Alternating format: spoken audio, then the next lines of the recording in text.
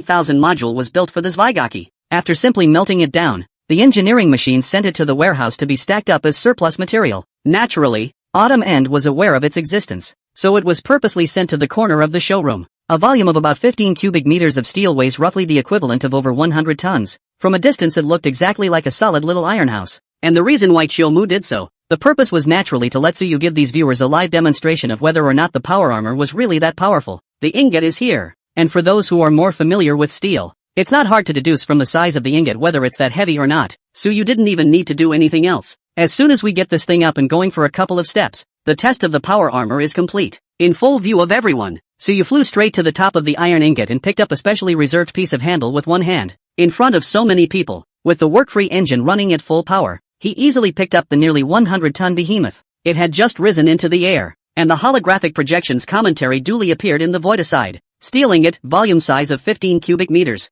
total weight over 120 tons. The audience was in an uproar of disbelief, but without waiting for him to question it, so you gently let go of his hand and threw it to the ground. Boom! Feeling a vague vibration coming from the ground, everyone's breath couldn't help but stop for a moment, but anyone with a little bit of common sense would have no trouble feeling the heaviness of the ingot from the commotion of the fall just now. It wasn't until Tsuyu met the power armor at the center of the booth and detached himself from it to initiate the opening of his mouth, which brought some of the people back to their senses. Welcome, everyone, to the product launch of Timeless Technology. The product just shown for you is the Storm-class power armor produced by Timeless Technology, which has recently participated in military operations in the Black State region. Although I know it may be a bit unbelievable to say this, that video just now is the video taken during the actual battle of the power armor. Of course, if for our latest product of Timeless Technology, it is not so mature at the moment, so I won't talk about it. The next thing I will introduce is our group's masterpiece. Tsuyu raised his right hand, just when everyone thought he was about to introduce the G60 exoskeleton. Instead, he pointed his hand at the too small G20 lightweight exoskeleton.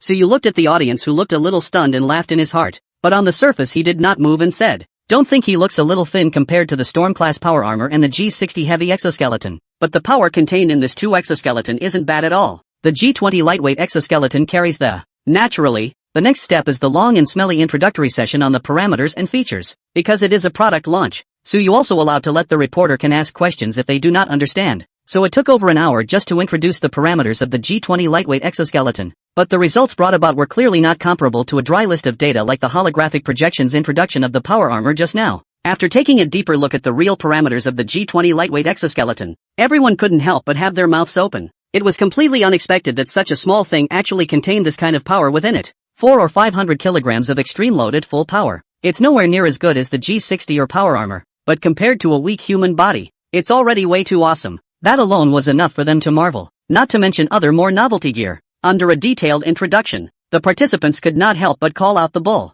And at this time, Tsuyu was the one who drew a change in style and announced, "The G20 lightweight exoskeleton is a civil engineering assistive device designed and developed by our company. With it, workers will be able to perform some of the dangerous operations faster and safer. I believe that in the near future, this type of exoskeleton will be the biggest boon for manual laborers." All viewers, no, you built this thing and you call it a civilian product? Wasn't it just a few moments ago that we were putting aside this introduction to the aiming aid module inside? Didn't they say that with this thing? The gun is held in your hand and you can point it wherever you want as if you had yourself aim on. What the hell is this supposed to do with civilian engineering equipment? What do you want, an assisted aiming system for your home siege equipment? To make the air rifle hit the nails more accurately? Mr. Su, a reporter couldn't help but raise his hand. Tsuyu, who was gabbling about how promising the G20 exoskeleton is in the civilian field, was interrupted and was not annoyed, but laughed. "What's the question from this reporter friend?" The reporter asked directly. "May I ask, Mr. Su, when you say that this is a civilian product, do you mean that it is an item that can be freely traded by civilians as well? If so,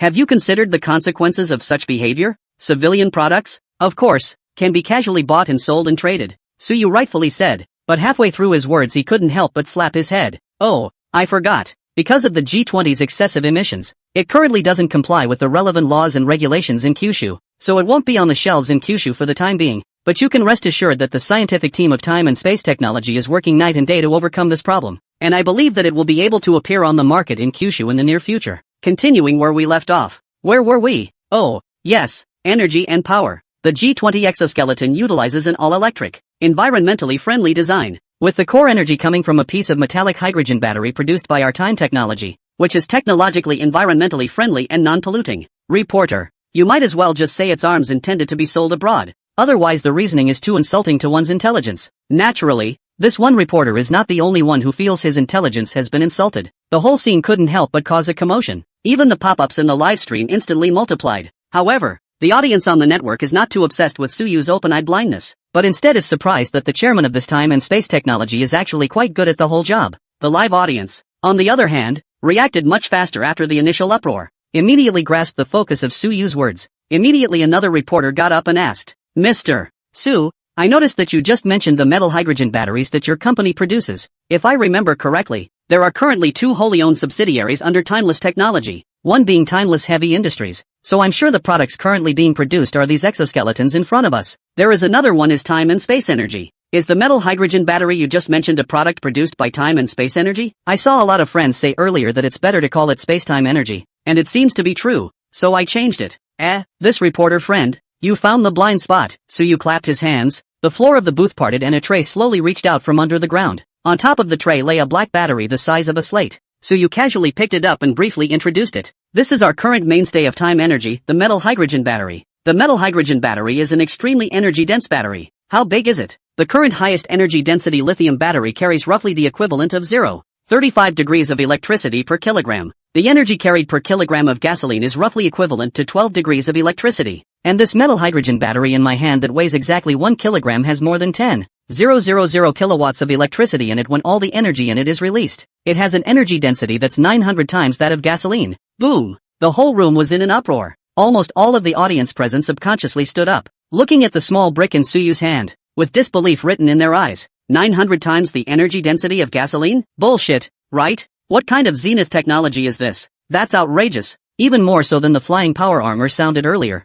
Although the one that carried hundreds of tons in its hands was also outrageous as all. Have you considered one thing? That power armor not only can fly, but also has so much power. Where does its energy come from? I mean, that thing's awesome in other ways, right? If we talk about energy alone, for the short time we just demonstrated it, it's enough to add some gasoline. And anyway, didn't he say that it's a non-sale item? So it's not like you have to think about using it for a long time. Good point. What about the G20 lightweight exoskeleton that is available for sale? How do you solve the energy problem? It's so small, you can't refuel it too. Can you? Crap. It's still true. And that heavy exoskeleton. Looking at the actual combat videos posted by the official media, people seem to be fighting from the ground up, and they don't seem to need to think about energy at all. As soon as many people heard Suyu's words, they immediately remembered the many details that had been overlooked before. And the source of the energy is clearly the most obvious thing in these details. Whether it's power armor, or the G60 or G20, this compact single piece of equipment is capable of exploding with such power and speed. A little bit of thought goes a long way to know that it's a big power eater. And if TimeTech doesn't have an efficient solution to the energy problem, then all this cool gear is obviously up in the air and not realistic at all. No matter how powerful it is, if the energy supply can't keep up, it's all for naught. Mr. Su, are you really not joking? The reporter who had asked the question before froze for a while and hurriedly asked after him. Of course, I can take responsibility for what I say. Suyu laughed lightly. Only after the words fell, another holographic scene appeared in front of everyone's eyes. A bionic man wearing the uniform of a TimeTech employee appeared in a field with staggering terrain and many obstacles. There are timing devices on the side, proof that it's a one-shot and there's no post-editing going on. The bionic man was seen taking a metal hydrogen battery and stuffing it into the energy slot of the G60 heavy exoskeleton without the slightest delay. The exoskeleton, which weighs more than 300 kilograms, is then manipulated to carry a load of more than a ton on its back, and perform all kinds of difficult, humanly weak moves in the field that would never be possible with a weak body. The entire test lasted over an hour, but after fast-forwarding, it took less than 10 minutes or less for all the viewers to finish watching the video. And in that short 10 minutes, a bionic man appeared behind Suyu, naturally wearing the G60 heavy exoskeleton. Then there was a brief demonstration on the showroom floor in situ. When the bionic man was done demonstrating in his G60 in the large showroom, the viewers who were skeptical before had no choice but to believe it even if it was hard to accept in their hearts. Without mentioning anything else, just that metal hydrogen battery. Just by looking at the effect shown at this moment, it can prove that its energy density is absolutely fantastically high. At least it's way better than the current batteries. And if it's really as awesome as Suyu said, the energy density is 900 times that of a battery. Almost all of the knowledgeable people present were able to predict in advance what a massive market this metal hydrogen battery could bring. It's at least in the trillions. Mr. Su, a reporter from a financial news media with a sharper sense of smell hurriedly got up and asked, "May I ask your company this metal hydrogen battery has been able to mature mass production? What is the production volume? How about the selling price? What about safety?" Listening to this series of questions, Suyu waved his hand to signal him to be at ease before answering. Since metal hydrogen batteries are the main product of time energy, it's natural that they can already be mass-produced. In terms of production, there are many kinds of specifications we can produce at present. Cell phone batteries, car batteries, and batteries used by some small electrical appliances. The specifications are different. It is still very troublesome to figure out a total output. If we have to say the overall production, the different specifications of the batteries are all added together by weight. Probably the current production capacity is around 5 million kilograms. These batteries are categorized according to different specifications, probably around 5 million pieces as well. After all, car batteries are bigger and heavier, while cell phone batteries are smaller. Averaging out is almost this number. As for exactly how many batteries of each specification can be produced each month, this needs to be asked to our CEO of Timeless Technology, MS, Autumn End. In terms of selling price, the metal hydrogen battery is still quite advantageous. Slightly more expensive than the batteries currently on the market, but not too much more expensive, and definitely at a price suitable for popularization. This reporter is asking all these tough questions, and it's not hard to see that the real crux of the matter, he's still hiding behind. That's battery safety. If the safety of the metal hydrogen battery itself is not passable, then no matter how awesome Soyuz blowing its function is, and how great the energy density is, it's all for nothing. The energy density of TNT is more than 10 times that of current lithium batteries, but everyone knows this thing won't replace batteries. The same goes for metallic hydrogen. This stuff isn't really an uncommon concept at Blue Star. Liquid or solid hydrogen under high pressure of millions of atmospheres into an electrical conductor. Conductivity similar to metal, so-called metal hydrogen. A small piece of metallic hydrogen was once created in Hawkmaster's lab by applying extremely high pressures greater than the Earth's core pressure to a sample of solid hydrogen. But just because of an experimental accident, this sample of metallic hydrogen disappeared. This shows that the stuff is actually extremely unstable in at least the current understanding of the Bluesterians. And it's just as well that it's unstable, because metallic hydrogen is a dense, high-energy storage material. In Blue Star academia, the role of metallic hydrogen can be related to military applications. Many people believe that this extremely high energy density item, in addition to being used as a battery, was also a good material for developing weapons. And indeed it does. According to the information Suyu got from the Wasteland side, metallic hydrogen batteries are indeed capable of being used as bombs after hacking security programs. And the Wasteland world does have metal hydrogen bombs that specialize in face value. That stuff is much more powerful than TNTs. Who dares to use such a dangerous thing if its safety cannot be guaranteed? Suyu knew that someone would ask this question before he went on stage, and had already prepared for it, so he naturally didn't panic. Safety is a top priority and a huge concern for everyone, and for that, I think people are completely comfortable. He casually picked up a 1 kilogram metal hydrogen battery and set it in front of him, and after connecting it to an instrument specialized in testing power, he pointed to the value displayed on it and said, "As you can see, this battery is currently in a fully charged state, with over 10,000 kilowatts stored inside." With that, he nodded to the power armor off to the side. Then everyone saw, the tall, lanky power armor actually moved without being manned. After taking a step forward to a suitable position, he directly raised his hand and threw out a chainsaw sword located at the wrist of his right hand. Same as what we just saw in the video. The first moment everyone on the scene saw the power armor in action, they felt something bad in their hearts, but without waiting for them to speak, the power armor had already made a clean slash. Splits the entire metal hydrogen cell in half along with the tray underneath. The battery that had been sliced in half snapped to the ground, but it only emitted a little white smoke before returning to its normal state. Suyu picked it up without a care in the world and used the cutout with a metallic luster to address the camera and the audience. "We have a protocol for stabilizing and preserving metallic hydrogen cells, whether by squeezing, cutting, puncturing, blistering, or burning, even in the most extreme cases, which only allows them to release their energy in a special exergonic path and not explode. Safety-wise, it's absolutely fine, and most of the time, even if the battery as a whole is damaged, it not only won't explode, but it will continue to work." Saying that, Suyu connected this half of the battery to that power testing instrument just now once again, only to see that the 10,000 odd kilowatts of electricity shown on it just a moment ago had turned into 5,000 odd kilowatts. Other than that, nothing has changed. This technology, at once, caused an outcry. Many people who knew something about the field of science and technology could not help but suck in a breath of cool air and scramble to ask questions. Unlike exoskeletons, even the G20 lightweight exoskeleton just now, obviously it can't be a civilian product.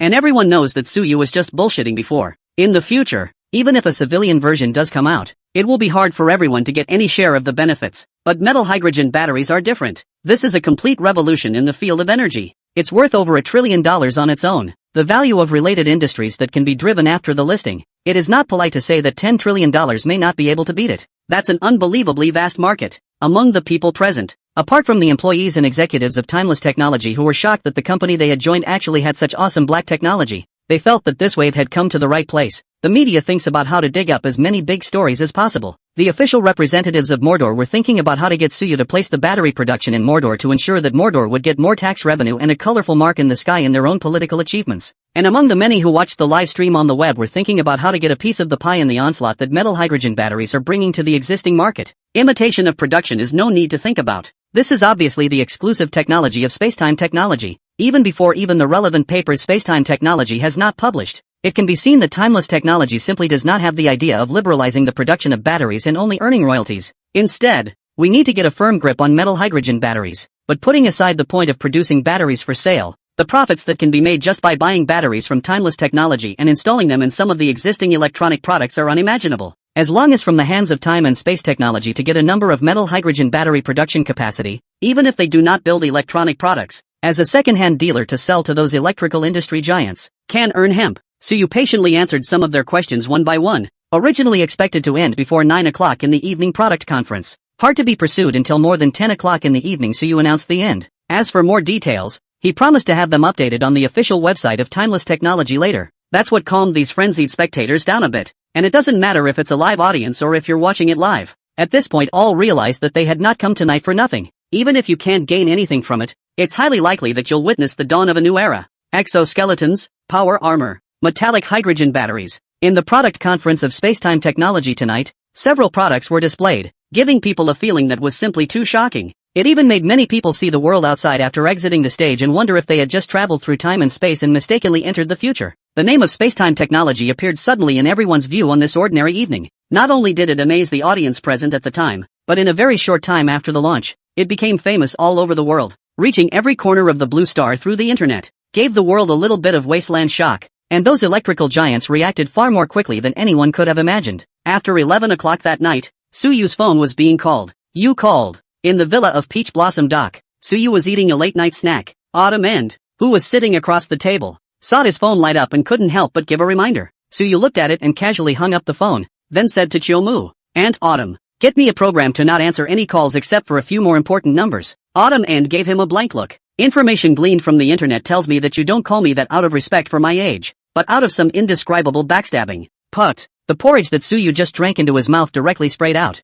Wolfie drew paper and wiped his mouth before rying. You're slandering alright. Tisk. Autumn End bristled, unimpressed, and turned. Let me program your phone and you're not afraid I'll see those little movies on your phone? Ha, what do you take me for? Suyu said confidently. Feel free to look. Kidding, what kind of wealth is he now? How can he only have one cell phone? The study materials are all on the other cell phone. Okay? Autumn End glanced at him derisively. Just then, though, another call came in. Suyu was surprised. Don't you design a program in a second? A program that intercepts phone calls? It's not done yet. This call falls into the more important category in the program's determination. But it's not really that important, so take it or leave it as you please. Autumn End shrugged. It's so late. There are actually more important calls? Suyu picked up his cell phone and glanced at it, still choosing to answer it. Hello, is this Mr. Su from Timeless Technology? On the other end of the line, a muffled voice came through. Not hearing who it was, Suyu directly asked. It's me. Who are you? Oh, my humble self is Chen Fu from BYC. Do a little racking, just so people know. Chen Fu? Suyu froze for a moment and then remembered who the other party was. BYC, the leading company of new energy vehicles in Kyushu and an industry giant with an annual shipment of nearly 2 million vehicles. And this Chen Fu is the founder of BYA Auto, a proper business tycoon. However, thinking of what the other party was doing, Suyu instantly understood why Chomu said that this call was more important. It doesn't take much thought to realize that people are coming for metal hydrogen batteries. After all, the biggest problem with making new energy vehicles now is that the battery is too old. Take BYA's flagship model, the Han. For example, the 2-ton medium-sized car has 550 kilograms of batteries alone. The range turned out to be only about 600 kilometers. There's a bit of a discount when it comes to the cold northern winters. For that matter, it's at the top of the industry. Other cars have more range to pull across. So for metal hydrogen batteries, which have an energy density 900 times that of gasoline, these new energy vehicle companies, of necessity, are the most uptight. After all, it doesn't matter if your phone's battery is nearly as good. For most people, one charge a day is fine, but the batteries used in the car are poor, and that involves the issue of range, which in turn is the issue of the popularity of charging piles. Range anxiety, the biggest problem restricting the development of new energy vehicles. And at the moment, there is only one solution for car companies to solve this problem. Build charging posts all over the world. It's stupid, but there's no way around it. But even so, It is impossible to cover the charging pile to the world in a short period of time, or even cover the whole country is difficult, only in some big cities popularization. Therefore the main users of new energy vehicles, too, are basically only big cities. That's why the internet has always had a new energy source for urban commuting to save money, and it's still a reliable gasoline vehicle for long trips. After all, it's not news to drive a trolley on the highway and be afraid to turn on the air conditioning when you're stuck in traffic. So it's Dong Chen. I've heard a lot about you. Suyu asked knowingly. I don't know if Dong Chen has something important to talk about when he calls so late. Chen Fu on the other end of the phone sniffed apologetically. Mr. Su's time and space energy has already mastered the preparation and mass production technology of metal hydrogen batteries, and as soon as I heard about it, I tossed and turned and asked someone to come and get Mr. Su's contact information. I'm sorry for the sudden contact. It's fine. Suyu said without caring. So Dong Chen is interested in metal hydrogen batteries? That's for sure. Chen Fu laughed. You don't know, Mr. Su, but I just watched the entire recording of Timeless Technologies conference, and the technology your company has mastered is truly an eye-opener. Watching the launch almost made me think I had actually entered the future world overnight, living up to the name of Time Tech. After a little bit of rainbow farting, Chen Fu then revealed his purpose. I've already booked an overnight ticket to Mordor from my side. I wonder if Mr. Su has time tomorrow? I'd like to have a good chat with you, sir, about metal hydrogen batteries. Mr. Su should also be clear about how important this kind of battery is to our company. Don't be offended if you take the liberty of disturbing us late at night. Suyu had already made it clear in the conference. Metal hydrogen batteries are just intended to be sold. It's not unusual for him to say directly that he wants to talk about the battery deal. Tomorrow was Friday, and Suyu thought that there shouldn't be anything to do. Immediately, he said, Qindong personally came. Of course, Timeless Technology is welcome. Tomorrow I will wait for Qindong at Zuwaiki. The two of them exchanged a few more business blows and set a time to meet tomorrow before hanging up. This kind of bending and twisting in the business world was something Suyu was familiar with, though the people talking business have changed from the little-known players of the past to the business giants of today. But he himself is very different from before. Not quite stage fright, but during the day, they're still doing battle in power armor and traveling the stars in a peregrine falcon. You have to worry about all this business crap at night. He always felt a bit out of place. That's not right. Didn't we agree to be hands-off? Thinking about this, Suyu then suddenly remembered. Timeless Technologies has recruited a large number of executives with excellent business skills though. It is sufficient for these executives to handle most of the business. But when faced with an important business giant like Chen Fu to talk about cooperation, if Suyu did not show up, it seems that no one in time and space technology is really convenient to deal with. This one has rather less to do with ability. Rather, it's identity. In the end, executives are just part-time workers, and it would be impolite to let ordinary executives receive people when the powerful founder of a large group comes over in person. That's why Suyu needed to be on it himself. This is difficult. Suyu had a slight headache. First of all, he definitely wouldn't share out the shares of Timeless Technology, but if you don't share it out, executives without equity will always be wage earners, and will inevitably have to be put on the back foot when faced with the founders of other companies and other cooperative partners. The end of Autumn as a CEO is quite enough to do these things in her capacity, but as the former lord of Future City, a murderous and ruthless character, it's okay to let her run the company. Let her rip people off and talk business. That would be a waste of talent. It's actually not that hard to do. Autumn End, who had already guessed what Suyu's headache was, smiled meaningfully. As soon as her words fell, Suyu's cell phone rang again. Only this time, the number was not the unfamiliar one shown when Chen Fu called earlier, but one with a note. Chuyuki? Suyu glanced at Chiumu, who had expected this, and turned to pick up the phone. Mr. Su, I haven't seen you in a few days. How are you? As soon as the phone was connected, Chuyu's greeting came from the other end. The voice was slightly raspy and magnetic. According to the internet, it's a typical imperial voice, a far cry from the softer vocals of late autumn. Not bad, Suyu said casually. MS. Chu is still calling here at this late hour. Is there something wrong? I've taken the liberty of calling, so I'm sorry to bother you. Chuzhue made a polite remark, then went straight to the point. I've heard that Mr. Su's Timeless Heavy Industry has a G20 light exoskeleton that it intends to sell overseas. I wonder if Mr. Su has any overseas sales channels for weapons? Sales channels? Suyu's eyes narrowed, but he was a little surprised that she suddenly asked about this. Do you want to be an arms dupe and buy G20 from him and then use your own channels to sell it abroad at a high price? That said, though, Timeless Technology does seem to be lacking in overseas sales of this gear at the moment. Of course, Suyu is not the only one in the company now. Give those executives under him some time. This is not a big problem. After all, if something is good enough, there is no fear that no one will come to buy it. There was no way that Chuyue didn't know about this, but she still specifically called this number. That's a little intriguing. Suyu replied after a brief thought. Our executives at Time and Space Technology have only been on board for a short while,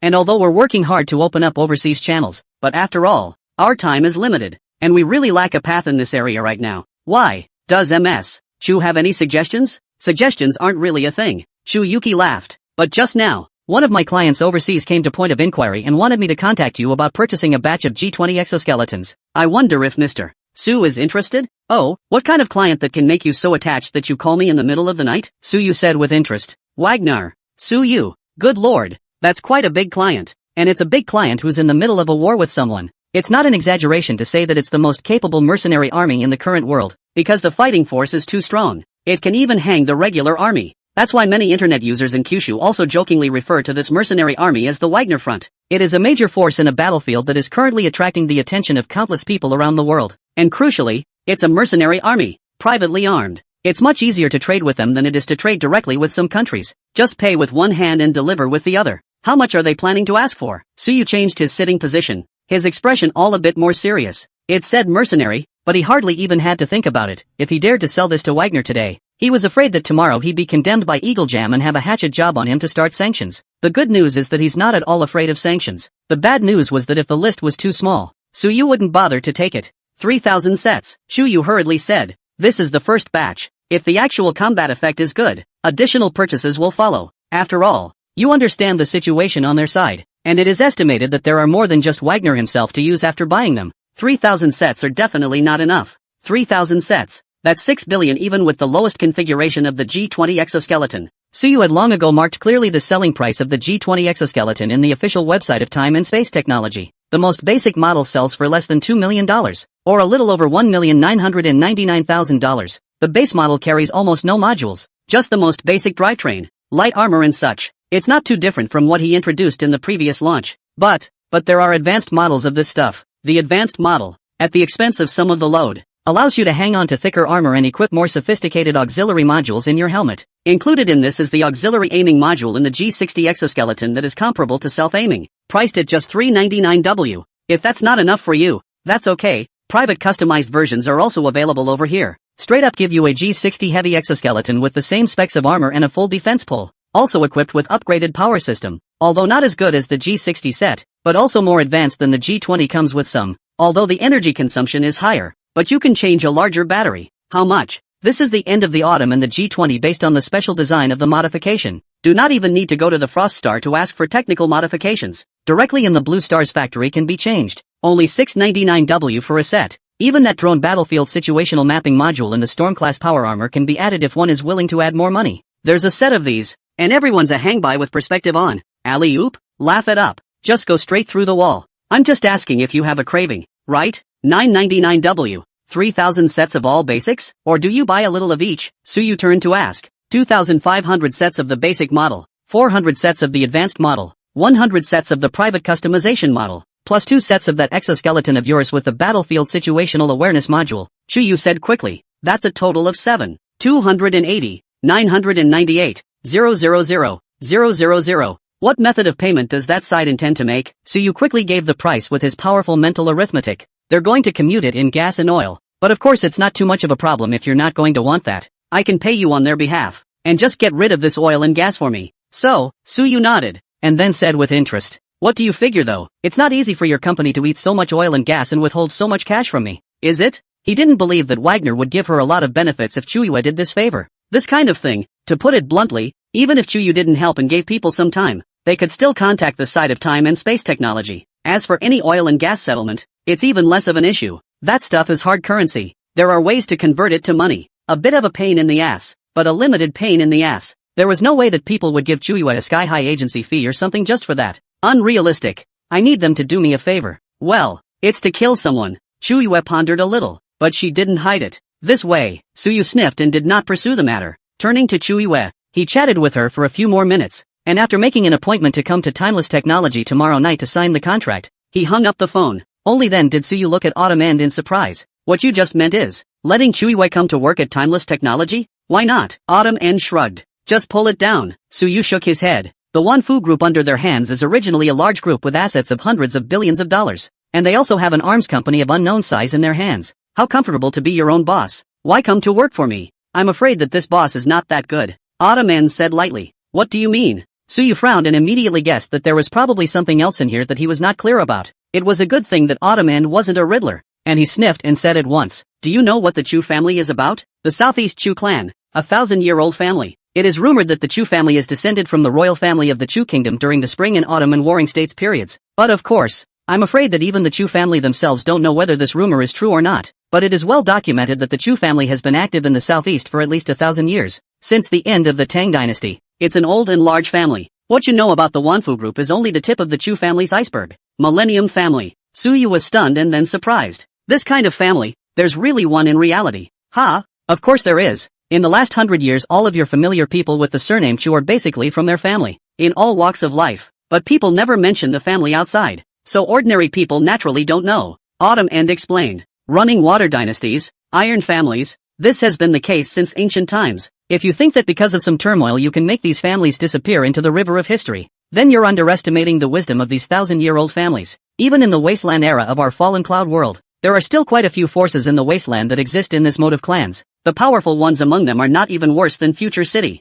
A mature lineage is a rather advanced organizational structure, using bloodline inheritance as a bond, holding together to control the means of production. Although it seems simple and crude, but in reality simplicity has another layer of meaning. That is stability. These people silently integrate into all walks of life during times of social stability, and grow their families with their large volume of collection and control of advanced means of production. In times of chaos they shrink their heads and hibernate, waiting for the next period of stability to arrive. The rise and fall of the world and the change of dynasties have nothing to do with them, so it's hard to disappear. Su Yu was greatly shocked after hearing this. On second thought, it seems to be true. This kind of big family, as long as there weren't a couple of some kind of deranged head of the family messing things up, with the power they wielded, no matter what era they were in, they were all targets to be pulled in. It's still really hard to die out, but having said that, he couldn't help but wonder, so what does all this have to do with letting Chu Yuki join Timetech? Autumn End shook her head. Although Chu Yu's ability is good, but with her age and seniority, if she wants to control such a big family, that's definitely not enough.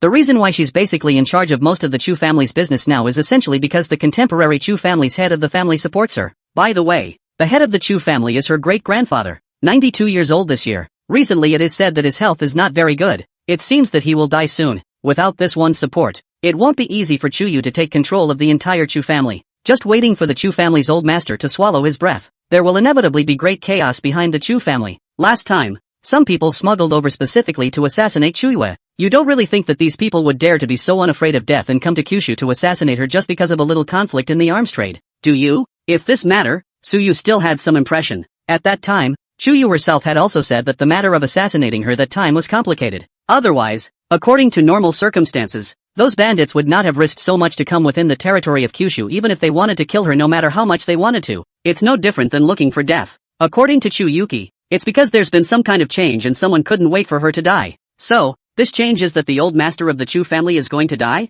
Su Yu grasped the point with a brief thought. According to Chiu Mo's description of the Chu family, such a large family, in this era of globalization, obviously could not just be entrenched in Kyushu. Most of them have branches overseas as well. And based on the analysis of the available intelligence, that was more than likely the news that the Chu family's old master was going to die had gotten out. Someone in the Chu family wanted to compete for the position of family head. So naturally, they wanted to do away with Chu Yu. It made sense to cooperate with those bandits who were at odds with Chu Yu because of the arms business, and then collude with the Chu family members on the Kyushu side who were disgruntled with Chu Yu, and then collaborate with them to try to assassinate her. So the person she just said she commissioned Wagner to kill was also a member of the Chu family? Su Yu immediately asked. This one wasn't really hard to guess. Because of a family like the Chu family, if one wanted to inherit a position like the head of the family, one would at least have to be a Chu family member to be able to do so. Only the Chu family's direct lineage, which was high up overseas, had the ability and motive to assassinate Chu Yu. The others wouldn't be able to get much out of her even if they killed her, and there was no way they would risk so much. Well, it's her own uncle, and as long as she dies, the probability is that her own uncle will become the next Chu family head. Do. Su Yu knocked on the table and said after a moment of contemplation, so you're suggesting that I take her great-grandfather's life in exchange for her working for me? If that's the case, it's not impossible. This thing, the life extension golden elixir, really wasn't considered too rare on Ing Zhang's side in the divine world. Su Yu himself alone still had dozens of them on him right now. Give one out for a wage earner with status and land for, to help yourself with the jobs you can't conveniently hand over to executives. Seems worth it when you think about it. To be able to renew her great-grandfather's life for 20 years in exchange for her giving you 10 years of labor, I'm sure she'd be willing. In that case, then let's do it. Su Yu immediately took out his cell phone, found Chu Yu's number and called back. Somewhere in a mansion in Magic City, Chu Yu, who had just finished talking to Su Yu on the phone, slightly tiredly laid into the bathtub. The snow-white skin was as delicate and warm as ivory. Perfect curves were hidden under the heat of the tub. Hidden from view. It's evocative. It's just that there's no one else who can appreciate this beauty, and Shuiwei herself doesn't have the heart to care about that. Wordlessly, she lay in the tub for a while, feeling the exhaustion in her body being taken away by the hot water,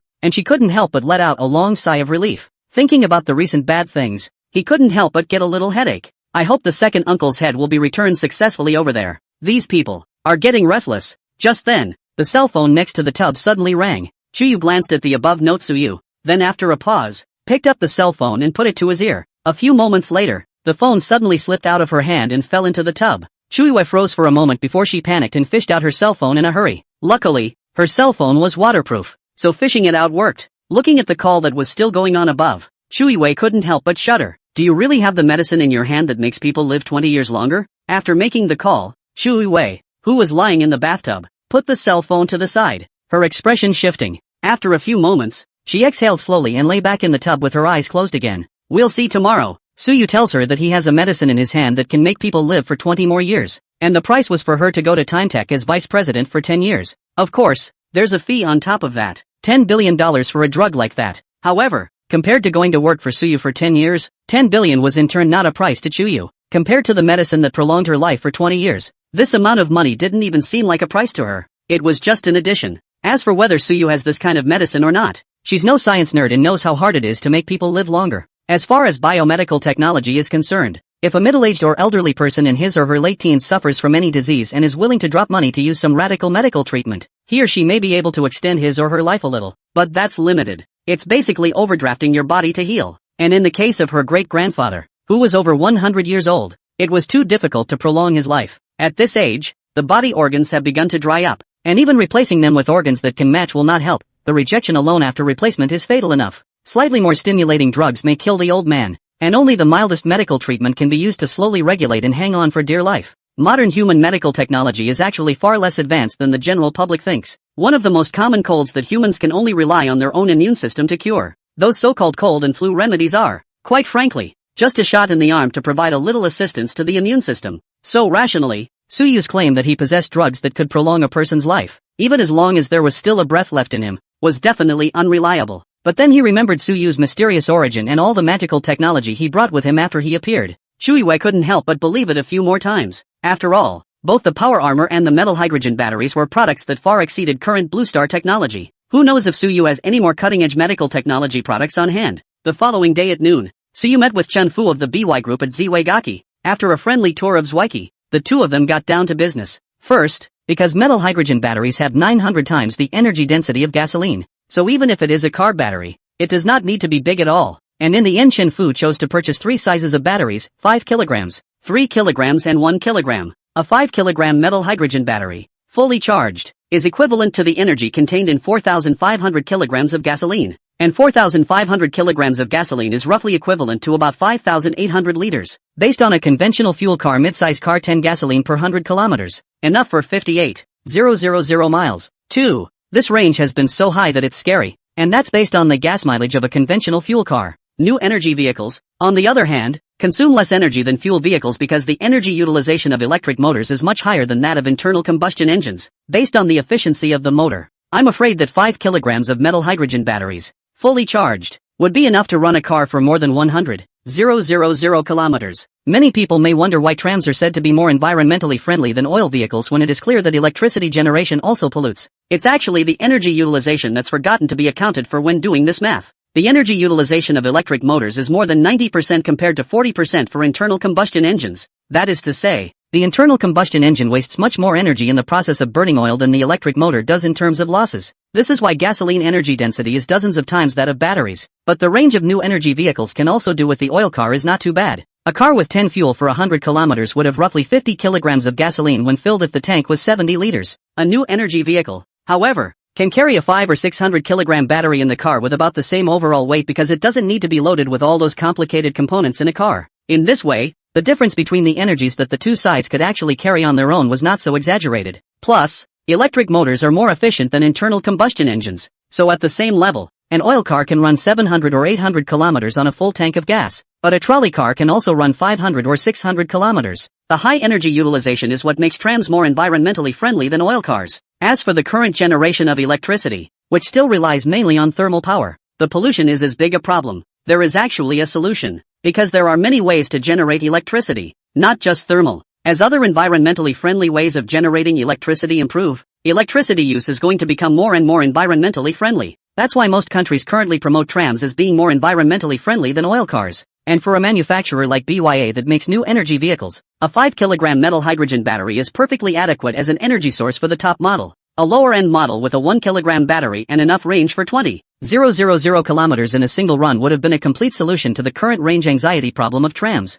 It has even exceeded expectations too much. There's enough trams to create a descending blow to the tanker. As for in the price of the battery, Suyu is very plainly priced by weight. For a kilogram of metal hydrogen batteries, he offered $50,000. Based on the fact that a kilogram of metal hydrogen batteries can run a tram for 20,000 kilometers, the pricing is actually too high. The average cost per kilometer has reached $2.50. If there is only one benefit of long range, I'm afraid that cars with metal hydrogen batteries will have a hard time competing with other new energy vehicles. After all, people have been able to do it at a cost of less than $0.10 per kilometer. Even with an oil car, it's only about $0.5 to $0.8 per kilometer. Despite the range troubles of today's trams, the problem is not really that much of an egghead for some users who don't travel much in big cities. The odds are that people won't spend so much money for nothing. After all, users only look at whether you're affordable or not. They don't care what tech you've got on board. Even if you put a fusion reactor in the car, the range pulls full to 10 million kilometers. If the cost of using the car is higher than the unusual tram oil car,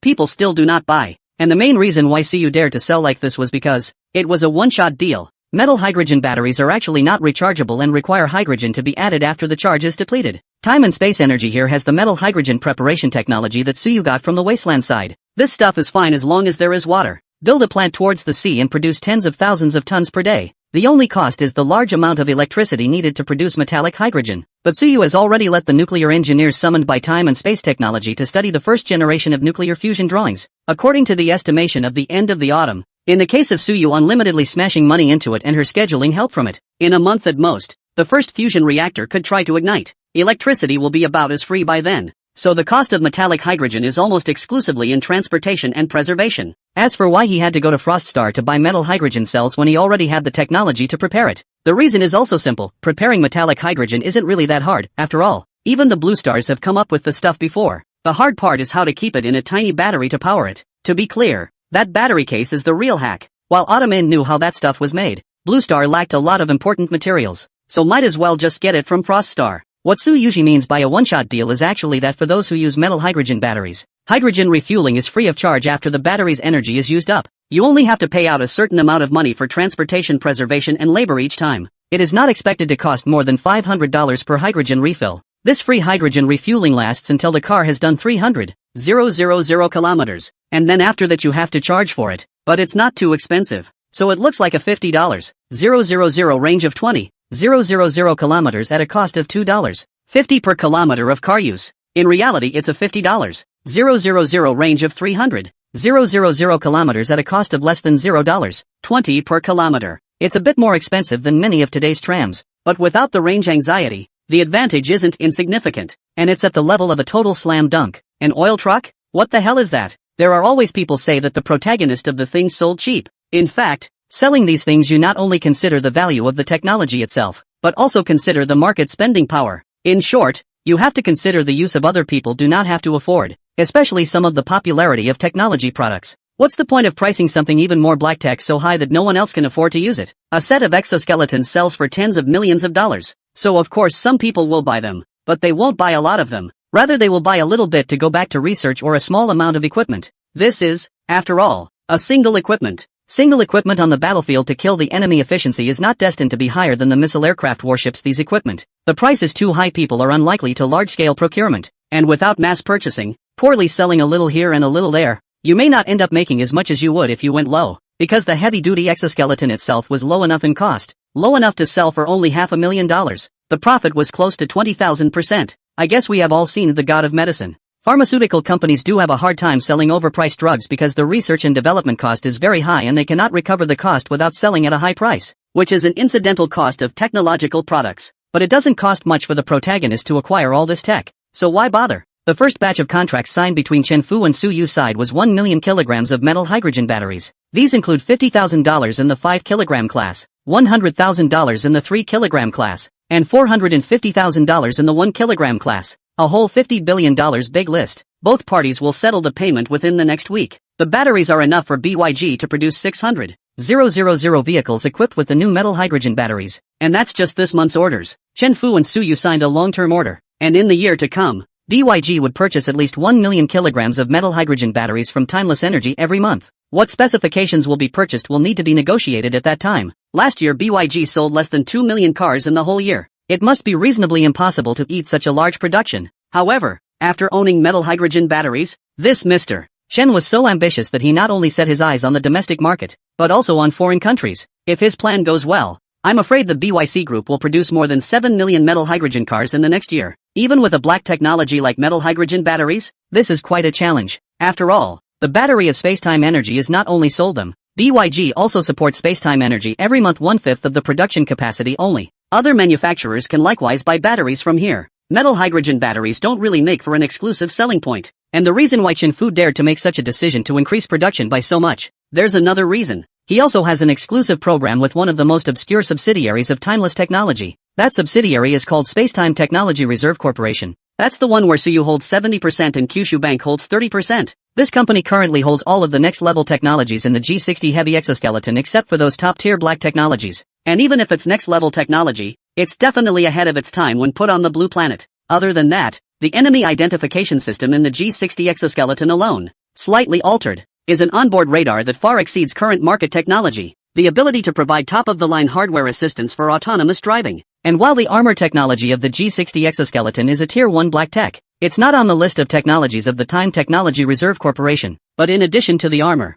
many of the internal components themselves use a lot of special materials. The skeleton, for example, is a titanium alloy built with another composite material. This composite material doesn't cost much and it's lightweight. However, the strength can reach 4,000 MPa, far exceeding the current high-strength steel that is generally used for critical parts such as automobile pillars. It's a little less than high-strength carbon fiber, though, but the point is it's cheap. It's both lightweight and affordable, cheaper than high-strength steel. It's perfectly fine for building cars. The exclusive cooperation program reached between BYG and Time and Space Technology Reserve is that in the next 5 years, all commercial technologies produced by Time and Space Technology Reserve and developed in the field of automobiles can only be cooperated with BYG. The realization of technology outside of civilian automobiles, naturally, has little to do with BYG. The temporal technology side can screw around all it wants. Of course, the price is naturally not small. 200 billion. That's the money for signing this contract. Subsequently, if it involves technology transfer or procurement of products after production, additional money will have to be paid. The cooperation with Time and Space Technology was the key to Chenfu's daring to increase production so dramatically. In fact, he still has some regrets,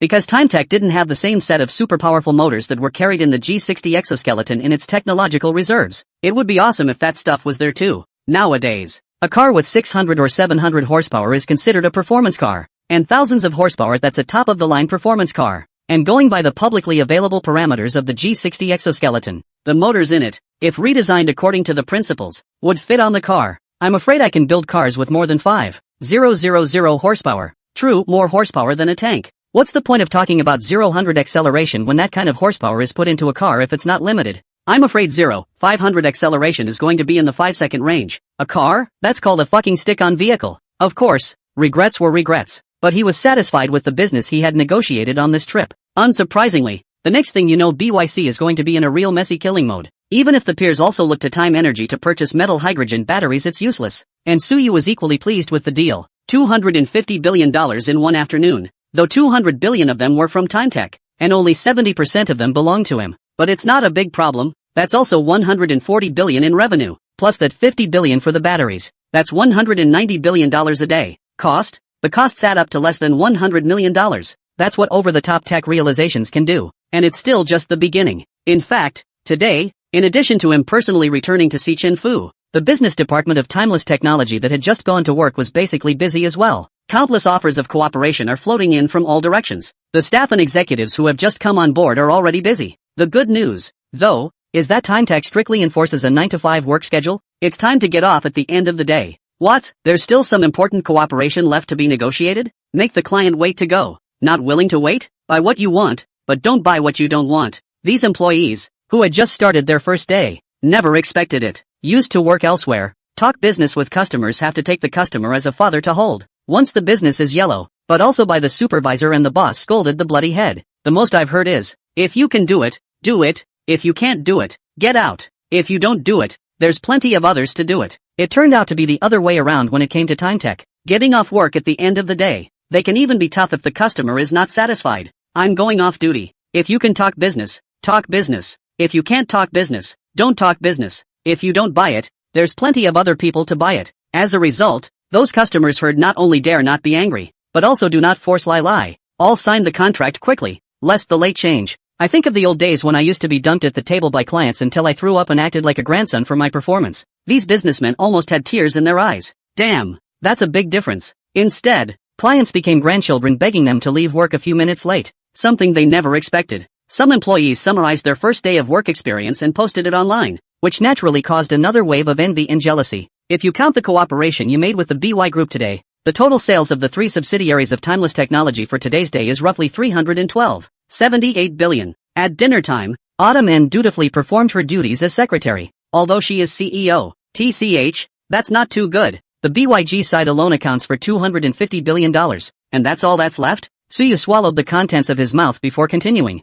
Forget about that 3,000 exoskeleton business you were going to talk to Chuyuki about tonight? No, Autumn N shook her head. The calculation here is for those that have been contracted to close. It should be at the beginning of $320 billion if you count that one. And if you add the $10 billion for the life extension gold pill, it's $330 billion. A single day's revenue of $3,300 million is actually already exaggerated. And these are just the ones that have been closed. There are countless more intended contracts and potential customers waiting to be talked about. In my opinion, I'm afraid your 500 kilograms of metallic hydrogen batteries aren't quite enough. Don't you consider buying some more from that Frost Star girl? No more. Suyu shook his head. At 5 million kilograms per month, this capacity is already exaggerated. And the reason we can sell so much now is because metal hydrogen batteries are currently opening up a completely blank market. It's normal for a short period of time to cause customers to chase them. And when time goes by they'll realize that the energy density of metal hydrogen batteries is so high that they may not actually work that well. A lot of electronic devices actually don't use such a high capacity battery at all. Plus, if we put too many into the market at once,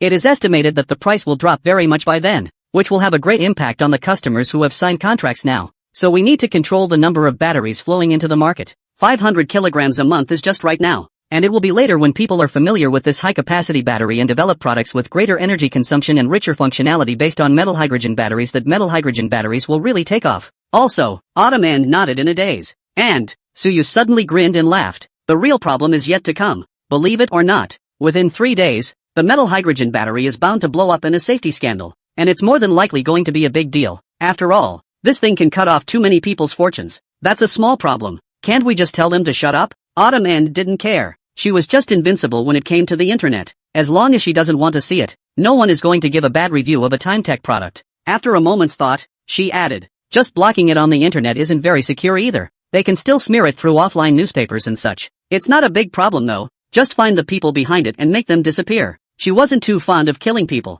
but she wouldn't mind physically destroying them for this kind of person. Not so much, Suyu said in a hurry. What about passionate commercial warfare? How interesting. Waiting for today to take Chuyu. The company's business matters can all be left to her to deal with. We have nothing to do. Always have to find some fun is not. He'd like to see what kind of work the opponents he trashed could pull off. Autumn N gave him a blank look and said nothing more. It wasn't long before Suyu finished his dinner before Chuyu arrived at Ziwagaki as well. Instead of a bodyguard, he brought a blonde woman. It's not hard to tell that it's a hairy girl from her physical features. However, this hairy girl had a shrewd aura all over her body, and she was quite organized between her actions. At first glance, it's a practitioner. Thinking again of the real buyer of this list, it was naturally not difficult to guess that this should be the representative sent by Wagner to talk about things. This is the chairman of Timeless Technology, Mr. Suyu. Chuyu, as an intermediary, greeted Suyu and then introduced herself to Mao Mei. After saying that, she added to Suyu, this is Ms. Anna, a representative of Wagner. She was originally in Kyushu to purchase a batch of drones and just happened to come over this time to take a look around while taking care of resolving some of the detailed parts of this order. Suyu nodded at his words. Hello, welcome to TimeTech. Mr. Su is even more handsome than in the video. Simply the most perfect work under the creator. Anna's eyes stared hotly at Suyu and sighed in a fluent Kyushu dialect. And this headquarters of your company. It's so amazing. I thought I had entered the future world when I came here just now. Ms. Anna is also stunning. The best looking Western woman I've ever seen. Beautiful ladies obviously have an accurate sixth sense that this is the future. Suyu smiled non-committally. There was one thing to say, and like Anna's complimentary words, he really wasn't being polite about it either. Originally, in the Western race, the hairy girl was also the most aesthetically pleasing to the people of Kyushu. And again, Anna is clearly the best of the hairy girls. Three-dimensional features, the skin is not as rough as other hairy girls, but in the case of no powder as usual look delicate and soft, plus the unbelievably long legs under the tall figure. A score of 95 out of 100 would be no problem. Exotic could have added more points. Overall, it wasn't even that much worse than Shuyue. Of course, the nobility between Shuyu's hands and feet was something that was hard for an ordinary person to compare to. It was the precipitation of a 1,000-year-old family. It was the same as the kind of dominance belonging to a dictator that Autumn End occasionally displayed in front of outsiders. That had been accumulated over 100 years of being in charge of Future City, and was unique and difficult for ordinary people to replicate. One look and one gesture can give the impression that you can't be denied. Mr. Su is a good judge of people. Anna appeared confident in her face value and added after frankly accepting Suyu's compliment. Your company's technology is indeed even more impressive than the headquarters. After a few words of business boasting to each other, the next natural step was to get down to business. Suyu directly led them to the 5th underground floor of the Arctic Palace. This is an underground equipment testing ground that was made specifically for this purpose. There's not enough room to test power armor or anything, but there's definitely enough room to test the G20 light exoskeleton. Anna was obviously not some weak woman with no hands either. As soon as he arrived at the place he offered to test the equipment himself. Suyu naturally had no reason to refuse. Anna put on the exoskeleton and began to test its performance one by one, the whole process taking close to an hour. It was easy to guess how happy she was with the exoskeleton by looking at the way that she was in love with the G20. This is a piece of equipment that is enough to change the battlefield dynamics. Anna came to the waiting Suyu and the others with a slightly agitated expression. She experimented with several versions of the G20 after the late fall magic modification. To summarize, one at all, especially the 999W1. The configuration of carrying the UAV battlefield situational mapping module plus assisted targeting module on it is just too damn awesome. For a moment it even gave Anna the illusion of playing a game on the fly. Then the next moment she reacted. It does seem like it's fucking on. Locks plus see-through. What's this if not open-ended? So how much does MS Anna intend to purchase? We have quite a lot of stock on our side. So if we purchase now, we can ship tomorrow. Suyu smiled and said, the 3,000 pieces that MS Shu previously negotiated with you are of course unchanged. Anna looked at Suyu and winked. But I think there is a need to purchase an additional batch, and later I will report to my superiors and probably get an accurate answer tomorrow. So the exact contract I was hoping to sign tomorrow. Of course, Suyu nodded. After that the two of them chatted about half a dozen other things. With one thing in mind, Anna speaks Kyushu quite fluently and is very knowledgeable about the culture of Kyushu. There are almost no barriers to communication. And she's also very talkative and is clearly a little more open-minded than the Oriental girls. Even a few dirty jokes now and then. The two of them did have a good conversation. Shu Wei, on the other hand, had been keeping company, but hadn't inserted herself much into the conversation between the two, and had instead been talking to Autumn End. It wasn't until after Suyu had someone send Anna to rest at the hotel in the Ziwaiki Entertainment District, and only the three of them were left in the room. It took everyone a moment to talk about what was really important tonight. Longevity Extension Golden Elixir. The one you said would extend a person's life by 20 years. Is this it? In the top floor office of the Arctic Palace, Chuyu looked at the life extension gold pill in the box in front of her. Her eyebrows knitted. Before she came here she thought it would be some kind of potion or something. Something that looked like a high-tech product at first glance. And it turned out to be just such a pill? That's it. Suyu shrugged. Don't you smell anything else? Chuyu subconsciously moved closer and sniffed. The scent of the life extension gold pill was obvious. Of course she had smelled it long ago. She was just a bit disbelieving. It's very fragrant. One whiff of it gives you a feeling of relaxation.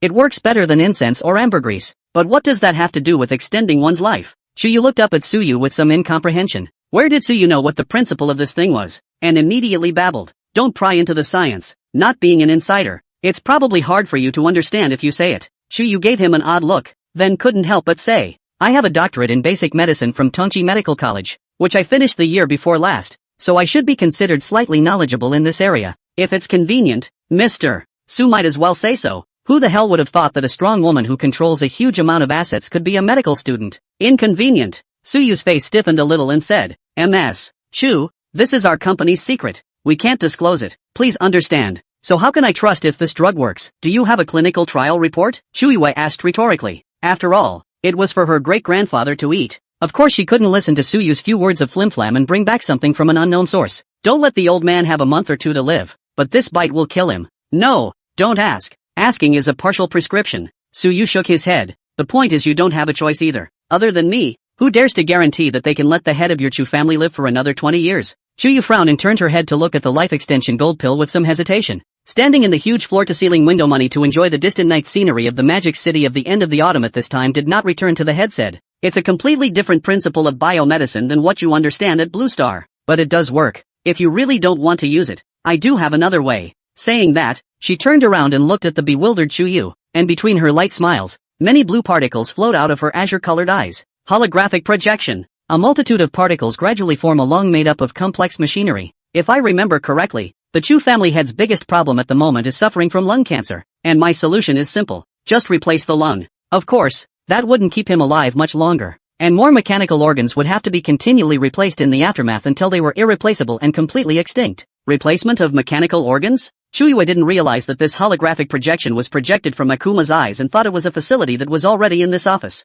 Walking up to the mechanical lung, she looked it up and down carefully for a few moments before wondering, "You guys, do you really have this ability to create mechanical organs?" Saying this, Chuiwa suddenly froze and stared back at Autumn End. "If I heard you correctly, you just said, you're Blue Star?" Instead of answering her later question, Autumn End faintly raised her hand and said, "Of course I have." As she spoke, greenish-red arcs of electricity suddenly appeared on her fingertips, and the arcs made contact with the air, exploding and splitting. Late Autumn casually grabbed one of the landscaping trees in her office. Boom! The violent arc of electricity instantly split the landscape tree in pieces, casually signaling for the sweeper robot to come and sweep up the debris all over the floor. She then looked at Chuiwe, who was already confused. It's just an electric shock device built into the robotic arm, capable of discharging upwards of 5A for self-defense. Saying that, he inadvertently glanced at Suyu. Of course, there's no deterrent is all, because the highest authority of this body was in Suyu's hands. So, your hand is a mechanical organ modified with this technology? Chuyue's eyes were dead set on Autumn End's hand,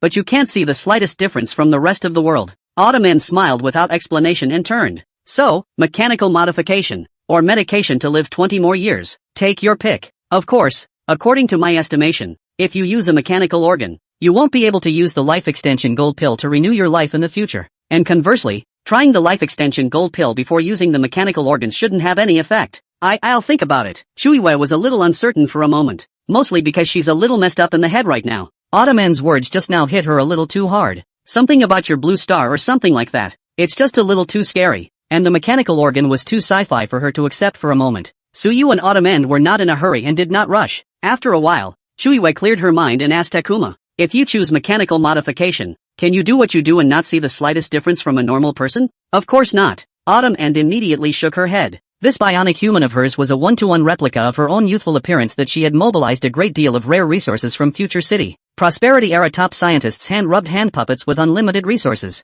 put in the wasteland, are unique and unrepeatable. The bionic mechanical organs that could be brought out for trade were basically mass-produced things from the factories in Futuro City, and had no comparison to her body. It only gives a cyberpunk beauty when mounted. Then, I choose Jean Dan. Chiyu looked at Suyu and said in a deep voice, "If it really works, I'll fulfill my promise and work for timeless technology for 10 years. Yes, Suyu nodded. If it didn't work, there was no reason for him to take people captive to work for him. Trading is all about what you want. After Chuyu inquired again if there were any points to pay attention to when using the life extension gold pill, she left with the gold pill. In the large office, there was then only 2 people left, Autumn End and Suyu. Tomorrow is the weekend. There shouldn't be anything in the next 2 days. How about finding a place to go on vacation? Suyu raised an eyebrow at Shiomu. Every camera in your world is my eyes, and I've seen basically everywhere someone could go. Autumn End shook her head, but turned around. But I'll go with you if you want. Then, go to a place where no one can go. Suyu suddenly looked up at the starry sky outside the window. Speaking of which, I've been wanting to visit space ever since I got the Peregrine Falcon, and I haven't even gotten around to it. Pick a day. Now go check it out?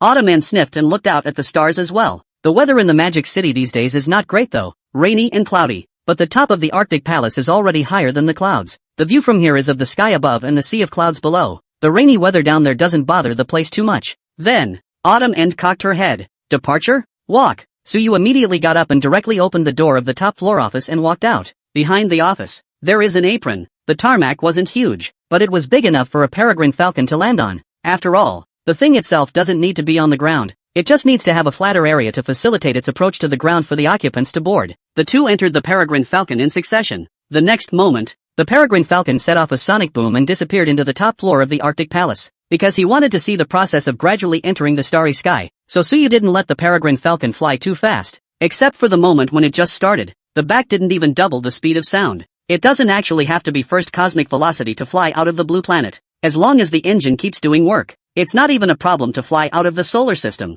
Not to mention the blue planet. The so-called first cosmic velocity refers to the fact that after a vehicle reaches this speed it will not fall back to Earth even if no work is done and the engine is turned off. So if it doesn't reach the first cosmic velocity, it will consume an infinite amount of fuel doing work all the time to keep from falling off. So even if Suyu flew so slowly, the Peregrine Falcon was still able to fly away from the blue star. It just takes more energy. But this thing is carrying fusion anyway, so energy isn't an issue at all. Looking out at the ground that was gradually moving away, and the bustling night scene on the ground, Autumn End couldn't help but sigh. Beautiful. A landscape like this she had only seen 100 years ago. After the waste era, that world never had such a huge complex again, and naturally, there was no such thing as a night view. When Suyu heard this, he suddenly thought of a question and could not help but ask. Then again, you future city can't fly out of your home planet though because you don't have anti-gravity devices, but you also have quite a few equipment like the Peregrine Falcon or more advanced starships on hand, right? Why is it that I've never heard you or Froststar talk about developing space? Since your home planet is no longer suitable for survival, why not give up on it and go directly to outer space to find a planet to colonize? Other than that, in the vast universe, with your technology, it shouldn't be too hard to find a place where you can farm, right? Getting out of the gravity of the home planet is easy, getting out of the shelter of the home planet is hard. Autumn End shook her head. Why? Suyu was surprised. It was reasonable to assume that with the level of technology they had in the Prosperity era to colonize the entire galaxy, the rich could have nothing better to do than play planet-raising games. Long gone are the days when you didn't need a home planet to shelter you, right? Autumn End said helplessly. You've obviously missed something when I've told you these things before. Suyu sniffed and thought back carefully, still did not recall what he had missed hearing, and could not help but wonder. Missed something? When did I say we completely wiped out the fungus? Autumn End turned her head. In reality, we've only eliminated a portion of the fungus that entered the home planet. There can still be quite a few starships under the fungus control existing in space, but the good news is that the battleships with the ability to annihilate the star have basically been destroyed. That's why we're able to live on the home planet. That means, there are still starships in space above your heads controlled by the fungus that will give you a shot every now and then? Suyu said rather unexpectedly.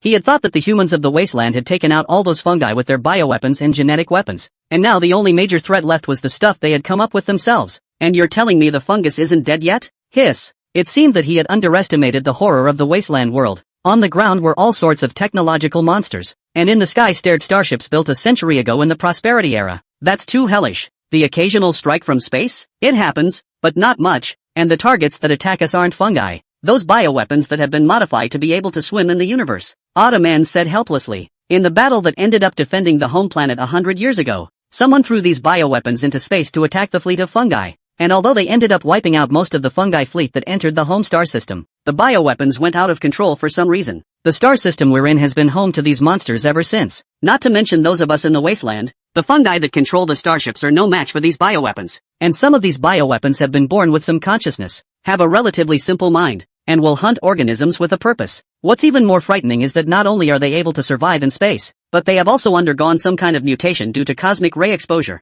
and have actually supplemented the reproductive system that didn't even exist in their original design, and have begun to reproduce in large quantities in cosmic space. Having grown to the extent that they have, I'm afraid that the total number of these monsters is already in the tens of millions, spread throughout the entire star system. Their vitality is exceptionally strong, able to feed on even the most basic substances, and by gnawing on the uncountable fleet wreckage in space, they are able to grow and thrive indefinitely, and in order to adapt to the cosmic environment, their surface skin is so tough that it's terrifying. And to destroy these monsters, you need at least hundreds of millions of degrees of heat to do so, which means it would have to be at least the temperature of the very center of a nuclear explosion, or some ultra-high-power laser to kill them. Kinetic weapons are virtually ineffective against them, and you won't even find a substance harder than their epidermis. This bioweapon was originally designed to deal with fleets controlled by fungus, and as such is almost immune to most weapon attacks in the Prosperity era. Except I'm afraid the designers didn't think at the time that eventually they would get out of control is all. What's happening in the wasteland right now is that any human or fungus-controlled human fleet that dares to enter the galactic space we're in will be torn apart by them.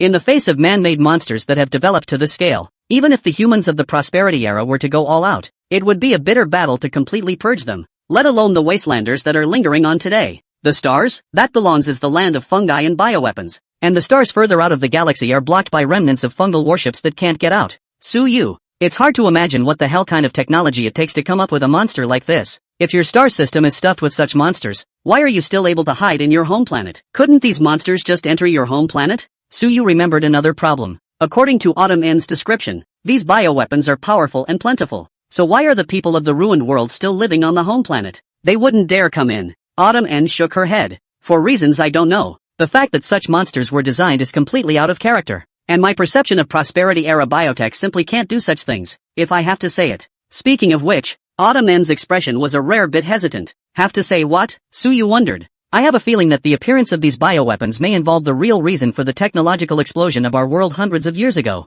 Autumn N explained after a slight pause. While the prosperity-era propaganda about the history of that technological explosion has always said that wars drive technological progress, this view is not shared within our academic community. From the appearance of the first steam engine to the appearance of the first internal combustion engine, with less than a decade in between, the potential of the steam engine itself was not even exploited to its limit before we moved on to the age of the internal combustion engine. And before that, even the basic theory about the internal combustion engine was unsound. There is more than one similar case, and with regard to nuclear energy, I'm afraid you can hardly imagine that one of the first things we were exposed to was nuclear fusion. In the midst of a certain battle, a hydrogen bomb with a yield of 2 million tons was used, wiping out hundreds of thousands of enemy troops in one go and shaking the world. Less than a decade after the first hydrogen bomb was invented and used, we mastered first-generation controlled fusion technology. Speaking of which, Autumn N suddenly snorted. And more than 30 years after we achieved controlled fusion, a team of scientists released a paper announcing a huge breakthrough in the field of nuclear energy. And guess what they found? What?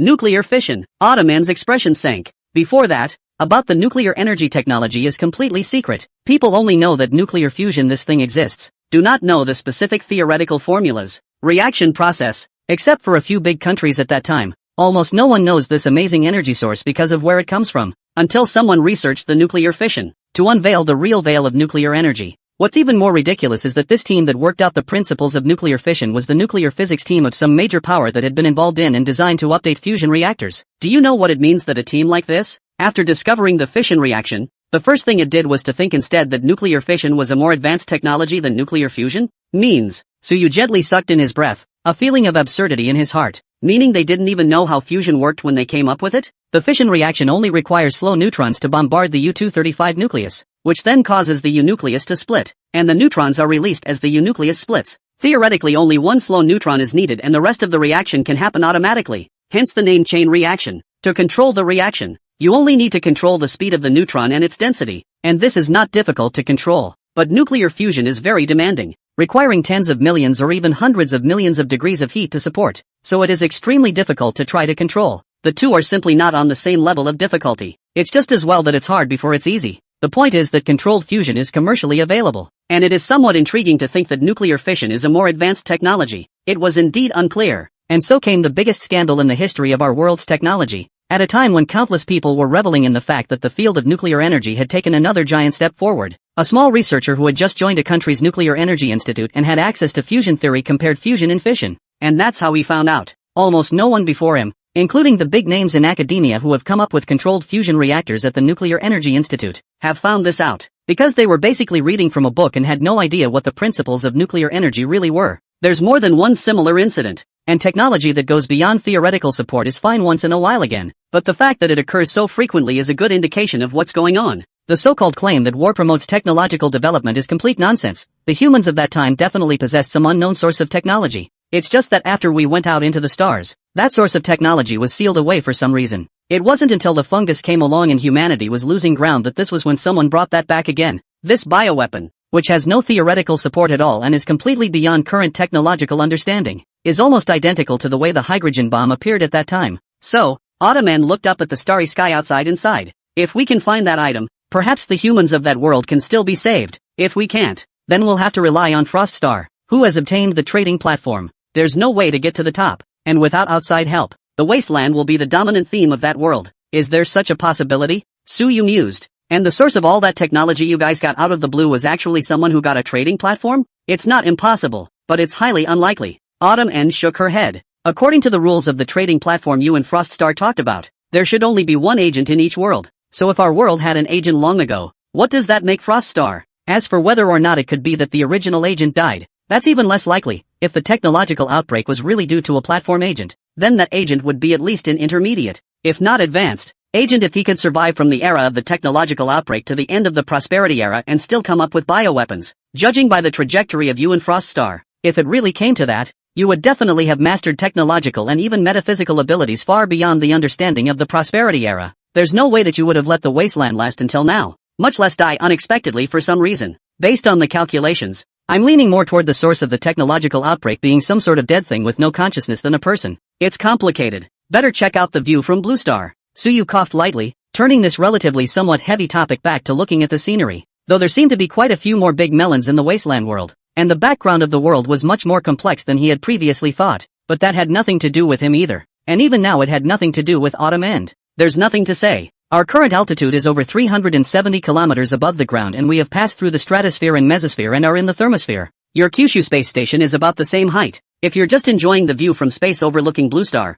this is a better place to be. Autumn End laughed. Want to go out and take a look? Of course you have to go out. Suyu beckoned. The two Storm-class power armors parked a short distance away then automatically came up behind him and Autumn End, unfolding their armor and loading them in. Prosperity-era power armor is also known as all-terrain armor. It means that it can be adapted to the operational needs of any terrain. This naturally includes space. There is a life support system in the power armor, and the device contains cured nutrient fluid, which can be broken down into nutrients needed by the body and fed into the body through the life support system when it is necessary to fight in extreme conditions for long periods of time. Supplies the energy needed for human activity. In the parameters of the Storm-class power armor, it is capable of surviving a crew in space for over a month without additional resupply. Wearing this thing into space could not be easier. Not to mention it's only 300 kilometers high. Even without the Peregrine Falcon, the power armor alone could have flown here on its own. Once the two had put on their power armor, they opened the hatch of the Peregrine Falcon and stepped right out. After reaching this altitude, the Peregrine Falcon did not continue upward, but accelerated to first cosmic velocity,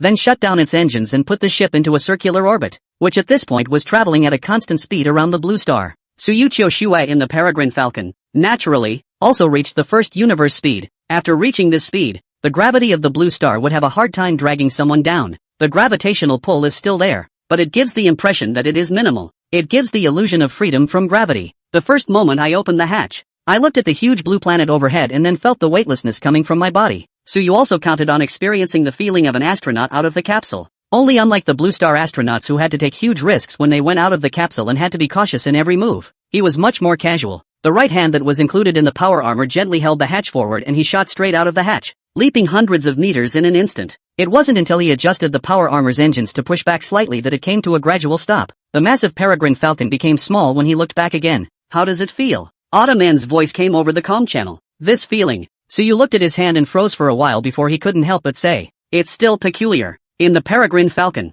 because of that gravitational wave technology or whatever it was, even at this altitude, you couldn't feel the slightest sense of weightlessness, but out of the Peregrine Falcon, this feeling is very obvious. This feeling of not being able to fly up and down is a very peculiar experience for any creature that has lived on the blue planet for a long time. The two of them returned to Blue Star after seeing the sights and experiencing weightlessness in near-Earth orbit for a while. Needless to say, getting 3 Peregrine Falcons from Frost Star was still very profitable. This proven flying machine is versatile and practical. Subsequently, if there was an opportunity, Suyu would like to get a few more from the Frost Star side. Other than that, just the fact that nuclear fusion requires helium-3 would require future time technology to go to the moon and set up a base. Similar spaceships will certainly be scarce in time. Of course, it would be nice to get a full set of drawings. Not much to say about the next 2 days. The company is gradually entering the right track, and for the time being, there is no need for Suyu to personally negotiate a large single. Shuyusai didn't know if she was still hesitating and didn't feed the life extension gold pill to the Chu family head either. On the afternoon of the weekend, after nearly 2 days of research on Wagner's end,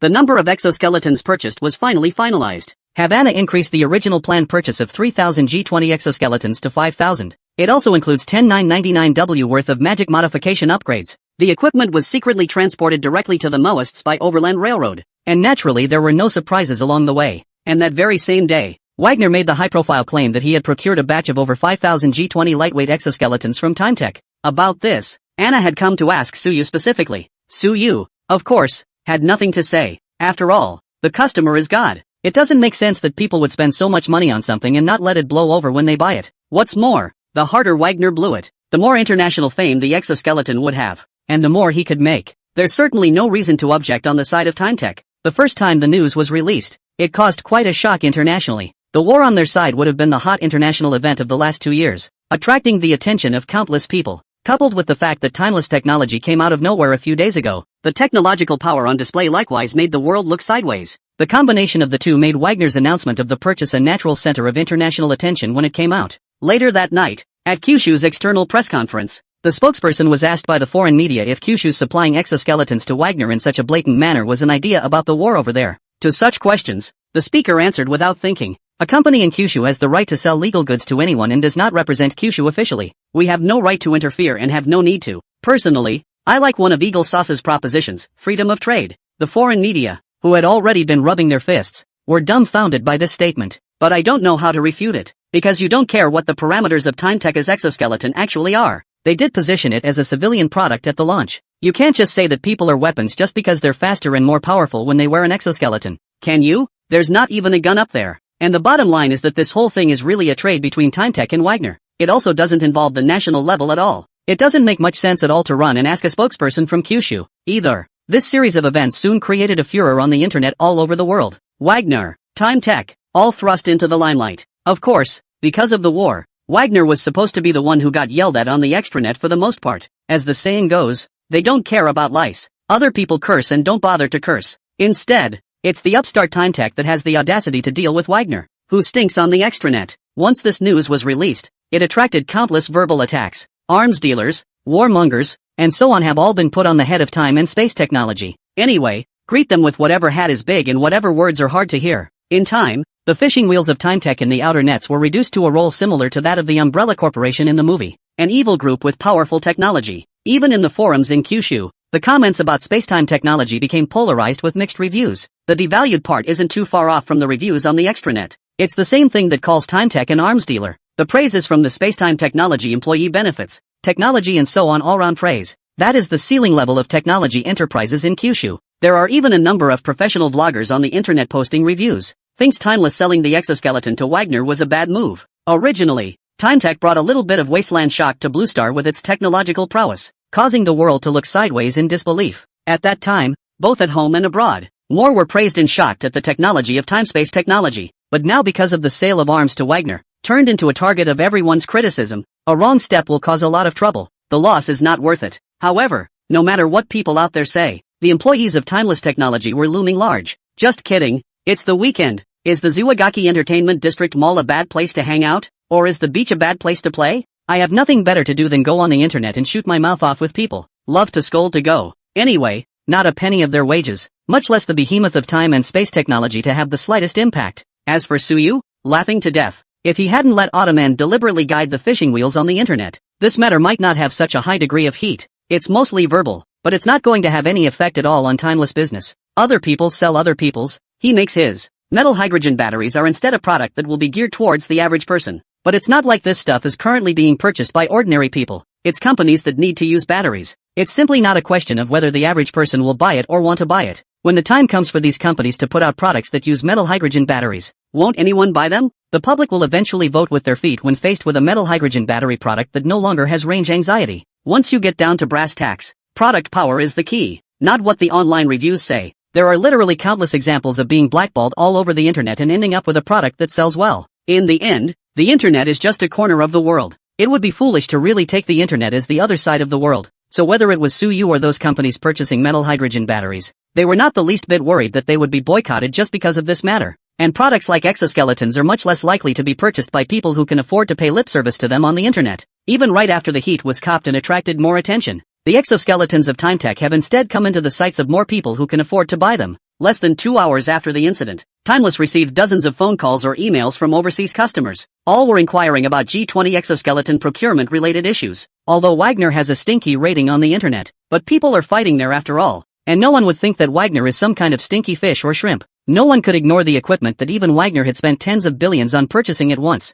Especially after hearing that Timeless Technologies exoskeletons were sold to everyone and didn't pick their customers at all. There are literally countless people who move their hearts. Big to some large and medium-sized countries of the official, small to some war-torn areas of armed organizations, and even there is the Eagle Sauce side of the civilian firearms companies hope to introduce G20 put on the market to sell. In short, it's a clusterfuck of people. After all, those big countries sell high-end arms that pick their customers, not just because you have money. And Timeless Technologies G20 exoskeleton is, by all accounts, clearly a top-notch piece of man-on-man equipment. Since we don't pick our customers, what is this waiting for if we don't order yet? As for whether or not it's as awesome as it's blown up to TimeTech, didn't someone already buy it? Wagner was actually prepared to go to war in this thing. You can't joke with the lives of your own soldiers, can you? So it's not the same form of verbal abuse as it is on the internet. Instead, the orders on the side of spacetime technology came like snowflakes, and the capacity of the G20 exoskeleton was almost booked out this month. Suyu had naturally anticipated this situation, didn't care much at all, compared to this little hit and miss stuff.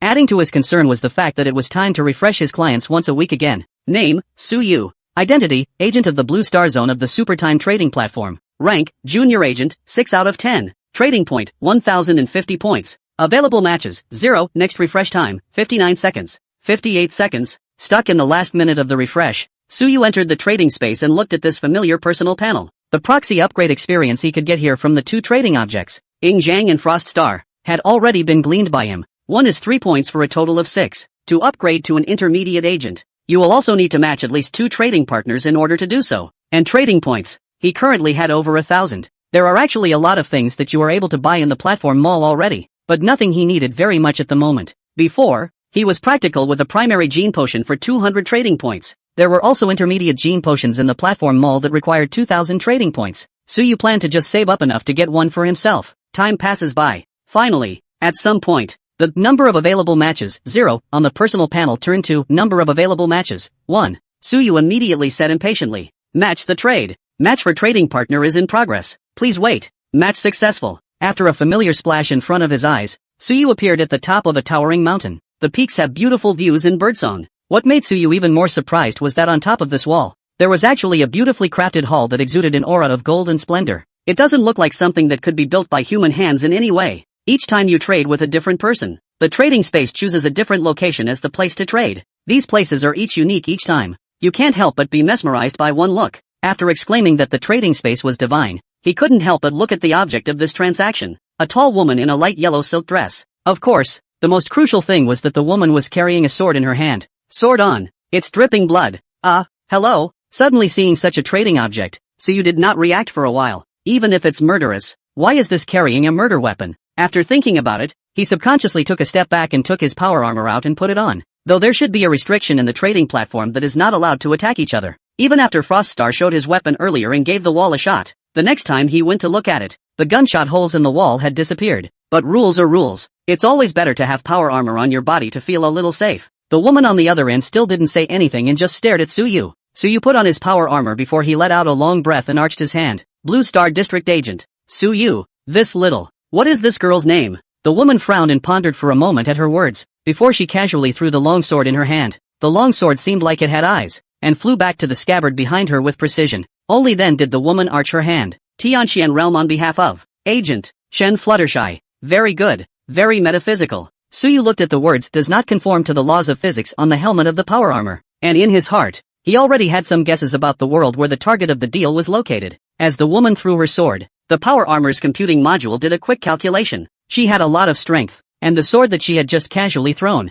according to the parabola, should have fallen down the cliff 10 or so meters behind her, instead of falling into her scabbard. However, the sword was apparently bound by some external force while in the air, and eventually turned around twice before being sheathed with precision. This wasteland world can do it too, with electromagnetic traction or with gravitational waves. But looking at Shen Fluttershy's outfit, it was obvious that she wouldn't be from some technological world. The power armor's detection module also did not detect any fluctuations in the relevant force fields. To be able to do such things as pulling items out of thin air without borrowing such high-tech means, one would obviously certainly not be on the tech side. Rather, it's the metaphysical side. The point is, in terms of the means by which she threw the sword just now, very much like the royal sword art described in some novels. If Suyu's guess was correct, this Tianxian realm that Shen Fluttershy was in, I am afraid that it was a metaphysical side world that was even more advanced than the divine state that Ing Zhang was in. With the aid of the power armor's built-in computer, the current Suyu was undoubtedly able to take a peek at the whole picture. No wonder when I was talking business with Froststar I was taken at every turn. How do you play when you're open?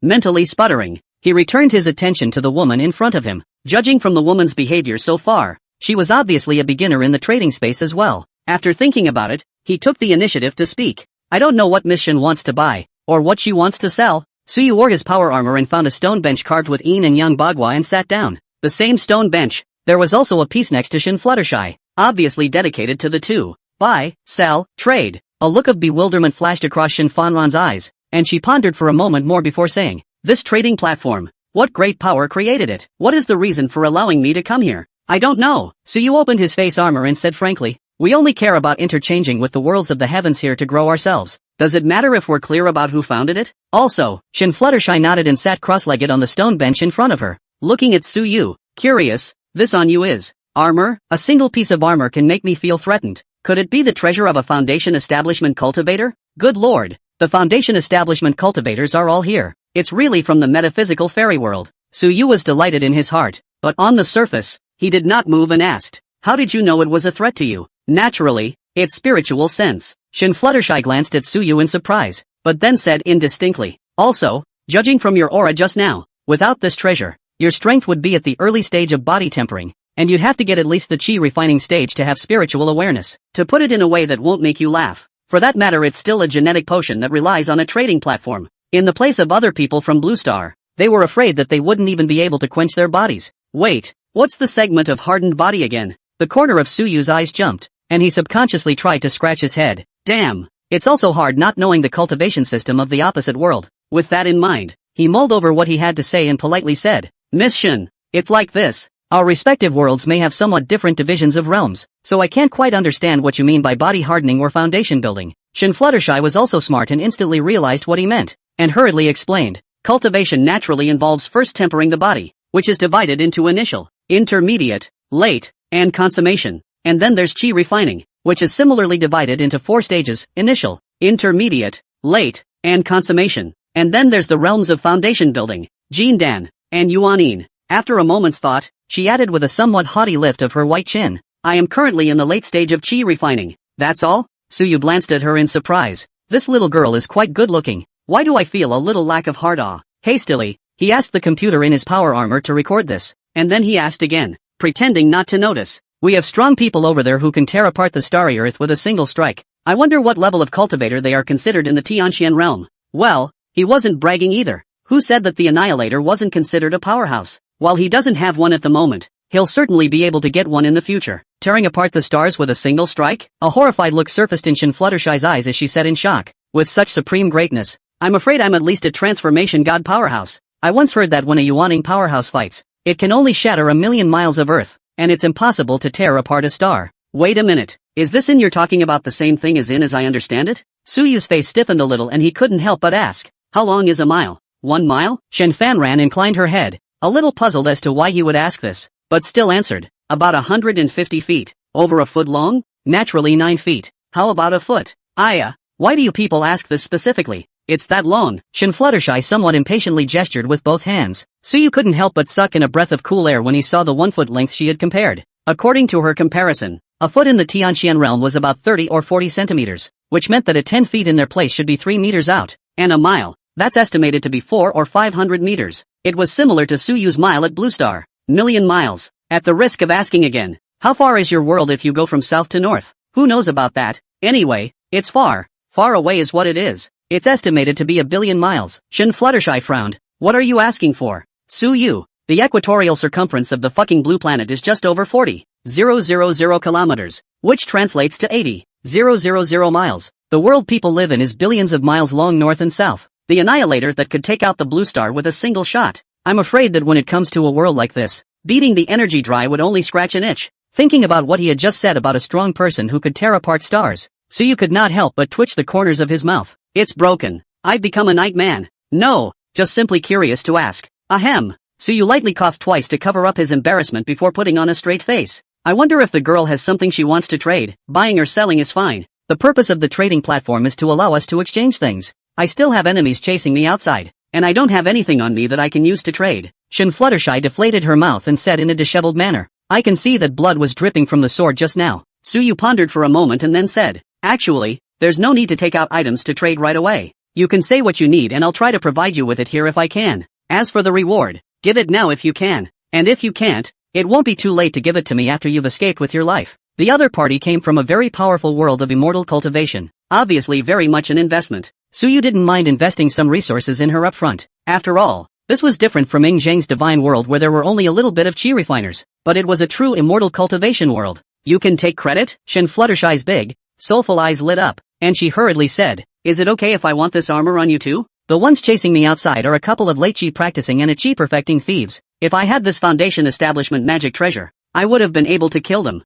Power armor? the vision is good. At once, he looked at the best thing Suyu could take out right now besides the peregrine falcon. He only had 10 sets of power armor in total. One for himself and one for Autumn End. Instead, there are 8 sets that are vacant. Give a set of words. It's not impossible. After a little thought, he had an idea, but instead of agreeing directly, he asked further. You and I are in different worlds with different cultivation styles, so why are you so certain that this set of movable armor will help you to rival a Foundation establishment cultivator, just based on spiritual sense? Of course, spiritual awareness gives me the feeling that it has the might of a Foundation establishment cultivator, so of course it does. Shin Fluttershy froze in mid-sentence, then looked at Suyu with some pity. I'm sorry, I forgot that you don't have a psychic sense, so it might be hard to understand. Suyu, okay, who made you a fairy cultivator? He thought for a moment and stood up, the electromagnetic cannon in his left arm slowly gathering energy. A few seconds later, seeing that the blue light of the gun's muzzle had turned red, and the words, maximum power, popped up in front of him, the mass bullet that had been storing up its power for a long time then shot out. At maximum power, the mass projectile's exit velocity reached a terrifying Mach 80 plus, tearing through the air and setting off a sharp sonic boom almost instantly.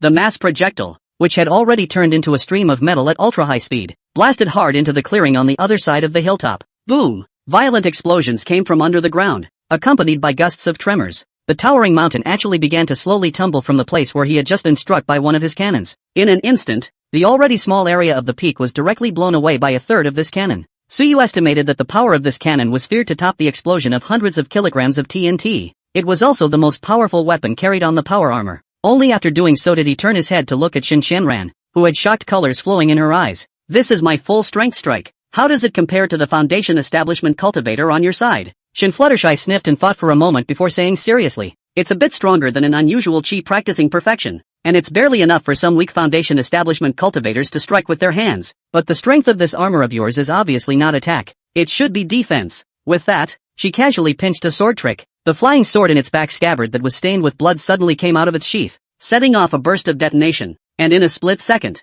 it stabbed in front of Suyu. He hadn't reacted yet, but the power armor's deflector system was the first to react. An invisible repulsive force spreads out, and all items traveling faster than 60 kilometers per hour are deflected by the force field. The flying swords that shot out were bounced off at once when they were 2 meters away from Suyu. Instead of being disappointed, Shin Fluttershy, who didn't score a hit, revealed a look of excitement. That's it. I was right about my feelings. What a miraculous means of defense. I'm afraid that even a cultivator in the middle stage of Foundation establishment would find it difficult to injure you with just a sword or fists and feet. The corner of Suyu's mouth tugged, and did not care any more about her suddenly coming to such a thing. Anyway, in the trading space she could not hurt herself. Instead, she carefully pondered the information revealed in her words. Deflector shields. That said, it's also true that things like gravitational waves are much more technologically advanced than electromagnetic cannons. But the rules of physics, are they universal in the world of metaphysical immortality? Also, she said swords and fists and feet. This should refer to physical attacks. So the Foundation stage cultivator she spoke of probably also has similar spells and other means of attack.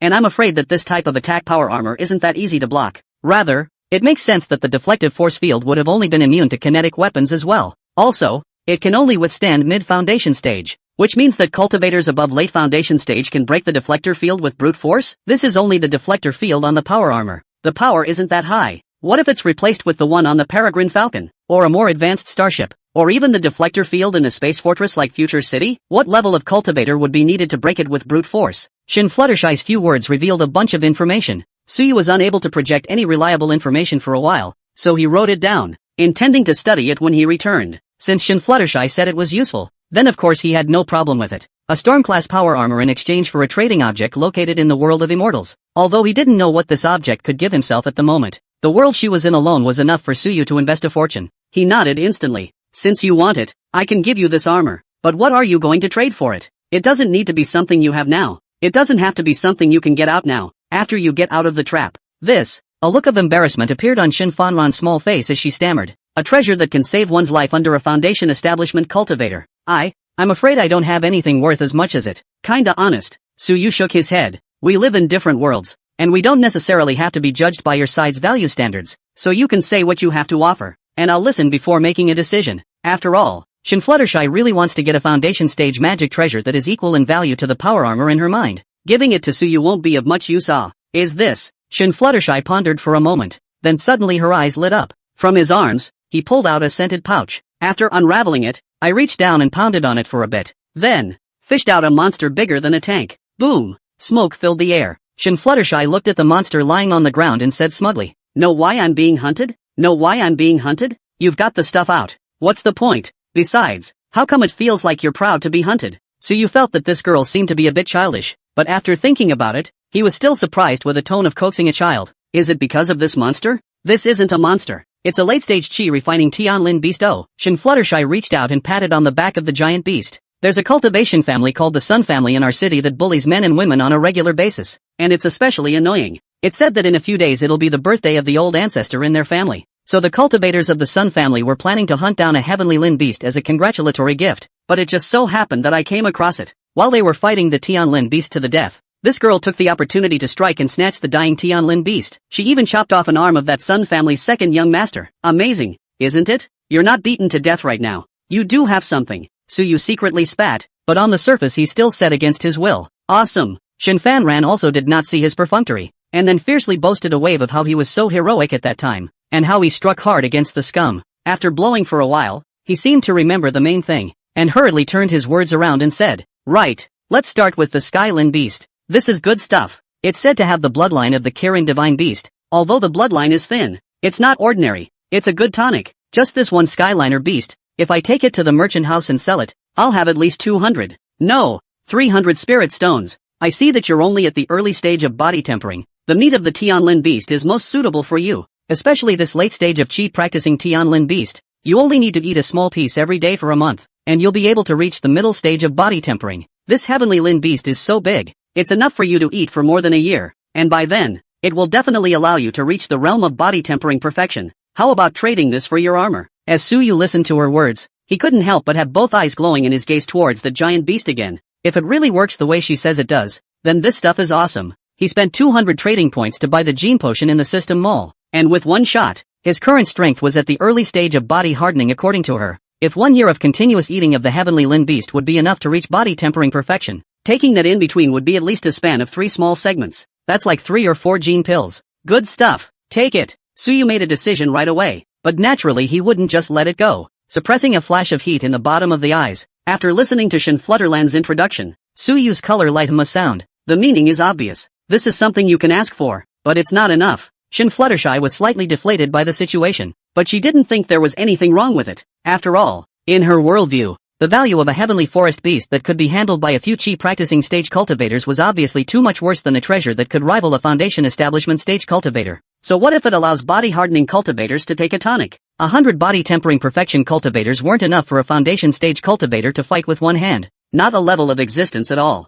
Then add another 100 spirit stones, Shin Fluttershy said after pondering for a moment. Spirit stones. What is the use of spirit stones? Given this girl's little bit of intelligence, Suyu still chose to ask directly. What's the point? It's useful. Seeing that he was interested in spirit stones, Shin Fluttershy hastened to popularize it. Whether it's for alchemy, artifact refining, or formations, spirit stones are essential materials, and spirit stones can also be used for cultivation. However, those who use spirit stones for cultivation are generally strong cultivators. Ordinary cultivators can't afford to use them, nor can they use them. Below the Jindan stage, the heaven and earth spiritual chi is enough. That's probably what it means. Spirit stones are a good thing that everyone loves. Shin Fluttershy was stunned for a moment in the middle of her sentence. Then she hastily changed her words. Suyu looked at it in his eyes and did not point it out, casually saying, "Then, according to you, there are a lot of spirit stones on your side?" Shin Fanran subconsciously tightened her small scented pouch and hurriedly said, Not much. In a spirit stone mine, to be able to dig out a few thousand spirit stones is an extraordinary rich mine. An ordinary chi practicing stage cultivator is already rich if he can have hundreds of spirit stones.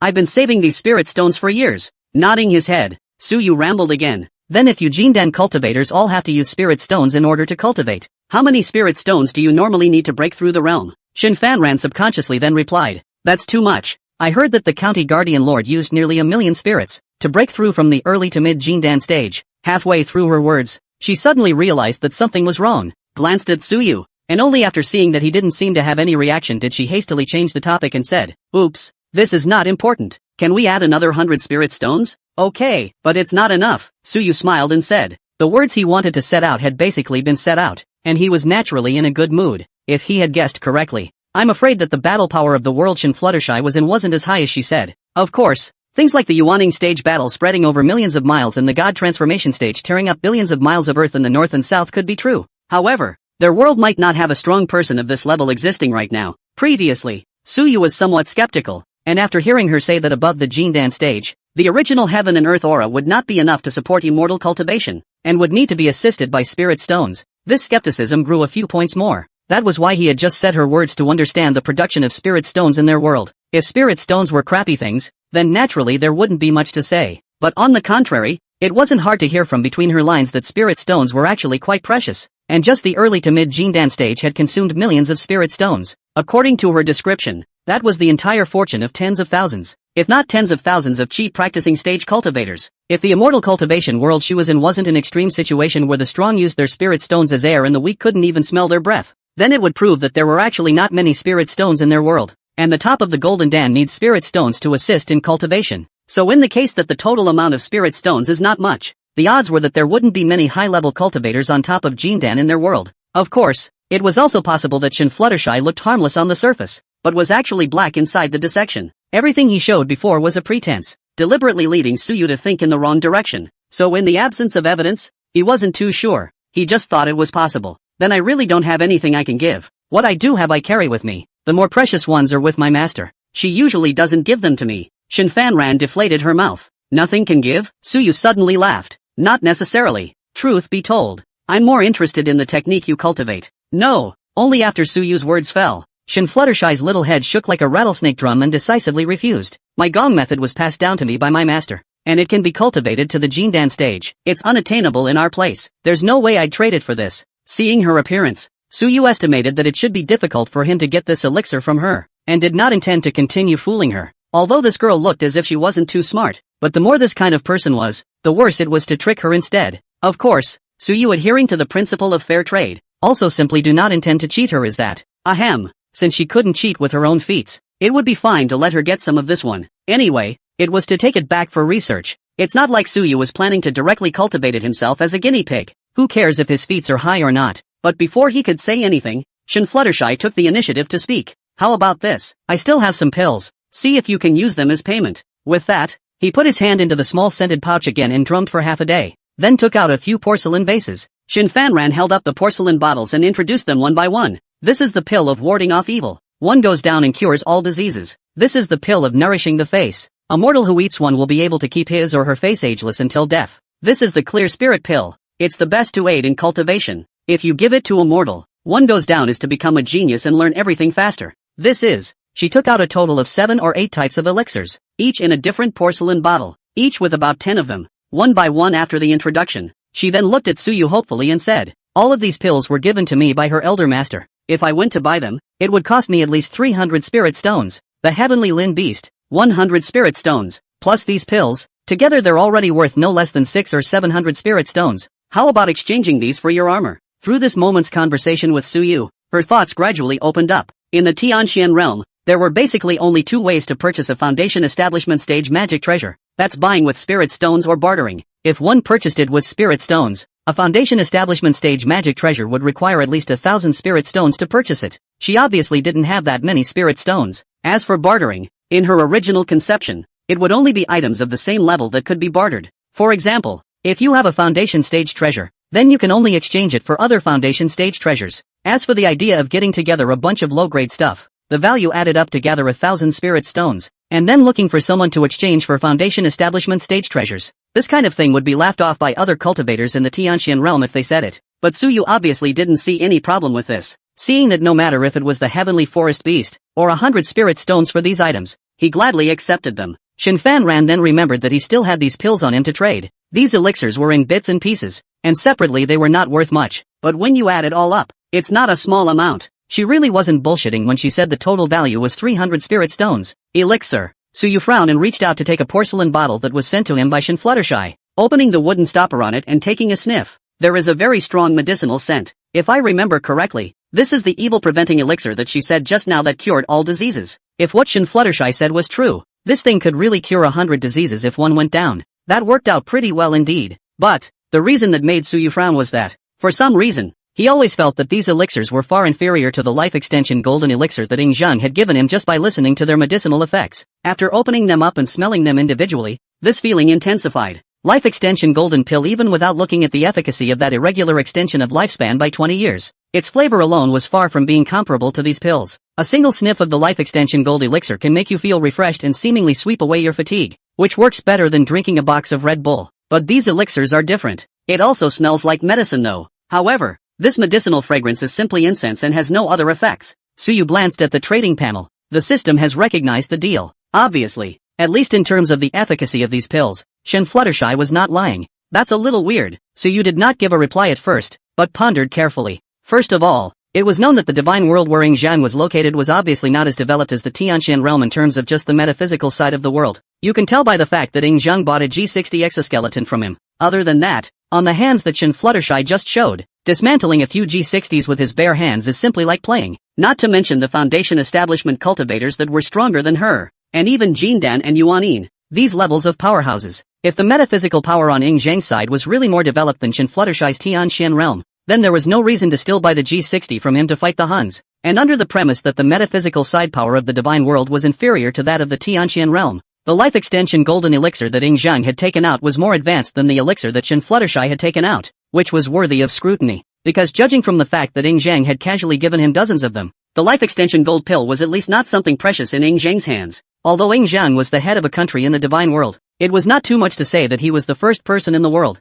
and his status was not something that Shen Fluttershy could compare to in the Tianqian realm. But Shen Fluttershy had already mentioned my Jindan stage master more than once. Obviously it wasn't some small chi practicing stage cultivator with no background either. Coupled with the jaggedness of the different worlds, with the cultivation system of the Tianqian realm being more developed and perfected than that of the divine state world, logically speaking, even if the elixir she brought out was not as good as the life extension golden elixir that Yingjiang had made with the help of his country, it couldn't be too much worse. But as it stands, these pills were far inferior to the life extension golden pill that was able to ignore any preconditions, and as long as there was a breath of life left, one could live for an additional 20 years if they ate it. Of course, it was also possible that Shen Fluttershy had hidden the good stuff and brought out some crappy stuff to fool him. After thinking about it, Suyu tried. On your side, are there any elixirs that can prolong life? A life extension elixir? Shen Fanran was stunned, then looked at Suyu with an odd expression. This kind of elixir can be encountered but not sought. It has long been impossible to refine, and the occasional ones that appear are all dug out from some secret ancient tombs. Even if it's an elixir that can only extend one's lifespan by 3 or 5 years,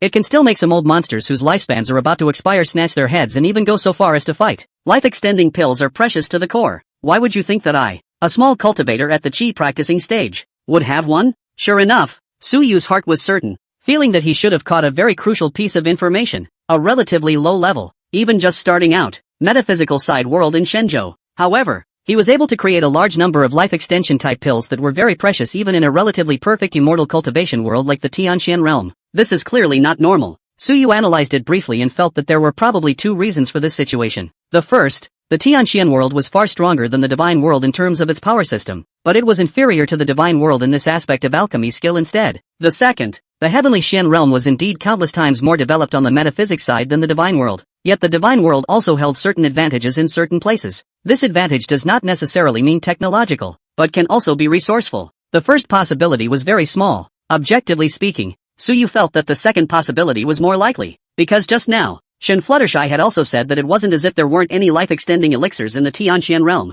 I just can't refine it now. Existing life-extending elixirs are all archaeological. This would mean that the Tianqian realm used to be able to refine it. It's not hard to guess why you can't refine it now. Certain kinds of materials are missing. Of course, the worldview of immortal novels always has some settings that are thicker than the ancient and that the ancient method is always better than the modern method. Ancient immortal law skill to destroy the sky and the earth. Now the immortal law practice for 100 years to beat the ancient a dog. Such a situation is always very easy to appear in. Suyu has seen some immortal or metaphysical novels. If one really wanted to forcefully interpret it, one could also say that the heavenly Xian realm's previous alchemy techniques were more advanced than today's, and had simply been lost. But the likelihood of this is almost negligible if one is objective. Like that kind of one lineage single transmission, pass on the male and not pass on the female of the supreme divine power. You have to say that lost. That is still understandable. Because of the poor popularity of this kind of kung fu, it is indeed easy to lose it if the people involved have accidents and people are gone. But the refining method of life-extending type of elixirs obviously did not belong to this category. Judging from the fact that Shen Fluttershy said that it was still possible to obtain life-extension elixirs through archaeology now,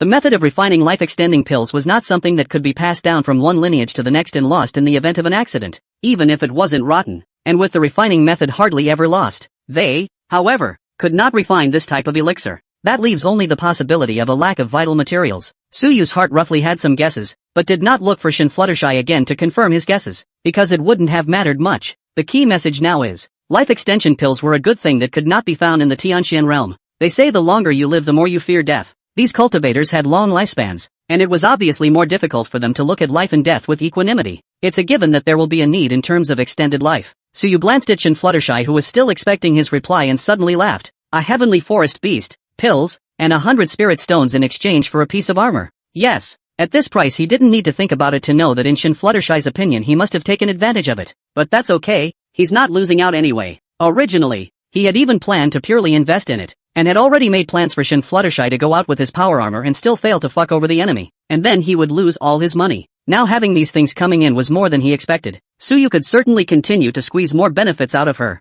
and even emptying her little scented pouch that seemed to be a spatial storage device might not be impossible. But there's no need, because he had another thing to think about. That's the emotion of the person you're trading with. For Frost Star and Ying Zhang, everyone was smart and would only do what was good for them most of the time. Whether or not the process of doing this is enjoyable is beyond them. So when Suyu was doing business with them, he was trying his best to haggle and earn a little more, because he wasn't even worried that Frost Star or Ying Zhang would not trade with him because of this. But Shin Fluttershy was different. Judging from her behavior just now until now, not only did she look to be in her 28th year, but her behavior did seem to match the impulsiveness and childishness of that age. At every turn, he raised his sword and chopped off one of the young master's hands of that what's his name, even going so far as to put himself in danger for it. Doing things apparently based on likes and dislikes, and not thinking much about the consequences. Doing business with her and pushing too hard is not pretty, in case it provokes a backlash. It's a deal she simply won't make. That egghead is still Suyu. What she represented was after all a true metaphysical immortal world. Just thinking about the various magical aspects of their world,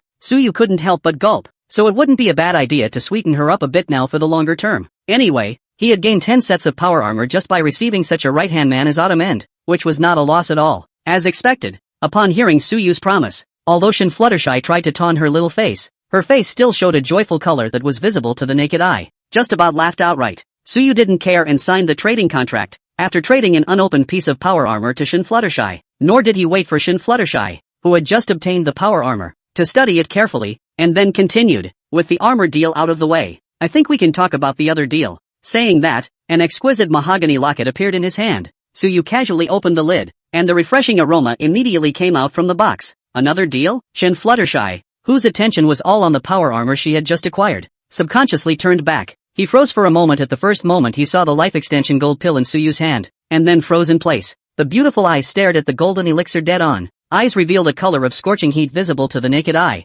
Breathing gradually became ragged, and the extended mountains all oscillated visible to the naked eye. Obviously, the life extension gold pill that suddenly appeared in front of her eyes gave her a greater impact and temptation than the power armor. It was only after a long period of silence that she brought these trembling voices and somewhat incredulously said to Suyu, "Could this be life extension golden pill?" Suyu lightly laughed. "One will extend your life by 20 years. This can also be traded?" Shin Fluttershy's eyes lit up, and without even waiting for Suyu to answer, she continued, "What kind of reward do you want? If it's a merit law, I can give it to you right now. Feats are naturally required." Suyu murmured, "The gungfu that your master passed down to you, plus at least 3 different types of gungfu, can be a little worse than yours, but not too much." Although he couldn't tell if it was poor or not, Shin Fluttershy didn't know. Yes, Shin Fanran agreed without even thinking. Obviously, in her heart, the value of this golden dan far exceeded these feats. However, just as Shin Fluttershy was fantasizing that she had exchanged just a few techniques for such a precious elixir, and that she would be praised by her master when she returned,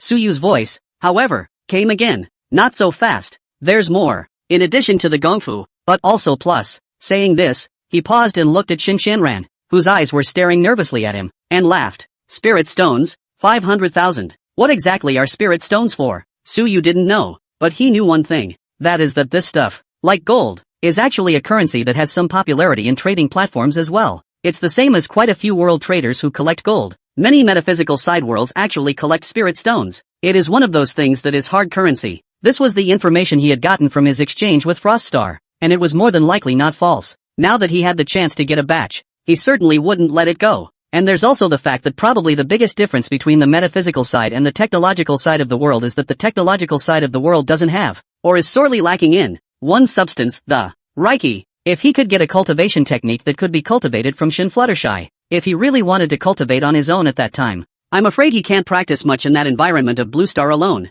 It's just like those chi practicing techniques that I got from Ing Zhang. The effect is indeed there, but it is almost negligible. Let's just say it's a bit of a bodybuilder. But if you just strengthen your body, let alone practicing qigong techniques, so you and the Blue Star to get a Taijiquan fight cannot be strong and healthy? This was the main reason why he had gotten the chi practicing technique from Ing Zhang, but then left it alone. With that little rate of enhancement, practicing for 10 years was afraid that it wouldn't be as effective as a single shot of gene potion. And since the world Shin Fluttershy was in could solve the problem of insufficient aura by aiding cultivation through spirit stones, then at that time, if Suyu was about to cultivate these immortal cultivation techniques, these spirit stones would be of great use even if he didn't take them and trade them with people from other worlds. So get some spirit stones. How can you not lose just that? 500,000 spirit stones. 4 feats. Shin Fluttershy's brows knitted, and for a moment, she was a bit indecisive. She obviously wasn't much of a business talker, either, and this time she recoiled from the bargain. After thinking for a moment, he gritted his teeth. I have to go back and question Master first, but don't worry.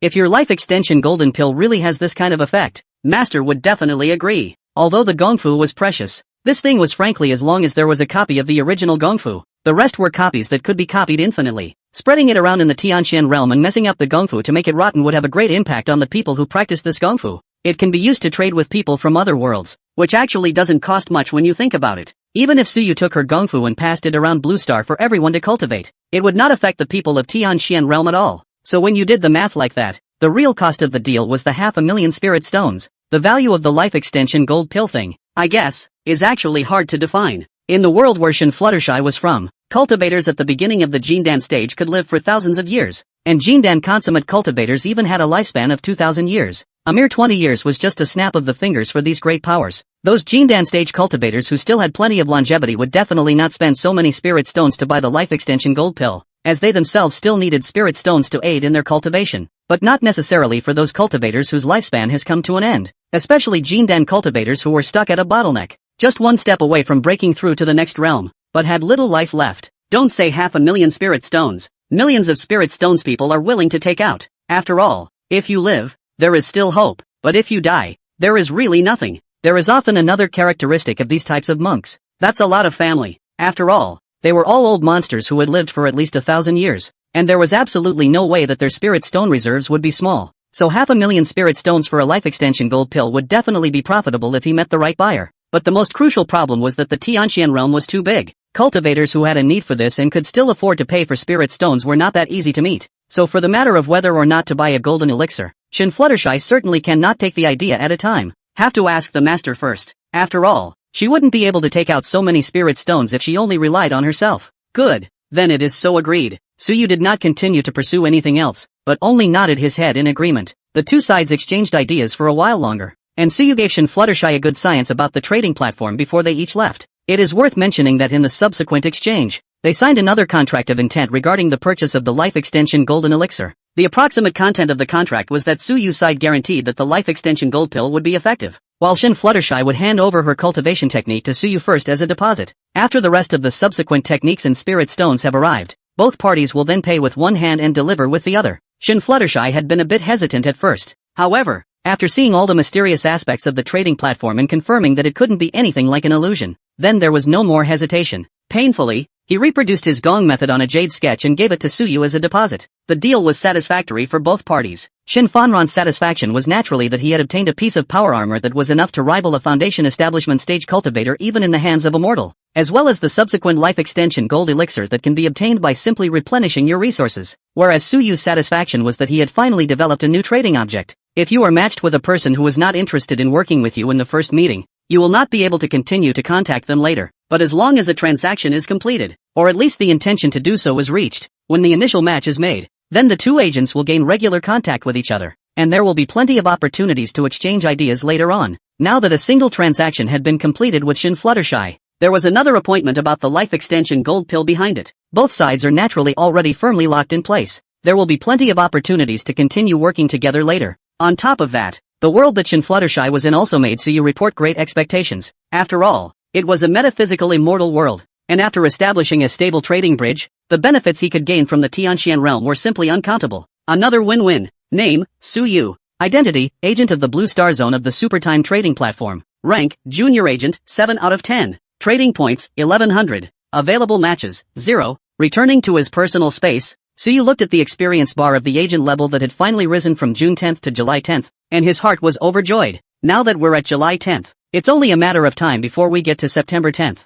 That is, as long as he meets another person he can trade with when the next matching opportunity is refreshed. To complete a deal, upgrading to an intermediate agent is the nail in the coffin. How long it took for the other agents to upgrade from just binding their agent qualifications to intermediate agents at the fastest, Suyu was not sure, but he himself was now just a foot away from being a mid-level agent. That's only after only 4 opportunities to match the person you're trading with. It was less than 4 weeks from start to finish. It's still a bit of an accomplishment to say the least. At least for the time being, he seemed to be making much more progress than both Froststar and Ing Zhang. Out this late, looks like the deal is done? In the villa's restaurant, Chiu Mu, who had prepared a late-night snack, looked at Suyu, who had descended the stairs, and asked, "Well, it's roughly about the same. The other party comes from a world on the side of metaphysics, and it seems to be a bit more advanced than the power system on Ing Zhang's side and theirs." Suyu made it to the dining table and explained briefly, "My power armor is upstairs, and it has a video of the whole thing that I recorded, so you can watch it." "Yes," Autumn End replied, then nodded slightly in a contemplative manner. A moment later, she continued, "Judging from the power armor's logs, the sword she threw at you was fast, close to Mach 10, and there was almost no acceleration process. The metaphysical side of the world is truly amazing. If the speed of this sword exceeds Mach 200, the deflector force field on the Storm-class power armor should have a hard time stopping it. If she's not hiding anything, then there shouldn't be too much of a problem with what she said about the Tianxian world's power system. And from the analysis of the facial micro-expressions, the odds are that she doesn't have that deep of a heart. But that's not exactly true. We don't even know that much about the metaphysical side worlds, so it's not good to jump to conclusions." Autumn End clenched her jaw, then added, "Give me a few copies of the spirit stones and those pills, and show me their immortal cultivation technique. I want to study it. Let's see if we can figure out what the principle of the so-called aura as well as practicing chi to cultivate immortality actually is." There was a professional lab in Zweigaki. Some of the equipment in it had been purchased, and some of the equipment had been printed out by the end of autumn using the 3D printer in the J9000. It could be said that apart from something like the Large Particle Collider, there was no more fully equipped laboratory in the world than Zweigaki. Suyu naturally had no reason to refuse. He shared this information with Autumn End originally with that in mind. After all, neither he nor Chiu Mu, nor even Ing Zhang, who was originally from the world of metaphysics, knew that much about immortal cultivation. In order to pave the way for future dealings with Shin Fluttershy, he had to at least have some understanding of this thing before he could do so. Currently, Shin Fluttershy thought that he was also from some metaphysical world and was not aware that there was such a thing as a technological side to the worlds of the heavens. It's not guaranteed after you can. If the other party knew that he was completely in the dark about immortal cultivation, when the time came to trade up, even if he brought along Chiu Mu, he would still inevitably be pitched. The information gap, if large enough, cannot be smoothed out by an algorithm. What's more, people who cultivate immortality may not really have a brain worse than a computer. Shin Fluttershy was like a heartless, stupid white sweetie, but definitely not like an ABA fool. After eating a late-night snack and giving the things that Shin Fluttershy had gotten from Autumn End to study after, it's already after 6 in the morning. Outside it was already lightening up and about to break. Suyu threw himself into the villa's large bed and fell asleep. Speaking of which, the villa was currently filled with basically just a few bionics responsible for maintaining the villa besides himself and Autumn End. It was also Yu Xiaoyu who would occasionally come over here to stay for a few days. This woman was quite measured, and after knowing that her relationship with Suyu could not possibly go one level further, she found her own position. There was no intention of moving in, even though it was said that there was a room for her in the villa as well. Still on their own classes, occasionally on vacation will come to Suyu to get a night of pleasure. Suyu did not treat her poorly. There was no direct money given, but there was a bunch of stuff given away in the mess. It's only worth $1 million or so. However, for the current Suyu, these 3 melons and 2 dates were in different things. The once-a-week matchmaking opportunity is used. The company hasn't been doing anything important lately. The next few days Suyu entered a state of not knowing what he should do again, and stayed in the villa as a salted fish for a few days. Every day was either flirting with the few beauties he knew, or lying in his room trying to match the spirit stones to cultivate the gong method he had gotten from Shin Fluttershy. Originally, he wouldn't have dared to practice this stuff blindly, but there has been some progress in the research over at Autumn's End, and it clearly says that there will be no side effects from practicing this. Like those novels where no one guides the blind hook 8 practice and go into the fire is basically impossible to happen. Plus there's the trading platform to back it up. Only then did he dare to cultivate. Not to mention, this stuff actually works when practiced. After only 3 or 4 days of cultivation, paired with a small piece of Tianlin beast meat every day, Suyu felt that his strength was at least twice as much as before when he had just injected the gene potion. I don't know if it was because the gong method was bullish, or if the effect of the Tianlin beast's meat was too good, or maybe he has a talent for it himself. Anyway, he cultivated smoothly according to the gongfu given by Shin Fluttershy and hardly felt any obscurity. This state of calm did not last long. By Wednesday, the G-20 exoskeletons ordered by Wagner had all been delivered by rail to the front lines of the battlefield. Only 2 days later, after allowing the legionnaires there to familiarize themselves with their equipment, a large-scale military operation was launched on Friday night of this week. 5,000 fighters wearing G-20 exoskeletons paired with several heavy armor brigades, with the cooperation of the Air Force and ground artillery units, directly penetrated the opponent's defenses in one fell swoop. In one night it knocked out 7 of the opponent's full brigades equipped with advanced equipment, killed, wounded, or captured more than 20,000 men, and advanced the battle line by more than 100 kilometers. And with the excellent mobility of the exoskeleton, a strategic encirclement of nearly 20 brigades of the enemy's main force in the other direction had been formed. The originally stalemated battlefield suddenly formed a one-sided situation overnight. In this battle, the G-20 exoskeleton, this civil engineering equipment from spacetime technology, shine, equipped with the G-20 exoskeleton, the Wagner Corps became the sharpest pointy knife on the entire battlefield. And those trenches and fortresses and urban attack and defense alley battles that had originally given both sides of the warring parties incomparable headaches, suddenly it doesn't work so well under the power of the G-20. A few fighters in G-20 exoskeletons could easily clear a street with complex terrain with a simple combination. 3 veterans in G-20s could easily pull down a trench bunker manned by dozens of the other side. Under the G-20 exoskeleton's terrifying speed and powerful defense, those who had only looked at the paper data before and still felt that it was nothing more than that, finally felt the fear from the descending blow. At noon on Saturday, a Wagner spokesperson praised Timeless Technologies products as both advanced and useful at an external press conference, while at the same time, in the face of a reporter's question, implicitly expressing their company's plans to purchase more G-20 exoskeletons from Timeless Technology. On Saturday night, Eagle Jam across the ocean, citing the sale of inhumane weapons of mass destruction, along with its allies around the globe, warned Timeless Technology not to sell the G-20 exoskeleton out of the country, or sanctions would be imposed. So you used to often see a terrier on the internet. That's when Eagle Sauce says you have WMDs. You better really have them. Unfortunately, he does. Needless to say, the Peregrine Falcon flew into NEO to drop mass bombs like this maneuver. If he wanted to, with all that equipment in Zwigaki's labs, Autumn End could hand-roll a large mushroom of several tens of millions of tons of equivalent in a matter of minutes. So in the face of Eagle Jam's threat of sanctions, he simply didn't care. A few words were posted directly on the individual's bib. None of your business. None of my business. Because of the recent meteoric rise of Timeless Technology, his personal social accounts had long been dug up as well. This basically unused Scarf account has even had nearly 10 million concerns on it, and the Scarf official even thoughtfully gave him a certification. Therefore, as soon as his 2 sentences were posted, they immediately caused quite a storm on the internet. The melon eaters who were originally still worried or gloating because of the sanctioning of spacetime technology were all silenced by the dryness. Brother, this is a hawk sauce sanction, eh?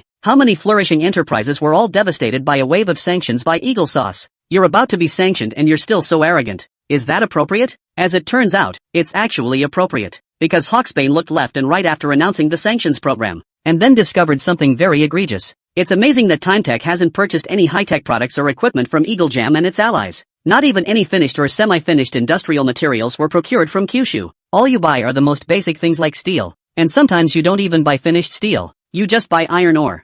This. Want to monopolize high-tech products through the neck? This means against the time and space technology is obviously not. So after announcing the sanctions, their side studied the matter for half a day and decided to ban several international mining giants from selling ores, oil, and other basic resources to Timeless Technology. But it's basically useless is all. At best, TimeTech is a bit of a pain in the ass to procure through Kyushu's channels. After all, they can't just ban these industrial materials from Kyushu, the world's largest market. Anyone who actually dared to give such an order would be cutting off the multinational mining giants. The order was given today, and I'm afraid the men will have to leave tomorrow. Committed suicide by being shot dozens of times in the back. As expected, after repeated warnings to TimeTech went unheeded, Eagle Jam had no choice but to release specific sanctions. A chorus of boos ensued. No, what's the deal with not letting people buy mines? This I've never really seen. JPG, laughing to death. Worthy of being the world inspector. The control is really wide. People buy a little iron or also want to sanction.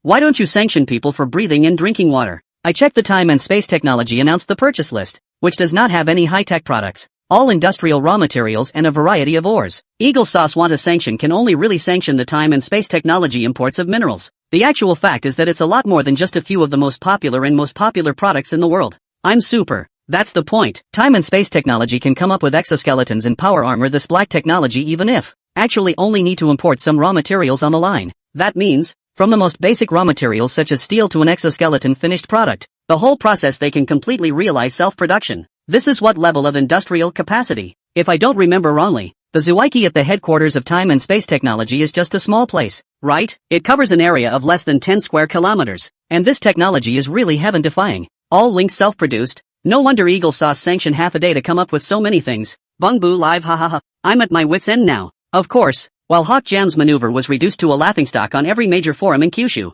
it wasn't really completely useless, because this sanction actually has a clause in addition to prohibiting those mining giants from selling minerals to Timetech. Prohibit Eagle Sauce and its allies from purchasing all products from Timetech. This sanction is what is really powerful. It's still a limited role, but it does limit the development of spacetime technology a bit. At least a small half of the orders that came in like snowflakes the other day cancelled their orders after seeing this sanctioning regulation. The solution Tsuyu gave to this was also very simple. You don't want it? There are people who want it. Wagner is ordering another 10,000 G20s? Give. Orders go straight to the top of the queue and ship tomorrow. You don't want my goods? Then prepare to be beaten. Who doesn't know that the side that Wagner represents is actually at war today against the real opponents of Hawk Jam with their allies? When they were fucked to pieces on the battlefield by the exoskeleton wearing Wagner. Tsuyu would like to see if their mouths were still hard. Originally he meant not to pick his customers at all. Selling to Wagner on one side and across the street from Wagner on the other. Both ways. Since he's not allowed to eat. Don't blame him for being unreasonable. And that's still a big list for Wagner. The small list of hundreds and thousands of units in those chaotic areas is even more numerous. The source of the mess in many of these areas was originally oil-borne mold. For the orders from the resistance forces from these regions, Tsuyu's meaning was also simple. Increase capacity and give him as much as he wants. It's okay to give money for money, or resources against the bill for no money. He needs these industrial materials anyway. Even the small orders from some illegal organizations in the homeland of Eagle Sauce and its allies. Tsuyu also came and gave priority to shipping. Don't want to make it easy on him? Then don't fucking pass. Calling me an arms dealer? What a good judge of character. And the most bottomless and reckless kind at that. What's going on? After simply dealing with the sanctions from across the ocean, Tsuyu had originally planned to continue to Nestle into his home to cultivate, but then news came from the Kyushu side. The piece of land from the small black state is pretty much negotiated. A piece of coastal land of more than 30,000 square kilometers was finally negotiated to be leased for 100 years at a cost of 50 billion Kyushu dollars. At this price it would be an understatement to say it's a freebie. Of course, the main reason is that these black uncles have no idea that there is a world's finest iron ore mine worth no less than $10 trillion buried in this piece of land. This wave is kind of picking up the slack. In the middle of the process,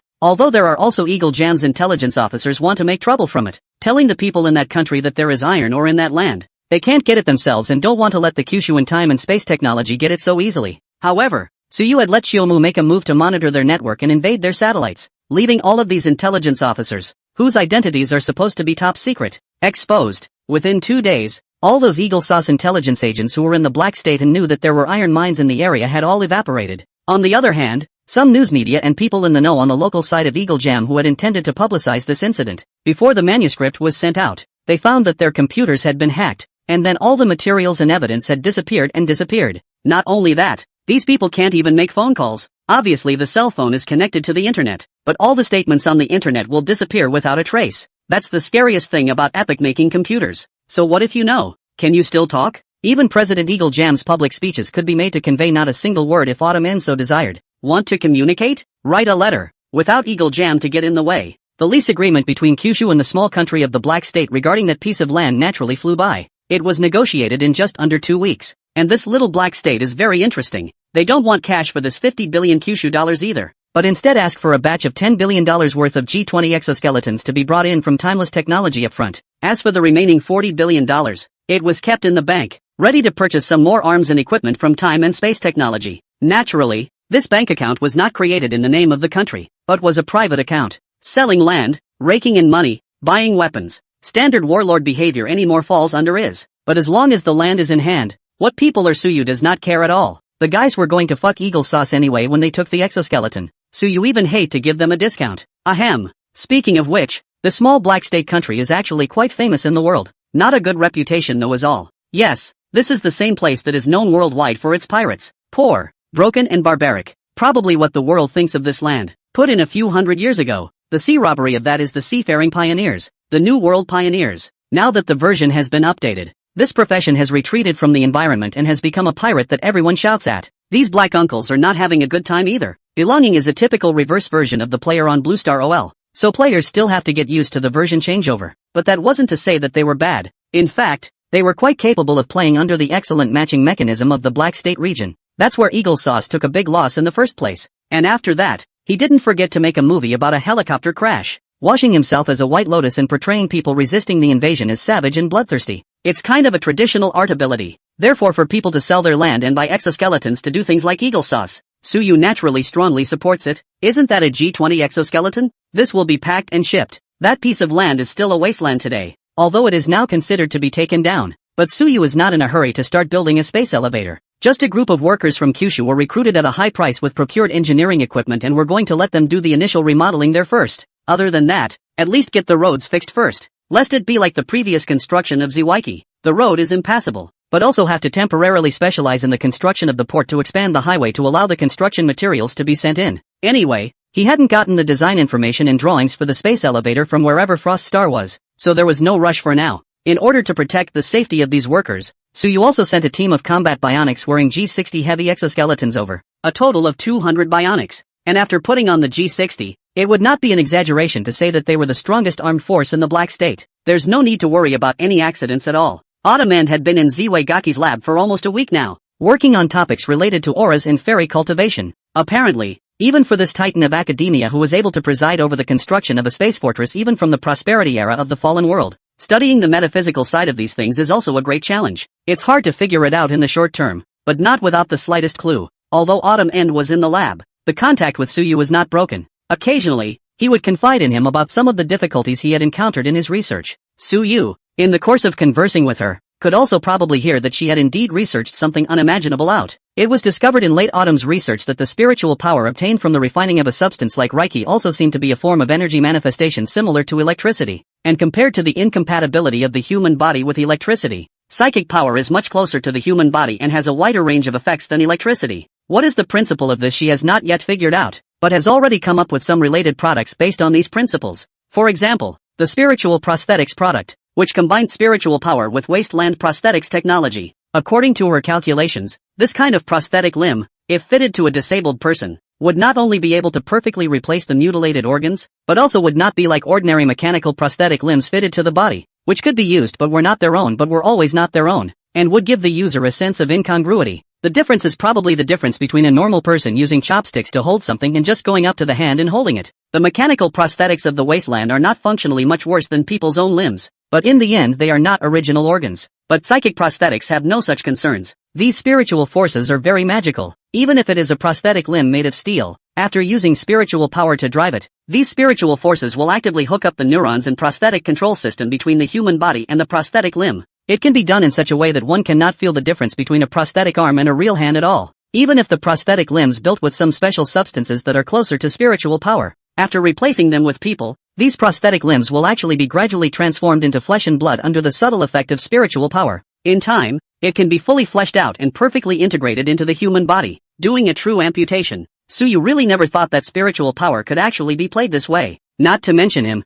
it was estimated that Shin Fluttershy from the Tianqian realm would never have imagined that there was such an operation. People who cultivate immortality want to reborn limbs also have to have a certain level of cultivation at the bottom before they can do it. However, according to this path of autumn end, the rebirth of a severed limb did not require the user to have any foundation at all, and only needed to provide enough spirit stones as a source of spiritual energy. Just outrageous. But this thing, after all, required spirit stones to provide energy, and it would probably be difficult to popularize it. Autumn had only engaged in this because she had found that spiritual energy was too pro-body, which was why she had studied it in passing. Her main research is still to find the secret of the metaphysical side of the cultivation of immortality can make the human body evolve from the cultivation techniques and the characteristics of the aura. It was just that compared to something like a psychic prosthetic limb, which had been researched in passing, the subject she was currently majoring in was obviously much more complex. After all, it was the cultivation path summarized by countless cultivators from other people's heavenly Shin realm, so if it was really cracked by her in a few days, that would be unreasonable. But Autumn didn't forget to focus on some other issues besides studying these metaphysical side of things. For example, the issue of the life-extending golden elixir produced in Ying Zhang's world being more advanced than the elixir of the Tianqian realm. She had come to a conclusion through her research on the life extension golden pill and the heavenly Shin realm's pills. That is, Suyu's previous guess was not wrong. The alchemy techniques of the Tianqian realm were bound to be higher than those of the divine world. However, the divine world where Ying Zhang was located clearly possessed some resources that the Tianqian realm lacked. That's why it was possible to refine a more advanced life extension golden pill. Under Chiu Mo's suggestion, Suyu, who had been a salted fish cultivating for quite some time, took the initiative to contact Ying Zhang, who he hadn't seen for a long time. In the elegant pavilion, Suyu only waited for a few moments, and Ying Zhang, who had not even had time to change his coronation clothes, came. Apparently, this time again, he had just gotten off the court, or maybe even came halfway through the court. I haven't seen you in a few days, Mr. Su's elegance is even better than before. It seems that his cultivation has improved again. As soon as Ing Zhang came in, he sized up Suyu for a few moments, and with a flash of color in his eyes, he could not help but praise him. Emperor Qin also passes the qi practicing technique? Suyu was surprised. He hadn't been asking questions about this before. However, on second thought, I thought that since there were such existences as qi refiners in the divine world where Ing Zhang was from, it was normal for him, as the king of a country, to have practiced a little bit. Ing Zhang nodded and turned around. Mr. Su suddenly seeks me. Is there something important? Suyu also did not have the idea of playing Tai Chi, and immediately took out a spirit stone and said, "Can Emperor Qin recognize this object?" Ing Zhang received the spirit stone and carefully examined it before frowning. Isn't this just an ordinary piece of jade? Could it be that there is something else divine in it? Jade? Suyu was stunned. Speaking of which, these spirit stones given by Shin Fluttershy were really similar to Blue Star's jade. Late Autumn has also used jade at Blue Star to compare. However, after verifying it, it was found that Blue Star's jade and these spirit stones were not the same thing at all except for the fact that they looked similar. Or at least there was no aura or anything like that in the jade. Spirit stones were condensed from aura throughout, and after consuming the aura in them, they would gradually dissolve, like ice turning into water. At most, only a few impurities will remain. The composition of jade on the blue planet, on the other hand, is much simpler. The main component of jadeite is sodium aluminum silicate, and the main component of Huttian jade is calcium magnesium iron silicate. She thought it was mostly coincidence and paid no further attention. However, when I heard that Ing Zhang also said that it was jade, it was a bit intriguing. Suyu inexplicably recalled the aura prosthetic limb that Xiao Mu had come up with earlier. That thing would also gradually adapt to the human body into flesh and blood after a long time. In that case, wouldn't it be possible that jade on the blue planet? Thinking of this, he got up in a hurry and said, "Wait a moment." As he spoke, he flew out of the trading space and returned to the villa. After rummaging through the closet, she finally found a jade pendant in Autumn N's room that she had bought back from shopping at some point, then dashed back into the trading space, put the pendant in front of Ing Zhang. If that's jade, then what is this? A piece of stone that resembles jade? Ing Zhang frowned and sized it up for a moment before saying with some surprise, the fact that the stone could look so much like jade was something he hadn't expected. Suyu, in the world of Shenzhou, where Ing Zhang is from, jade obviously refers to spirit stones. As for the so-called jade on the blue planet, Suyu guessed that it was either a complete coincidence and just looked like a spirit stone, either these jades were originally spirit stones, and then because of various reasons, the aura of the blue star gradually dissipated, and these spirit stones gradually fused with the stones in the land gradually, turning into the present-day plain jade. He felt the latter was more likely. After all, Kyushu has been saying since ancient times that jade nourishes people, but the current jade in Blue Star is just plain old stone. How could it possibly support people? If these stones were really spirit stones in the past, then the claim that jade nourishes people is obviously not the old ancestors not knowing science nonsense. But it's true, because in every way, it's clear that wearing a spirit stone for a long period of time can be extremely beneficial. Good lord, Suyu felt as if he had discovered some blind spot again. However, he didn't dwell on it for too long, and after a moment's thought he proceeded to say to Ing Zhang, "Then I wonder if this kind of jade is produced in large quantities in the divine world? Yield?" Ing Zhang frowned and thought for a moment before saying, "I have heard that a few hundred years ago, jade was still quite a rare thing. Only the princes and nobles could afford it, and it was 10,000 times more precious than gold. But in recent years it has been heard that jade mines are constantly being unearthed all over the world, and nowadays this is not a rare object. Some of the commoners' children in my great Qin can occasionally find some exquisite jade between the mountains and rivers, and with a little polishing, it is a fine piece of jewelry. It's not hard to collect when it really is, and the yield is not small. Could it be that Mr. Su is interested in jade?" Case solved. Suyu came to a sudden realization. Apparently, the divine kingdom where Ing Zhang is located seems to be a world in the midst of a spiritual revival at the moment. On the other hand, the Tianqian realm where Shin Fluttershy was located should be a world where the aura had gradually moved towards depletion after a long period of immortal cultivation civilization. This could also explain why the Tianqian realm was obviously much more refined than the divine state in terms of alchemy techniques. But the pills produced were not as good as the life extension gold pills that Ing Zhang could casually take out a few dozen of. Because a coquette can't cook without rice, the Tianqian realm's aura was gradually heading towards depletion,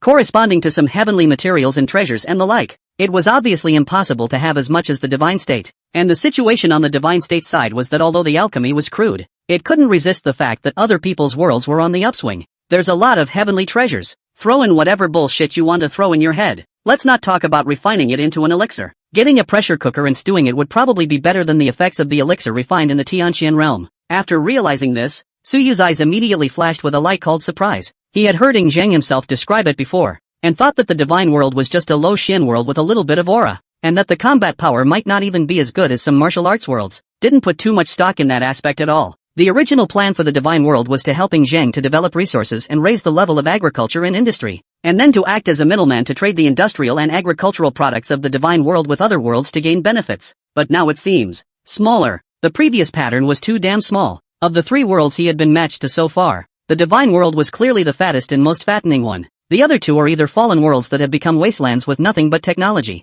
Either that, or the Tianxian realm, which was suspected to have entered the age of the end, didn't seem to have much left other than an advanced cultivation system. In terms of the world's resources, both of these worlds were completely hung up on the existence of divine state. After all, according to Zhang's description, such things as spirit stones had become rotten stuff that ordinary people could just find and pawn in the divine kingdom even now. But in the Tianxian realm, a disciple of a Jindan stage bigwig like Shin Fluttershy would have to feel a pain in the flesh to take out 100 or so spirit stones. The reason why Suyu was previously given the illusion that the benefits that could be gained from the divine world were limited was entirely due to the fact that this world, regardless of whether it was on the technological side or the metaphysical side, was still in the blank state of just starting out. After Suyu finally figured out the situation, after a moment's thought, he confessed to Zhang what he had encountered after matching Shin Fluttershy. If Suyu wanted to get a large amount of spirit stones through Zhang and wanted to do this business for a long period of time, the best way was obviously still to just confess. He already knew more about the divine state where Zhang was. As for Zhang, after reading all that information given by Suyu,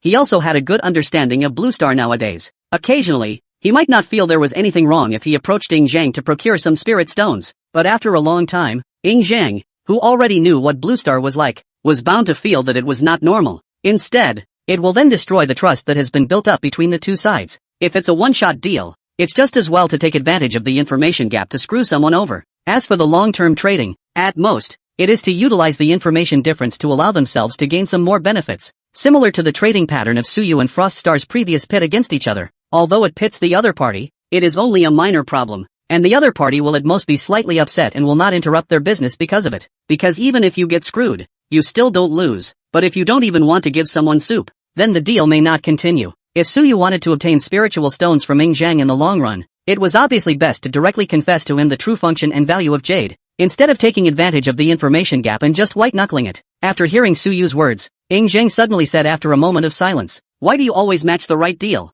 I have acquired the trading platform for a longer period of time than you by all rights, but so far, you are the only one who has successfully traded. The last 2 matches have traded with either ghosts or demons, and are completely incommunicable. It's really strange." So you did not expect Zhang's brain circuit to be so clear, and after freezing for a while, he was a bit embarrassed. "It's probably just my better luck." Nonetheless, Zhang shook his head. "There must be a reason for this. Mr. Su doesn't have to be self-effacing. Compared to other agents, there's clearly something about you that's different." With that, he wrenched the conversation back on track. "In that case, I think I know what Mr. Su is looking for me for. Jade, spirit stone. I did not expect that the jade that can be found everywhere in the district actually has such efficacy. The world of the great and the great is really nothing strange. Mr. Su treats me with sincerity, and I naturally return the favor with sincerity. When I go back later, I will order people to collect spirit stones, and with this as one, I will be able to provide Mr. Su with more than 1 million of them tomorrow." With that, he weighed the piece of spirit stone in his hand. This is the Mei in the Tianxian Realms units, which is just a thumb-sized jade tablet. A small piece like this weighs in at about 50 grams. 1,000,000 pieces. That's 50 tons. To be able to get so much in one day, Suyu once again had a new concept of the fat of Shenzhou. Apparently, there was a lot more of this stuff in the Divine Kingdom than he thought. He was about to speak, but unexpectedly, Zhang continued without waiting for him to speak. "This 1 million is just the first batch, and subsequently within 10 days, I will provide you with another 9 million, for a total of 10 million spirit stones." When Suyu heard this, he knew what he meant. Immediately, he took out the booklet containing the cultivation methods of the Heavenly Xian realm and directly handed it over. The trading platform drew up a contract at once. When Suyu saw this, the last big stone in his heart fell to the ground. The trading contract was written as spirit stones for feats, and since the trading platform had recognized the deal, it proved that Zhang was truly able to take out so many spirit stones, instead of bluffing. It also showed that all his previous guesses were correct. Decisive contract signing. The deal is done. The 2 men smiled at each other. To Zhang, 10 million spirit stones were just 500 tons. So little stuff. Find some people to go to the Wei River outside Xianying City to pan for a few days can be enough. To be able to exchange such a small amount of spirit stones for a more advanced immortal cultivation method than the primitive and rudimentary chi practicing technique was naturally earning hemp. For Suyu, I traded the life extension elixir given by Zhang for Shin Fluttershy. What's not to like about a pure white whore? He kind of got it now. The answer to this trading platform version is obviously to be a middleman. The more worlds that were fixed for trading, the more ways he could earn favors, as long as he could match up with more people to trade with. There is absolutely no need to be limited to the constraints of the resources of the world you are in. Every trading partner is both a partner and a resource. Thinking of this, Suyu could not help but ask, I wonder if Emperor Qin estimates how much the spirit stones of the divine world could be produced if they were mined on a large scale? This question is very necessary. As of now, the divine world is a world with fewer people and more resources. With the spirit stones produced by the divine state, there was absolutely no problem supplying the blue star where Suyu was in themselves. However, if he wanted to import these spirit stones into the Tianqian realm and exchange them for some items in the Tianqian realm, it would not be too easy to say. Therefore, he had to first figure out to what extent the spirit stones in divine state were abundant before he could conveniently decide how to subsequently trade with Shin Fluttershy's side. According to the unit of measurement on your side of the blue planet, with the current level of our mining, if I mobilize the great Qin sons and daughters to mine at full strength, we should be able to dig out tens of thousands of tons every month. If we use some of your digging instruments and digging patterns over there, I'm afraid the yield is no less than your steel. Ying Zheng had watched those videos given by Suyu over and over again these days, and had already gained a considerable understanding of many aspects of Blue Star. Certain places were even clearer than Suyu. After all, being in a different position, one sees things from a different perspective and focuses on different points. As the king of a country, he more often than not saw things from a macro perspective. Often, they could see things that Suyu didn't know much about even as a Blue Star. Suyu, on the other hand, was stunned to hear him say this. Nice guy. Spirit stone production is comparable to steel can be okay. Last year Blue Star produced 1.8 billion tons of crude steel a year. So many spirit stones. Suyu subconsciously sucked in a breath of cool air. That's really fat. Not to mention him, even those Yuaning and transformation god powerhouses in the Tianqian realm who didn't know if they still existed or not. Knowing that God's country is so fat, I'm afraid I'd have to drool with red eyes. Let's just say it's worthy of a world in the midst of an aura recovery. Spirit stones are completely worthless big time over there. Thinking of this, Suyu immediately sat up straight in excitement and said, Don't worry, Your Majesty, as long as you nod, we can sign a cooperative development agreement right now. All the instruments, the bionics that operate them, all of it can come out of me. Regarding Suyu's proposal of cooperative development, Ying Zhang's side neither agreed to it immediately nor denied it. Just say we'll talk about it later. Suyu didn't force himself to do so when he heard this, not to mention that he wasn't disappointed. For Ying Zhang, the true efficacy and function of the spirit stone was still unclear to him, so it was only normal that he needed to use the spirit stone in conjunction with his gongfu to cultivate for a bit first, and then make a decision after trying it out.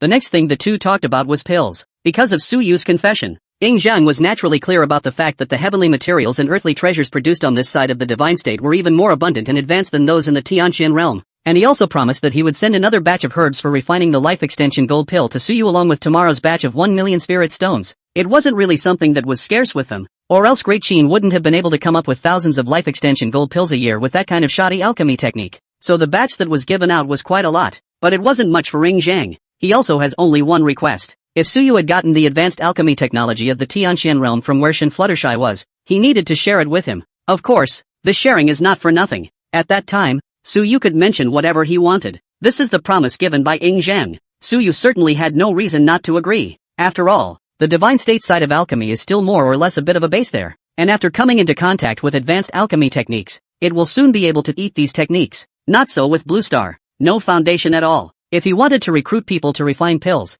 others were afraid that he would think he was crazy. I'm afraid it's not that easy to train a group of alchemists in a short period of time. Unless Autumn End could figure out the principles of alchemy and come up with a fully automated mechanized alchemy technology. Otherwise, so you might as well get the Heavenly Xian Realm's alchemy method and give it to Ying Zhang. Then find Ying Zhang to trade the finished pills. After talking to Ying Zhang, Suyu did not return to Blue Star at the first opportunity, but turned to contact Frost Star again. It could be seen that Frost Star seemed to have become very busy ever since he took over as the future city lord. Wind and fire ran over, and after hearing that Suyu needed the technical information and drawings of the space elevator, he did not push back. He directly went back and brought him all the space elevator information that he had already collected and was ready to trade with Suyu. As for the reward, her request was 2 life extension golden pills, plus 100,000 tons of crude oil. Crude oil she was going to take and use as an industrial feedstock, an add-on of sorts. The focus was on the 2 life-extending gold pills. It seems that Frost Star still hasn't discovered the problem that a person can only eat one of the life-extension gold Dane. Suyu thought about it and didn't say much, decisively agreed to get the technical information of the space elevator from her hands.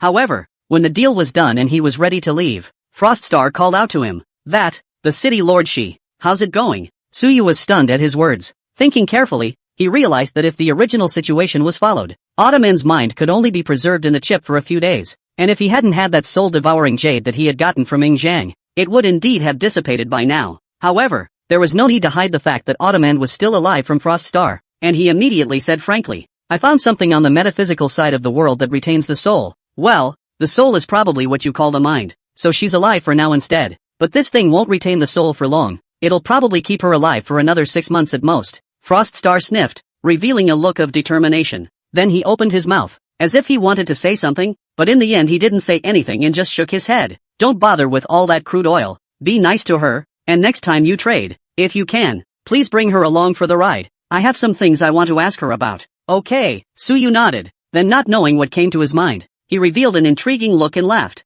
There might even be a surprise for you then. With that, he dashed out of the conference room. Surprise? Frost Star looked at his back and shook his head in a bewildered manner, and in the end, he didn't think much of it. Returning to the Blue Star, Suyu went directly to Ziwei Gaki's laboratory. Autumn was currently placing a spirit stone in a glass case, testing something with some complicated experimental equipment. He didn't bother rashly when he saw this, and just watched Autumn's back as she concentrated on her research. It wasn't actually true that Autumn was in a state where she didn't feel tired, though the body is fully mechanical and bionic and tireless. The mind tires. Focusing on something as complex as immortal cultivation for a long period of time would be very taxing on her soul. However, Suyu was not in a position to persuade her. Speaking of which, the reason why she put up such a fight actually didn't have much to do with Suyu. After all, Suyu was a Blue Star agent, and it was estimated that it wouldn't be long before he would even be able to upgrade to a middle pole agent. He had the resources and the techniques. Even if Autumn didn't figure out the principles of immortal cultivation, he would still be able to practice a little bit of it by following the cat's drawings. Even if she really cracked the secrets of immortal cultivation, at most, it would only allow Suyu to have an additional bargaining chip in his hand suitable for trading. As for things like promoting universal immortality cultivation in Blue Star, in all honesty it was nothing more than incidental value to Suyu. It's best to have it, and it doesn't really matter too much if you don't. The real reason for Autumn to be so tireless in her research was, in the end, because she felt that unless Suyu or Frost Star could happen to match up with a super powerful Techside world, they wouldn't be able to save the wasteland. And where does one meet such a powerful world? Even after meeting them, why would they trade with you? To help you rebuild the wasteland? So she actually stopped expecting much from the tech side to save the wasteland world a long time ago. However, the immortal cultivation technique that Suyu had gotten from the Tianxian realm had truly given her hope. It would be nice to research and understand how to build immortal cultivators in bulk, or pool resources to feed a god transformation level immortal cultivator. That doesn't matter if it's monsters roaming the surface of the wasteland or a fleet of bioweapons and fungi in space. It was only a matter of time before they were purged. Autumn obviously also knew that Suyu had come. After finishing the experiment at hand, she gathered her blue hair and came to him.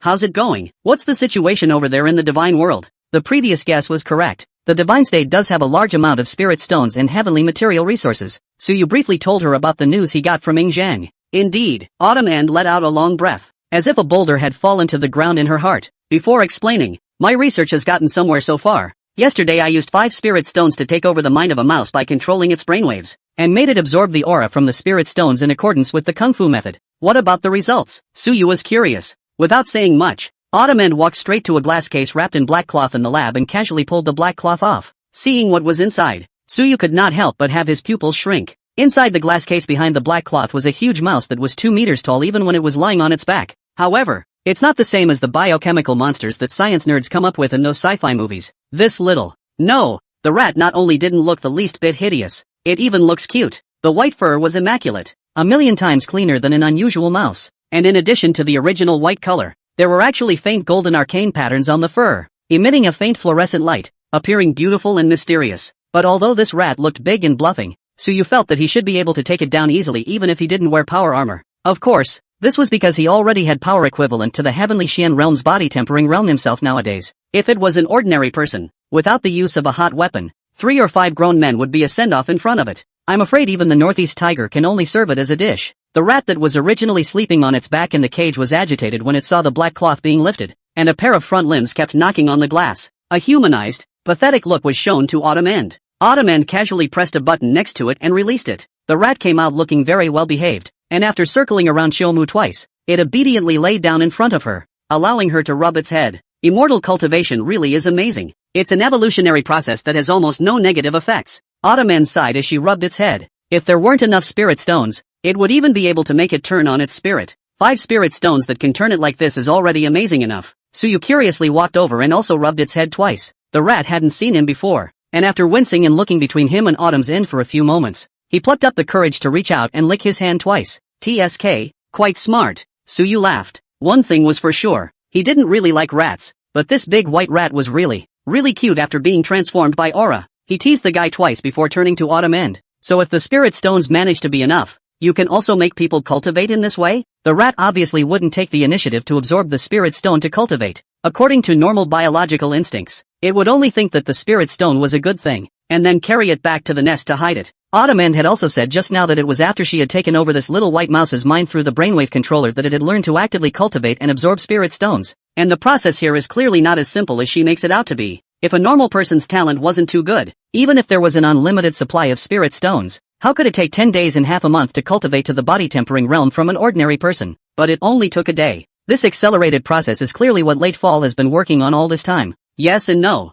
That depends on the person. Autumn End frowned. I recently discovered that whether or not a person can cultivate depends mainly on two factors. One for the body, one for the soul. Body-wise, since the lab is full of bionics, I haven't specifically experimented with them for the time being, but I've already done the soul experiments. You experimented with your own soul? Suyu was instantly dissatisfied at his words. And not afraid to play yourself to death? Just tell me if you want someone to experiment on. There's plenty of fucking scum in the world. Just go and grab a few of them. It's not the same. Autumn End shook her head. But she didn't know what came to her mind and suddenly froze for a moment, looking towards Suyu who had an unhappy face. Then he covered his mouth and laughed. You're worried about me. Huh? What am I worried about what you do? You have to figure it out. I have spent a lot of effort to get the soul-devouring jade. If you want to play yourself out of it, the one who loses out is me alright. At that time who will manage so many bionic people in the company? Suyu said without changing his color. Yes, not next time. Autumn End let out a soft laugh, seemingly in a good mood, and proceeded to explain.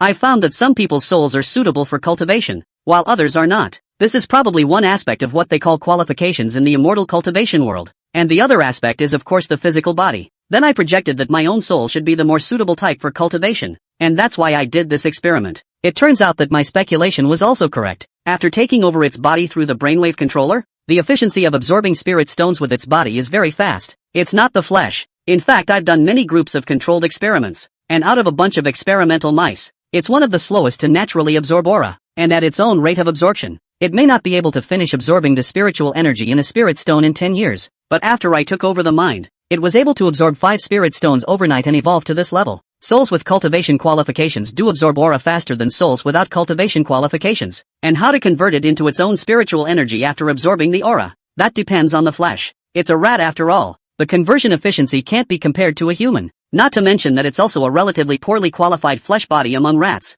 If it were a different person who had absorbed 5 spirit stones, how could it have a mid-stage body tempering strength? But it's just barely touching the threshold of the early body tempering stage. Autumn End tried her best to roughly explain the principle of it in words that Suyu could understand, and Suyu couldn't help but suck in a breath of cool air after hearing it. The eyes that looked at her became strange. This woman is truly a genius among geniuses. Surprisingly, she had actually figured out this kind of cultivation bud by combining technology. She did this mouse experiment, and to summarize it in 2 simple words, it was chargers, using her soul to control the mice's physical body to cultivate. Because of her soul's high qualification, the absorption efficiency was very fast. Even though this little white mouse's body was extremely drawn across, sucking in aura that was originally enough for a person to reach the middle stage of body tempering, it was only able to transform a strength that was not even at the early stage of body tempering, wasting a large amount of aura. But that's pretty unbelievable. That is, if the spirit stones managed to be enough. Under the vicarious cultivation of the soul, Autumn End was even able to hard-feed this mediocre little white mouse to become a Yuaning stage, or even a great power at the transformation of God stage. That's a bit of a departure. Not to mention Suyu. Even if you let and Fluttershy's Jindan stage master come, you have to be dumbfounded and kneel on the spot to Chiyomu. Okay. According to her style of play, cultivators who had good soul qualifications but not physical bodies were perfectly capable of cooperating with cultivators who had excellent physical bodies but not so good qualifications in terms of their souls. You give out your soul. I give out my body. Let's cultivate immortality together. What is this if not a stuck bug? It's actually not as simple as you think. Autumn End knew what Suyu was thinking when she saw his expression and turned to him. This mode of cultivation actually has no small drawbacks. First of all, it's not the power that comes from cultivating one's own soul. It's extremely flimsy, and in immortal cultivation terms, it probably means that the foundation is unstable. Then again, something like immortal cultivation is a parallel between the soul and the physical body, and after the soul that cultivates on behalf of the body withdraws, the original soul regains control of the body, and may not be able to utilize the power in the physical body as it should be. If you don't go through a certain amount of acclimatization training, or if the qualifications of your physical body are really poor to a certain extent, your cultivation will even regress. Also, doing so does place a certain burden on the soul. If it wasn't for the soul-devouring jade that has been warming my soul during this period of time, I'm afraid that I wouldn't necessarily still be able to do the experiment today, and would have to rest for a while before doing so. Of course, these problems should be solvable with further research, and the results of the current trials at least prove that this path can be taken. In addition, this gong method currently only reaches up to the Jindan stage, and the logic of cultivation is actually still based on absorbing aura and transforming it into spiritual energy, which is why it can do so at the higher Yuaning, or even God transformation levels. I'm afraid that cultivation isn't as simple as simply absorbing aura, and this method may not be useful at that level, and if higher levels really need to comprehend the laws of heaven and earth, then cultivating like this in the early stages will cause serious spirit-flesh disharmony, and most likely there will be no possibility of cultivating to a higher level, and Jindan will be the end of it. Is that so? So you calmed down and thought about it, and felt the same. After all, people didn't just simply absorb spiritual energy when their cultivation level was high. Absorbing spiritual power to enhance strength and driving spiritual power to fight. The essence is still the same thing as boiling water and throwing stones. Whether it's on the metaphysical side or the tech side, it's something for low-end players to play. Really high-end monks and technological civilizations are either law collisions or two-way foil descending strikes. This aspect was clearly now beyond Ottoman's comprehension, and trying to figure it out was going to be difficult. I'm afraid, but it doesn't matter. Being able to batch build Jindan level cultivators was also already pretty awesome, alright. Well, there's still a long way to go in perfecting this, and most of my current research is over, so just wrap it up. Autumn End laughed. Didn't you say that Frost Star Girl had already given you all the technical information and drawings for the space elevator? Show me. Suyu nodded at his words and handed over the hard disk given by Frost Star to Autumn End. After she took it, she pressed one finger to the connector of the hard drive, her azure eyes flashing red. A moment later, she recovered and looked at Suyu. There's nothing wrong with the information. I'll just modify it a little more based on the Blue Star environment, but it's a big project, so you can publicize the news and get Kyushu involved in the construction as well. After all, there are too many things needed inside. It needs to be supported by a full set of industrial system in order to get it done. It can't be done if we just rely on the J9000 module, without Kyushu's participation. If we rely on our own industrial capacity alone, it will take at least 10 years or more to get it all up and running. Oh, so troublesome? Although Suyu had originally had the intention of involving the Kyushu as well, he did not expect Shomu to feel that it would take so long without the Kyushu's involvement. I recently saw a quote on the internet that aptly described this aspect. Autumn End laughed softly. If I want to bring an aircraft carrier to completion, I would need the National Planning Commission and the Industrial Military Commission, as well as 9 defense industry departments, more than 600 related professions and more than 8,000 supporting manufacturers. In short, it would take a great nation to pull it off. Building an aircraft carrier requires such a complex industrial system and organizational scheduling support, let alone a space elevator. There are things that bionic humans and even more intelligent machinery can't do. The world still essentially needs people to keep it running, and when it needs people, that means it needs advanced organizations to dispatch from. It's not something a company can do. That's right. Suyu nodded. Of course, Autumn End was only talking about the current situation. That computer in her head right now was powerful, but it wasn't enough to control that many bionics building a project of that magnitude. If she was given a faster computer, she would still be able to do most of these things on her own, but there's no need for that. With Kyushu's participation, the combination of Kyushu's industrial construction capabilities and the technical information and drawings provided by Time Technology as well as advanced engineering instruments from the wasteland, it's entirely possible to get a space elevator built in no time at all. There was no need to leave Autumn End to toil alone. Well, if you're okay with it, then I'll use the official blog to put the news out, warm up a little now, and then prepare a public bidding conference in a couple days to give the Kyushu officials some time to prepare. Autumn End inquired. Suyu naturally had no problem with it. She knew more about this aspect than herself. It's best to leave the professional work to the professionals. Shortly afterward, a heavy news was updated on the official blog of Timeless Technology. It is my honor to announce to you that after a long period of technical accumulation, the current technology of time and space technology has completely reached the original expectations, and in a few days, the Tongtian Jianmu program will be launched to open bidding, and I hope that you will pay more attention to it. A detailed description of the Tongtian Wood building program is attached below. The Tongtian Jianmu program refers to the construction plan for the space elevator project, which was built under the leadership of time and space technology. The plan foresees the construction of a 90,000 kilometer-long space elevator from the surface of a small country in the Black State, which will be used to connect the ground to a synchronous orbit. We will build a giant spaceport in published orbit 36,000 kilometers above the ground to be used as a future Starship production base, and a counterweight space station 90,000 000 kilometers above the ground to be used as a starship port as well as a staging area connecting the Earth and the Moon. After briefly describing the general content of the Tongtian wood building program, it is followed by the 3 phases that timeless technology has almost prepared for this. Phase 1, achieve the ignition of the world's first commercially available controlled fusion reactor within a month of the plan's release, allowing Blue Star to enter the era of energy freedom and solving the energy problem for the construction of a space elevator. Phase 2, completion of the surface portion of the space elevator with the NEO Starship base and the counterweight portion of the spaceport. Stage 3, connecting the ground,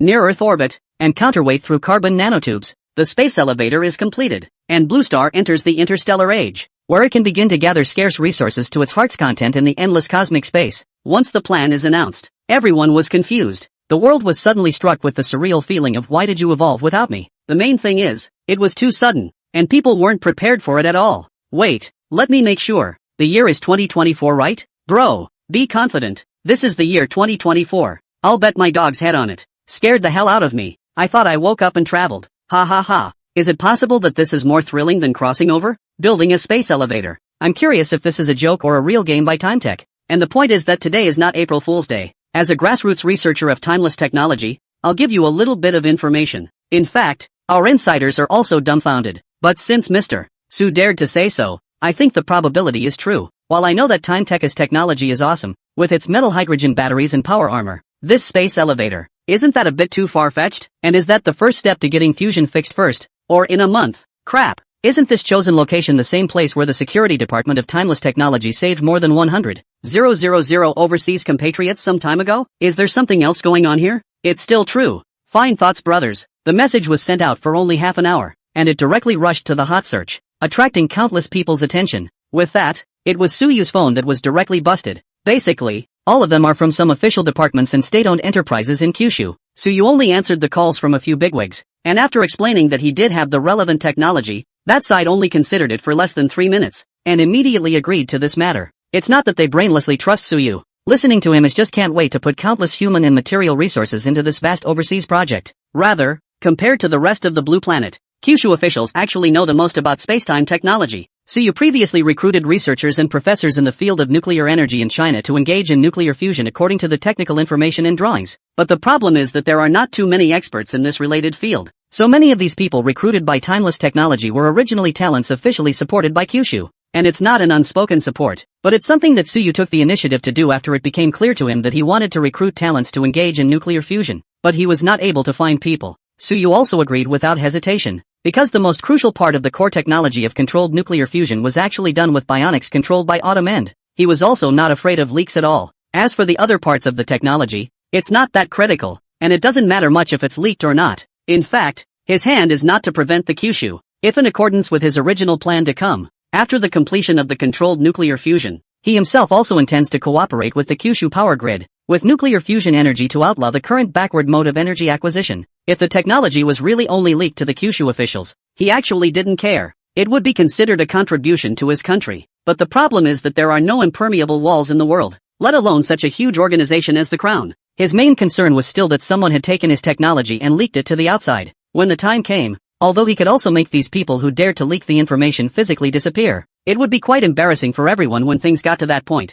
and there was no need for it. It would be better to hold the core technology in your hands from the beginning. The fewer people know, the lower the chance of leakage will naturally be. It's also because there are official people involved in the fusion research at TimeTech. Therefore, the officials of Kyushu are the most aware of what kind of black technology Suyu actually holds in his hands. Whether or not the latter 2 steps of the Tongtian Jianmu program can be completed and whether or not the space elevator can be constructed is not a matter of concern for the time being. With the current news obtained by Kyushu, it would not be a problem at all for timeless technology to complete the ignition of the fusion reactor within a month. Even if the next 2 steps all fail, this first step of controlled fusion alone will be enough for the Kyushu officials to invest resources at all costs. So after hearing Suyu's certainty that he wasn't joking, the official side quickly agreed to his proposed joint construction plan. Of course, Suyu had said that he wanted to open the bidding, so the bidding meeting in a few days would still have to go through the process. After all, under such a large collective as Kyushu, there is competition among state-owned enterprises. Since he hadn't specified who to work with, it would naturally be a matter of each person's own skill when the time came. But then that wasn't something he had to think about. In the midst of all the skepticism and cluelessness on the internet, the major Kyushu corporations that have gotten the word of certainty from the top have also finally started to come out and start talking. Kyushu Nuclear Energy at TimeTech. Controlled fusion and space elevators will be mankind's greatest inventions of the century. Jojo railway construction at Time Spacetech. In the 19th century, mankind built the first railroad, and since then the world has entered a new era, and the upcoming space elevator is no less significant to human civilization than the first railroad. KCB at TimeTech. What is the exact bidding date? What are the bidding items? Hurry up to announce. Urgent. A bunch of companies that started in Kyushu suddenly appeared at the same time and took the initiative to interact with timeless technology. It was an instantly dazzling experience for the people who were eating it. If we just talk about that announcement made by timeless technology alone, most people would still be skeptical, and many people wouldn't even believe it at all. Then now these 9-character state-owned enterprises initiative to support the time and space technology. The significance is completely different. Time and space technology is, after all, Soyuz private enterprise, the emergence of time and not long. The product is currently really put into the market to use. There is only G20 exoskeleton. This stuff is completely out of the reach of the average person. As for the metal hydrogen batteries, after Soyuz sold these batteries to the relevant manufacturers, these manufacturers are still developing new products adapted to metal hydrogen batteries. Batteries all clutched in hand. There are simply no batteries on the market. So for most people, timeless technology is a company with a great reputation, even on the Eagle Jam sanctions list, and supposedly very impressive technology. As for what's so great about it, most people don't even understand it because they've never even used a product from TimeTech. Naturally, there is a certain lack of trust in this new tech venture. It's actually quite normal for no one to believe what was posted earlier. But now these old state-owned enterprises are different. Which one of these singled out is well known? Even if you really do not understand this area, just see the Kyushu 2 words beginning with the name of the enterprise. Also know what these enterprises are doing. And with so many old state-owned enterprises coming out to support timeless technology at the same time, anyone who isn't a fool knows that. This represents the official approval of Kyushu, the official Kyushu certified space elevator program, and it's easy to see from some of the corporate responses that Kyushu officials are even planning to get involved. The official statement naturally hammered the matter home. The previous large swath of skepticism disappeared at once. At this time, normal people, even if they still don't believe that timeless technology can have this kind of technological strength, but they will first choose to wait and see. But the world is a strange place. Strange in the sense that there are always some abnormal people. Even in the case of official endorsement, they are still not willing to wait a little while before publishing their arguments. And even some of them simply pull the officials down. Open and shut their mouths is the misuse of taxpayers' money to build wonders. Then argue their anti-intellectual statements from all angles. What space elevator and controllable nuclear fusion is useless. All are face-saving projects, laboring the people and hurting money. Have this money should be donated to the mountainous areas. What building a space elevator will affect the feng shui of Blue Star, leading to the destruction of the ozone layer and the extinction of species. Whoever builds this thing will be the sinner of the blue planet and will surely remain in infamy for years to come. The large chunks of skepticism about TimeTech were gone. But these voices suddenly sprang up again out of nowhere. There are even a number of well-known vloggers among those who say such things. This kind of blogger with a large number of followers rashly published anti-intellectual remarks, although not many. But coincidentally, also really by Suyu to brush one. He was still in the lab at the moment, waiting for Autumn to come back along with the last few experiments she had wrapped up last night. When I was idly brushing short videos, I suddenly brushed a video of a well-known host with quite a high fan base sharply commenting on the Tongtian Jinmu program. This person first briefly said the general content of the Tongtian building would plan, and then motionlessly patted a pass of explicitly positive and implicitly negative farts. And then the focus came. He began to worry about whether space elevators and nuclear fusion would have an adverse effect on Blue Star. And then talking about it, he brought out a bunch of papers published at some unknown time abroad as an argument for the validity of his concerns. If it wasn't for the fact that Suyu could at least read a little English, he found that one of the papers cited was actually a bachelor's thesis from an unknown foreign university. He almost had to believe it. A fucking bachelor's thesis to discredit a trillion-dollar tech company's official partnership with Kyushu can be okay. Even if the English paper makes him feel more advanced, then at least find a paper issued by a master's doctor, right? It's a fool's errand. Furthermore, with all this technology that TimeTech currently has at its disposal, not to mention the far-flung battery shell that holds the metallic hydrogen, to the world's Nobel Prize winners all pull to study for 3 to 5 years cannot understand take foreign papers to negate the technology of spacetime science and technology. This kind of operation really gave Suyu a whole laugh. Sometimes it's like that. The more ignorant you are, the more justified you are instead. It was the world's renowned academics who saw what those metallic hydrogen batteries and power armor were capable of when timeless technology was founded. Almost no one has ever questioned the technological capabilities of TimeTech, because people really know what they're doing. Knowing how hard it is to put hard-to-preserve metallic hydrogen into that small box to use as a battery. Know how hard it is to get a 2-ton power armor to levitate and pick up hundreds of tons of iron. Even when Eagle Sauce threatened to sanction TimeTech, it was about him selling arms, not about the exoskeletons that TimeTech sells to fool people. In a way, it's rather a recognition of the technological power of TimeTech. Those who know what they're doing haven't jumped in to question the technological level of TimeTech, and those who are against it haven't jumped in to question the technological level of TimeTech. It's counterintuitive that a bunch of people here have to say that the space elevator of time tech will affect the climate of Blue Star. Can't it be that the designer of such a big project is not as considerate as him, a netizen? At the end of the video, the webcam host delivers a classic soulful question. I can't help but ask whether the so-called Tongtian Wood building program is beneficial to the country and the people, or whether it is a labor of love. Is it an advancement of human civilization or a trigger for the destruction of the world?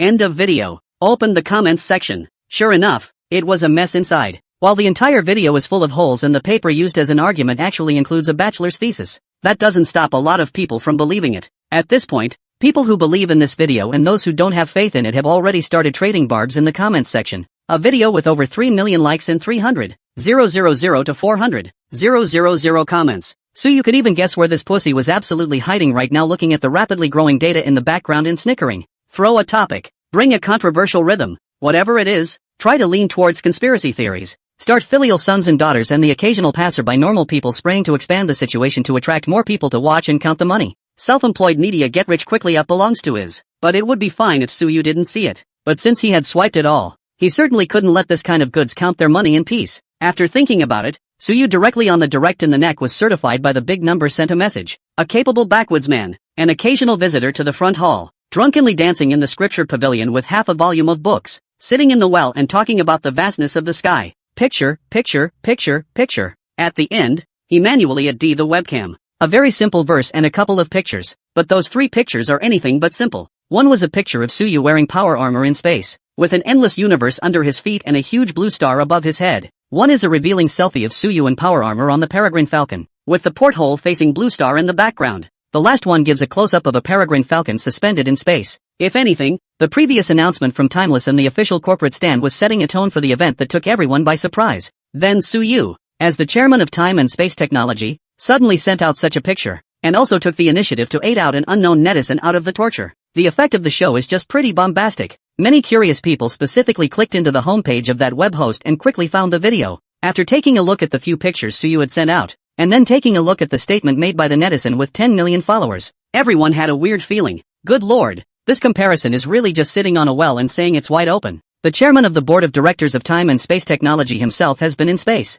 You still put here with that little bit of poor knowledge to question others to build a space elevator will be how. But it's just a frog in a well, isn't it? Of course, it is only a very small percentage of people who are concerned about this aspect. After the vast majority of people saw this dynamic posted by Suyu, first it was clueless, then it was still clueless. With the 3 pictures, it was clear that what Suyu was trying to convey was that not only was Timeless Technology's power armor able to move around in space, but he even had ships that could go into space. And even he himself had gone up there. Brother, you're not serious, are you? That power armor is awesome too. On link. Is this serious? Flying a spaceship into space? Anyone who knows what they're doing come out and tell us. Does this make sense? I'm an aerospace major. And if it was someone else who posted these pictures, I'd think it was a joke. But if this person is the chairman of Timeless Technology, I can't say. I mean, it's normal to have a starship when you're ready to build a space elevator, right? At Kyushu Aerospace, the big guy comes out and says something. Jojo Aerospace at Suyu. Brother, when will the next train leave? Take me to see the world. Eater. Suyu's Peregrine Falcon. The Kyushu side is aware of it. Even some of the specific parameters he deliberately revealed that time in the drinking game at the military base. Even the last time he went to the Black State for support, it was him who sent people there. So it's safe to say that officials are not at all surprised that he was able to fly a Peregrine Falcon into space. Even the official number of Kyushu Aerospace is half-jokingly playing a stunt below. Of course, some of the truth is sometimes hidden in the terrier is all. For these practical researchers, with such advanced technology in front of them, face is nothing, and there's no shame in that. Being able to put your head down and learn something more advanced is supposed to be a virtue. Not to mention that the Peregrine Falcon was more advanced than anyone could have imagined. From the first day it appeared, this thing was the most discussed topic within the space community. The unanimous conclusion was that this was not at all something that mankind could get out of its current technology. It must be at least 500 years ahead of the world. As a result, this Peregrine Falcon is almost indistinguishable from the status of God in the eyes of devout believers, in the eyes of these people who have devoted their lives to spaceflight. The only difference is that the Peregrine Falcon is real and God is fictional.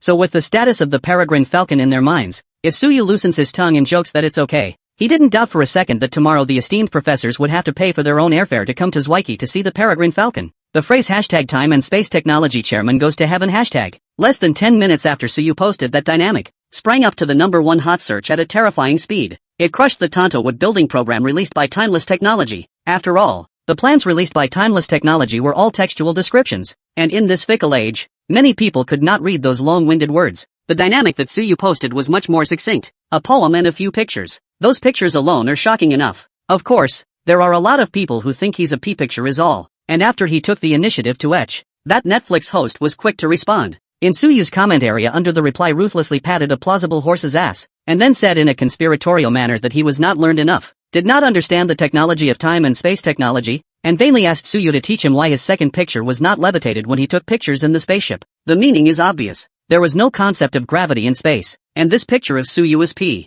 At the end he added a, well, after his LD in a conspiratorial manner. Shady taunts while putting himself in the position of the victim. And he was blocked. And not only was he banned, it didn't take long for the official inspectorate to issue a notice of the man's arrest. The reason for this is that the Kyushu inspectorate received some reports of evidence that he was privately receiving money to lead the beat. Among the specific times and dates, who was the person who gave him the money, and who was behind the person who gave the money. There's even a video of him being caught on roadside surveillance when he's collecting money in offline deals with people. It was all stripped clean. Originally prepared to torture this imbecile a little more, Suyu saw such a clear incriminating statement. The corner of his mouth couldn't help but pull. Glancing at Autumn End, who was still busy in the lab and didn't seem to pay much attention to these things. Apparently, the only person capable of picking apart what a person has done so clean is Autumn End. Since Anticho's Iron Fist had already smashed this guy, Suyu was too lazy to bullshit with this guy. Turning to another randomly posted dynamic, Tongtian Jianmu's bidding will be held 3 days later. We intend to bid in the form of a global live broadcast by then.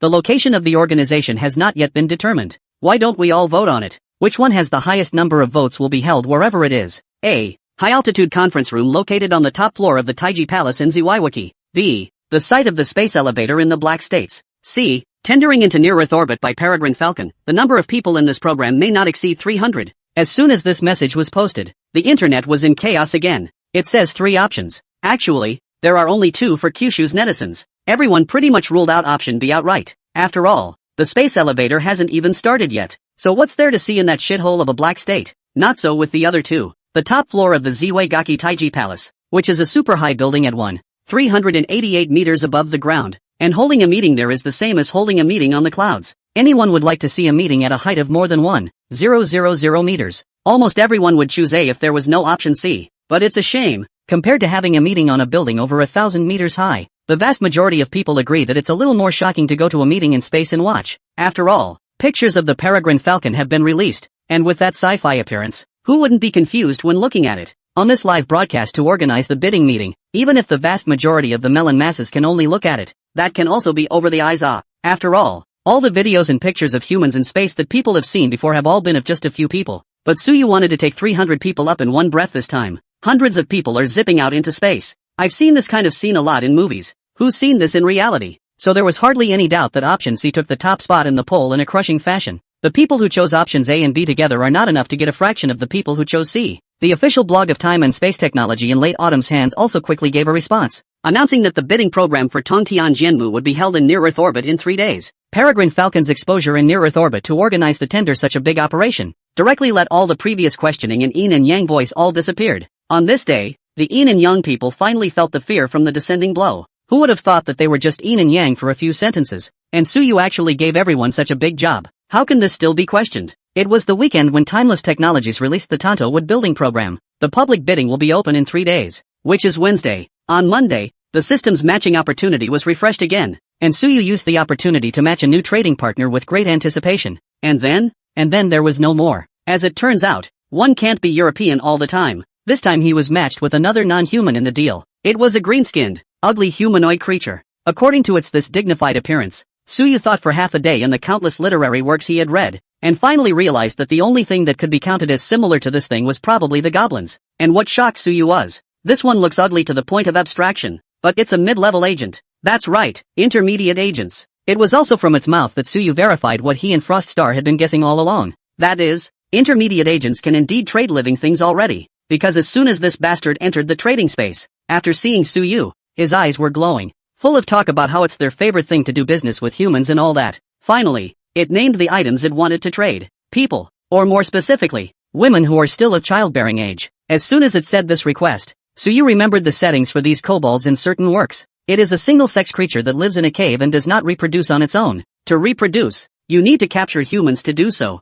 As it turns out, that's really the case in the world this one's from. Moreover, it didn't intend to hide it. and after Suyu simply tried his sentence, it confessed its side of the situation, and it also indicated to Suyu that the more people the better, how much it could take it all. As for what it could offer, it was magic items that were close to the metaphysical side, yet not at all in the same path as cultivation, and it pays quite well. The efficacy of those things was still quite magical, and Suyu was very moved by what he saw, but in the end, I resisted the urge to turn it down. After proposing other aspects of the deal to no avail, the parties parted ways. Another wasted opportunity to trade. Suyu didn't regret refusing too much, he just felt that it was too bad luck to be matched to such a contraption. There was one, and he had seen episodes like the one where the female knight was defeated and captured in the goblin cave. But look at it, he couldn't really do it if he had to send someone as a captured female knight. This kind of behavior can no longer be described by the word animal. Even the worst offender, who kills no more than his head, gives a shot and that's the end of it. It doesn't matter if you feel that one shot doesn't relieve your anger, or death by 1,000 cuts, but sending it to be tortured by such alien monsters, that's not something that should be done between the same species. At least in Suyu's current self-perception, he was still a human being, so it can't be done if it's not done. Since you are a human being, you still have to have a little bit of a bottom line as a human being. There was basically nothing going on for the next 2 days, and the news of the Tontine Kenwood program has continued to fester on the internet. The number of companies or organizations booked into this NEO bidding session reached thousands on Monday. Almost all the companies around the world that had something to do with the bidding program announced by Timeless Technology all came. After the final screening, only more than 100 enterprises were qualified to participate in the conference. And because of the number of people limit, each enterprise can only send 2 representatives into the Peregrine Falcon. In addition to some official enterprises in Kyushu, the rest of these are all giant multinational capitals from overseas. Industry leaders. The Tontine Wood building program, even without looking at the gain in reputation that it will bring to the business once it is built itself. The budget for this program alone, the figure given on the side of time and space technology, was a continuous investment of at least 1 trillion Kyushu coins over the next year. The stakes involved are simply incalculable. Though Timeless is certainly not able to come up with that kind of money at the moment,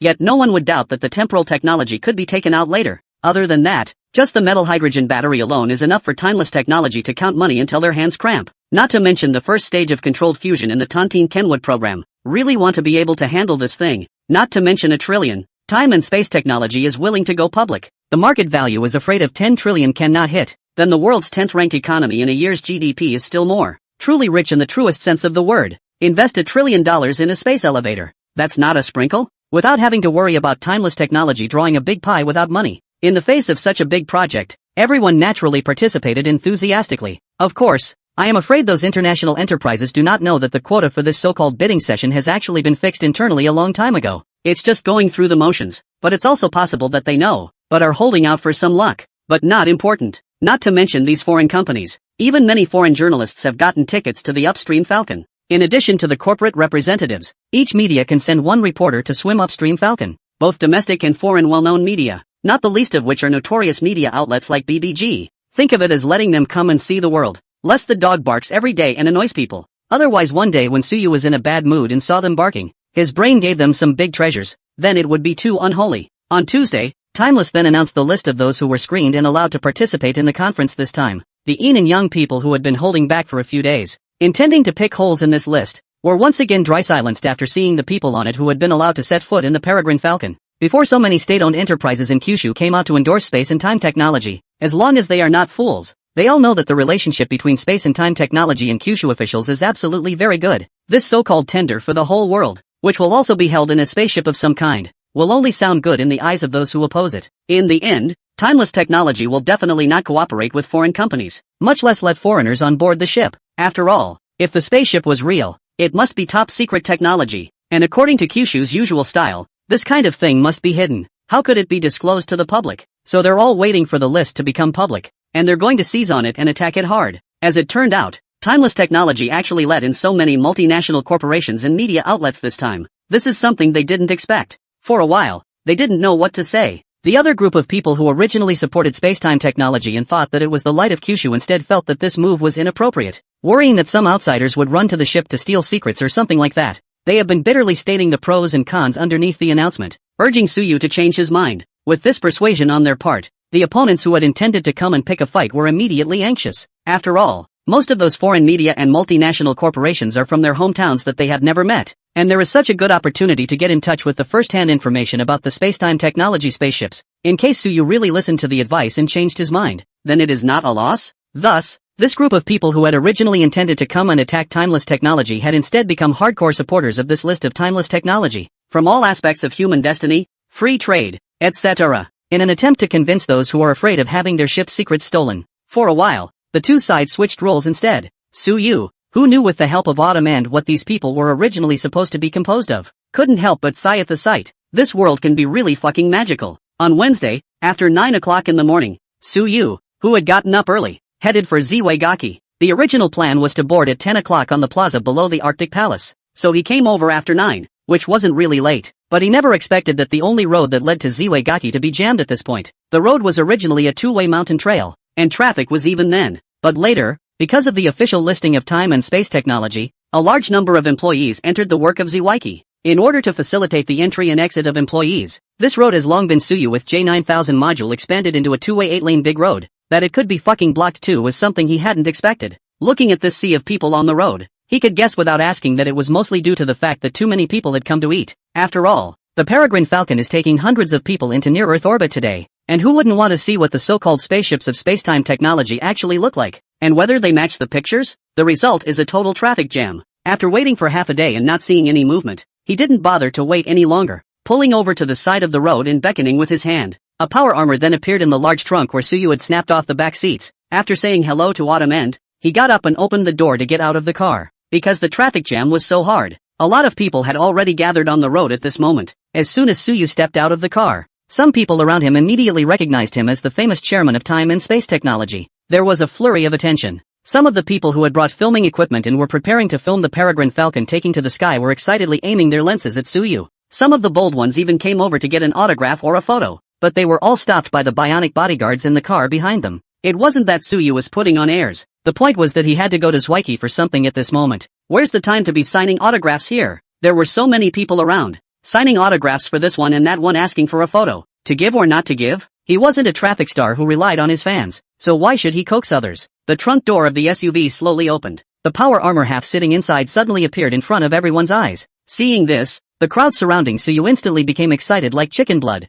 The pure passers-by who originally hadn't taken out their filming equipment and only intended to eat a melon couldn't help but pull out their cell phones to take a fierce shot after seeing the power armor. Armor on, Suyu said as he took 2 steps back. The next moment, the blue lights on the chest of the power armor lit up with a slight flicker, signifying that the miniature drastic change reactor within had ignited. It was barely a second apart. The power armor, which had been sitting silently and half-sitting, came to life, deftly out of the trunk of the SUV without anyone operating it. The entire vehicle suspension rose quite a bit with the naked eye once the power armor, which weighed over 2 tons, came down. The unmanned power armor walked behind Suyu and the armor unfolded, wrapping Suyu in it. The whole process is flowing smoothly, and the people watching are calling it sci-fi. Once the power armor was worn, Suyu unclasped his face armor and looked towards Autumn End, who had put on a dry lady suit today. MS. Autumn, do I need to give you a ride? Or what? Let me walk there by myself? Autumn End walked over to him and gave him a blank look. The trunk of the car could only hold 1 power armor, and although Suyu still had it in his space, it wasn't appropriate to take it out directly in plain sight. Then sit firmly. Suyu lifted her up onto his shoulder with one hand. The Storm-class power armor was over 2 meters tall and looked very stout when worn. Directly placing Autumn End on his shoulders and sitting there, it actually didn't look the slightest bit out of place, but instead had an inexplicable sense of contrast. Petite beauties and lanky power armor gives great visual impact. Drive safely. I'm leaving first, casually greeting the eating crowd watching him. Suyu carried Chiyomu and slowly lifted off into the air, flying towards Ziwagaki. Though the people who came here today to join in on the fun basically had some knowledge of the movement of time and space technology, but after seeing the power armor in the flesh, everyone still had a sense of dissonance, mostly because this stuff is so cognitively subversive. I saw it online before and didn't think anything of it, sighing at the bull and passing it by. Subconsciously it's actually still equated with something from one of those sci-fi movies. It doesn't make a difference if you can't access it yourself in reality anyway, but now that I've seen the power armor in person, it's a completely different story. And compared to those who were concerned about the power armor, some of the more sensual little girls were watching Suyu carry Chiyomu on his shoulders as he flew towards Ziwagaki, their eyes glowing. That's too cool. Hiss, he's going to lift me up and fly me like that for once. It feels like I have no regrets in my life. That's so romantic, my god. Originally, Suyu had harvested a large number of female fans on the internet because of his top-notch face value after the injection of the gene potion and the identity of the chairman of time and space technology. Now that's more. The power armor flew unhurriedly along the sky above the road blocked with cars, just 30 or 40 meters above the ground. Wherever it passed, it was inevitably accompanied by gasps and photo ops from the eating public on the ground. Autumn End on Suyu's shoulder couldn't help but laugh at this. You're going to be late if you don't hurry up. Late, then let them wait a while, Suyu said indifferently. He had been paying attention to the time. How could he not know that Autumn End was bluffing him? Boarding starts at 10 o'clock. That's nearly 20 minutes away. It wouldn't even take 5 minutes for the power armor to reach Zvaigaki at this speed. No rush at all, okay. It was hard to meet such a crowded occasion. If he didn't put on a good show, wouldn't he have bought this power armor for nothing? If we really want to fight, a peregrine falcon is enough on the blue planet. If it wasn't for the fact that the power armor looks good and forces Dara to be full when you wear it. With these 10 power armors, he might as well use them to get 2 more peregrine falcons from Frost Star. Wouldn't it be a night of brocade if you didn't act like a pussy in this thing? Autumn End naturally knew what was on his mind, and turned to him after a slight flirtation. Speaking of which, the Storm-class power armor is actually average in appearance for a medium-sized armor, I guess, and its functionality is modest at best. I remember that there are still 5 units of Sky Punishment class power armor sealed in the warehouse in Future City. Sky Punishment class is the armor that only Starfleet commanders could be equipped with during the Prosperity era, and it was known as the strongest medium-sized power armor in the Prosperity era, with more combat power than most of the heavy power armor, and with the most unique appearance and design. You should like it. You can ask Froststar for it next time. Suyu's eyes lit up when he heard this, and his head rubbed towards Autumn End's leg. It's still Auntie Autumn who understands me. After flying slowly all the way and enjoying the gasps and stares of countless passers-by, Suyu, who was satisfied with pretending to be a bully, finally entered Zwaigaki when there were still more than 10 minutes before boarding. At this moment, the peregrine falcon that had been taken out by Suyu yesterday was hovering in the square at the entrance of the Arctic Palace, less than a centimeter from the lowest part of the ground. It's in a state of levitation, but you can't tell unless you look closely. And those business representatives and media reporters who arrived early, none of them were sitting in the Arctic Palace lounge. All of them gathered around the peregrine falcon pointing and marveling. Some of those who came with special assignments had cameras in their hands and didn't stop shooting. Suyu was simply too lazy to care about them. Take all the pictures you want, and really, I'll be damned if anyone can figure out some of the specific technical principles on the peregrine falcon with just a few pictures. People have to have corresponding gongfu to upgrade their cultivation. You, a blue planetarian who even has difficulty getting rid of the gravity of his home planet, can parse the words of wasteland technology based on a few pictures. The degree of heaven-defying is comparable to the immortal cultivation realm where a body-hardening stage rookie sees a Yuaning powerhouse make a move, and then has an epiphany on the spot and helicopters to Yuaning. Really someone can do, not to mention Suyu. I'm afraid that the end of the autumn cannot help but give this kind of genius to grab a slice to study a little bit of his brain is what structure. So since he had let these people swim upstream to the Falcon, he hadn't worried at all about the possibility of a leak. You can bring anything except weapons, which you're not allowed to bring up there. He flew straight from the heights to his office on the top floor of the Arctic Palace, and after straightening his clothes, he descended from his exclusive elevator with Autumn End. The Peregrine Falcon is actually a very specifically positioned piece of equipment. According to Autumn End, there are 2 types of flying machines in the Prosperity era. One is the spacecraft, also known as starships or spaceboats, which generally operate in space, from construction to mooring and resupply in spaceports, and basically never go down to the surface in their lifetime. Even when the occasional need arises to strike surface targets, the Prosperity era's weapons systems are more than capable of supporting such vehicles in space for ultra-long-range precision strikes. The circulation of personnel to the surface is basically by the space elevator in the spaceport. These types of vehicles are usually characterized by their versatility, with internal circulatory systems that are even capable of being self-sufficient in space for long periods of time. And it's all very big. According to the classification of the Prosperity era, all those under 100,000 tons could only be considered as spacecraft, and those over 100,000 tons and under 300,000 tons could only be considered as escort-type starships. The real main battle starships, fully loaded, are at least 3 to 5 million tons level behemoths, while the Annihilation ship is easily tens of millions of tons. Just inside the Annihilation system occupies a small half of the hull. After all, it is a horrible weapon that can give a person several light years away from a cannon to the planet Young. The construction inside is extremely complex. The other is an intra-atmospheric vehicle. This is easy to understand. It's similar to the positioning of Blue Star's airplanes, which can't fly out of the atmosphere and are generally civilian products of the Prosperity era. The Peregrine Falcon, however, does not belong to either of these two, and is positioned somewhere in between, falling into the category of being able to fly inside the atmosphere and outside of it as well. The cost, of course, is that a gadget as small as the Peregrine Falcon, which carries 500 tons, costs as much as a 100,000-ton frigate in Starfleet, and because it was so small, it didn't have the ability to travel through space with the reckless abandon of a real starship. The Peregrine Falcon is a pretty cockamamie piece of equipment in the Prosperity era. There are very few scenarios where it can be used, but instead, it's the kind of cockamamie thing that designers need to think about when designing it to make it at least a little more versatile. So it's straightforward to modularize the functions above and make it more and more complicated. With a weapons module it can be a small air combat ship. With a passenger module it can be an air transport ship. With a rescue module it can be a rescue ship. That was why Suyu dared to let 300 people board a peregrine falcon without worrying about crowding. With the weapons module unloaded, this thing could fit 500 people with little problem. By the time Suyu and Xiaomu came downstairs, there were only a few minutes left before boarding time. After a few brief remarks about the scene, he took the lead in boarding the peregrine falcon. All those who got the qualification to board the ship then walked in accompanied by excitement. In order to facilitate the conduct of this tender, Autumn End had the Bionic Man specialize in some minor upgrades to the peregrine falcon's passenger module as well. After removing some unnecessary compartments and equipment, the inside is quite spacious and the interiors look sci-fi and luxurious. Those who got the tickets couldn't help but gasp in awe as soon as they came in. Even such big names as the multinational capital giants and the heads of Kyushu state-owned enterprises among them couldn't help but lose their composure. Some reporters with live streams on and quick reactions, on the other hand,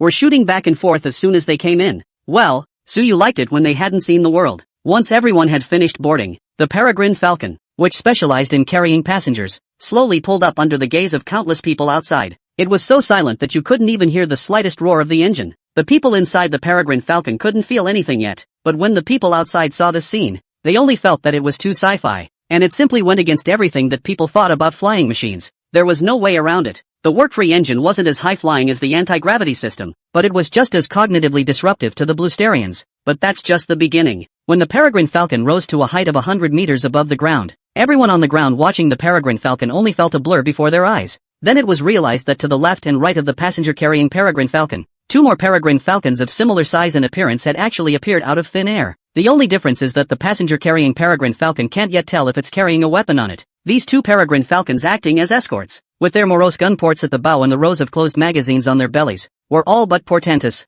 It's armed to the teeth, it's two battleships, and it's still a battleship capable of optical cloaking. Those who knew a little bit about the military only felt their heartbeat miss a beat after seeing these two peregrine falcons that suddenly appeared in a military base in Kyushu. Zhou Qing, who had finalized the order for heavy exoskeletons with Suyu, looked at the three peregrine falcons and couldn't help but have envy flowing out of his eyes. Another look aside at the empty radar, can't help but sigh. It's not the first time I've seen it, but it's still so shocking. It's a shame I didn't get to go up and see it. And unlike Kyushu, which knew of the peregrine falcon's existence, Eagle Jam, who has been OB on the other side of the ocean, is not so calm. F***K. Can someone tell me what the F***K this is? What about the intelligence services? Do you guys take so much funding every year and eat shit? 3 ships of this sort and not a single word previously? In the White Palace, the clueless sleeping emperor directly glued the tablet he was holding to watch the live broadcast onto the equally clueless head of intelligence's head. Earlier though, Suyu released pictures of the peregrine falcon taken from space. And there's also a high-profile announcement that we're going to hold this bidding conference for a space elevator in space. The Hawksbane side of the family does notice these things as well. But those photos, they've had someone analyze them.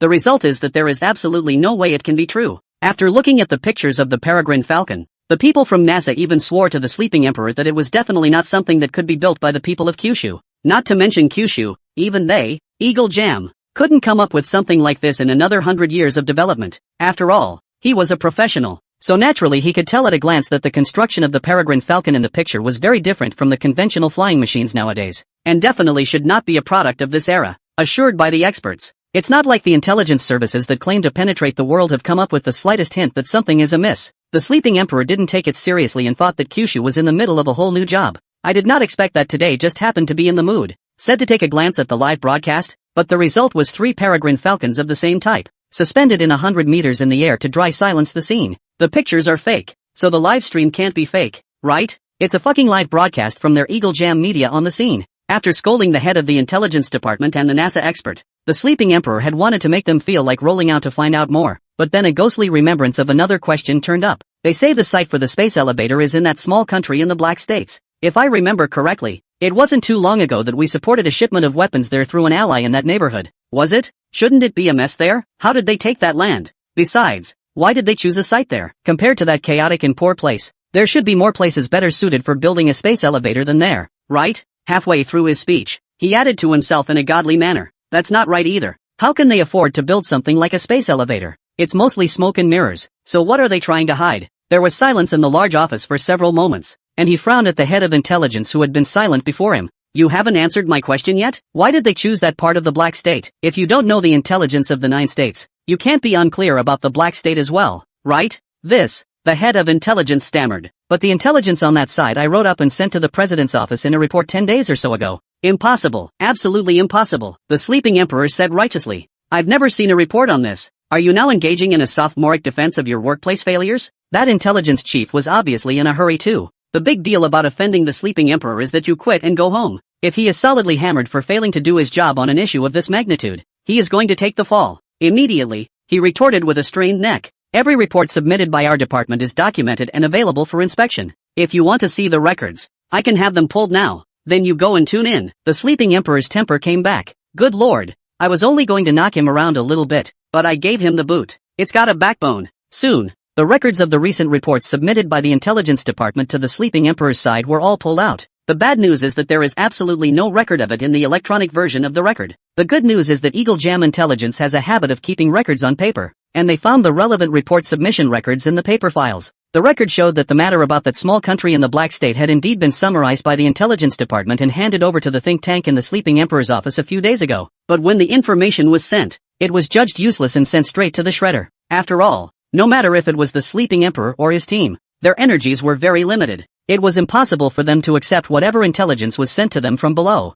It's something that has to be screened through by the White Palace reviewers first. Roughly, the screening process is to have someone look over all the documents sent over to be categorized, and those that need to continue to be submitted upwards will be stamped with a seal of approval, and those that don't need to be submitted will be stamped with a disapproval. Then it's all thrown into document organizers, which distinguish the engraved stamps on the documents and pass the ones that pass upward, and the ones that don't go straight to the shredder. This semi-manual and semi-mechanical model can effectively avoid excessive contact between auditors and other people, leading to infiltration. This is the eagle sauce in the last century, with the Mao bear against the lion when left a good habit. After all, that master when the main fight is a penetration. Eagle sauce is really afraid of this set of screwed up. Until now, some of the key positions are still a lot of counter-espionage measures. The White Palace auditors have access to so much information that they are clearly a priority for monitoring. And that file, that's what got weeded out of the screening process. Apparently, it was stamped with a no pass. But it's reasonably impossible to weed out documents sent in by the intelligence services about things being done overseas. Something went wrong in the middle. The sleeping emperor and the head of the intelligence department glanced at each other, and the hairs on their backs broke out in sweat. A thought appeared in both men's heads at the same time. There's a mole. Terminate the transaction. Because on a whim intended to knock the subordinate sleeping emperor did not expect, actually discharged at once so big a thunder. Soon after, the people involved in the trial of those documents that day were arrested. But sleeping emperor did not expect. This group of people, actually all hardcore, until the end, also did not explain anything, and has always claimed that he was then through that document. The sleeping emperor scoffed at this argument and simply ignored it. Oh, if it wasn't your 250 that had the problem, is it possible that it was the document organizer that had the problem and sent the documents that came through into the shredder? Just kidding. That night, the White Palace's document reviewers underwent a major turnover. On the other end, Suyu was naturally not aware that he could still cause such a chain of events on the other side of the ocean by organizing a bidding session. It has led to several innocent auditors being forced to commit suicide. Of course, if he knew that, he was afraid to laugh out loud is all. The Peregrine Falcon was already in the limelight, directly pulling onions from the dry ground, flying vertically upward to the near-Earth orbit several hundred kilometers from the ground, and maintaining the first cosmic speed in the cruising state. 300 employees from various state-owned enterprises, multinational capitals, media, and even timeless technology. All of them were now lost in thought, looking out the porthole at the mesmerizing Azure Planet. Though there is no shortage of photos of the Blue Planet taken by astronauts or weenies in space during this era of the Blue Planet. Anyone who knows what Blue Star really looks like. But photos and videos are not the same as what you see with your own eyes. After all, only when they personally come to this endless space and look back at the Blue Star can all of them feel how small they are and how great this mother star that has nurtured countless lives is. Welcome, everyone, to Cosmic Space. The interior design of the passenger-carrying Peregrine Falcon is closer to an auditorium model. The interior is divided into a total of 4 levels. The number of people who could sit on each floor was decreasing in turn, with the first floor having the most, and being able to seat more than 200 people, and the 4th floor having the least, and being able to seat only 50 or so people. In total, it can hold more than 500 people. In addition to the 300 slots given to various companies and media outlets to share, there were also quite a few employees and executives of Timeless Technology who boarded the ship this time. Rather than letting them come up to work or something, this thing Suyu is when the employee welfare draw out. Sort of a reunion. At that time, upon hearing that there was such a good thing, the nearly 20,000 employees of Time and Space Technology, it was everyone who enthusiastically signed up, but there were only a measly 100 or so lucky ones who made it up in the end. But Suyu has promised that similar group building activities can be held once a week in the future, each time to draw 500 places, and later may also be appropriate to increase the number of draws, as well as the activities after going to space, so that more people go to space, and come up as not just to see the scenery. After all, as an employee of a tech company, you can't have never even been in space, right? and at the very front of the fourth floor is a podium with its back to the cockpit. This place was naturally reserved for Suyu, the chairman of time and space technology, to speak. Standing at this podium, all the audience could see him. Welcome, everyone, to cosmic space. On the not-so-big podium, Suyu laughed. My humble self, chairman of time and space technology, Suyu. Without further ado, the scenery I'm sure you've all seen about as much as you can. So next, let's get down to business. Not unlike the first time when Timeless was founded and was still slightly nervous about speaking in front of everyone. This time he was rather more subdued. A brief word and then straight to the point. Everyone should have read the plan about the Tongtian Wood building program, so I won't say much here. The bidding event will be hosted by my CEO Miss Autumn and later, after the bidding is over. In order to thank all of you for coming to support us, we have also arranged some special experience activities in space on our side, and those who are interested can sign up for them at that time. As for now, I believe that all of you still have many questions about Timeless Technologies' Tongtian Wood building program, so you can speak freely and I will try to answer them for you. Of course, don't ask me about the overly hardcore technical aspects. I wouldn't understand if I did. There was a good-natured chuckle from around the room. Those who could get on this ship, even those sent by multinational corporations, were basically proficient in Kyushu. Naturally, he could understand what he was saying. Immediately after Suyu finished saying that it was time for a Q&A session,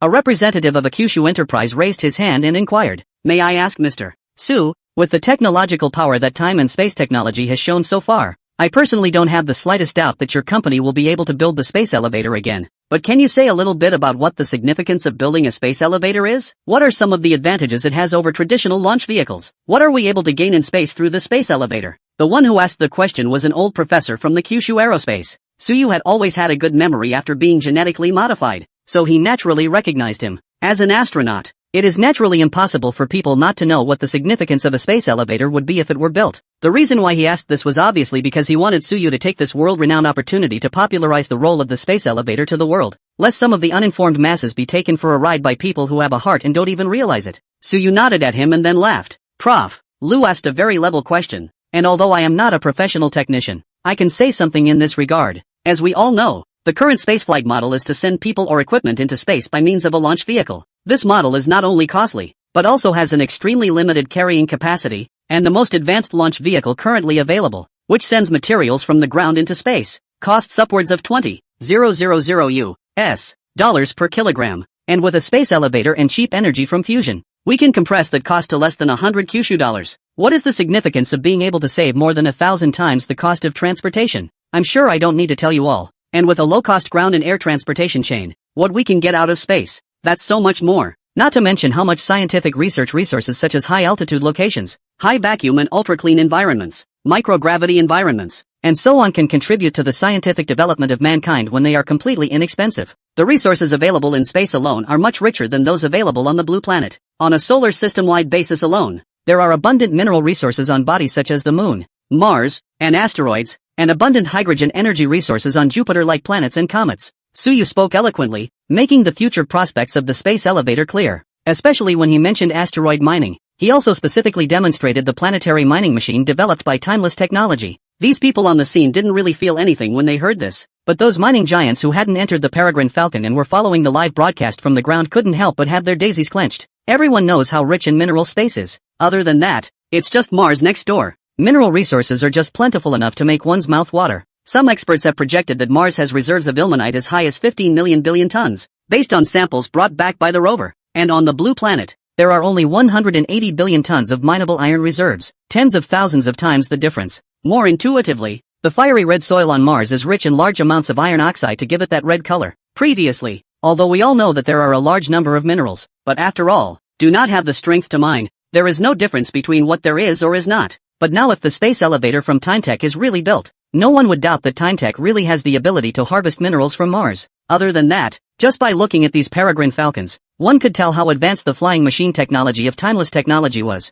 How low can the price of these basic mineral resources go then? The mining giants of the blue planet suddenly had the feeling of being backstabbed by a mysterious force from an alien planet. Of course, what they thought, Suyu and the others in space would not care for the time being is all. After Suyu answered this question, the next few representatives of enterprises from Kyushu asked some popularization questions, and Suyu answered them one by one. He knew that this was obviously not an answer to the official Kyushu audience, but rather a popularization of Kyushu, but also very patient to break up and crumble the knowledge as much as possible in simple language to say out, easy for the public to understand. And when these Kyushu companies had almost finished asking questions, a reporter from Eagle Jam Media finally grabbed a chance to ask a question. Mr. Su, Time and Space Technology has placed the address of the space elevator on a small country in the Black State. And according to the information disclosed by Time and Space Technology, you have already negotiated with the local officials and obtained the right to use the area for the next 100 years. Although your plan said that you have paid the rent, but it is the territory of a sovereign country in any case. May I ask whether that country has the sovereignty of the elevator after the space elevator is built?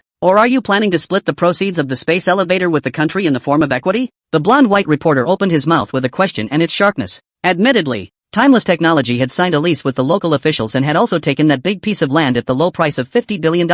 But it is precisely because the land was taken too cheaply, so it is also easier to fall into words. Being asked such a question, Suyu could be said to not be surprised at all. After all, he'd known what these people were like for a long time, and he was a little uncomfortable if he didn't get a little prickly about it. To this question, he also answered simply. It is an irrefutable fact that the ownership of the space elevator belongs only to TimeTech. As for the lease agreement with the local officials regarding this piece of land for the construction of the space elevator, it was the result of harmonious discussions between both of us under the premise of equality and mutual assistance. We didn't use any coercive behavior in between, in line with the spirit of free trade. And this reporter friend's question is obviously overly concerned. I understand that Eagle Sauce has military bases in a number of sovereign countries around the globe. Do those countries have sovereignty over Eagle Sauce's military bases as well? That reporter listened to Suyu's words in front of him and became excited with the naked eye. Was just about to take advantage of his comment and give him a hegemony hatchet job for coming down hard on him. But after hearing his last sentence, he was directly silenced by the dry shit. It seems to be true. It's the kind of thing that they do more of in Eagle Jam anyhow. However, since he was a reporter who could be chosen to be sent here, naturally he wasn't some kind of a straw man. He immediately thought of an angle to retort and hurriedly said, Mr. Su, I'm sorry that I can't agree with your last sentence. All of our Hawk Jam bases overseas are built at the invitation of local officials and at local expense, with the role of maintaining local peace, and the space elevator of TimeTech, which is clearly a commercial facility. The two cannot be compared. Well said. Suyu laughed. But it's unfortunate that our time and space technology is also invited by the local officials to go there. The construction of the space elevator will not only boost the local economy, but also provide a large number of jobs for the local area. And our time and space technology security department will also help the local officials to maintain the order. The construction department will build bridges and pave the roads, and carry out a large number of infrastructural construction for the local area. He's not making this up. Rather, it's something that TimeTech is actually doing. If you don't believe me, go look. Is there another pirate and terrorist in the land that was leased by TimeTech? It was all fucking sanctioned long ago by heavy-handed bionics in G60 exoskeletons. Laugh your ass off. Can't even see a black guy. It's definitely the lowest crime rate in the world right now, alright. As for building bridges and paving roads, he did build them. Not only roads, but ports too. Only in the area you rent though. But didn't you say it was someone else's country? So by building infrastructure here, isn't he building infrastructure for that country? It's not just sniping and hooliganism. Who doesn't know how to do that yet? That reporter was dumbfounded and sat down resentfully. But he was just the first. The foreign media, who had come to make trouble, raised their hands as if the floodgates had been opened. Suyu randomly picked a reporter from Gaul. The reporter asked as soon as he got up, May I ask Mr. Su, after the completion of the space elevator, will you stand up for all mankind and open up this hub connecting to space for everyone in the world to use? Or will you only choose some of your partners to open it up? Here we go. The classics give a hi-hat first and then talk about human destiny. For this question, Suyu was also prepared and said lightly, the space elevator has a sole proprietorship of spacetime technology. It's an exclusive device that belongs exclusively to spacetime technology. It's the property of spacetime technology, and we certainly have the right to pick the object of our cooperation. The sanctity of private property is supposed to be an article in the laws of every country, right? Next, Suyu could hardly pick any faults with this answer. That reporter had no choice but to accept it. After all, what he said about the sanctity of private property is the very core element of the Constitution under the modern Western system. Anyone who dares to deny this article is against all capitalists. He's a reporter. He wouldn't dare say anything. Mr. Su, you just said that you want to vigorously develop the resources in space after the space elevator is completed. But cosmic space has long been recognized as a common resource belonging to all mankind. Is it consistent with international law for you to exploit space for your own benefit? Another reporter asked. Cosmic space belongs to all humanity? Suyu asked rhetorically. Do the Trinis know about this? Reporter. The sound of stifled laughter kept coming from the scene as well, and compared to the scene of these high-quality talent can still hold back not to laugh. The network watching the live broadcast of the netizens heard Suyu's answer. Directly to the laughter flew. I am so tense. Triton, what? I've become the property of mankind? Don't be an awkward hack. The Lord doesn't care. The Lord doesn't care even if he becomes the property of mankind. That reporter disliked by Suyu's sentence and stammered for a while before saying, What I mean is that in order to avoid possible future disputes in space, we should have a good discussion about sovereignty in space now, instead of presenting verbal arguments. And shouldn't our current consensus be that cosmic space should be a treasure shared by all mankind, as opposed to aliens who don't know if they exist? After all, there is no jurisprudence that supports anyone having sovereignty over cosmic space. He was probably in a bit of a hurry, and his speech seemed a bit incoherent, but in the end it got the point across. That is, your time and space technology is awesome, and you can develop the resources of the universe, but that is the wealth of all mankind, and you are robbing the world of its money. For this kind of logical confusion, Suyu was also lazy to talk to him properly, and directly took out an ID card from his pocket, pointing to the ethnicity on it. Do you recognize this word? Isn't that a Han? The reporter queried. Since you were able to say words of bravado just now, proving that you still have a little understanding of the culture of the Kyushu, do you know what this word means? Reporter. No, why are we talking about this all of a sudden? He suddenly had a bad feeling. No, it's okay, let me popularize it for you. Suyu said, the Book of Psalms says, there is a Han in the sky, and there is a light in the light. Han, a substitute for the heavenly river, the Milky Way. Han, which you can also understand as galactic. Speaking here, Suyu looked at the reporter who was already confused and smiled. So, since the beginning of time. Really? The word Han means something like that? I looked it up and it really does mean heavenly river. The Milky Way. Hiss, the mediocre ID card in his hand suddenly became elevated. What? I'm a galactic. The galaxy has been an integral part of our galactic race since the beginning of time. Who agrees and who disagrees? Agree to pinch. Not to mention the audience in the live broadcast room. The people in the scene were not going to be whole by this theory of Suyu. No, it's been around since the beginning of time? The reporter who asked the question froze for a while before he couldn't help but raise his voice. You know, Mr. Su, this kind of far-fetched argument won't convince anyone.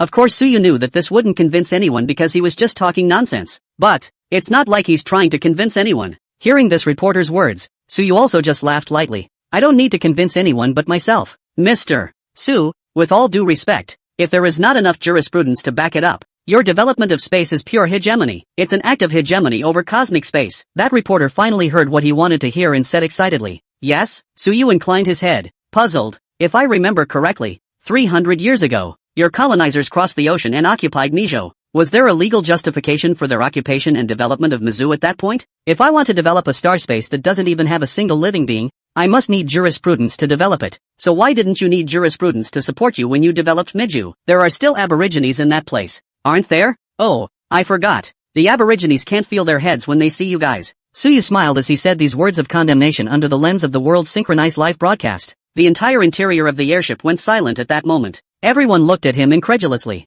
Part of the people were angry, because although the scandalous things their own ancestors had done were no secret, there weren't many who dared to expose them so publicly. Some of them were terrified, because this behavior of Suyu was equal to pinching Eagle Sauce's neck and flinging slaps left and right. It doesn't take much thought to realize that the Eagle Jam people who are watching the livestream at this moment are afraid that they are going to be furious. Although Suyu had spat on Eagle Jam's military base before, this kind of thing was, after all, a contemporary matter. There's a lot of trolling going on, but no one wants to hear about the ugly things they did hundreds of years ago. After all, they can have Thanksgiving every year now. It's just a bunch of natives. I'm thankful. What more do you want? No one expects that even the big powers dislike each other. Seldom reveal the scandal that is Eagle Sauce in favor of Suyu. He dared to say it without fear in the global broadcast. This mouth-breathing lunatic. Mr. Su, have you considered what consequences there will be when you say these words in this scenario? That reporter said with a trembling hand. Why Suyu? And please take back what you just said. It's not hard to see that he's really pissed off. Consequences? Take back? Suyu snorted. I said, how? This tough attitude of his finally completely silenced that reporter dry. Never again did he continue to speak. Suyu didn't care about him and continued. Next, after disliking that uninformed cargo, the scene was all cleared up. No one in the back of the room ever dared to mention some of the digging questions again. The whole process of repartee was soon drawing to a close. The next step was the bidding meeting chaired by the end of the autumn. The entire Tongtian building would plan. There are many things of low technical content, will eventually be distributed by bidding. Of course, at the end of the day, all of these projects will end up in the hands of the Kyushu SOEs is all. Those multinational capitals that came to the conference are, frankly speaking, just to join in the fun and have a good time. Most people come in guessing that this will be the outcome, but are just holding out for a chance. In the end, I didn't get what I wanted, but I didn't get a trip to space for nothing. Many people even chose to leave the conference room outright, knowing that the bid was hopeless, and look out the portholes around the Peregrine Falcon to see the view. And compared to the still harmonious scene on the Peregrine Falcon, the scene on the ground would be quite incongruous. Eagle Jam, who was originally jumping out of his skin, was unsurprisingly directly furious after hearing Suyu's words. They've been world leaders for so many years. Where have they ever been so angry? It was 10 minutes past noon Kyushu time, and it was midnight on the Hawk Jam side. As a result, the sleeping emperor insisted that the spokesman hold a conference in the middle of the night, claiming that Timeless Technologies' leasing of that land in the Black State was an unfair deal, an act of bullying that used force and money to say that it forced the local officials to do so. There is no way that Hawk Spain, as the world's policeman, is going to sit back and do nothing. As for how to manage it, don't ask. Asking is sanctioning. Eagle Jam's side has outright banned all of its allies from introducing Timetech's products, and it was announced that they would not give up their sanctions as long as Timeless Technology did not interrupt the construction of the space elevator and return the land to the country. Although the content of this sanction sounds similar to that of the last one, last time it was just that their allies were not allowed to bring in exoskeletons from Timetech. The scope of this sanction also includes the metal hydrogen batteries produced by Timeless Technology, and all products that use metal hydrogen batteries. In other words, if other companies use metal hydrogen batteries in their products are also not allowed to flow into the countries where Hawksbane and its allies are located. This extreme form of sanction is low but effective, because that would then mean that all the products that used metal hydrogen batteries couldn't make it to Eagle Sauce and their market. But as it happens, they are the biggest market in the world besides Kyushu. Eagle Jam's purpose is clear. Since they can't restrict Timetech from sales, they're going to restrict it from trade. There is no multinational corporation that is willing to use Timeless Technologies products at the expense of the international market. And now that construction has begun on the space elevator for Timeless Technology, it's the time when a lot of money is needed. This hand is kind of like taking the money from the bottom of the barrel and locking up the source of funding for Timeless Technology. Although there is no restriction on the Kyushu side, how many metal hydrogen batteries can be sold in the Kyushu market alone? In the Peregrine Falcon's lounge, Autumn End, who had already finished the bidding meeting, sat across from Suyu and finished the Eagle Sauce's latest sanction proposal for time and space technology, without the slightest hint of half-eagerness. Suyu's expression didn't change much even after hearing this. It was a matter of time,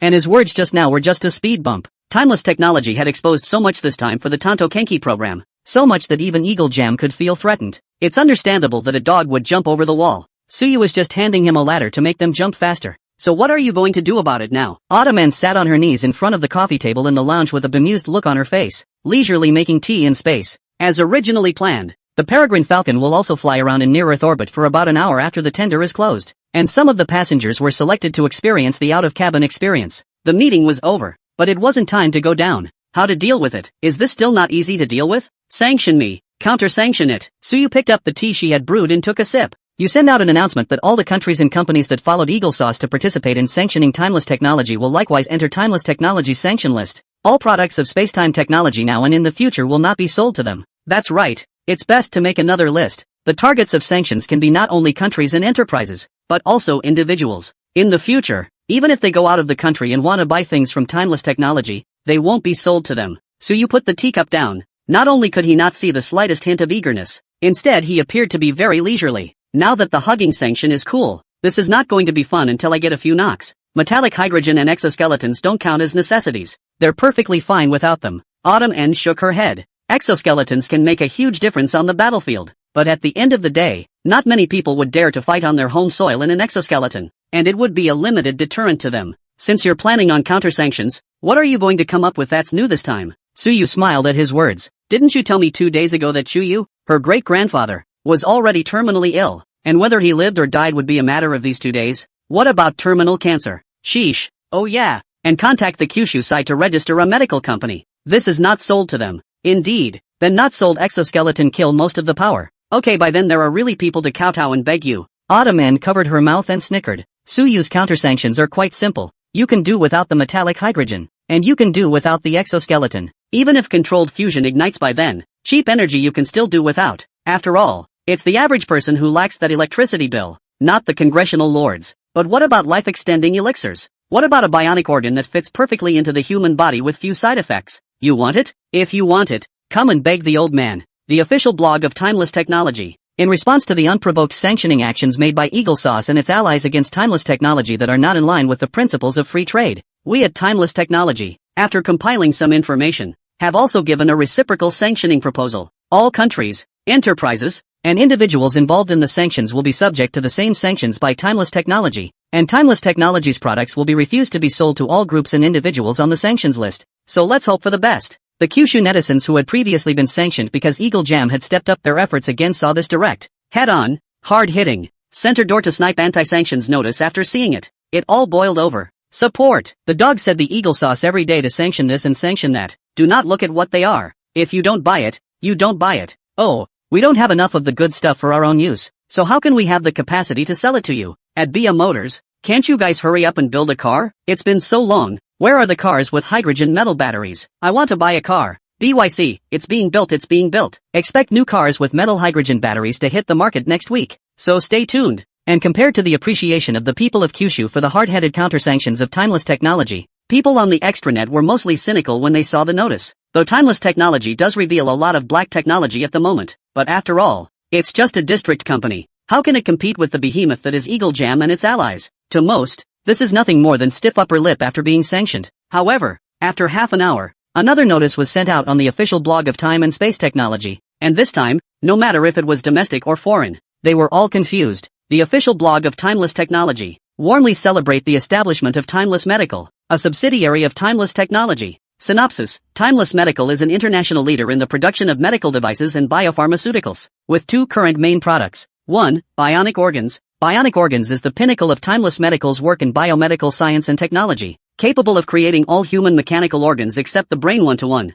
including mechanical arms, mechanical legs, mechanical internal organs, etc., which are able to perfectly replace human organs that have become diseased or necrotic. Second, Gene Potion, mild type. This type of gene potion is able to change a person's physique by a very small margin, playing the effect of detoxification, strengthening the body, healing wounds, greatly enhancing immunity, and so on. Ordinary minor illnesses can be cured within a day with just a single injection, and the disease can be cured within a day. In addition to the above two products that are already quite mature and can be put into the market, Time Medical has many other products under development, so stay tuned. With both products, the bionic organs naturally need no introduction. This is the wasteland side of the technology has been quite mature, and the essence is not complicated. And even so you do not have to specifically find Froststar to trade production lines and so on. You can hand roll a line out by yourself in late fall. Anyway, in the early stage of the estimated not many people will believe that this thing exists. Sales should not be too big. The end of the fall to get out of the production line even if limited by the current technology of Blue Star. The production of some lower does not matter. And the second so-called mild genetic potion, that's pure bullshit. That stuff was the product of diluting the aura from the spirit stone into water, not a genetic potion at all. After all, there wasn't much research on genetics on the wasteland side, and people's main focus was mechanical ascension. But while calling it a genetic potion is bullshit, but in terms of its efficacy, Suyu really didn't brag at all, and even said it was conservative. The aura in a spirit stone, after diluting it into water, could probably only produce 1,000 of these potions. The amount of aura contained within is actually very high. Reiki, in turn, is extremely beneficial to the human body. It's no stretch of the imagination to say that a single shot for a common ailment is a very modest statement, even for serious illnesses that require hospitalization, as long as they don't involve cancer or something like that. A couple of shots will most likely cure them, and this stuff is more than a cure. It's a healing artifact, even for those open wounds or even penetrating wounds caused by thermal weapons on the battlefield. A single injection will heal and close the wound in a day or two at most. Compare this to a bionic mechanical prosthetic arm that breaks wherever it is replaced. This aura water is definitely a more approachable product. Not too bad in terms of effectiveness and not too high in terms of price. A shot of aura water. Nope. Mild gene potion. Time Healthcare is currently giving a price of $800 in Kyushu, and the pricing abroad is pretty gee-whiz. $3,888. Only Kyushu dollars are accepted for settlement. A spirit stone could get thousands of aura water, and after taking out the cost of preservation and the value of the spirit stone itself, Suyu could earn no less than $500,000, compared to those sky-high priced medicines. With the efficacy of Reiki water, selling this price within the country of Kyushu was already quite affordable. After all, it's not too much of a stretch to say that this stuff is a cure for everything, and it's still stackable, even if you do get cancer. If you're rich enough to get a few more shots, or get a concentrated one from Time Medical and you might be cured. In addition to curing diseases and injuries, it can even beautify and nourish the skin, not only without any side effects, and the effect is even better than those beauty needles. Priced at 800 apiece in Kyushu, it's not an exaggeration to say it's a cabbage price, but Suyu hadn't expected to make money from the Kyushu market. Subsequently, if the official government of Kyushu had the intention to include Reiki water in the medical insurance, he wouldn't mind lowering the price some more. This aspect of healthcare is in demand all over the world. There are plenty of leaks all over the world. Why do you have to focus on cutting leaks in your own hometown? The foreign 3,888 Kyushu coins apiece is still only for those countries that are not involved in sanctioning spacetime technology. For those who participated in the sanctioning of time and space technology, if they really came to beg Suyu for forgiveness later, the counter-sanctions were lifted. Suyu's pricing for them wouldn't be less than 50,000 apiece. There are hardly any poor countries in this group. They are all rich. They have been lying on their backs and sucking the blood of people all over the world for too long. And the so-called high welfare society is built on the bloody and tearful carcasses of others. Now that's a real quality leak. Without knocking the bones and sucking the marrow to them to peel off a few layers of skin. So you felt loss? Of course, that's an afterthought. As for now, just sanction each other. He was in no hurry anyway. Can't afford to build a space elevator? Joke. He doesn't have any money. Doesn't Kyushu have any money? As for why Kyushu would give him the money to build a space elevator that is only for spacetime technology, there are so many ways to do that. He's got a bunch of awesome technologies here. Which one of them isn't worth a few $1 trillion? The Kyushu side is waiting for him to talk. Nuclear fusion and metal hydrogen batteries and whatnot. Just share any technology with Kyushu. What's the money for building a crappy elevator? Just drop it on him in a minute. This aspect was never a concern for Tsuyu. Even Kyushu doesn't have the money. So the big deal is to fix it slowly. How big a deal? He could live for 200 or 300 years less now. And the people who sanctioned him? How many years left to live? Tsuyu has all the capital to drag. It depends on whether the opposite side has the guts to die to him. Put in the past. Tsuyu believes that they are there. After all, the matter of dying or not dying is not something they can control. But now he has introduced a prosthetic limb that can be replaced wherever it breaks down and aura water that can cure all kinds of difficult diseases and also prolong life. He didn't believe that the guys would be willing to die when there was a way they could extend their lives. Not to mention the fact that he was going to follow it up with the life extension golden pill that would extend his life by 20 years. For those in high positions, living a few more decades is definitely the greatest temptation in the world. One thing leads to another.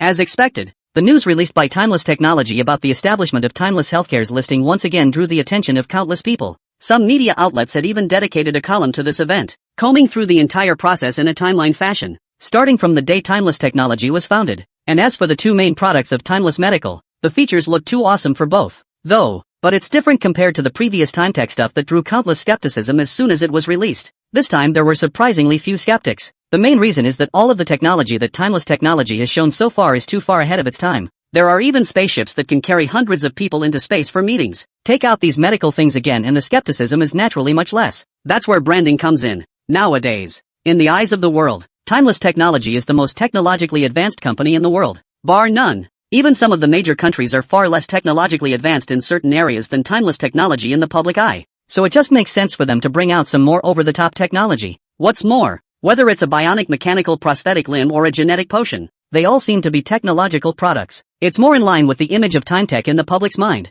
This was also the reason why Tsuyu was going to call the aura water a mild gene potion. To call it directly aura water would be too metaphysical, and I'm afraid it doesn't quite match the impression of time and space technology in the public's mind. It's going to take a long time before you want to promote it quickly. And called mild genetic potion, coupled with the name of time and space technology, this thing is believed to be popularized in Kyushu soon. At the end of the notice announcing the formation of Time Healthcare, there was also a call for volunteers. The content is probably that Time Medical intends to recruit 10 physically handicapped persons with disabilities and 10 patients with moderate to severe illnesses and invite them to come to the Time Medical headquarters in Ziwaiki. Receive treatment from Time Medical under a live broadcast for the whole world. Time Healthcare provides free round-trip travel, hospitalization, medication, and prosthetics, etc. Replaces mechanical prosthetics for the disabled, and injects patients with mild genetic remedies to cure their illnesses. In case something happens in the process, or if your life is compromised due to the medication provided by Time Healthcare, for each volunteer, Timeless Technology will compensate a huge $100 million. It is not uncommon to test drugs. While it's rare to take about going to the front office, it's true that it's always been there. After all, even after many rounds of experimentation, drugs that want to be put on the market ultimately need to go through human trials before they can be used. The risks of doing this are not really small, because not all drugs are stable enough. There are actually quite a few that have gone wrong during drug trials. When things go wrong, usually the pharmaceutical companies then face huge compensation. It's something that's written into the contract. And no matter which pharmaceutical company is looking for someone to try the drug, the so-called huge compensation is not as big as Time Healthcare. Once something goes wrong, it's a straight $100 million a person. And there's going to be a live trial of the drug. How confident is that? Originally, after seeing the announcement of the time and space technology, for this just listed Time and Space Medical is still not much trust. Intends to wait and see people. Suddenly moved up. Even if we don't talk about the huge amount of compensation, with a company as technologically so awesome as Timeless Technology, the fact that it can do its best to give medical attention in a live global broadcast is enough to make people's hearts skip a beat. For a while, there were numerous applicants below. The number of volunteers who had signed up on the official website of Timeless Technology reached more than 100,000 the night the news was released. This situation is a demonstration of the credibility of time-space technology after it has repeatedly demonstrated its over-the-top technology. If this volunteer drug testing live broadcast can be successful, the prestige of Timeless Technology will be taken to the next level when it comes to the field of science and technology. If it fails, the good image that has been built up before will just collapse. So you had people sift through these enrollees and picked out 10 each of the disabled and the difficult patients. And it's still specifically picked for the kind of family that has a very difficult time and isn't currently located too far away from Zwaigaki. After all, this so-called live drug test was originally a show in his opinion. It's just a means of getting the populace to accept the bionic organs and aura water produced by TimeTech. The bionic organs on the wasteland are pretty well established and there is no chance of failure. Choosing these people from relatively difficult families to volunteer is a way of giving them free treatment. It's because of the location of the chosen people who are not far from Zwaigaki. So the live broadcast was scheduled for the next afternoon. Late Autumn got a few bionics to simply change some of the equipment in the lab, and took care of the lab that would need to be used when the time came. Replacing a mechanical prosthesis naturally requires surgery. The lead surgeon, on the other hand, is a program-controlled medical bionic, compared to a human doctor. This medical bionic grips the knife more steadily and makes a more precise cut. There is less likelihood of accidents during surgery. According to Autumn End, if she were to operate on someone with this bionic she was currently using, she could even control the nanoscale scalpel to precisely split normal cells from cancerous cells. And this is very efficient. If she wanted to, it would only take her a day or two to remove all the cancerous cells from a person's body and cure the cancer by simply performing surgery. It's nanoscale surgical capability. Of course, this level of surgery would be too slow to be done efficiently with a bionic human. If necessary, you can just get on the nanobots, and under Terminal AL's control, a full-fledged medical-type nanobot can wipe out all the cancer cells in a person with advanced cancer in less than an hour, returning the person to normal. Such technology exists on the wasteland, but it's basically useless is all.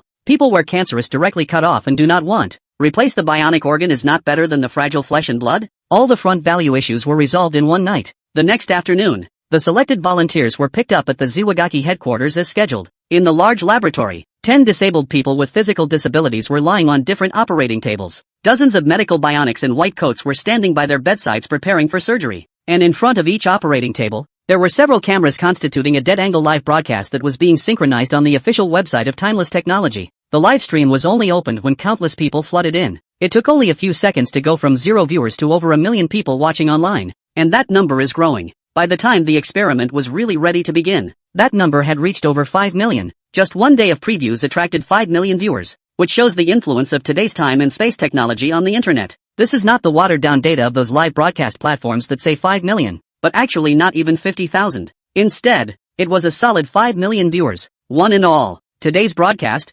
however, didn't have many pop-ups. After all, having something like surgery is still heavy anyway. Many people though are still a bit resistant to Timeless Medical's claims of bionic organs and mild genetic potions and are not entirely convinced. But it didn't stop them from hoping that the experiment would be a success. After all, if it did come to fruition, both the bionic organ and the mild-type genetic agent would undoubtedly be technologies that could benefit all of mankind. It is a high-end medical product that will be available to everyone in the future. With time running out, the surgery finally began. The procedure was a bit gory, but this time there wasn't any coding. After all, time and space technology is now in such a situation that it's impossible for the Kyushu officials to still specialize in managing him for such a crappy thing. Not to mention the fact that the Kyushu officials themselves are extremely interested in this technology of theirs and would like to have some professional doctors come to observe and learn from them. Time passed by, and the anesthetized patient lay motionless on the bed and let the doctors, who were as meticulous as robots, move the knife on his body. In the middle of the process, because the surgery was a bit gory, many viewers who were not too mentally competent exited the live broadcast room, intending to come back in to watch after the surgery was done. Fortunately, the surgery to replace the prosthetic leg was not difficult to perform. After just under an hour, all the prosthetics were replaced. In full view of the crowd, the first to react was a middle-aged man with a broken arm. Since only the hand prosthesis needed to be fitted, he was the first to have the surgery done, with a small dose of anesthesia, and likewise the first to wake up. And under the bionic doctor's precise knife skills, the middle-aged man even finished installing the prosthetic limb without even giving out much blood. All woke up actually not counting as much weakness. At the suggestion of the bionic man doctor, actually stood up directly from the hospital bed, looking at his right arm which revealed a sci-fi style from the inside to the outside. The middle-aged man froze for a long while, and then drew a cold breath and said, "Hiss, that hurt a little." Replacing the robotic arm was a minor surgery, but it was still somewhat invasive, and those wounds will heal within 2 days, which is why you are feeling pain. The bionic human doctor replied with a flourish. But as far as your condition is concerned, you can already move around normally. Try your arm, and as long as you don't do anything too strenuous, you usually don't have any problems. Once the wound has healed completely, you will be able to use your mechanical arm as normal. Really? The middle-aged man looked hopefully at his mechanical right arm, tried to move, seeing the 5 fingers move as they pleased, with little to no hindrance. A brilliant light erupted in his eyes. Impatiently, he slipped on his slippers beside the hospital bed, went to one side of the bedside table, and tried to pick up an apple. After thinking about it, He picked up the fruit knife on the side and lightly peeled the apple. The whole thing is so smooth that you can't see the slightest lag. When everything was done, the middle-aged man looked at the peeled apple in his hand, and only one thought had left his mind. Like an arm and a hand. The middle-aged man came from a poor background and his arm was accidentally lost in a car accident more than 10 years ago. And because the surveillance system was not well developed in those days, the driver escaped gracefully after the accident and was not brought back. Compensation and whatnot is naturally non-existent. Having come from a poor background and having lost his arm at a young age, he was destined to lead an extremely difficult life. Knowing that last night, his daughter told him that there is a company called Time and Space Technology, which can replace mechanical prosthetic limbs for the disabled free of charge. And it is said that after this kind of mechanical prosthetic limbs are installed,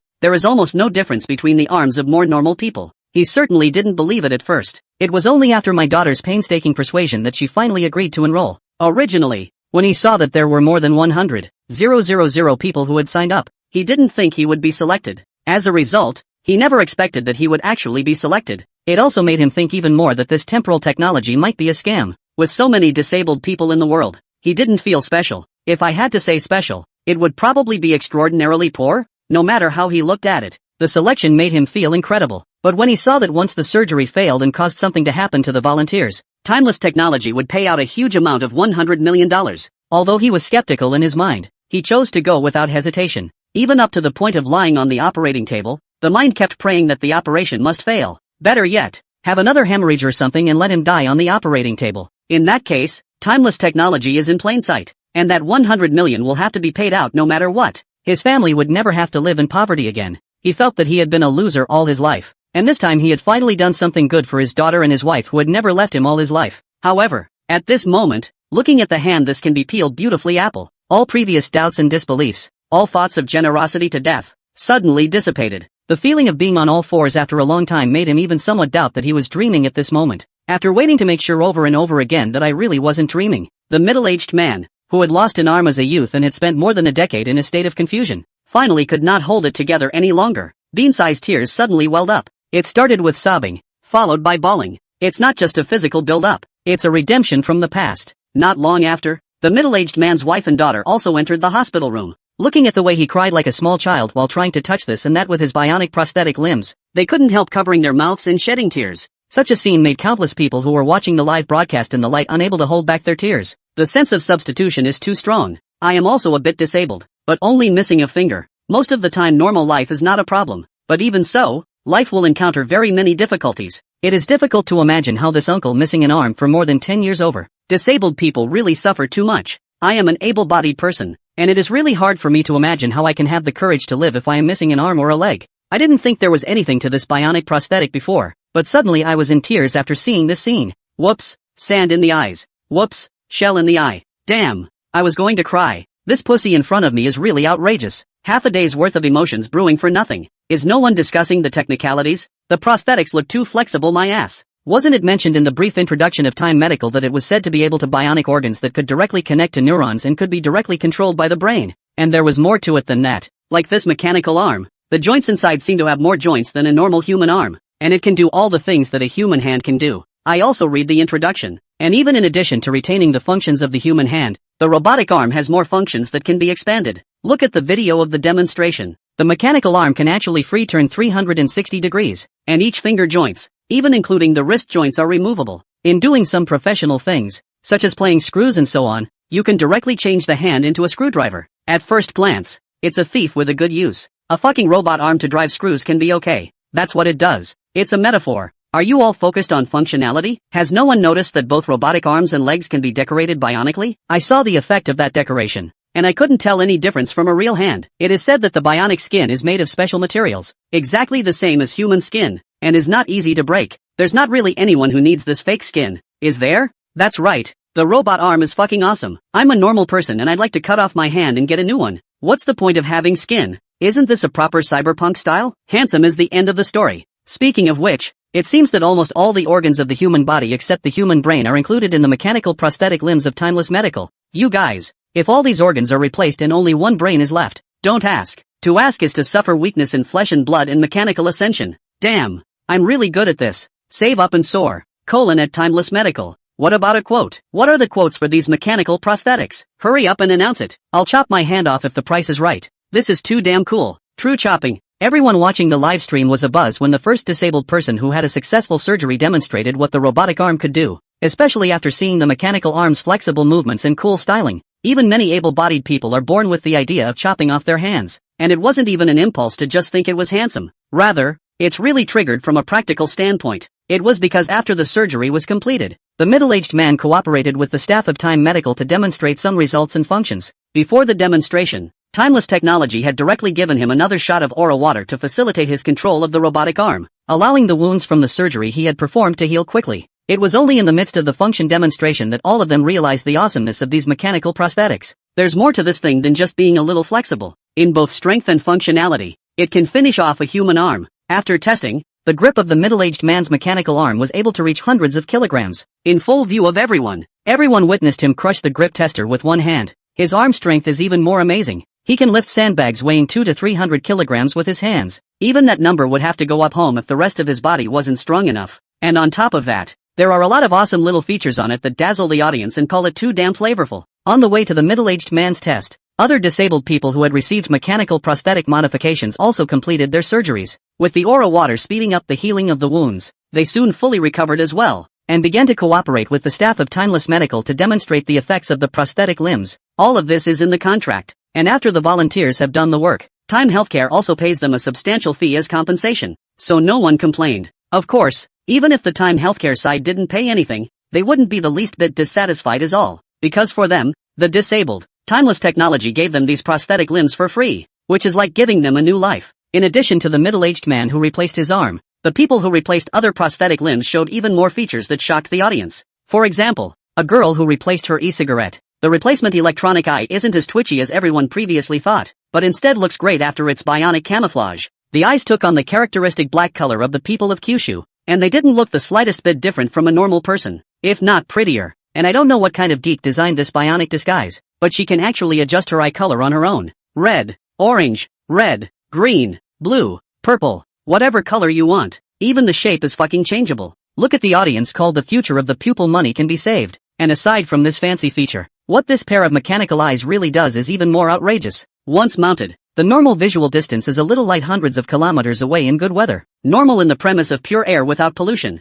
The human eye visual distance can see up to more than 20 kilometers away from the candlelight. This mechanical eye, on the other hand, functions so much better than the human eye. And more than that, this is just normal. According to Timeless Medical, this mechanical eye even has farsightedness. How awesome is this feature? Well, it's the same level where you can see the craters on the moon from the blue planet on a good day. I guess, it's a bit better than the average astronomical telescope. In addition to seeing far, this pair of electronic eyes comes with thermal imaging, infrared and more. You can even tether your own cell phone, take pictures and videos with your eyes, and upload the photos to your phone. The clarity is better than a normal video camera. It can be said that after installing this pair of eyes, the original blind girl directly evolved the world's best eyesight. In addition to all of these features, this pair of electronic eyes actually has some unlocked special abilities, hidden in the unpublished data of Time Healthcare. That is, they could actually add an assisted aiming module to the electronic eye if they wanted to. That is, with such a pair of eyes, it would be the world's best sniper if it went into battle. Machine sights don't care about hitting a target 3,000 meters away.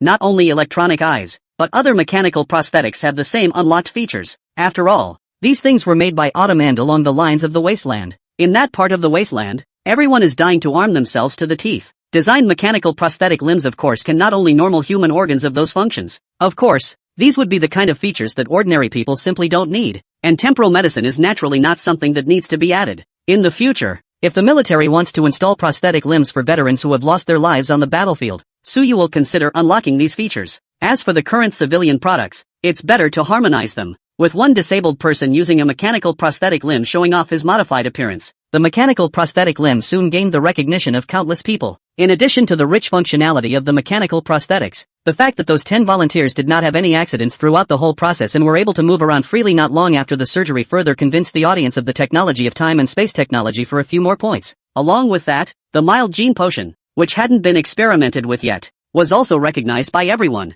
After all, though this gene potion though has yet to be recorded as a cure in front of everyone on the air, but the disabled people who have recovered quickly after surgery have proven the usefulness of this stuff. After all, it's not like everyone is as traumatized as the middle-aged man who only had his robotic arm replaced. Some volunteers replace internal organs such as hearts and kidneys. That surgical incision was anything but small. However, after a single injection, the wound could heal almost rapidly at a speed visible to the naked eye. At least on the point of healing, no one could deny the power of the mild gene potion. This feature alone already makes military personnel watching the livestream want to drool. One general even informed the logistics department directly, and the order was simple. Buy hard. Compared to the mechanical prosthetics that have no announced pricing, these so-called gene potions have already announced their selling prices. 800 a pop within Kyushu is not expensive at all, but on the battlefield, it's a real lifesaver. Even if you can't use it now, it's perfectly fine to use it as a part of the strategic material stock. In addition to the Kyushu military, the people of Wagner, who were still fighting on the front lines, saw the miraculous effects of these genetic potions. Out of the sweetness of the previous deal with spacetime technology, they also sent another person to Kyushu without even thinking about it, intending to vigorously introduce a batch of them. Although the selling price in foreign countries Suyu is currently priced at 3888, this is something that can really save lives on the battlefield. The price of 3,888 a shot is nothing compared to the cost of training an elite soldier. For these sudden orders, Suyu basically accepted them as they came. However, in the contract with them, it is written very clearly, the genetic potions sold to them could only be used by them and were strictly forbidden to be circulated. Once the act of selling genetic agents was discovered, Timeless Technology would not only cut off their dealings with them, but would also claim an astronomical amount of compensation. Both the Kyushu military and Wagner agreed to this clause without even thinking about it. It was just a small blip in the live broadcast. After the 10 disabled people have been remodeled and demonstrated, they are all finished. Another highlight of the day then begins again. Mild genetic potion. Cure disease. After seeing the cases of those 10 patients, everyone just sucked in a breath of cool air. You call these diseases medium to severe? There's only one fucking breath left. The patients selected by Time Medical include, but are not limited to, diabetes, Alzheimer's disease, heart disease, AIDS, and other difficult conditions that are no match for cancer. And the patients are basically in a pretty serious state. None of them are just suffering from it. When faced with a patient in this condition, even the best doctors in the world can do nothing but use medication to curb the progression of the disease. But Time Healthcare invited these patients to come and treat them in public. And unlike those disabled people who have their mechanical prostheses replaced, they will only be compensated if an accident occurs during the treatment process that results in their death or disability. The promise given by Timeless Healthcare to the patients invited here is then, Time Healthcare can't cure them in another month and will offer no less than $100 million in compensation. In the event of their death during the course of treatment, the compensation will be doubled and paid to their contractually designated relatives. The fact that Timeless Healthcare is so confidently big is naturally making countless people have no small amount of confidence in this treatment. After all, no one's money comes from the wind. Even if Time Healthcare is rich, it's not so The fact that they dared to make such an offer proved that they had absolute confidence in their mild-type gene potion. But treating this disease is obviously a not-so-short process compared to the kind of surgery that could be done in a few hours to replace a prosthetic limb before.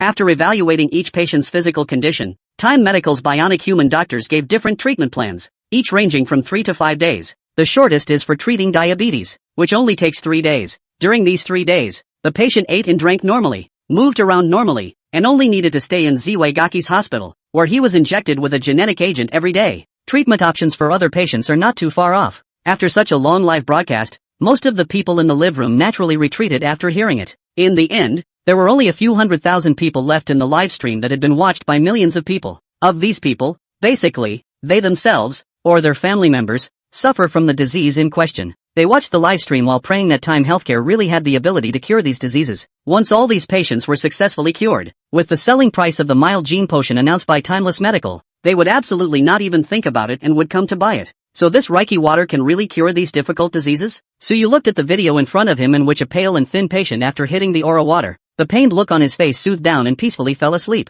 He couldn't help but ask. Theoretically it's possible. And if it's not, a few more stitches will do the trick. Autumn End explained. The human body is actually an extremely complex and precise structure that is not so easily knocked down by disease. And if it is knocked down, it only means that the body is not strong enough. Then you say, you currently cultivate the heavenly Shen realm's cultivation method and injected the system's gene potion. Although you are still a mortal flesh, your body strength is already far beyond everyone in the blue star. Similar to those diseases they suffer from. Even if the strains were transplanted into you, your immune system could easily kill those viruses. And the function of the aura water is to increase the strength of the human body. I added some other formulas to the aura water to make the aura in it easier to be absorbed by the human body. And even if it can't be absorbed, it will still be stored in the body within a short period of time. Of course, this kind of storage is different from converting the aura into spiritual power for one's own use after practicing a kung fu technique. And it won't allow the injector to gain transcendent power. But the aura stored in their body will gradually improve their physique. For humans, any disease is too much for them to handle if they are fit enough. So after injecting enough Reiki water, These people will be able to spell their own constitution to defeat the disease, a process in which the Reiki will not be involved in destroying the virus, but merely help the person to strengthen their constitution. It's just that this enhancement is so billion points stronger than most people think. Then if someone injects a large amount of aura water, wouldn't they be able to directly inject themselves into Superman? Suyu frowned. Of course not. Autumn End laughed. The people of the Tianqian realm and the divine world live in the world of abundant aura every day. Is it hard to believe that everyone is superhuman? Passively being subconsciously changed by Reiki to change one's physique, and actively guiding Reiki cultivation are two concepts. If you don't actively cultivate with Gong Fu, the human body can't continue to get stronger after the aura it absorbs reaches a certain level. This limit degree should refer to the limit of the human body, and according to the division of the Tianqian realm, it should be less than the body tempering stage. Those who have reached this degree, slightly using the corresponding Gong methods to actively cultivate, would presumably be considered body tempering stage cultivators. And the reason why you were considered by Shen Fluttershy to be a body tempering stage cultivator when you hadn't yet cultivated after the injection of the gene potion should be that at that time, you had already broken the limit of what the human body could achieve by freely absorbing Reiki, and already belonged to a non-human physique. Autumn End tried her best to put her recent findings in as concise a language as possible. Suyu was listening to the clouds, but it was good that he had almost figured out the meaning. Immediately after that, though, another question came up. Then according to this, the divine world, which is in the midst of an aura revival, shouldn't have diseases, right? But how come I've heard Ing Zhang mention plagues and such? Reiki simply gets to Blue Star to be able to cure people. That's because Blue Star lacks Reiki. Humans will unilaterally become stronger after ingesting Reiki. Those viruses and bacteria won't. But if aura is abundant everywhere in the divine world, the bacteria and viruses there will only be stronger than Blue Star. Autumn End shrugged. So all along you may have overlooked one issue. The items you have traded in the trading space should all have been purified by the trading system. Otherwise, with such a fragile environment of Blue Star, not to mention the kind of metaphysical worlds like Tianqian realm and divine state, just those various germs and microorganisms in the wasteland that have been mutated by radiation would be enough to make the entire Blue Star come to a mass extinction. You've gotten so many things from the wasteland, and Blue Star isn't in the least bit of trouble right now, so it's obvious that the trading system is doing something from it to ensure the safety of both parties in the transaction. With the exchange of different worlds, all these dangers on the surface are really nothing. The bacteria and microorganisms that are invisible to the naked eye are the really deadly things. Autumn End briefly explained the principles of how aura water operated, and then continued. Instead of dwelling on these things, I think you should look at the current issues regarding mechanical prosthetics first. With that, she pulled up the comments on the official Timeless Technology website under the section on Timeless Medical. This has descriptions and links to purchase the two products that Timeless Medical is currently promoting. It's just that in contrast to the already priced aura water, the bionic mechanical prosthetics is all links and no pricing. It's understandable. After all, compared to having anyone come in for a shot of Reiki water, these mechanical prosthetics aren't really that easy to price. After all, different prosthetics are constructed differently and cost differently to produce. Once produced, the cost of installation can be a big issue. It's certainly not as difficult as installing a mechanical arm, for example, as it is to install a mechanical heart. And two different people are to be installed with the same part of the mechanical prosthesis. The installation of the two people's physique is not the same. The difficulty of installation is not at all the same level. For example, a stronger person is obviously easier and less expensive to install than an already weaker one. This stuff is pretty much the same thing as surgery. And people who are not in good health tend to have a lower success rate with major surgeries as well. That's the point. Difficulty in pricing is the result of this difference. After all, hospitals don't have specific pricing for their procedures either. Instead, they charge on a patient-by-patient basis. But consumers obviously don't pay attention to these issues. At this moment, under the mechanical prosthetic limbs of the Time and Space Medical, all of them are urging the Time and Space Medical to hurry up and price the mechanical prosthetic limbs, so that they can see whether they are dead or punch a hand. Since consumer enthusiasm is hard to resist, after Suyu thought about it, he still let Autumn End give a preliminary pricing for different parts of the prosthetic limb purely from the manufacturing difficulty. This pricing does not include the cost of fitting though, just the price of the prosthetic itself.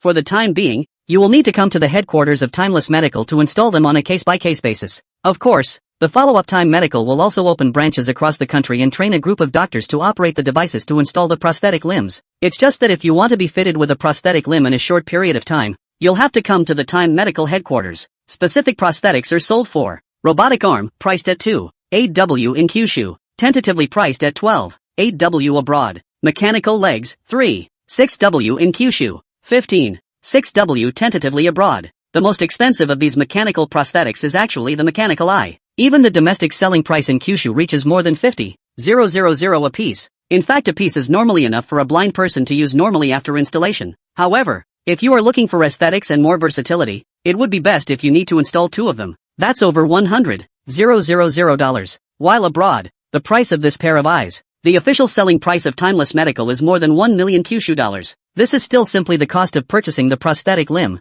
As for the cost of prosthetic fitting, if you come to Time Healthcare for fitting, or go to the subsequent hospitals designated by Time Healthcare to cooperate for fitting, then you will only be charged the cost price. The pricing for this prosthetic is not too high to say in Kyushu, and not really too low to say. Most people with disabilities are not that well off either, and this price is actually easily enough to discourage many people. However, before Suyu even announced the selling price on his official website, the Kyushu Medical Insurance Department had already contacted, intending to talk about including mechanical prosthetics in the Kyushu Medical Insurance. The negotiating team at Timeless is currently pulling the rug out from under the Health Insurance Department on this issue. It was already selling for a modest price in Kyushu, plus the health insurance pocket. When the time comes, the price that people with disabilities in Kyushu who really need to be fitted with prosthetic limbs will not be too high at the end of the day. This thing in fact Suyu initially was originally intended to be a public good to do. Also did not intend to rely on this in the 9 states to make money. For Timeless Medical, Aura Water is the real moneymaker. As for mechanical prosthetics, there is a large market abroad to cut the domestic to ensure that they do not lose on the line. Of course, the price of these mechanical prosthetics could be even lower if more advanced production equipment could be introduced from the wasteland side to increase production. But there's no need for that. With the technology that Autumn End now possessed in his hands, the production of these prosthetic limbs would not have been much of a problem. As long as the equipment was improved for a few more generations, it wouldn't be much different than those devices in the wasteland. There's no need to make a special trip to Froststar for this. As soon as the price of Timeless Medical's mechanical prosthetic limbs was announced, Inside caused an uproar on the internet. For those in Kyushu, the price is not too expensive, but exceedingly cheap. Before the price was announced, almost everyone imagined that this kind of over-the-top technology product would be absolutely sky-high. But now that it's been announced, most people are realizing that even if they're not that well off, they can actually afford it if they bite the bullet. It was a pleasant surprise. Numerous people who have some disabilities themselves, or who are surrounded by friends and relatives who are physically disabled, are instantly on the run. The price of Time Medical's mechanical prosthetic limbs had only been released, and the number of reservation orders on the official website had exceeded 1 million. What made Suyu confused was that from the big data, there were actually quite a number of people in these appointments who were able-bodied and didn't have any disabled relatives or friends around. These people order basically robotic arms and legs and things like that. Simply put, they want to give themselves a makeover. These people make up at least half of the appointments amount. Although Suyu knew that after the release of this thing there would definitely be cyber crazies who would saw off their hands for prosthetic limbs, he was really surprised that there were actually so many crazies. It's really that mechanical ascension, isn't it? In response to these people's orders, he had Timeless Medical make a direct announcement. That's where Time Medical produces mechanical prosthetics, prioritizing the supply to the truly disabled. Only after capacity is liberalized in the future will mechanical prostheses be fitted to those who have built a full body within the limits permitted by laws and regulations. As for when the time comes if the law doesn't allow such a change, then they will still sell it, but they won't install it for you. But even after the notice was sent out, the number of people making appointments to buy prosthetic limbs continued unabated. There's even an argument online. These mechanical prosthetics are not expensive, and they look beautiful, even if they are not mounted. Buying them back as a hand puppet is still handsome. Well, Suyu couldn't quite understand the brain circuits of these people, but since people had to buy it, he could only let them go. And compared to the ecstasy of domestic consumers when they see the price of prosthetics, it's a different story abroad. Discrimination. This is blatant discrimination. BBG. Today, a subsidiary of Timeless Technology from Kyushu, Timeless Medical Corporation, live-streamed an experiment that could change the entire human civilization. They fitted mechanically built prosthetic limbs to human bodies. You heard that right. The same kind of prosthetic limbs as in the game, which the mad scientists of TimeTech built and then installed them on human bodies under the watchful eyes of millions of people. What madness and audacity this is. Of course, if we put aside the human rights issues and just look at the functionality of mechanical prosthetics, I have to admit, flexible and practical, it is a boon to people with disabilities all over the world. But also today, we learned of another sad piece of news. Although Timeless Technology has mastered technology that can benefit all of mankind, they are outright racist.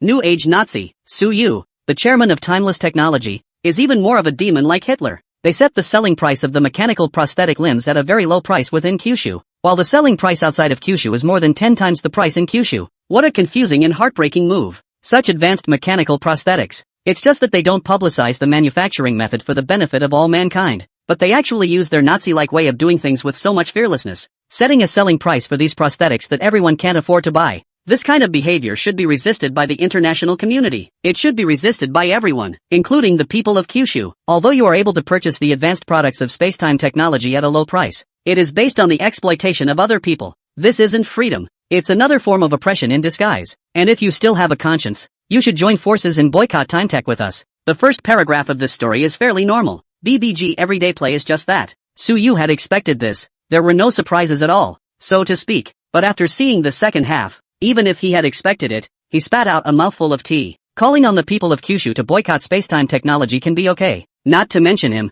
After seeing this report, even Autumn End couldn't help but furrow her eyebrows and was confused for a while before shaking her head. I've noticed that since I abandoned my human body, it seems to be getting harder and harder to understand the human mindset. Ahem. Not so much. Not so much. You have what I generally call an aversion to stupidity. I am also like this sometimes. After seeing overly anticlimactic words, I would also wonder if I am actually of the same species as the person who said it. Suyu hurriedly explained. The comments that even Autumn End found unbelievable naturally stunned the Kyushu netizens. I'm stupid. Really? I never thought in my life that there would be such an anticlimactic statement. Boycotting time tech can be okay. I can't wait for them to sell more expensively abroad and cheaper domestically. How much did you sell your old cars abroad and how much did you sell them in Kyushu? Now they are being cut as leaks in a hurry? My suggestion is to step it up and cut these Guilo leaks hard. The first 2 orders were booked in the area of tens of thousands of dollars, and they were purchased as handbags for the home, but they smelled too good to be envied. Under the taunts of a crowd of netizens, BBG's side was directly pretending to be dead and not moving. But it doesn't end here.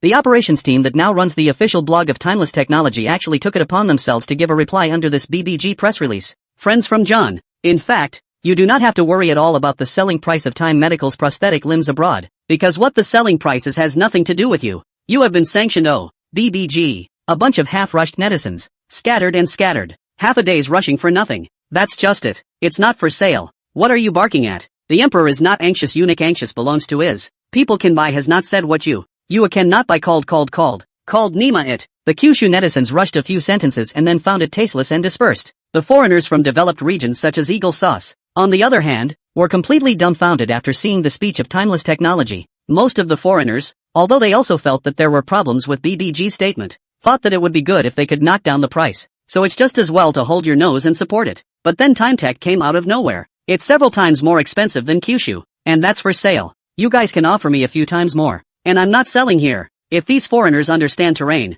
they're probably thinking of a classic movie line at this point. So I'm a beggar on my knees? All the people of the countries that were on the Time Tech sanction list suddenly reacted after being dumbfounded for quite a while. What followed, of course, was an even more vociferous tongue lashing. Of course, nothing works as all. Regardless of whether it was Suyu or spacetime technology, it simply didn't take care of it. I'll look like you can charge as much as you like, and I'll count it as a loss if I pay attention to you. For these mechanical prosthetics, the foreign market can be said to be no worse than the domestic one. After all, the group of rogues led by Hawkmaster represents as the collection of developed areas in this world. That's why they can be so high and mighty to initiate a de facto sanctions embargo when they know how advanced those products from Time Tech are. Because they have the confidence that any international trade cannot be separated from them. But now, this hand of Timeless Technology has made them all dumbfounded. Even if people don't engage in cross-trade, just within Kyushu, with the degree of leadership of Timeless Technology's products, there's no problem at all in living. But now the mechanical prosthetic limbs produced by Time and Space Technology are a necessity for disabled people all over the world.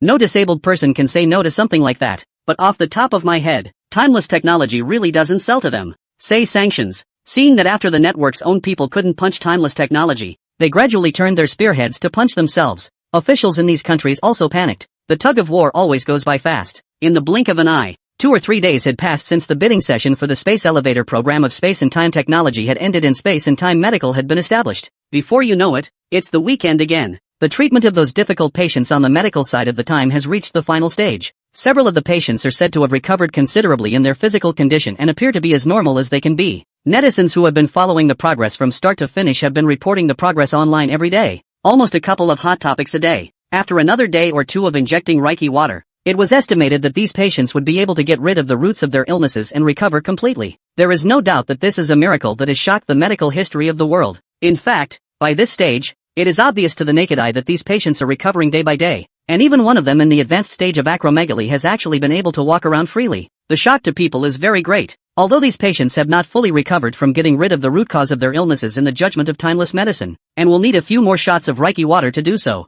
But for now, no matter what, the Reiki water effect has also been recognized by the public, as opposed to what different medication was needed for what disease you had before. Again, more versatile than antibiotics. According to Autumn End, it is effective against almost any disease. The appearance of Reiki water simply shook people up more than the appearance of antibiotics. And in addition to the aura water disguised as a gene potion, another product of Time Medical is equally hot. After the experiment ended that day, the orders on the official website of Time Medical were lined up, because it was Suyu who, in response to Eagle Sauce's sanction, let Timeless Medical hang out on a whim. So at the moment in the capacity of mechanical prostheses is still relatively stretched. In the past 2 days, although 3 production lines have been added, compared with the massive demand for orders, this capacity is simply a drop in the bucket. But even so, in the past few days, Time Medical has sold thousands of prosthetics for different parts of the body. Installations have also been completed for thousands of people with disabilities at Time Healthcare's headquarters. The entire installation was carried out by Timeless Medical's Medical Bionics. Currently, in addition to these medical bionics,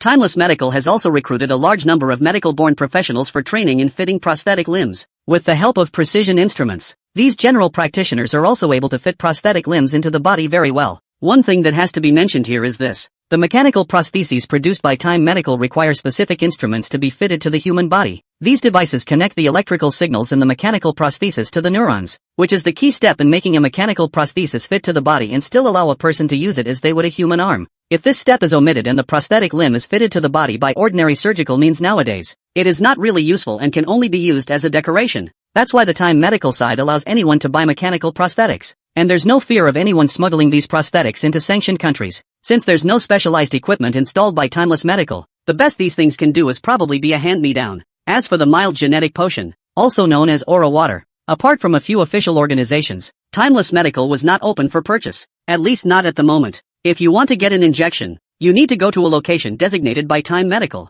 This minimizes the risk of being outflown to places that are sanctioned by temporal technology. Of course, this is limited to large-scale outflows, and small-scale smuggling can certainly not be stopped. Other than that, just those Aura Waters sold to Wagner. With the unprofitable appearance of these mercenaries, it was obvious that they couldn't honestly keep them for their own use. Turned around and sold quietly for sure. But as long as they don't want to be put on the sanctions list by TimeTech, this kind of thing can't be done on too big a scale. Selling a few dozen privately is a drop in the bucket. It's also just for those top dignitaries to use. For those ordinary people in the areas sanctioned by spacetime technology, there's no use or no use, and it's time to make a fuss. It won't affect his plans at all. Suyu naturally turned a blind eye. Oh, and it's rumored that there have been demonstrations and disturbances on the side of Hawksbane and their allies lately. After failing to punch TimeTech, I don't know which one of the ghosts suddenly remembered that even if TimeTech's stuff was willing to be sold to them, their officials have also placed an embargo on TimeTech. Things don't sell to them as usual. And so there were those who felt that Timeless Technology, as a business group, couldn't willingly give up a market as big as Eagle Sauce's and theirs.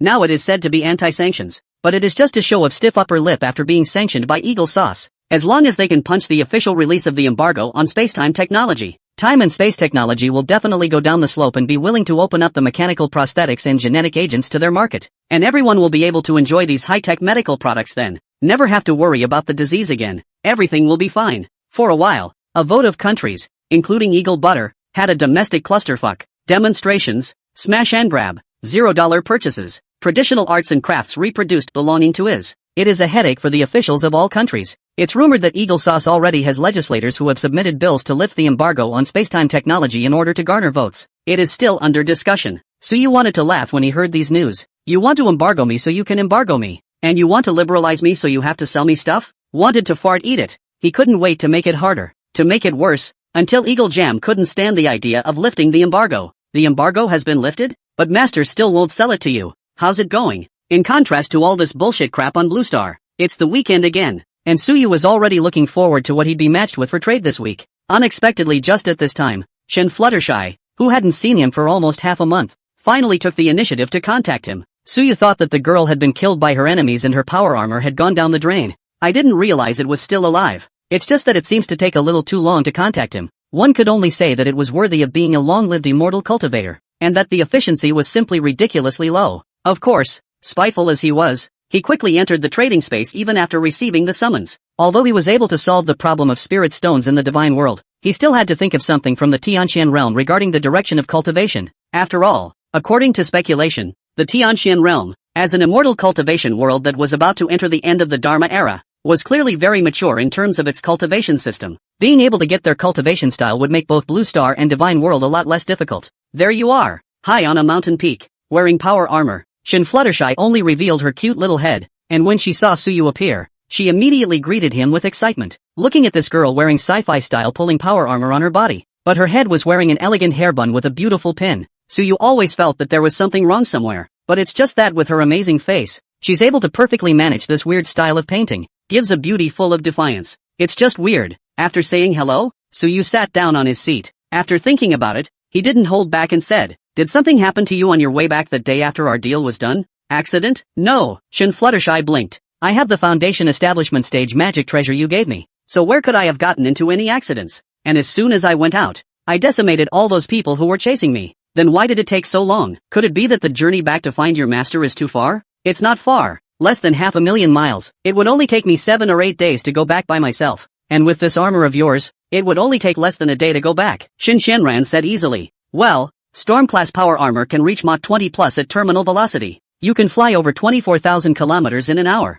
and 500,000 miles is at most 250,000 kilometers, so a day is pretty much the same." Suyu nodded, but without waiting for him to ask again, he heard Shin fluttering proudly say, "You're asking why it took me so long, aren't you? You may not believe me when I say this. I personally beheaded that Sun family's foundation establishment stage-old ancestor. After I returned to my master's clan, my master, her old man, complimented me for crossing the ranks to cut down the enemy, and for having the appearance of a great power in the ancient times." Suyu, if he remembered correctly, this girl seemed to say last time that she was in the middle or late stage of chi cultivation. It was reasonable to say that there were still a few small segments left from the early stage of foundation establishment. That's crossing the line to kill the enemy? Hiss. Could it be that this silly little girl was really the heavenly destiny of that heavenly Shen realm? Thinking of this, Suyu's eyes lit up and he hurriedly said, "The girl is really skillful. I just don't know how the girl crossed the ranks to cut down the enemy." To be honest, things like killing the enemy by crossing the ranks. In the novels he had read there was either some kind of divine weapon or the feats were bullish. He had to figure out why Shin Fluttershy was able to cross the ranks and kill her enemies before he could lure her into selling her treasure to himself.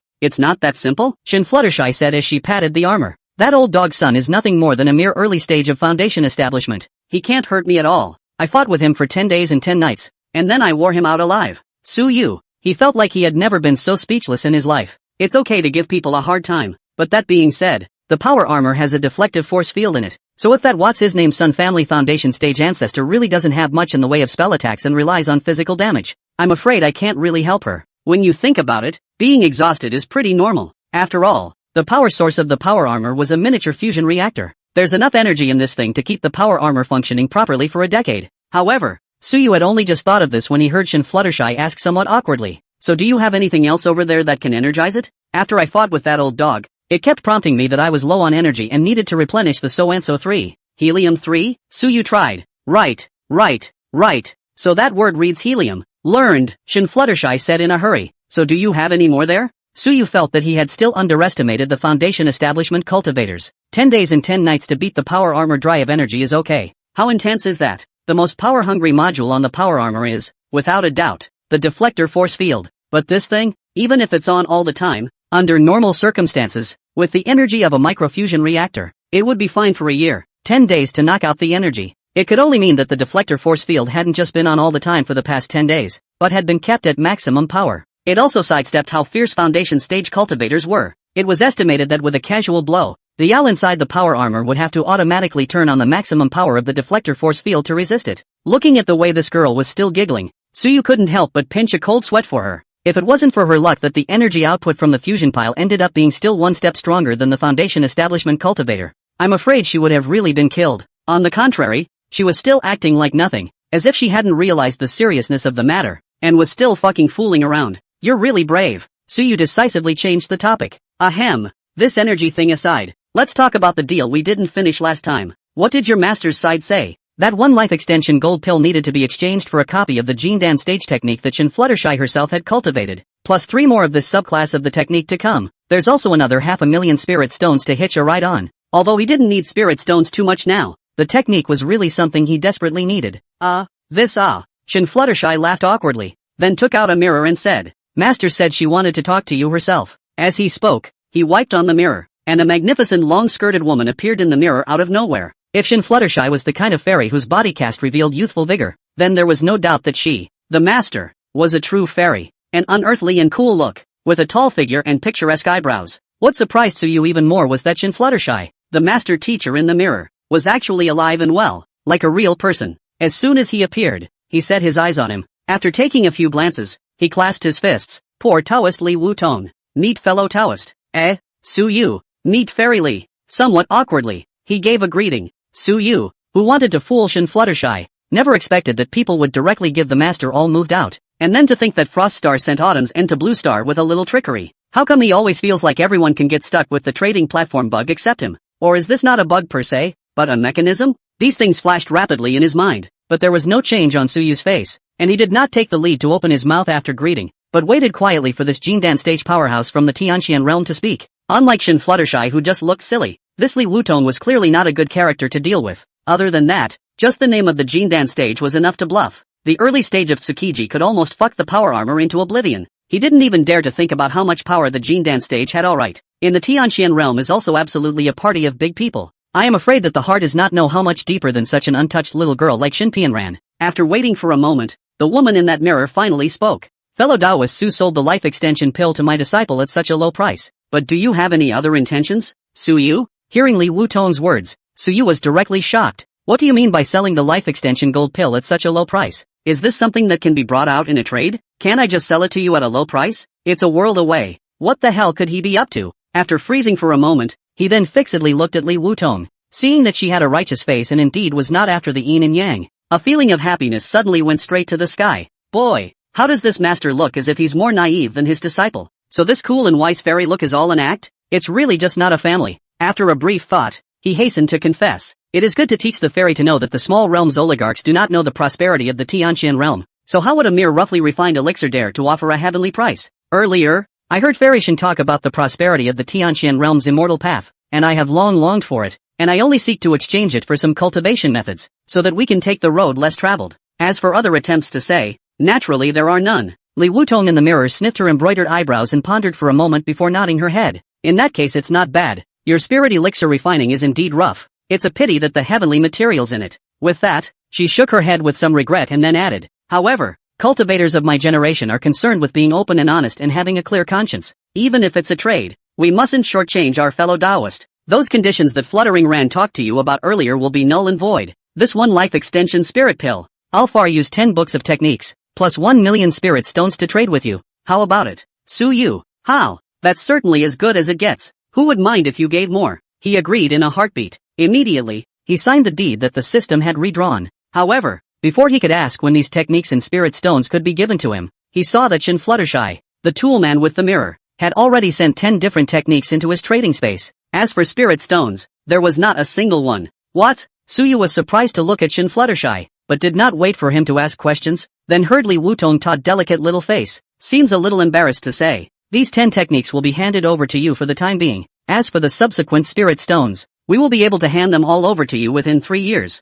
What's the point? Credit, right? And 3 years? Why do I need your stupid stones after 3 years? When I think of Ing Zhang's generous manner of giving tens of millions of spirit stones with a wave of his hand, and then I look at this Jindan stage power of 1 million spirit stones, all of which are withheld and searched for 3 years, I think it's a good thing that he's not a big fan. Suyu always felt a bit strange, but it seems pretty normal when you think about it. This also counted as further validation that the Tianqian realm was indeed in the end times. A Jindan stage cultivator, according to Shin Fluttershy's previous description, was clearly considered a big shot in the Tianqian realm, but it was so difficult to take out even millions of spirit stones. It's not a normal metaphysical sci-fairy cultivation world by any stretch of the imagination. Seeing this master and disciple staring at him with burning eyes, waiting for his reply, he mused for a moment before testing the waters. 3 years. Wouldn't that be a little too long? 3 years is a long time? Li Wutong's beautiful eyes flashed with a bewildered color that was visible to the naked eye, and she subconsciously said, I unusual closed once half to 10 years. 3 years is just a flick of the finger.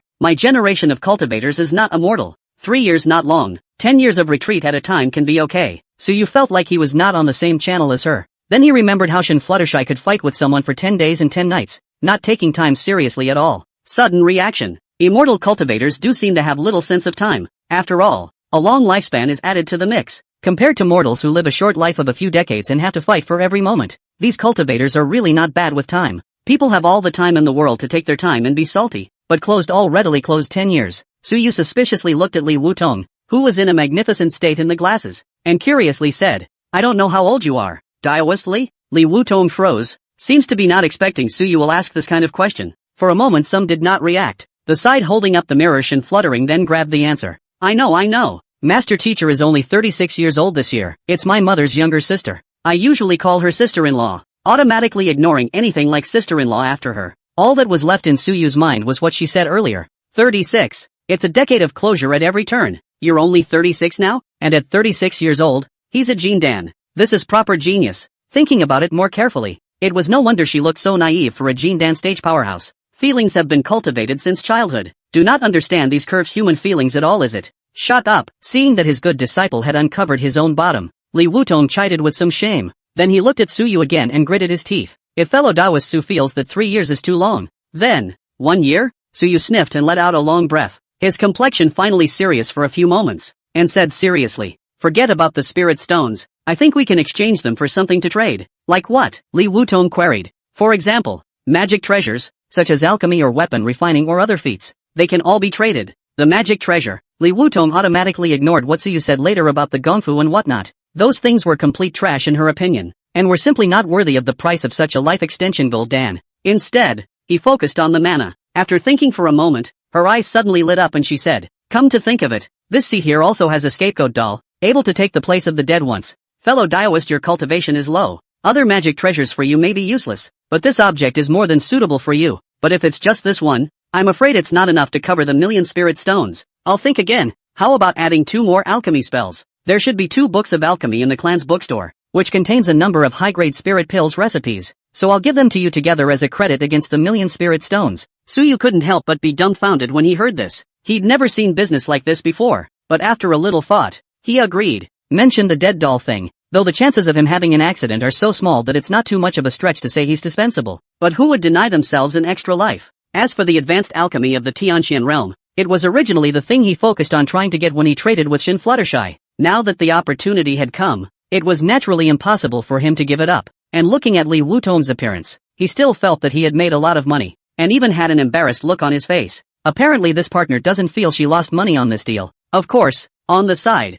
Shin Fluttershy, who had been beaten as a simpleton by Suyu long ago, clearly seemed to be a bit smarter than her master. At this moment, he was looking at the back of the mirror with a heartbroken expression on his face, and he didn't know what he was saying in a broken voice. However, although Shin Fluttershy was crumbling with indignation, she was obviously afraid of her master's majesty and did not dare to raise any objections in the slightest. Only after Suyu and Li Wutong had reached a consensus could they obediently sign the trade contract. Since the last deal for that life extension gold pill was considered to be temporarily resolved, it was time to talk about a new deal. Not waiting for Shin Fluttershy to leave holding the mirror, Suyu called out to her and said, Miss Shin, wait, I have something else here that you might be interested in. With that, he took out from the item bar those herbs that Ing Zhang had given him for refining the life extension gold pill. This is. Shin Fluttershy looked at the herbs, a look of bewilderment evident in her large eyes, but Li Wutong in the mirror did instantly widen her eyes in shock. Ling Shueji, Wan Longevity Grass. Where did you get these? She reported the name of the dish as if it was the name of a dozen herbs in a row, all of which were different from what Ing Zhang had told Suyu. Apparently this was what the Tianqian realm called these medicinal herbs. Looking at her surprised expression again, it wasn't hard to tell that these things should be quite rare in the Tianqian realm. In that case, his previous guess was correct. The divine world's resources were obviously much richer than the heavenly Xian realm. When Ing Zhang took out these herbs, he didn't even blink. Suyu lightly coughed twice and then said, just some souvenirs from home. After a moment's thought, he added, these are the raw materials for refining the life extension gold pill. The raw material for refining the life extension gold pill. Li Wutong in the mirror was directly confused, and after repeating the sentence several times in a dumbfounded manner, he couldn't help but say in pain, waste, waste, waste. I previously thought that you had only used more spiritual medicines that could prolong life to refine that life extension golden pill, but I didn't realize that you had actually added so many extinct heavenly materials and treasures to that pill. Do you know? But if you guys cooperate with the Gongfu guidance, just that Manjasang grass and Ling's Wazi, directly eating them will not only extend your life by 20 years? Suyu, crap, there's more to this? He had previously only known that the alchemy techniques on the divine state side were very rough, but he had never thought that they could be as rough as this. Reverse alchemy up belongs to yes. While he was surprised, Li Wutong over there was still blathering with heartache. This kind of heavenly material, then the immortal medicine are only inferior. You use this actually only refined only once, and can only prolong the life of 20 years of broken pills? It's heaven's punishment to waste things like this. Not so much, not so much. The corner of Suyu's mouth twitched and he hastily changed the topic. Fairy Li, I took out these medicinal herbs just to ask if there is any service for refining pills on your side. Although he would soon be able to obtain the high-end alchemy techniques that came from the heavenly Xian realm, but alchemist training obviously takes time as well. And in the early stages of cultivating alchemists, of course it was impossible to directly allow them to take this kind of high-end heavenly material to practice. On Ing Zhang's side, there were ordinary medicinal herbs, and just plucking a few of them was full of spiritual energy, so they could be used for alchemists to test their hands. As for these high-end medicinal herbs, It would be better to hand them over to the heavenly Xian realm's established alchemists to refine them at the moment. After hearing Su Yu's words, Li Wutong finally calmed down for a few moments and lightly coughed, resuming that cool fairy appearance.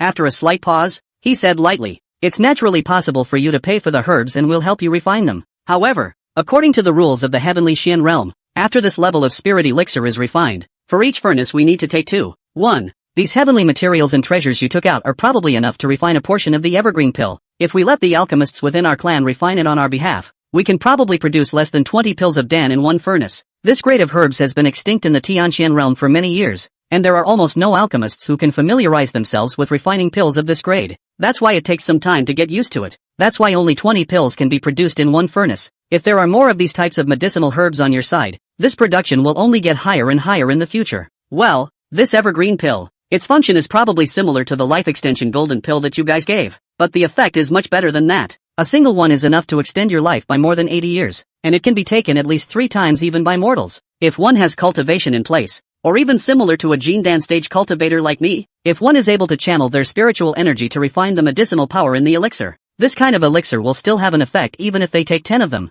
At this point, she couldn't help but pause before adding, in fact, with such a good heavenly material, I wouldn't recommend using it to refine pills that increase lifespan. It would be best if it could be used to refine pills that increase cultivation, just by using any one of these medicines as the main medicine, and we'll supplement it with some ordinary spirit herbs and elixirs. We can refine an extreme quality body quenching pill, and with your current strength, a few extreme quality body quenching pills will be enough to reach the chi practicing stage. At that time these herbs can also refine some chi practicing pills and base building pills. Just these precious medicines that you took out, after refining them into different stages of pills, are enough for you to eat pills up to the Jindan stage, and then cultivate on your own for a decade or so to stabilize your cultivation, and it won't be worse than the unusual Jindan stage's combat power. The increase in lifespan brought about by an increase in cultivation can be much more effective than refining these pills into pills that increase lifespan. Those who need to extend their lifespan are usually the kind of old things who have been stuck at a bottleneck for a long time and can't break through again just by relying on elixirs, or simply some mortals. For a young, low-ranked cultivator like you, getting directly high on pills to raise your realm is the most convenient way. Wait, let me stroke, Su Yu hurriedly said. He was still shocked that these materials from the divine world that could only refine a life extension gold pill could be put into the Tianqian realm to make a furnace of evergreen pills with better effects. As a result, Li Wutong actually came back with a bigger one. These materials were refined separately and paired with some worthless other elixirs, and they were actually enough for him to get high until the Jindan stage? Is the difference between this world and the world really that great? And then think about those life-extending gold pills that he used to hold as his greatest treasures. He was very wrong just now. It's not that Li Wutong hasn't seen the world and made a big deal out of it. Su Yu's own heart was dripping blood at this moment. What a waste. But sometimes the world is like that. When resources are abundant, people do not know how to utilize them, resulting in a great deal of waste of precious resources. By the time people know how to utilize them later, these precious resources have become scarce and unavailable. But the good news was that because of the existence of the trading platform, Su Yu could now become the middleman between the divine world and the Tianqian realm. Thanks to the blessing of Shin Fluttershy's simple master, he was also able to finally realize how valuable these herbs that seemed mediocre to him and Yingzheng really were. After another round of friendly negotiations, Su Yu finally reached another cooperation with this master and disciple. Presumably, he was the one who provided a copy of the materials for refining the life extension gold pill here. And Li Wutong's side is hitching some not very valuable common spirit medicine, spirit grass and so on. Will be this one refining life extension gold Dan heavenly materials and earth treasures separate, refining into enough so you can be all the way high to the Jindan stage of the pills out. There was no guarantee that Li Wutong would be able to refine a few copies, because this level of heavenly materials, not to mention the current alchemists in their clan, alchemist his master ancestor, I'm afraid he has never seen. Alchemists are inexperienced, and when the time comes, how many pills can come out of a furnace is not even known. However, they were contracted between them and the trading system and ended up with a few copies regardless of refining, all in accordance with the A2 split, that is, Su Yu 8, they 2. In the beginning, Li Wutong was mentioning 91%, and even if they were to produce spirit medicine and spirit grass, they would only share 10%, and also frankly told Su Yu that even if they only took 10%, they had already earned a lot. It can be said to be straight to the point of outrageousness, but in the end, Su Yu deliberated for a while and decided to share 20% with them. It's hard to find such a straight partner. The Tianqian realm was still a world with great trading value in Su Yu's eyes. In order to ensure long-term cooperation, it was now natural to let these two take more benefits as well. If the trading partner had a lot of heart, he wouldn't mind squeezing hard when he had the chance to ensure that the cooperation between the two parties could still continue. Think of it as a battle of wits to develop the spirit of struggle. Frost Star, for example. But Li Wutong, the master and disciple, one could only say that being Su Yu didn't even want to bully them. Instead, They wanted to give them more favors so that they could boost their strength as well. Don't suddenly nail it one day in the crisis-ridden world of fairy cultivation. Then it's going to be hard to find another partner who knows so much about what's going on. Inly Wutong because took Suyu too much benefits and guilty look. Shin Fluttershy while giggling while signing the transaction contract. After signing she didn't forget to say to Suyu, "You're actually willing to share 20% with us. This is much more than what most people in the Tianxian realm would give if they asked an alchemist to make pills on their behalf. Thank you so much, Suyu." You see, she still has to read my mind. After the transaction contract is signed, how many pills can be refined in one furnace will be recorded by the transaction system. They are absolutely impossible to have the opportunity to refine the pills to the less reported that set. Suyu was completely at ease. After the transaction with Shin Fluttershy's master and disciple was over, Suyu went back to his platform's private space. It's the turn of the clock, and it's time for the once a week, intense and exciting matchmaking of teammates. Going by the previous situation where the first match was to a tentacle monster and the next match was to Shin Flutter, he was still pretty confident in this match. After all, last time he was matched with a kobold. This time he should be matched with a normal person according to the rules, right? However, it turns out that this so-called law clearly does not exist. After a good half a dozen matches, he was looking forward to it. On the wall of the private space, matching transaction object, the words on the wall suddenly went dark, and then it became, match failure. He was never expecting that there was actually such a thing as a match failure. The two previous encounters with non-humans that didn't result in a deal were upsetting to him,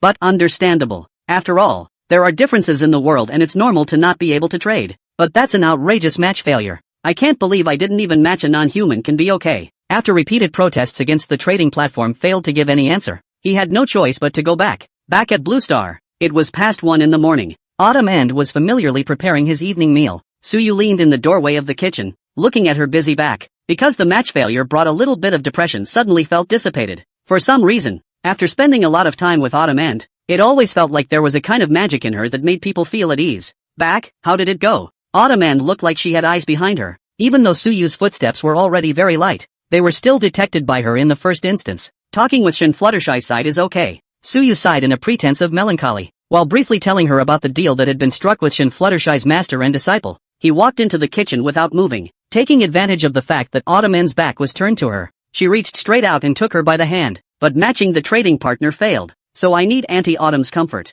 The movement in Autumn End's hand froze. Subconsciously, electricity arced out from her fingertips, but it only appeared for a split second before she retracted it again. After freezing for a while, she then pushed Suyu's head resting on her shoulder away without any good reason. Cooking. Stop it. Failure is failure. There's plenty of time anyway. It always works. Directly ignoring her later words, Suyu tried. So it's okay to make a mess after cooking? Autumn End glanced at him with a surprised expression. You don't really have some special fetish to do something with bionics, do you? That. It's not like it can't be tried. Suyu rubbed his hands together and leapt to try. There was one thing to be said for other bionics, even if the other bionics were fine, but this special bionic at the end of Autumn, he really wanted to see just how real it was. No way. Autumn End righteously refused. Another ghostly whisper was muttered after that. Didn't you say that there are ghost cultivation techniques in the techniques traded from the Tianxian realm? Wait for me to study it and talk about it later when I have a body. Suyu's eyes widened when he heard this and he hurriedly said, that's a deal. No backing out. Yes.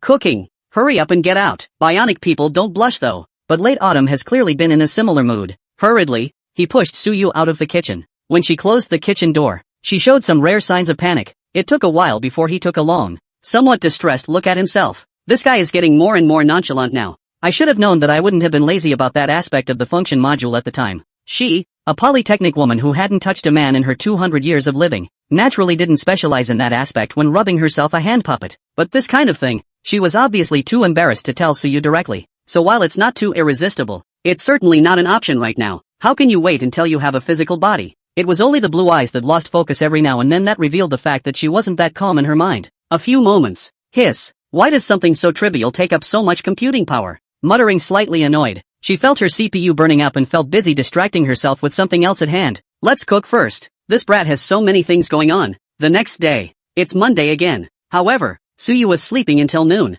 The company was now on track, and there were no major issues for him to deal with at the moment. It doesn't matter if you go or not. After Autumn End got those feats, he dove headfirst into the lab again. For this kind of behavior, Suyu was strongly supportive. He couldn't wait for Autumn End to hurry up and study and understand what that ghost cultivation technique was, and then he would cultivate his soul to be more powerful. And then it's just a matter of getting some genetic samples of Autumn End from Froststar to create a body for her via cloning. With the ability of a ghost cultivator, the problem of taking over the body of a clone without a soul was certainly not a big problem. There should be many drawbacks as well. but it's not like you can cultivate immortality. Over time, it naturally becomes no different from normal. This was the solution that Autumn End had come up with last night during the late-night snack, and it was up to her to follow up with her research as to whether it would work or not. As for Suyu himself, he had planned to be a salted fish nesting at home today. Instead, though, they received an invitation from BYG. It says over there that they're giving him a car. It's based on BYG's original technology and metal hydrogen batteries. And then there's also the reserve technology over at the Time and Space Technology Reserve Corporation.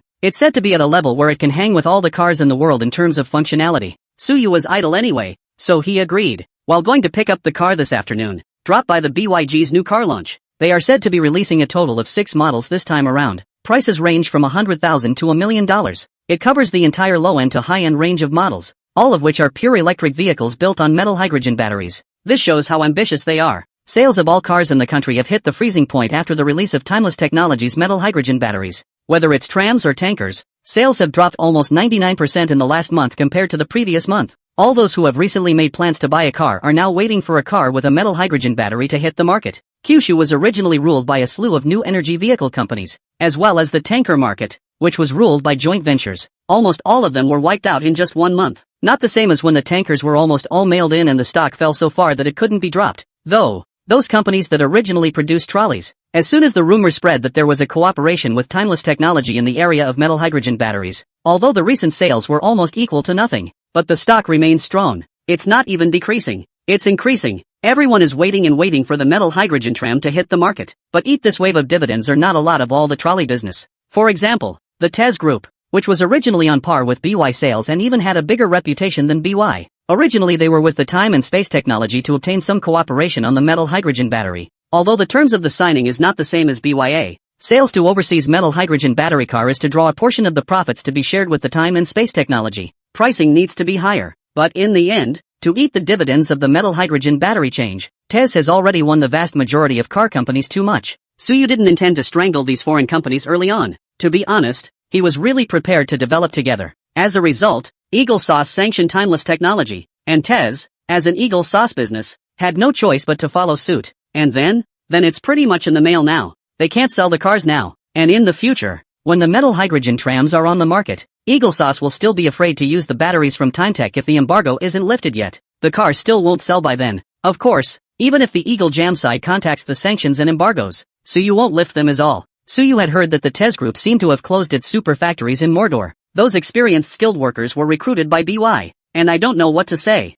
Let's just say it's do or die. It's the people who bought the trolley made by TES who suffer. Nowadays, if you want to take a new prospective car that you just got in and sell it, you have to get a discount first. Warranty? What the hell is that? But how can this matter not be blamed on Suyu is? Of the 6 models released by BYG this time, the one given to Suyu is naturally the most expensive one. Current pricing is said to be $1.28 million for the lowest trim level. To Suyu is naturally the highest matching version. I heard that if you want to buy it is estimated that no 3 to 5 million cannot land. Belonging is a limited edition. The metal hydrogen battery alone on this version weighs 20 kilograms. Using material technology obtained from exoskeletons, the entire car is stiffer than the ultra-high strength steel that would only be used in the ABC pillars, a key part of those luxury cars. As far as horsepower is concerned, the car is equipped with 4 advanced motors made by the BYC group that control each of the 4 wheels. At full power output, it's capable of 2,300 horsepower. That horsepower isn't too far off the mark. After all, next door to Bugatti a sports car with 1,000 horsepower with an off-roader like this weighing close to 3 tons,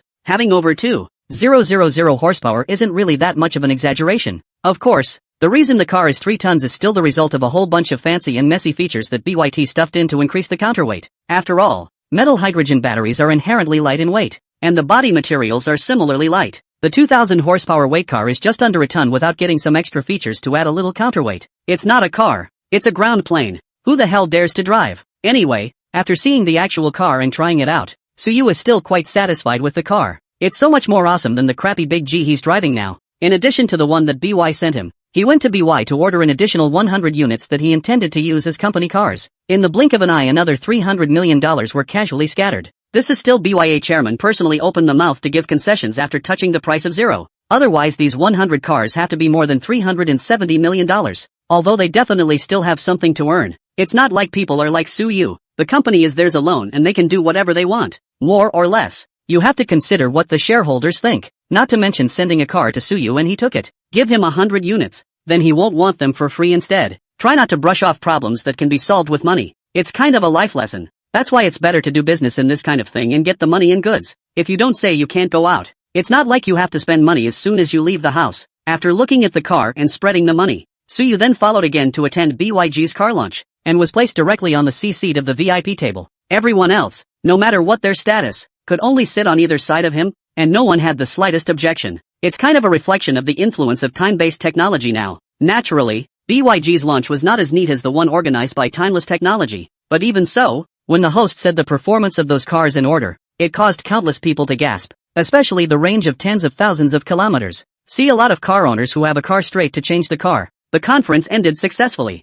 Suyu sat there as a half-day toolman, halfway through the BYC group and the introduction of the most expensive car, but did not forget to mention a mouth of spacetime technology ordered 100 things. After all, compared to BA himself, time and space technology is now synonymous with advanced technology in the minds of the general public. This gold standard obviously works better and is more convincing. This matter was agreed to by Suyu with a nod of his head, but it was nothing. However, after the conference was over, Suyu, who was ready to leave, was pulled back by the chairman of BYG. Instead, he didn't ask any questions about the launch or the technology. Instead, he mysteriously said to Suyu, "I heard that old Master Chu of the Chu family in Jiangnan fell critically ill last night." "Oh," Suyu laughed. "What about now?" The little girl who was now in charge of the Chu family didn't know where to get a kind of medicine that can live for 20 more years after eating it, and now the person has been discharged from the hospital. Chen Fu squeezed his eyebrows and said, "I heard that Mr. Su is a close friend of Chu Yu of the Chu family? Don't try. It's me who gave it to him." Suyu laughed. The moment these words came out, all the people around who were originally pretending to be deaf and dumb all couldn't hold it together and cast their gazes over. The technological prowess demonstrated by Time Healthcare is basically known to anyone who cares a little about their health these days. Therefore, even if Suyu admitted at this point that he had a drug that could make people live for 20 more years, most people's first reaction was not skepticism.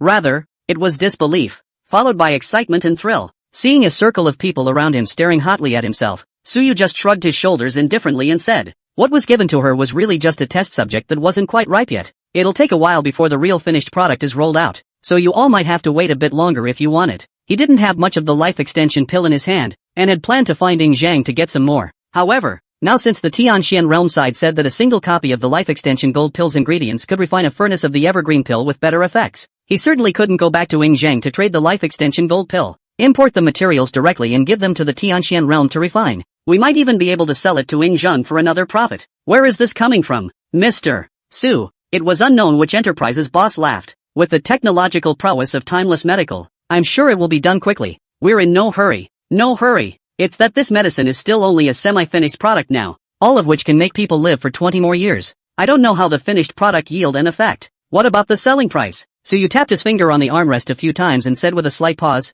if the finished product is, probably one down can make a person live for 80 more years, and with the current technology, an ordinary person can only take a maximum of 3 of such pills. For the price. Suyu said this and did not say any more, because the price is something they could never afford. Evergreen Dan he also did not intend to sell in Blue Star, mainly for his own living familiar with the use, and then to bring in the trading platform trading. On the Blue Planet he might go out a little, but basically doesn't charge money for it, but rather uses it as a bargaining chip in an exchange of benefits or gives it to someone he admires more and who is more positive for the progress of the world. Some people live too short a life as a loss to all of humanity. There are people who are the scourge of all mankind if they live too long, and, not coincidentally, the former is a rarity and the latter is the vast majority. Although Suyu never boasted of being a long ball player, this was his hometown after all, and he certainly didn't want it to get too bad. Eternal life is poison. He holds the key to open this Pandora's box in his hand, whether to open it or not, and to what extent, he still needs to deliberate. But at least for now, the practice of directly selling an elixir like the Evergreen Elixir, which could make a person live for 80 more years,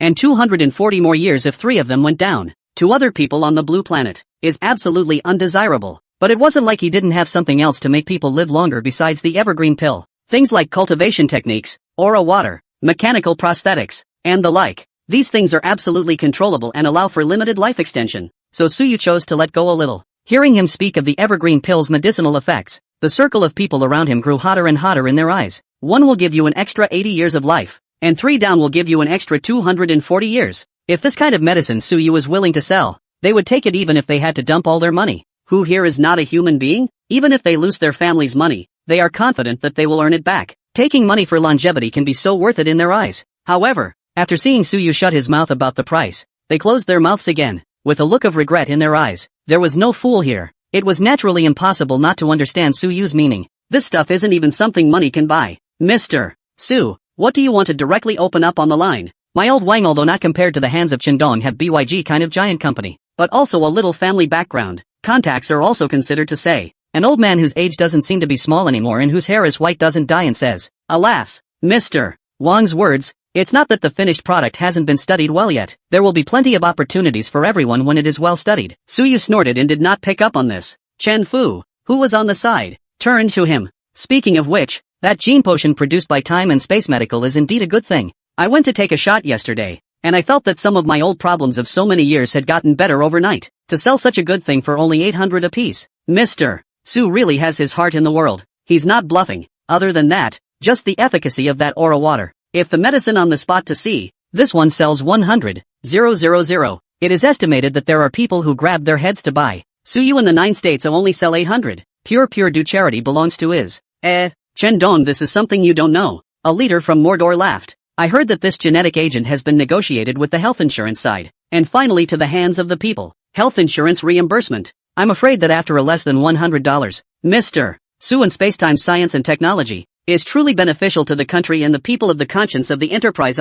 It was only after some more rainbow farts that Chen Fu inadvertently asked his other concern. Mr. Su, what I see in the report from Time Medical is that this genetic agent can be injected without limit until it reaches a certain threshold. After the body can no longer absorb it, the injection will be useless. But by that time, the person is also basically free of diseases and pains, and can normally live to the limit of their lifespan. I wonder if it's true or not. Of course it's true. Su Yu laughed. The aura that the human body could naturally absorb was at its limit, and it was only a foot away from the body tempering stage. There's no problem living to the limit of your lifespan if you don't die. No more worrying about sickness and disease. Then I don't know if Timeless Medical has any advanced gene potions? Chen Fu gradually also figured out Su Yu's temperament and did not bend the rules, but asked directly. People like them have specialized medical teams. The aura water released by Time Healthcare has been analyzed by them for a long time. Though what the principle is can't be read at all. But after a little study of the people who were injected with Reiki water, one can come to a conclusion. This develops the human body to its fullest potential. And timeless technology might be able to break this limit if it had more powerful technology and developed a higher level of genetic potion.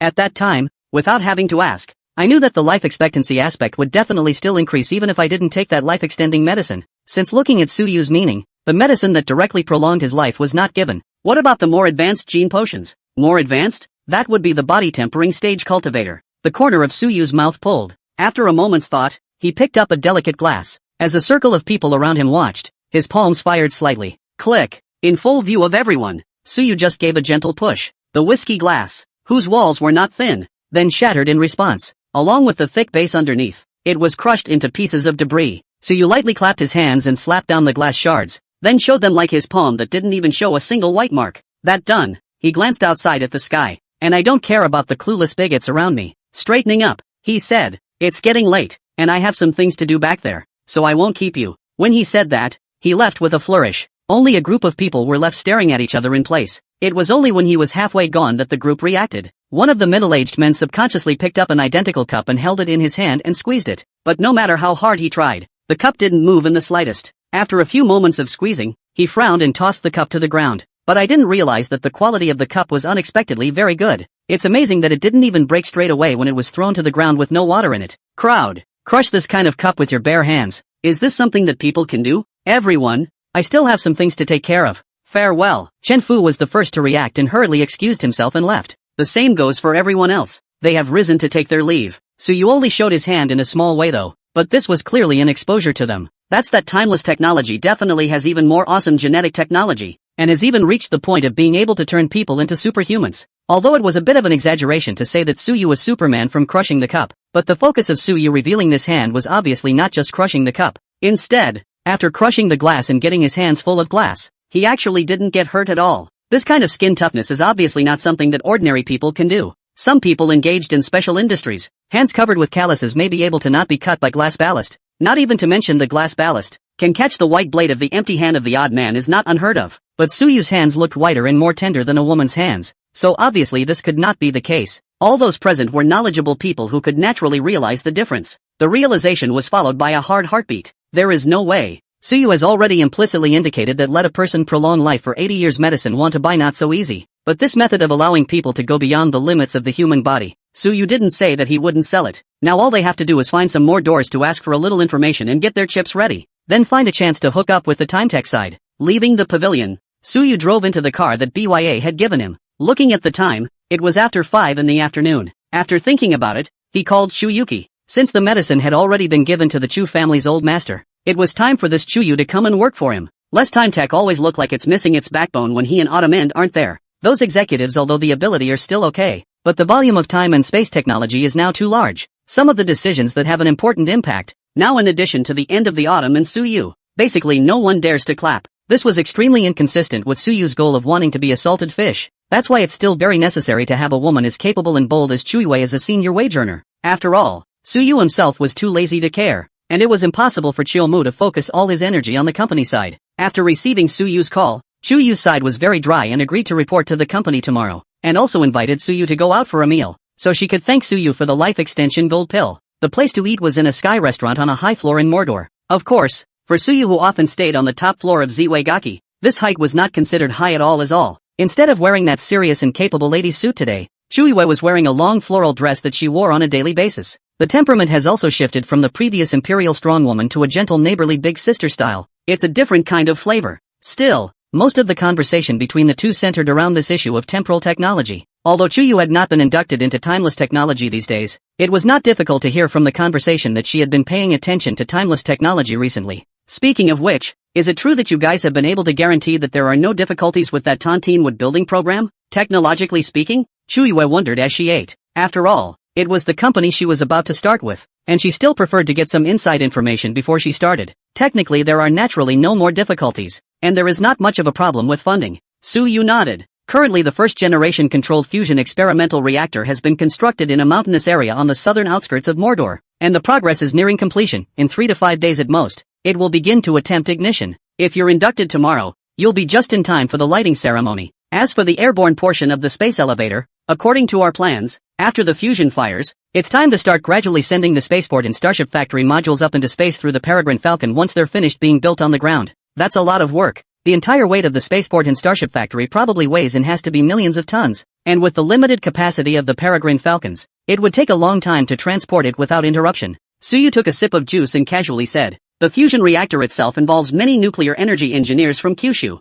and is not a secret in itself. Naturally there was no need to hide it, not to mention a high-end talent like Chuyu, who was about to be inducted into timeless technology, and even if said, Suyu is not afraid of her leaking anything. Since there's no problem technically, the only problem now is the situation. On the hawk sauce side, you guys really don't care? Chuyue frowned. Why should I care? It is said that they sanction spacetime technology, but now the actual situation is instead that they are riding the tiger. Suyu said without caring. That's not what I meant. Chuyuki shook her head. With all the stuff that Timetech has now, Hawkjaw and the others sanctioning Timetech are really riding the fence. That much she certainly knows. But have you thought about the fact that the above is confined to a trade war? And what if they dogged it? A dog jumping over the wall in a hurry? Suyu froze for a moment, then laughed. That would be great. Hawkjam wanted to play within the rules, and he didn't mind playing along with his opponent within the rules. But they want to break the rules and rob in the open. Well, it all depends on who's got the biggest fist. And bigger than a fist, Suyu is clearly not afraid of anyone. Also, Chuyuki nodded.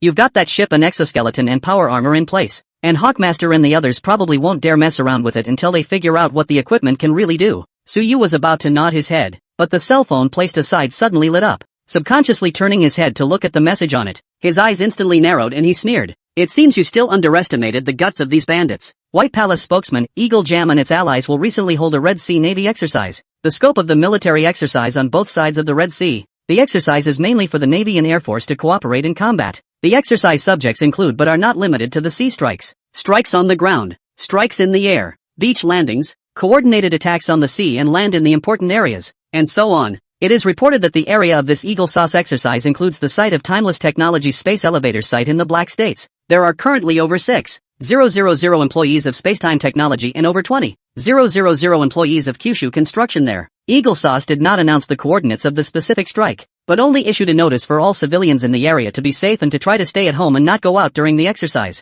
This was a news push that suddenly appeared in Suyu's phone. Obviously, it was Autumn End who showed him on purpose. After glancing at it, he turned the phone around and pushed it in front of Chuyuki. These guys have a little more guts than we thought. What do you think? Chuyue narrowed her eyes at the consultation and then shook her head. Seema's heart is in the right place. With that, She flipped to the map of the last officially announced maneuver by Hawk Jam and pointed to the coast of the take near the equator. It is said that you have excavated the harbor here. Is it now finished? It's already completed. The channel has also been dredged through, and it was put into use a few days ago. Suyu nodded. Then their maneuvers have covered the harbor including the shipping lanes. You can grab that and say something, Shuiwe said as she zoomed in on the map. They would never dare to open fire directly, and frankly speaking, they are just shooting their mouths off, using this to direct a little bit of the current conflict in the country outward. The biggest problem on their side right now basically comes from the negative impacts of sanctioning spacetime technology, and as long as you make some drastic moves, or even sink a few of their warships, they'll be able to use it to convince the restless population in the country to solve their internal problems.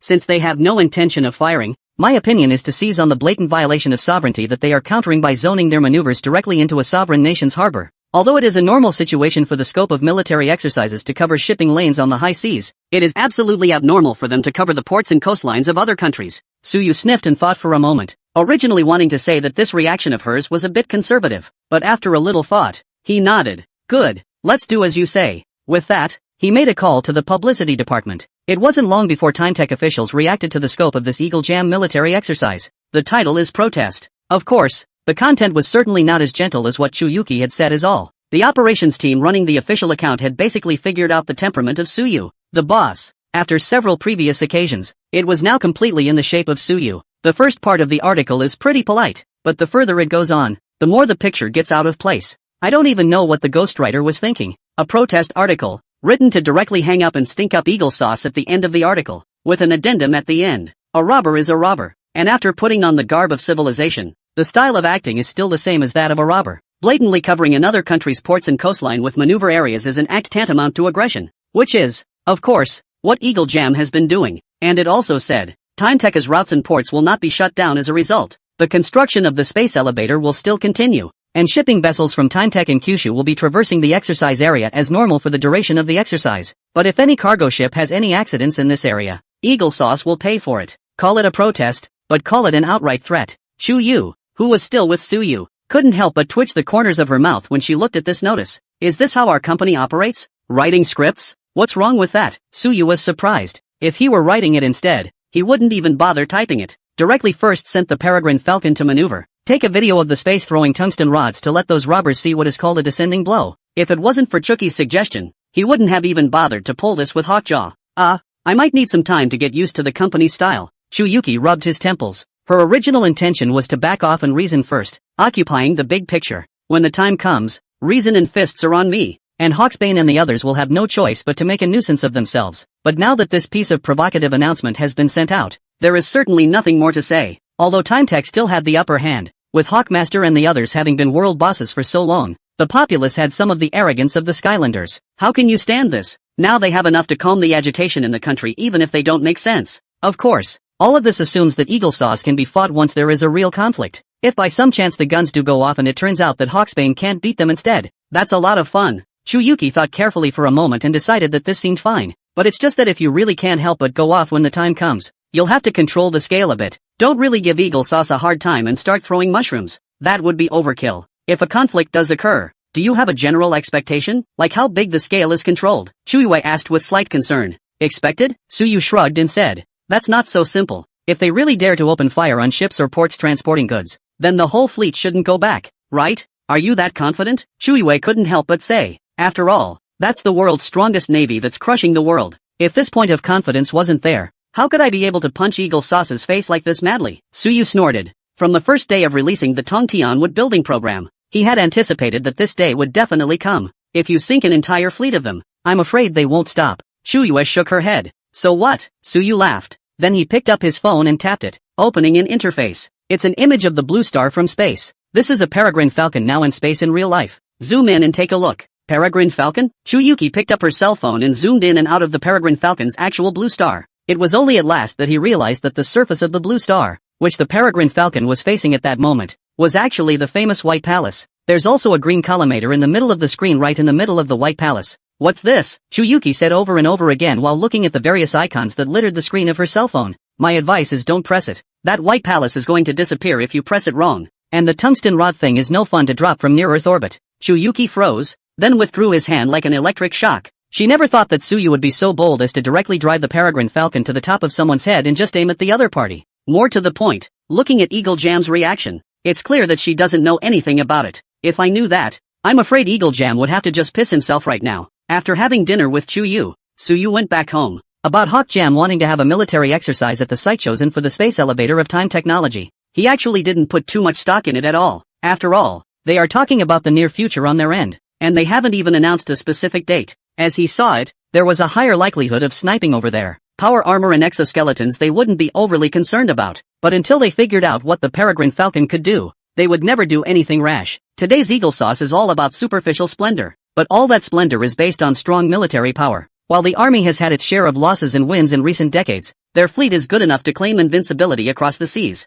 That's what makes them kings and rulers and all over the world. Once that veil is torn away, then it was destined to be the beginning of the decline of Eagle Jam. Although it is now being made very difficult by this wave of counter-sanctions by timeless technology, especially on the stock market, it is a few days to evaporate countless assets. But at the end of the day, as long as the meter-dollar oil system exists, even if Time Tech did come up with nuclear fusion, they'd still be able to use me-dollar to lie down and suck the blood out of people all over the world. But once you go to war without knowing the function of the Peregrine Falcon, which can easily take people to space, and cause the Navy to lose a lot of money, that would inevitably lead to the collapse of the metric system. The next thing that collapsed was the stock market. Then there was a chain reaction. That's something Eagle Jam can't afford in any way. So Suyu was really not convinced that they would dare to tear their faces off and start a hot war now. Of course, Suyu was even more convinced that if they knew the specific function of the Peregrine Falcon, they would be even more afraid to directly tear their faces off. So it was something he didn't even put a thought into. In the end it's just a matter of beating around the bush. However, the Eagle Sauce himself will not strike, but the Black State region after all. The matching mechanism is excellent. It is also difficult to guarantee that there is a want of money not life by the Eagle Sauce flinging to disgusting people. So it's a good idea to step up your defenses these days. Suyu returned home while driving, and was preparing to go to the company tomorrow and arrange for another batch of bionic people to go over and take care of security. But he had only just arrived home when there was another message from Autumn N's side. There's a change in the Black State. Suyu, who had just entered the door, had a footstep. With that, he took out his power armor and put it on, and flew straight to Zwicky. With the speed of the power armor, he crossed dozens of kilometers in less than a minute and was soon in Zwicky's lab. Autumn N is sitting on the experiment, staring intently at the glass case in front of her. The box was surrounded by a layer of distorted space visible to the naked eye, and inside the box was the mouse that had been lying silently inside. Above the mice, there was actually a light blue shadow. It seems to be spiritual body, and what Autumn N was staring at the moment was this spirit body, and was observing it while recording something every now and then. Noticing Suyu coming in, he didn't turn around either, just concentrating on two things, recording while saying, "You're here? There's something going on over in the Black State. There's unrest in that small country." The short answer is that their head is dead. Dead? Suyu frowned. How did it die? If he remembered correctly, the bastard had bought quite a few G20 lightweight exoskeletons. There are even a couple of top sets of these. The above features and its richness. A little care in picking a few loyal henchmen to wear these exoskeletons would be enough to keep him safe, right? And because timeless technology needed a stable environment to build a space elevator, it had secretly sent people to help the bastard purge some of the rebels in their country. How can this be dead? Well, died in a coup. Let's call it a coup d'etat. One of the colonels under him has a hometown on the site of our space elevator, and this colonel is secretly plotting to replace him because he's unhappy that he's leasing that land to us. I've been taking up too much computing power with my experiments lately, plus my main focus has been on Eagle Jam, so I didn't realize they were conspiring. The results? Pretty outrageous anyway. That colonel gathered more than 30 men and intended to rise up last night, but when it came time to rise up, 2 men reported them in advance because they were afraid of death. But after they reported them, no one in their official army believed them, and paid no attention to the informers at all. And these 30 people had no idea that they had been reported, and rose up in the middle of the night according to the plan, with one part of the group responsible for going to occupy the mansion of their head and arresting the head, and the other part going to occupy the local television station to declare their sovereignty, because there were no streetlights on the road and it was too dark at night. The part of the group that went to take the head's residence got lost in the street and was arrested by the police on patrol, and the other part of the men who went to take the TV station got separated on the way. And in the end the school officer was the only one who managed to get to the TV station, and he just walked in, and then used the TV station to announce to their whole country that the uprising had been successful. And then, the head of the small country that received our funding then thought they had actually succeeded and ran away from his mansion in the night. And on the way he encountered their own exoskeleton patrols that thought his convoy was suspicious and were going to stop and check it. And thinking that these elite troops in exoskeletons had gone rogue, he ordered his own troops to engage them in a firefight. Ended up getting shot down on the road. Both sides lost over 100 G20 exoskeletons in total.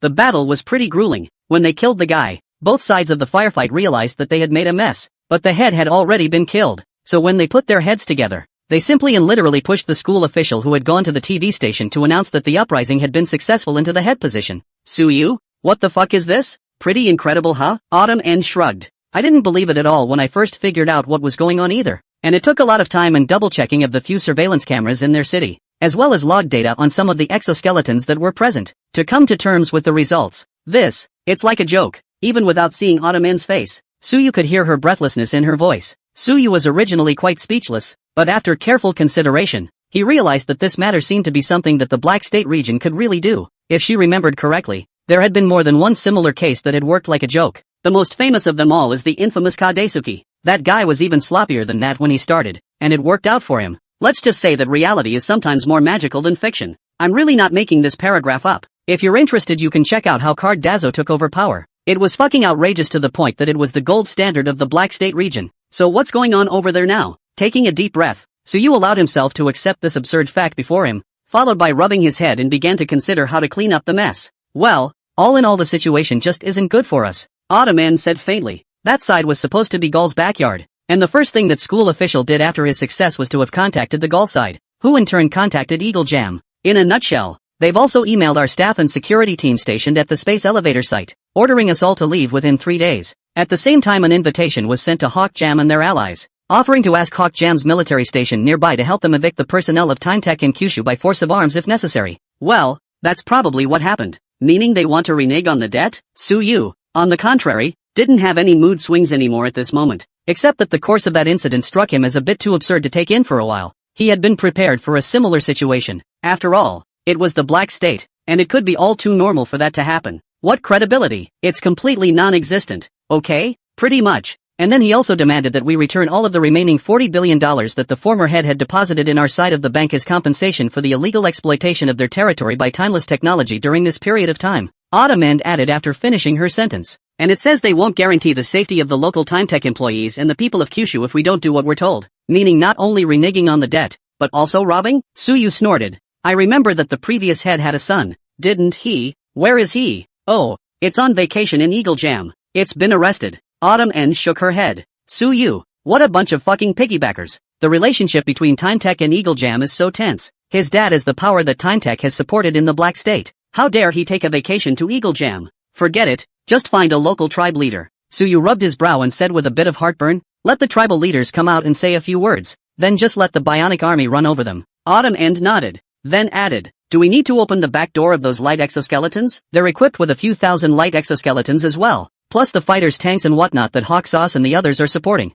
The firepower is still good. If we don't open the back door, those 200 heavy exoskeletons locally will take at least a week or more if they want to solve the problem over there. All light exoskeletons and heavy exoskeletons sold by Time Tech leave a back door open. The highest authority was in the hands of Suyu and Shiomu. With a single thought, they could turn these exoskeletons that crisscrossed the battlefield into a pile of useless tin cans. However, Suyu shook his head after thinking about it. Not open. Send 2 power armors straight over. The reason for not using the back door is also simple. A few thousand lightweight exoskeletons would be too easy for him to fix. And with the back door open, it means something different. You sell someone arms with a back door and they can't detect it and don't know anything about it. Who will dare to buy your stuff in the future? It would be more trouble than it's worth if this came out. Autumn End had obviously expected him to choose this way, and at his words, he just nodded and didn't say much, turning to ask again, so what are you going to do about things over there afterward? With the level of chaos in the Black State, even if you support some tribal chieftain up there this time, there's a huge possibility that something else will go haywire in the future. It's best to think of a way to do it once and for all.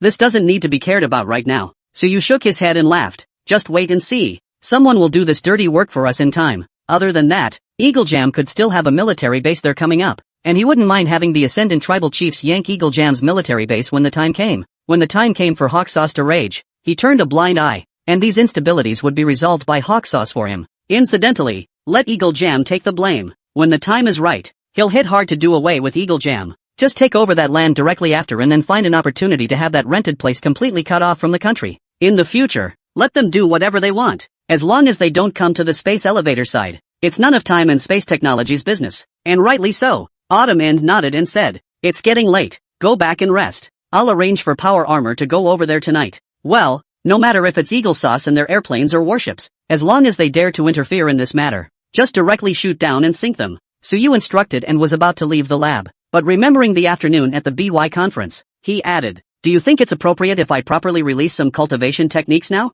I'm afraid there will be some hidden dangers if we release it directly. Autumn End finished recording the experimental data on hand. Pacing around, he came to sit in front of Suyu. Though if you master the spirit stones you have the lifeblood of all cultivators, and as long as they want to cultivate, it will be hard to go against you. But although the blue star's aura is so thin as to be negligible, in the end it's not a world where the aura is completely depleted. It's not impossible for people who appear to have some sort of special cultivation physique to still be able to practice something with their gong methods in such a thin environment of aura. I've recently read quite a few relevant records in the Heavenly Shin Realm's merit laws, and there are quite a few of these types of cultivation wizards in these records, who are still able to cultivate great power in all kinds of harsh situations. If this kind of variable also exists in Blue Star, hastily releasing the cultivation technique may lead to the emergence of uncontrollably powerful individuals, and I'm afraid that it won't be easy to solve it when the time comes. Like this? Suyu frowned. In fact, he wants to popularize the cultivation method is not the heart of the world's people and so on. Rather, he felt that if he had a certain amount of cultivators under his command who had mastered transcendent powers after he had become an intermediate agent and could trade living things, trading might be a lot more convenient at that time.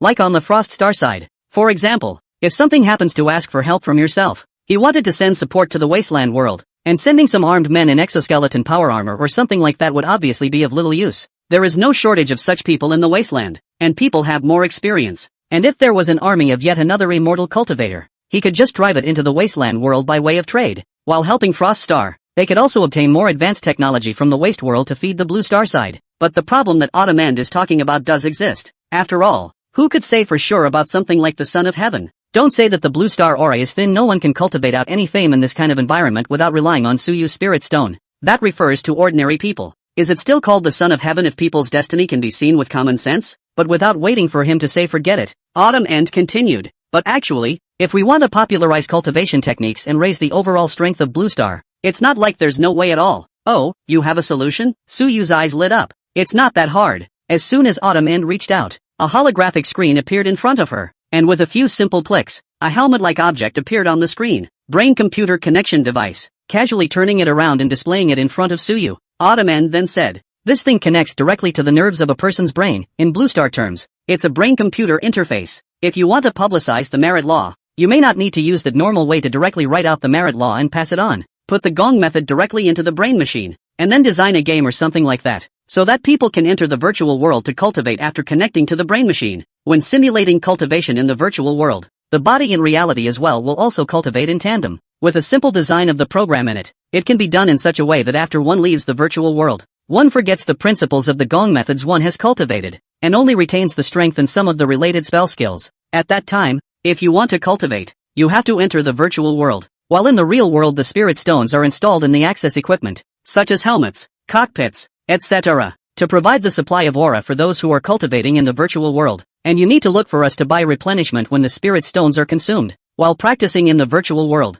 their cultivation progress can be monitored by us through the whole process of AL, which can completely avoid the possibility of a certain variable, and after obtaining a merit law, even if it doesn't need our resources, they can also obtain extremely strong power with a merit law. In short, it is to let their brains cultivate in the virtual world, and their bodies absorb the aura from the spirit stones in reality to gain gains. This way not only ensures that people can cultivate without the gong methods leaking out, enhancing Blue Star's overall strength. Normally, with the assistance of the brain machine, the speed of cultivation is also definitely faster than the traditional way of cultivation. It was easy to tell from the way she spoke so eloquently that Autumn End had obviously been thinking about this aspect for a long time. Even the solution is taken care of. After Suyu carefully thought about it for a while, and likewise felt that it was feasible, he instantly said, "And what is the yield of this access device if it is to be massively popularized? The production can be increased at any time. This is not difficult. The problem is the supply of spirit stones." Autumn End shook his head. After using this set of equipment, even for those with the worst qualifications, I estimate that it's not a problem to cultivate to the chi practicing stage. If one were to cultivate with only spirit stones,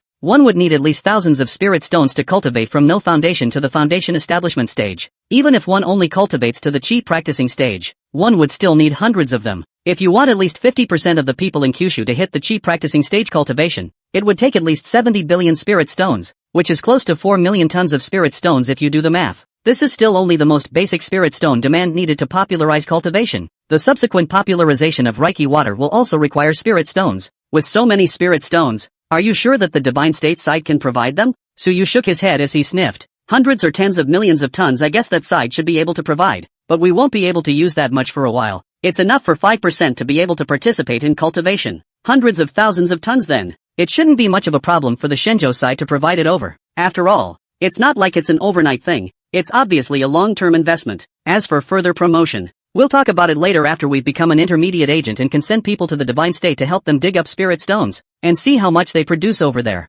Well, as long as there are no problems with the spirit stones, producing brain-computer connection equipment is simple. Autumn End nodded. I'll have the Bionic Man remodel the factory's production line, and we can start production tomorrow. And I'll contact the Kyushu officials to get the relevant documents and subsidiary license registration done tomorrow. And you can just pick a day to hold a launch party. There's no need to pick. Just tomorrow. It just so happens that Chuyu will come over to work tomorrow. Let her host the launch. Suyu casually said. He's going to have to settle things on the Black State side tonight. And the news is bound to break tomorrow. That's why he chose tomorrow. One more epic-making virtual reality technology to come while the world's attention is focused on timeless technology. Except that it'll show the dumbass what else is black about time tech. Incidentally, he told them that the shit in the Black State wasn't even a thing with him. Not even a nuisance. The following day, a fiery story about the Black State shocked the world. The small country of the Black State, where the space elevator is located, actually changed hands twice in one day yesterday. The original head was shot down directly in the street by his immediate men. The head who replaced him was clearly more pro-Western, but his head was ripped off before his ass was even warmed up. According to informed sources, the successful school official who had risen to the top had taken refuge in the underground shelter facility built at great expense underneath the former head's mansion that night, after realizing that a chief had issued a diatribe against the thieves and was preparing for a counterattack in conjunction with the security corps of the Time and Space Technology Department. This evacuation facility is said to have extremely high specifications. It can even withstand small tactical nuclear bombings, but it turned out to be a hard break and a twist. Died for no reason. And those light exoskeletons that the country had originally spent a great deal of money on procuring from spacetime technology, under the onslaught of the legions of heavy exoskeletons, they couldn't even hold them back for 2 hours. And all of them were scrapped, even the people with their armor, even including the dozens of old fighters in the sky that the West retired and sold over. They didn't even go out of the hangar, and all of them were directly reimbursed in a few fields. The Allies, led by Hawksbane, hadn't even reacted to what was going on when that small country's army was wiped out. All forces on land, sea, and air swept away by Time Tech's security department. Now the tribal chief who came forward to accuse the schoolmaster of mutiny is the head of the country. All in all, Time Tech had only deployed 200 heavy exoskeletons, plus 2 power armors. The war record obtained is more than 3,000 sets of light exoskeletons, more than 60 jet fighters, 7 ships of various light and heavy types, and more than 100 tanks and armored vehicles. And the battle losses on his side were almost negligible. Many of these soldiers and equipment were extremely far from the battlefield. But still, it was emptied overnight. The fighting prowess displayed by Time Tech's security department was evident. The world was dumbfounded when this news was released. For those who do not understand the military, the first point of attention is still on the time and space technology actually dare to do this kind of thing. But those who knew a little bit more about the military immediately flipped out the map and scrutinized it against the details of the battle that had been exposed by the accompanying reporter from the security department of time and space technology. Then the cold sweat of the military personnel of the countries all over the world could not help but run down. Except, of course, for the Kyushu military. This is considered the first time that heavy exoskeletons and power armor have been involved in combat on a large scale in the open. Although the battle results are bright enough, but that is after all a small country in the Black State. For those who are in the military of the big countries, with the power in their hands, it is not difficult to destroy these sparsely organized Black State army groups overnight. What really shocked them? Then there is the number of troops that Time Tech has fielded in this battle. 200 G-60 heavy exoskeletons, 2 Storm-class power armor. In one night, it swept through almost the entire land of Suwa. Although Suwa can only be considered a small country in the Black State, this small country is small in the sense of national power. In reality the country can't be considered small. More than 600,000 square kilometers of land, which includes plains, swamps, jungles, deserts, plateaus and other complex terrain. And the location where Time Tech is leasing for the construction of a space elevator is in the southernmost part of the SOC. Troops were deployed from the far south, spanning dozens of kilometers from south to north. It swept through the whole of Somalia overnight, wiping out all the armed forces of that country. That mobility and fighting ability, and information gathering, is what's scary. It was even so horrible that none of the warplanes that had been divided in the airports of Shikoku had a chance to rise to the sky before they were all destroyed in the hangars. To be fair, it really wasn't that hard for those powers to command their own forces and do that battle overnight. The prerequisite, however, is that the air, land and sea forces are linked together to launch simultaneous attacks from all sides, overnight, with naval and air cover. A large number of ground mechanized units would just run right over it. The number of participants in the battle, not to say more, must be at least around 100,000 people. Even on the Kyushu side, after a sandstorming exercise, The staff believed that before the G60 heavy exoskeleton was available, to do this overnight would require at least a group of troops, spread out in battalions, or even companies. Couple that with air and sea superiority to do it. What is the configuration of a group army in Kyushu? That's 6 synthetic brigades plus 6 service brigades totaling around 80,000 men. One of the heavily armored synthetic brigades has 112 main battle tanks alone. A full group army is undoubtedly a torrent of steel. It's not too much to say that against a country like Shikoku it's a cannon hitting a mosquito. But even so, after all, people still have a strategic depth of existence. Want to disarm all the armed forces of the people overnight. It is also very strenuous. It's not that you can't beat it, it's that you're too rushed to run over there. But Time-Tech did it with just 200 heavy exoskeletons. After deducing the result, the bigwigs of the Kyushu military couldn't help but swallow their saliva as they looked at the G60 heavy exoskeletons that had been equipped with close to tens of thousands of units on their side. Although they knew that this thing was bullish, they were truly surprised that it could actually be bullish to this extent. That's a pure and simple downgrade on the battlefield. Other than that, just look at some of the images of the battlefield put out by Time-Tech itself. The fighters wearing these heavy exoskeletons all work in groups of 2, and one group can take out an enemy battalion of hundreds of troops in 10 minutes. Even quite a few soldiers wearing G20 light exoskeletons over there were like kindergarten children in front of these warriors wearing heavy exoskeletons. It's easy to get your head crushed, compared to the Kyushu military's shock. On the Maoist side, Wagner had thought that he was already invincible after being equipped with so many G20 lightweight exoskeletons. Who knew this thing was a pure toy in front of the G60? It's simply not enough for someone to throw a punch. However, they maintained good trade relations with Time-Tech after all,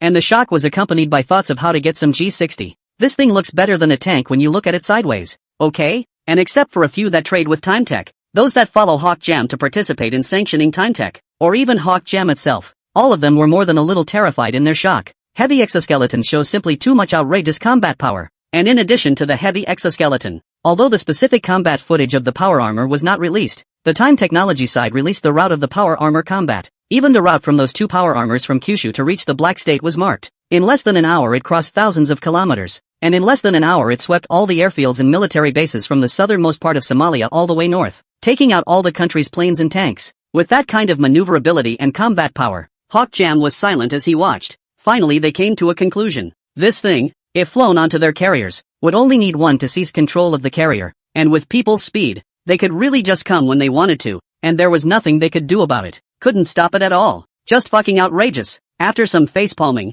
that exercise plan that the Eagle Jam military had posted on the official website was silently deleted. What rim of the earth naval exercise? There's more to this? Do not blame them to concede. But look at Suyu, this kind of unscrupulous style of action. They are really afraid that by the time the military exercise to half, people send Taiwan Power Armor rushed in to give them a carrier to rob. The world's #1 military power, Eagle Sauce, had its aircraft carrier seized on the way to the exercise. That's a lot of fun. I'm afraid we won't be able to end this without dropping a nuke. You can say that everyone in the world is afraid of nuclear bombs, but Suyu may not be afraid of them. People have peregrine falcons, ready to head off into space at a moment's notice. You can't really drop a nuclear bomb on him. That's what's so egregious. So after Hawkmaster and his allies scrutinized the combat power of the Time-Tech Security Department, suddenly it doesn't matter if the military exercises go or not. By the way, for this time what Time-Tech did, both their military and official have kept a rare silence. No more self-proclaimed world police heavy-handed as before. However, the official and the military kept silent because they saw that the purpose of timeless technology this time was to knock down the mountain and intentionally intimidate them. But folk are not so sensible. After all, not everyone understands the military or knows how outrageous it is to disarm all the arms of a country that covers more than 600,000 square kilometers overnight. In the face of timeless technology's sudden military action in Shikoku, it was different from the military and officials of each country who all tacitly remained silent. Those news media, as well as the self-proclaimed world police, even other countries eat meat to control the white left, are like sharks who have asked for the smell of blood, and have come forward to accuse with righteous indignation. BBG. The military action of time and space technology in the country of Suwa is an illegal, an unjust act, a blasphemy against human rights, and a trampling on a nation's jubilee rights. It should be duly punished. New York Times. This is a terrorist attack, a despicable sneak attack, and we, Eagle Sauce, as a righteous force to maintain the world order, should react to this blatant provocation of the world order and punish the evil time technology, or else they will become a terrorist group that destroys the whole world like the Umbrella Corporation in the movie. Environmentalists, how dare you? In response, Hawksbane and its allies had to play dead as if they didn't see it, and cursed a few times in his heart, "You fucking pretend not to bring me. I really cannot beat, otherwise you still need to say?" But to not say their petri dish freedom is good. The good thing is, there are some things that can't be avoided by playing ostrich. Fittingly, during Eagle Jam's regular briefing that day, More than one reporter camera disliked the face asking what they thought of the incident and what they planned to do about it. Although he had expected to be asked this question before he came here, when it really came down to it, Speaker Eagle still didn't know how to respond. One can only donkey snark. It's just too much to handle. And you can only say a few hard words of condemnation that don't hurt. And finally say that you'll keep an eye on this point. When will the troops leave? Why don't you go carry a gun and shoot those iron pimples yourself? After nearly being asked to break his defense, the Eagle Sauce spokesman finally made it to the end of the hour and scrambled away, leaving a crowd of reporters behind. But running away doesn't solve the problem. While this faction of the Hawksbane authorities chose to play dead, the other faction naturally began to take advantage of the situation. All sorts of propaganda about how the authorities are weak, and how they can't even dare to let out a fart when they're being ridden around their necks to take a dump, and how they're losing face with Eagle Sauce. How I would be if it was up to me. Although people from both factions knew that in the face of the technological power beyond current comprehension in the hands of spacetime technology, playing ostrich now was the best way. But he is not in his position now, and he is certainly saying whatever he wants to say when he attacks his opponents with his mouthpiece. For a while, there was a swarm within the Eagle Jam, but there was nothing their authorities could do about it. If this were to happen in the past, where is the need for others to say that such a good reason to suppress the enterprises in Kyushu? They would have struck hard long ago, but times have changed. What can I do if I can't beat him? Let's not even talk about going to Timetech to open fire. Having seen their true power, Eagle Jam is already thinking about lifting the sanctions and embargo. Of course, with Eagle Jam's arrogance, he naturally wouldn't admit that he couldn't beat it. According to what they said within the military, they just hadn't adapted to the super single-armed mode of combat that was the temporal technology for the time being. As long as they are given some time to study and adapt a bit, they can definitely find a way to deal with it. Whether this certain period of time means 1 month or 2 months, or 10 or 20 years, is unclear.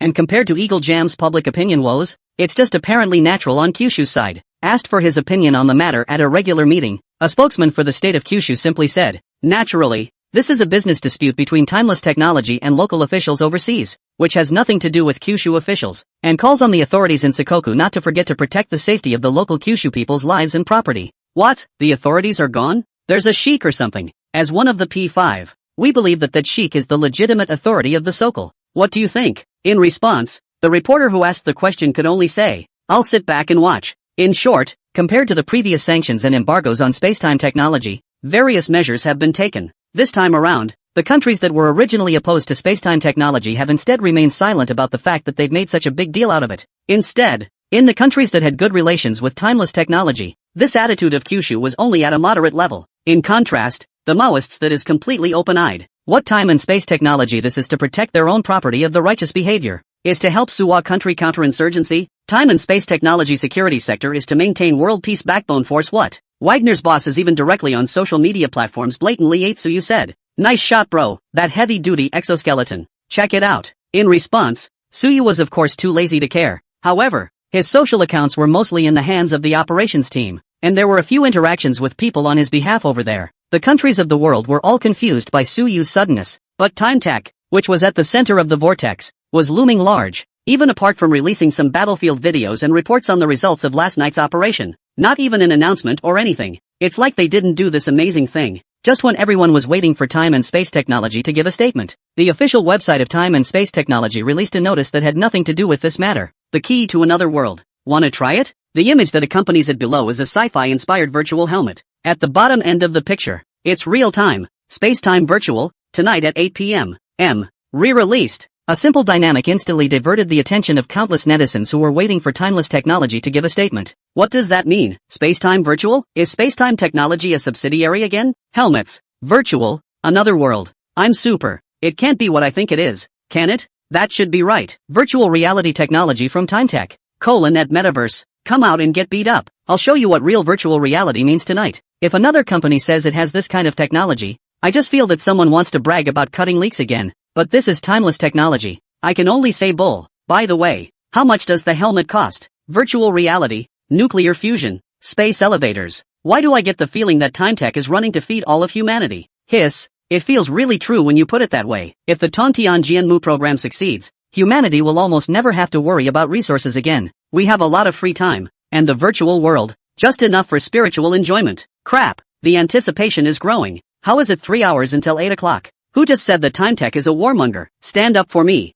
I won't allow you to slander my father like that. The hall is full of brothers. About selling the virtual reality technology and then driving a large number of ordinary people to cultivate immortality. increasing the overall strength of Blue Star and preparing for the exploration of other worlds in the future with this program. Suyu and Autumn End discussed it carefully again during the day today. In fact, he had thought long and hard about whether or not to do so. The biggest problem is that after the opening of the Age of Immortal Cultivation, the issue of longevity, the fairest in the world, may not be so fair anymore. But the significance of something like immortal cultivation for a civilization is clearly positive. It is natural not to choke on it. All Suyu could do was try to make the initial stage as fair as possible. And trying to be as fair as possible, that seems to be the only way to go for virtual cultivation at the moment. First of all, the immortal cultivation technique is not really useful if it is directly announced, because the aura of heaven and earth in Blue Star was not enough for people to cultivate. If they wanted to cultivate, they would have to spend money to buy spirit stones from timeless technology, and the price of this stuff couldn't be cheap. The rich have already won too much with this one alone. Instead, it's even more unfair. Not so with virtual cultivation. While conceptualizing how to allow people to cultivate immortality in the virtual world, Suyu and Chiyomu discussed for a long time, and finally came up with a set of plans that seemed to be more appropriate for the time being. Games. The game is used as a vehicle to get people into the virtual game. And in the virtual game, people just have to have the spirit stones attached to the helmet or virtual cockpit that haven't been consumed yet. All of them can be upgraded through in-game cultivation, feeding their cultivation back into their real bodies. However, this situation was limited to the initial period. When the spirit stones were consumed, they could no longer cultivate in the game, and that would no longer have any effect. But do they practice for nothing? Actually, no. Here we have to mention the so-called fairy practice model developed by the end of the fall. Through the soul-type feats from the heavenly Xian realm, she had perfected this technique much further. It is now possible to do this by transferring the effects of one person's cultivation in the virtual network to someone else when accessing the virtual network. Speaking human is, if Suyu was willing, all he needed to do was to prepare a huge amount of spirit stones for himself, then access the virtual network and lie down in it. Then he could transfer the effects of other people's cultivation in the virtual world to himself. Let all those who practice in the virtual world work for themselves. Other people cultivated and practiced in vain without a supply of spirit stones, but he had countless spirit stones and was completely able to supply an unlimited amount of them regardless of the cost. In short, it was that he could steal everyone's cultivation achievements. Of course, he had no intention of stealing it is all. Instead, the model was made to be an avenue for even talented civilian players to turn the tables. After Autumn End had data mined the cultivation progress, as long as they contributed enough cultivation progress to Suyu for each stage reached, they could receive a certain amount of rewards, and that reward, the spirit stones. For someone who was truly gifted, his cultivation speed far exceeded that of others. After consuming the piece of spirit stone that came with the access device, as long as he worked for Suyu, he would be able to obtain a steady stream of spirit stones. Suyu obtained part of their cultivation progress. They, on the other hand, were supplied with spirit stones and were able to cultivate to a higher realm and gain more strength. From there, it's a class leap. This was the fairest way Suyu and Shiomu could think of at the moment. After all, it would be unrealistic to directly ask him to give out spirit stones to everyone. The ability for everyone to get one of the spirit stones that came with the device at a low price when they purchased the device was as far as timeless technology could go. For those who are truly gifted in cultivation, this model can be an absolute turnaround. Moreover, Suyu provided spirit stones and he helped Suyu cultivate. It's actually pretty fair. And for those ordinary people with mediocre talent, they might not be able to cultivate for 10 days as much as someone with talent cultivates for an hour. Yet it may not be impossible to profit from it. For example, if they could recognize that they had little talent themselves, they could choose to give up their cultivation and offer the spirit stones they had gained from their cultivation in exchange for money. Under the set of financial mechanisms designed by Autumn End that were linked to spirit stones were definitely very valuable. Although it was difficult for ordinary players to cultivate in immortal cultivation, they could still receive rewards of spirit stones in the case of a steady stream of helping Suyu cultivate. According to Chiyomo's estimation, under this reward system, even the person with the most ordinary qualifications, who cultivated at the slowest speed, would be able to obtain at least one spirit stone reward within a month. These spirit stones, which they could directly exchange for cash with timeless technology, should currently be worth more than $10,000. It can also be offered to rich people who need spirit stones for cultivation, and the price will only be higher. For a true liver emperor, getting 2 spirit stones a month was even possible. That alone is an income of over $20,000 a month. It's more than most jobs make these days. This mechanism was also intentional at the end of the fall. In that case, it would be able to provide jobs while opening up the cultivation of immortality. In the future, even those who do not have any craft or education on their side will be able to earn a pretty good salary through this channel. It's also a way to prepare for the wave of unemployment that will result from the future introduction of a large number of smart unmanned devices by Timetech. Under this system of virtual cultivation, spirit stones, currency, the unfairness of cultivation itself has been wiped out far too much. Compared to the Tianqian realm's kind of immortal cultivation world where immortal cultivators come and go in high places, ordinary people only know that there is such a thing as immortal cultivation, and their actual lives are no different from that of a cow or a horse. Under the system constructed by Suyu and Xiaomu, even ordinary people could enjoy the dividends that the immortal cultivation era could bring. While this dividend may not be in terms of cultivation, it can be material. Those with money and talent cultivate immortality in pursuit of longevity, and those without money and talent can enjoy a more prosperous life by following this path. It is not realistic for everyone to cultivate immortality and live forever after all. This is already the limit of what Suyu can do. Of course, he himself could benefit greatly from the system as all. Once the mode of virtual immortal cultivation became popular, he almost didn't even have to think about it. With so many people around the world cultivating on his behalf, his own strength would definitely be able to grow by leaps and bounds. But there was another problem here, and that was the supply of spirit stones. For this reason, he made another special trip to Yingjiang. After some friendly exchanges, another stable deal was finally signed with Yingjiang. Suyu's side provided a large number of industrial products and industrial technologies to help the Divine World train talents to open the era of industrialization. On Yingjiang's side, he provided a large amount of spirit stones as a price. In this way, it was considered to have roughly solved the problem of the supply of spirit stones in the short term. That is, in the next 1 or 2 years. As for a year or two later, that will naturally come in time. The demand for spirit stones would only increase, and Suyu estimated that if Yingjiang included all of the Divine World in his territory, he might still be able to supply himself with unlimited spirit stones for a few years. But that's about it. Over there, even if it was a world with a revived aura, according to the results calculated by Autumn End, there might be new spirit stone mines appearing every moment. But that didn't mean that the spirit stones produced in one world were enough for both worlds. Sooner or later, God's country is not going to be able to top it. But when it really came to that time, Suyu estimated that he would be at least an intermediate agent, or even an advanced agent. There may not be no solution when the time comes. Maybe a high-level agent can even just take an army into another world to loot resources. So with the trading platform in hand, he only needed to solve his immediate needs. The future is the future. At 8 o'clock that night, Xu Yu, who was new to time and space technology, hosted the opening of the virtual equipment launch on behalf of time and space technology for the first time under the watchful eyes of the entire network. Ziwei Gaki, in the middle of the exhibition hall on the first floor of the Arctic Palace. Because this launch was a full online broadcast, there weren't many viewers on the site. The only outsiders were some of the major news media reporters who had caught wind of the event. However, many employees of Timeless Technology heard that there is no quota limit for this launch and anyone can go after. Instead, they filled up the seats in the showroom as soon as they got off work, and it seemed a little crowded for a while. For such an important occasion, Suyu naturally brought Xiaomu with him. This time, however, instead of the two of them going up to host the event, the task of hosting the launch was given to Chuyue, who was new to the company. After all, both of them were too lazy to care about trivial matters in the company, and for a long time to come, Xuyu would be the steward who would decide on most of the affairs of Timeless Technology. It's natural to acclimatize her to this sort of thing first. It was a good thing that people were able to control half of the Chu family. So naturally, they were not normal people. After a brief look at the launch schedule, it was ready to go.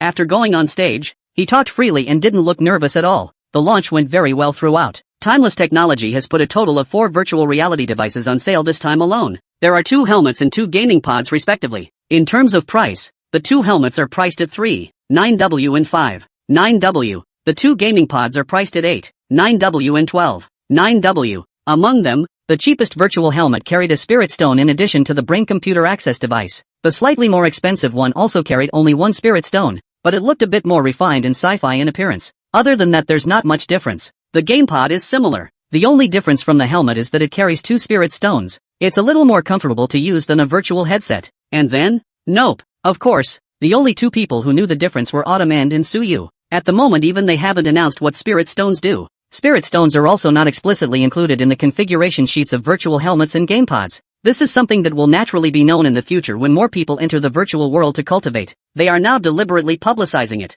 but it will only be counterproductive. Therefore, in the eyes of others, the pricing of the virtual device this time is a change in the style of Timeless Technologies products from their previous technological novelty and low price. Suddenly it got expensive. Even the cheapest version sells for $39,000, a price tag that many people can't help but be turned off by at a glance. Many netizens watched the launch while spouting that Timeless Technologies products this time are priced too high to afford. There are even black fans who don't know where to come from taking advantage of the opportunity to shade, saying that Timeless Technology has begun to cut leaks. However, as soon as the live demo footage was released, all of the similar sounds dissipated. The virtual world with 99% realism, once the door was pushed open, it attracted all the audience's attention, making them shout bull. Although the time-lapse image isn't very long, the image reveals something that is another little virtual shock to the world. Which dog just said that this is the time and space technology to cut leaks of the killing plate of pigs? The old man did not make up his mind to order the first time, and now the order is 100,000 plus. I do not know when I can get the goods. Dog said. I measured your code. Good curse. I also hesitated for a moment not to order first, and now I'm behind the 100,000th person in line for a reservation. I thought it was expensive when I heard the offer just now, but after taking a look at the demo, isn't this the right kind of second world? What could be more worthwhile than a few tens of thousands of dollars to go to the second world? Hi. 12. 9W top of the line gaming pod. Already ordered. Fugo V50 to see the strength. Oh, time and space technology of the water army and filial son is really funny. Shoot a fake video to get a broken helmet to sell you tens of thousands of dollars. You still have to thank him. Now it's time to be thankful again. Front. Good point. If only more people thought like you do, then no one would grab a helmet from me. Don't argue. We'll get to the Q&A in a minute. By the way, how come no overseas price has been announced? Don't worry, there's bound to be a reporter to ask. As the live demo footage ended, the launch drew to a close. Then it was time for a Q&A session with journalists or relevant professionals on the spot. It's kind of a timeless technology specialty to have a product Q&A session and a launch event together every time. As expected, when he heard Chuyu on the hosting stage say that all reporters could start asking questions, a reporter from the West couldn't wait to get up and said, "MS. Chu, there's no doubt that timeless technology's virtual reality technology is a great technology that transcends generations. It's just that I didn't see anything about the pricing of these virtual reality devices overseas during the launch just now. Is it that timeless technology doesn't intend to sell this product overseas just yet? Or maybe it's planning to open another launch event overseas later? With all due respect, it would be a shame if a product like this couldn't be sold all over the world." At the front of the stands, Suyu couldn't help but frown when he heard the reporter's question. This guy is clearly trolling. If Chuyu answered that there were no plans to sell overseas, he would probably go back tonight and write a is supposed to be not supposed to be circular, seizing on that to imply that the reason why timeless technology didn't sell its virtual reality equipment overseas was because of technical reasons. Then turn on the brainstorming and proceed to imply that this brain-computer connection device might cause blah blah blah damage to the brain and won't pass muster abroad and all that. Directly linked to TimeTech and Kyushu. 2 hacks in one. And it definitely went viral in a very short period of time. The usual trick belongs to is. But naturally, their side had already planned for this situation. Rather, there's nothing to worry about. As expected, after Chuiwe heard this question, she immediately answered with a smile. Overseas is a very vast market, and we certainly have plans to sell virtual devices overseas. Thank you very much for the reminder from this reporter friend. Otherwise we almost forgot to announce the overseas selling price. With that, she glanced at the holographic projection screen behind her. The screen changed from the previously displayed Kyushu selling price to the overseas selling price that had been drawn up long ago. The entry-level helmet that sells for $3.9W in Kyushu sells for $19.9W Kyushu dollars overseas. A helmet that sells for $5.9W in Kyushu sells for $29.9W Kyushu dollars overseas. As for the two virtual gaming pods, they are priced at $59.9W Kyushu dollars and $89.9W Kyushu dollars overseas. The same thing costs 7 or 8 times as much abroad as it does in Kyushu. Whether it's a reporter asking questions trying to make things happen, or an audience of melon eaters. Looking at this quotation, for a moment all could not help but be staggered. People are directly stupid. Of course, if they know that the so-called same product is actually not the same, that would more than likely be more than a giggle. I'm afraid I'm going to just call out TimeTech for money grabbing, because in those virtual devices sold overseas, Suyu had no intention of fitting them with spirit stones. There wasn't even a built-in cultivation technique. What they got in their hands, it was a virtual helmet so simple that it was plain and simple. There are no incidental features. Why did Suyu set the pricing of the virtual helmets in all of Kyushu so high? In fact, the main thing is that the value of spirit stones is too high. If you didn't put spirit stones in it, the cost of the most basic model of a virtual helmet, produced in the factories of timeless technology, wouldn't even exceed $200 at most. Selling it for a casual $2,000 or $3,000 is a tenfold profit. He couldn't have set the domestic price so high either. And if the high price of selling to the country is because of the spirit stones, that would be a pure money grab to sell it abroad for more than it would cost to sell it at home. Can't help it. Who made them rich? If he didn't ruthlessly scrape money off these people, when the players of Kyushu worked for Suyu in the game to exchange liver spirit stones for money in the future, what kind of money would he take to send? This is a very realistic problem. Suyu wants to build such a virtual economic system, while letting the whole of Kyushu help themselves to cultivate. At the same time, also give wages to the people of Kyushu, to solve the unemployment problem brought about by large-scale automation. Enough is enough just by the wealth that comes from the productivity boosted by those technologies of time and space technology. But it's a little slow to fully cash in, at least a couple years. So where to get so much money to hand out when technologies like nuclear fusion and space elevators haven't even begun to cash in on large-scale access to resources and increased productivity? Of course it's the fat Western countries, though it's still under sanctions and embargoes, and things certainly won't be sold over anytime soon. But this is bound to not last long. With the introduction of more and more novel products from timeless technology, it was impossible for them to keep carrying on hard. Of course, if they really want to die, when will Suyu not have the money to send? Wouldn't mind emulating some of the things their ancestors did to Kyushu 200 years ago. Let's just say I hope they don't get ungrateful. Far from it. So the rough picture about virtual devices overseas is this. The price is about 7 or 8 times that of Kyushu. The functionality is down to the most basic virtual reality features. Cultivation? There's no such thing. Even the Spirit Stone Kyushu coin exchange system constructed by Autumn End was only useful within Kyushu. Compared to Kyushu, players can not only rely on the one Spirit Stone that comes with the equipment when you buy it to strengthen your body, but subsequently earn Spirit Stones for money by liver cultivation progress. Foreign users who want to enter the virtual world to play the game that is purely for fun. As for pricing it so high abroad, will it cause a boycott and no one will buy it? Suyu doesn't carry fear at all. Okay. It's simply not possible for something that transcends its time to not have a sale. What's more, this virtual reality device can do more than simply play games. 99% anthropomorphism. It's so useful. Countless things that are dangerous in the real world, or require cost considerations that can't be tested over and over again, can be tried in the virtual world. It is a great help for all industries. Other than that, military use alone. Military exercises nowadays are already trying to simulate a real battlefield environment as much as possible though. But drills are drills at the end of the day. It's still different from actually going to war. But what if there were virtual reality devices? What's the point of acting then? Pull the army directly into the virtual world. Simulate the terrain. Enter the parameters of the equipment. Everyone just set up a real fight. Isn't that a million times better than a drill? And in the case of a very high degree of realism, the soldiers who came out after the fight, that can be really all have seen the blood of the 100 battles of the elite. In addition to the military use, the role in the civilian field that is much more, like what was mentioned before. After buying a house in the virtual world, delay a decoration style out, they go in to live for a period of time, where there is a problem. Where to live in the house will make people feel inconvenient. Directly change it until you're completely satisfied. Then take the design out and start work. Isn't that easier than getting an interior designer? The list of uses goes on and on.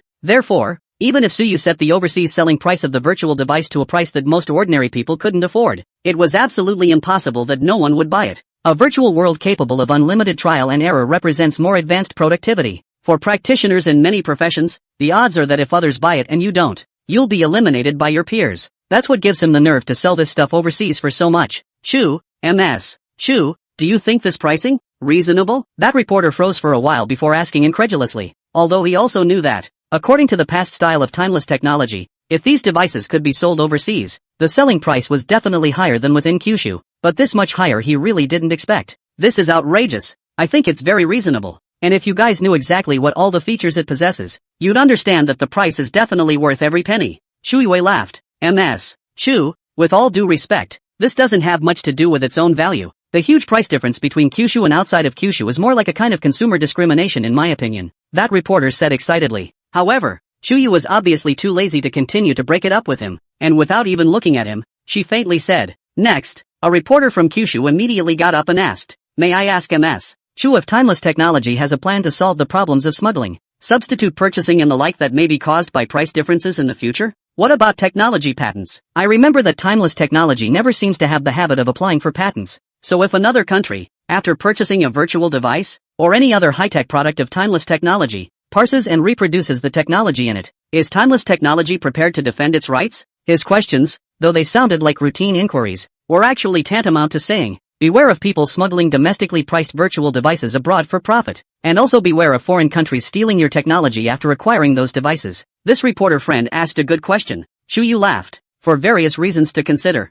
each of the virtual reality devices produced by our time technology can only be bound to one person. Once bound, it can only be unlocked by unique personal characteristics such as fingerprints, irises and voice prints. Of course, a device can only be bound to one person, but a person can be bound to multiple devices. If a user wants to use a gaming pod when they are at home and go outside to use a more portable helmet, it is also possible to bind two, or even more devices, and the data can be interchanged between these devices that are bound to the same user. And if the user who has purchased the equipment is not satisfied with the equipment and wants to change hands, in fact, there is no problem. After negotiating a good price with the trading object, you can mail the equipment to the branch of Spacetime Virtual Company that will be set up by Spacetime Technology in various places, and there will be a professional technician in the branch to help you to clear your personal data and send it to the user designated by you. And in between, you will not be charged any additional costs, and the postage will be borne by Spacetime Technology. Of course, considering the difference in price between virtual reality equipment inside and outside of Kyushu, users in Kyushu who want to get out of the equipment, the purchase object can only be Kyushu users. For the time being, there is no support for users to take the equipment purchased in Kyushu and trade it to foreign users at a low price. As to your point about patenting the technology, Shuyu paused, then remembered what Suyu had said, and the smile on her face grew even wider. There's absolutely nothing to worry about in that regard. Because, give it to them and they can't read it. What is confidence? That's confidence, and with absolute confidence. Looking at Chuyu on the hosting stage, who seemed to have some disdain in her bland demeanor, many people froze for a moment. What ensued was a mountain of chants of bull. Most of the people on the scene were employees of timeless technology after all, and hearing Chuyu say such arrogant words in the flattest of tones, seeing Suyu sitting in front again also seemed to have a flat expression, not at all concerned about it. I feel honored to be associated with it. It's so cool to be able to work for such an awesome company with such an awesome benefits paycheck. It's hard not to make them proud. Hiss, so arrogant? Do others cannot read can be okay? I know the technology of time and space technology is awesome, but there is a say one. Really awesome to this extent? Is there any old man who knows what he's doing out there to say something?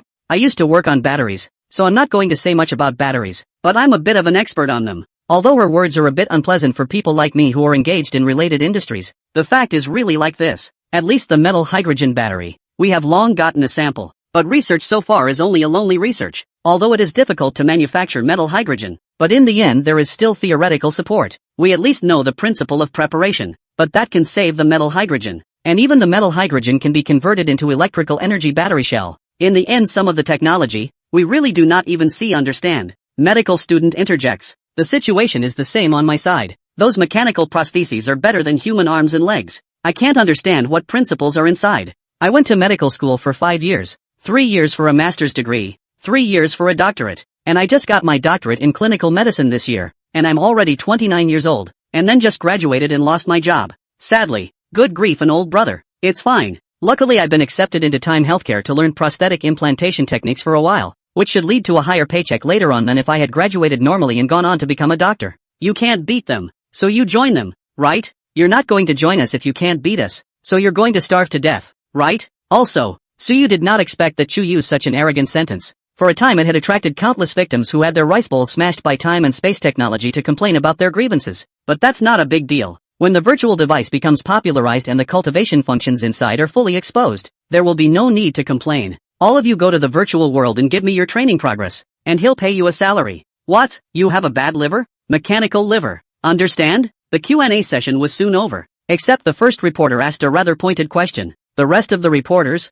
wherever they came from, have learned their lesson now. Elsewhere, they will be very fond of volunteering to ask questions that will embarrass others, then record and send out what others look like when they're embarrassed and forcing a smile to keep their poise for the amusement of the eating public. If it stimulates someone to say something heavy, then it's even more of a moneymaker. But Time Tech is different. This company, from the owner Suyuta Chuyu, who is now said to be in the position of vice president, one is more mouthy than the other. If you dare to ask, they really dare to answer, and are so reckless and lawless that they don't care what they can and can't say. And there is really no one to rule them after they say something recklessly. Suyu was close to digging out the eagle sauce ancestors and cursing them some time ago, and as a result, the eagle sauce was not able to put a fart out. A few words like remain concerned and solemnly protest were said in a painless manner. Reporters deliberately ask pointed questions that not only don't make timeless technology look bad, but they get disliked themselves. The big news is out there, but it's basically all bad news for your side. So there's no point in taking it back. He himself had to be humiliated in plain sight. It's really not necessary. Su Dong,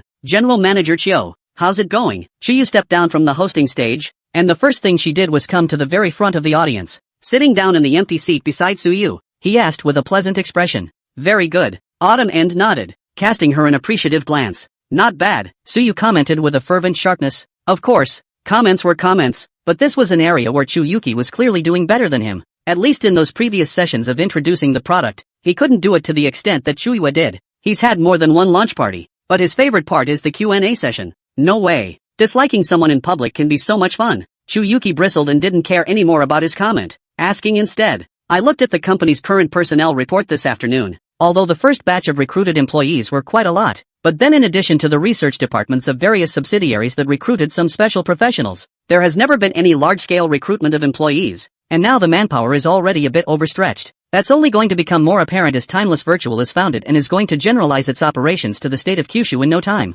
This, coupled with the strict 9-to-5 no overtime hours you've imposed on your staff, has exacerbated the understaffing situation, with a number of appointments for processing now lined up until 3 months from now. So I'm going to prepare for a job fair in the near future. What do you guys think? Job fair? Suyu nodded after a brief thought. It really is time to hire another group of employees. And don't prepare. Just tomorrow. Tomorrow, the day after tomorrow, the day after tomorrow, lasts for 3 days. Autumn End will count the vacancies of each position later, calculate how many people need to be recruited, and let the operation department send out a notice later. This sort of thing was too easy for Autumn End. A little consulting of the internal database of TimeTech was all it took. Naturally, it's effortless. The so-called preparations are even more unnecessary. I'll have the Bionic Man change the showroom overnight, so I can use it tomorrow. No one is coming, that's even more unlikely. The lure of joining TimeTech can now be greater than the public exam. After all, the benefits are there. And this is a dream job for almost any laborer. As long as there is an intention to hire on the side of time and space technology,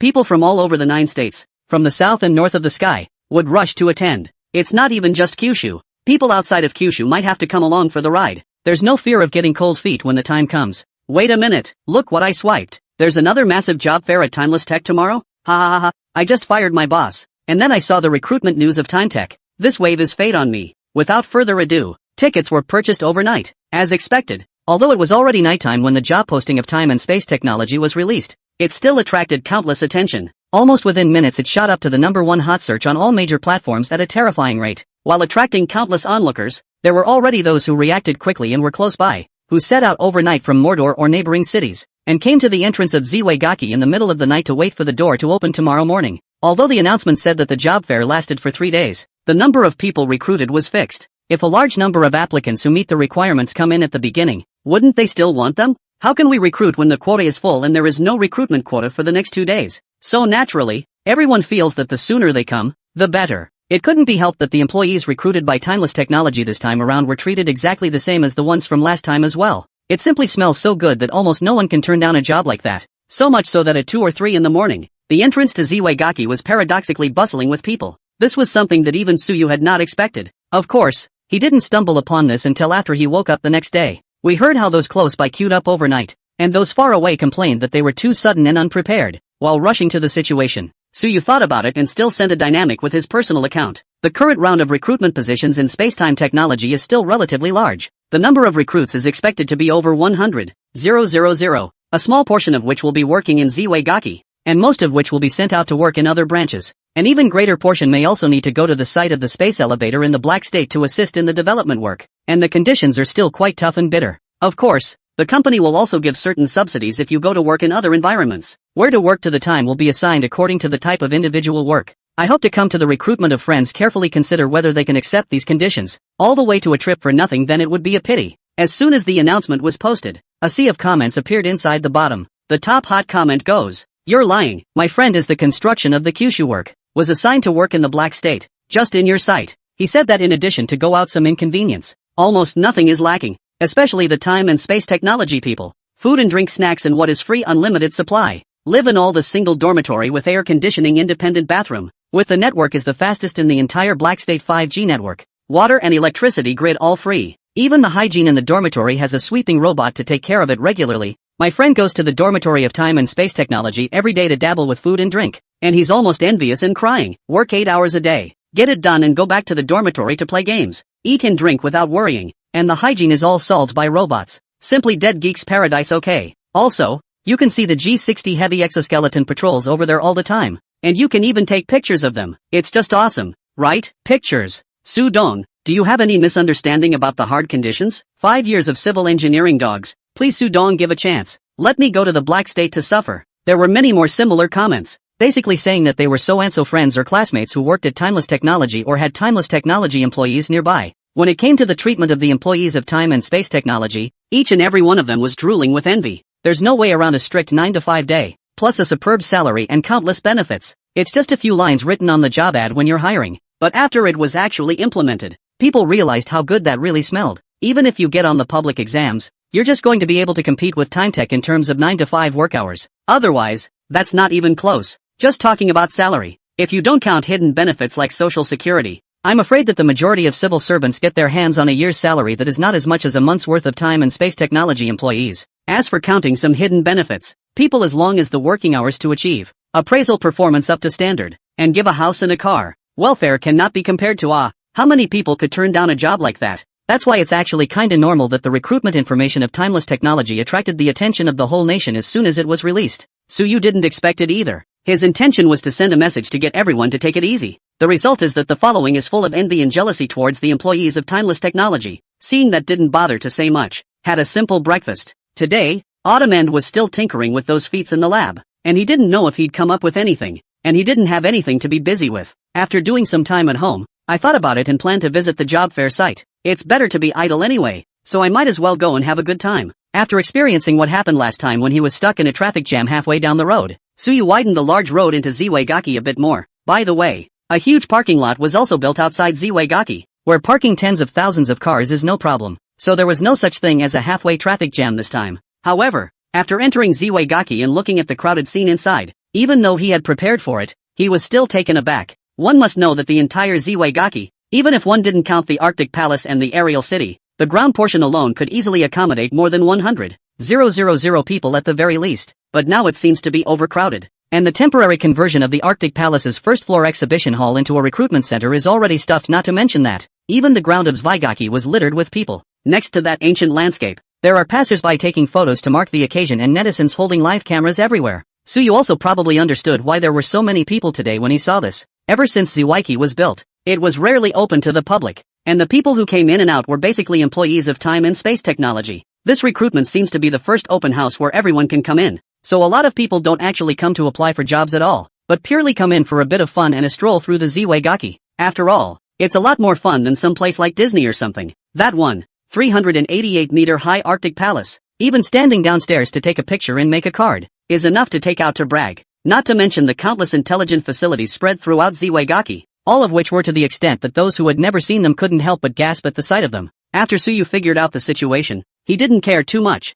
People had come, so he couldn't just kick them out. Although the large number of outsiders coming to join in the fun was stressing out the sweeping robots in Zwaigaki for a while, but it was always just 2 days, so let them be. Lo and behold, he squeezed his way through the piles of tourists into the pile of applicants on the first floor of the Arctic Palace. Suyu was about to get on his own exclusive elevator to come to his office. However, at the end of a line in the corner of the application center, he unexpectedly saw a familiar back. Li Yuanxi? Near the end of a line by the elevator, a petite back in a little JK dress with a full head of black hair down to her waist. Suyu recognized the other party's identity at a glance, even though it was only a hasty glance. Who was Li Yuanxi if not his previous neighbor? Speaking of which, he and this girl had quite a few encounters coming up before, but fewer after he moved. Although I occasionally chat on WeChat, I don't often see you anymore, so I don't communicate with you anymore. It's been a while since we've hardly talked again. After hearing that her family hadn't come looking for her to make trouble recently, coupled with the fact that there were more things going on in the company during this period of time, Suyu didn't pay any more attention to her side of the issue,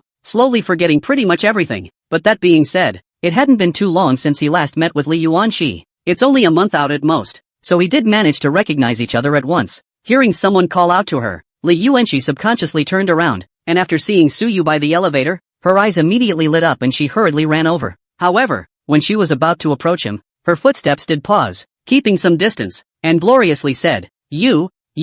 After half a day of you, she couldn't think of anything to say, so she simply turned to it. I'm here to apply for a job. Applying for a job? Have you graduated and you're applying for a job? Suyu laughed. Seeing her timid appearance, he couldn't help but reach out and rub her head. Li Yuanxi subconsciously inclined her head, and after realizing that she couldn't avoid it, she let him go. Serious answer. Not yet, but my grades are okay, so I can get out of my internship early if I apply with my advisor.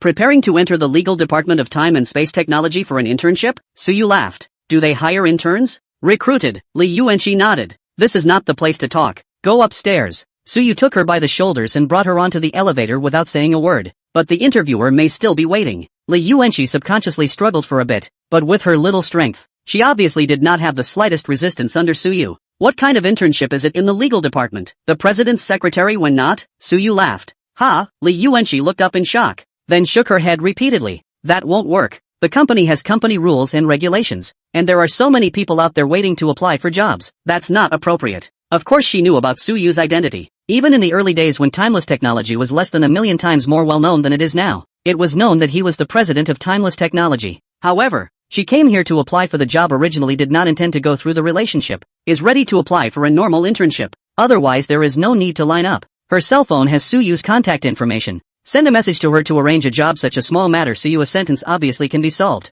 Simple cannot be more simple. The entire company is mine. What's inappropriate? Suyu shook his head carelessly and then added, Your family hasn't come after you lately, has it? No. Li Yuanxi honestly shook his head. Originally I heard that my brother said something to my dad and they were going to come to Mordor together to look for me. But then my brother seemed to recognize you online and they didn't look for me. At that, her eyes flickered as if there was something left unsaid. Obviously her family must have done more than just not look for her. Most likely something else was going on that she just didn't want to mention. So you can even think of what the situation is without asking. Nothing more than letting her get closer to herself or something like that. Holding on to the big thick leg or something like that. Since Li Yuanqi was unwilling to speak, he simply didn't bother asking. Did you eat in the morning? Eaten. Oh, then let's have lunch together later. Su Yu nodded, not caring. After dealing with strong women like Xiu Mu and Chu Yu day in and day out, it was quite interesting to meet a Li Yuanqi who could blush even after saying a few words. After teasing her some more, the elevator reached the top floor office. Su Yu casually took off his jacket and threw it to Li Yuanqi who was at the side.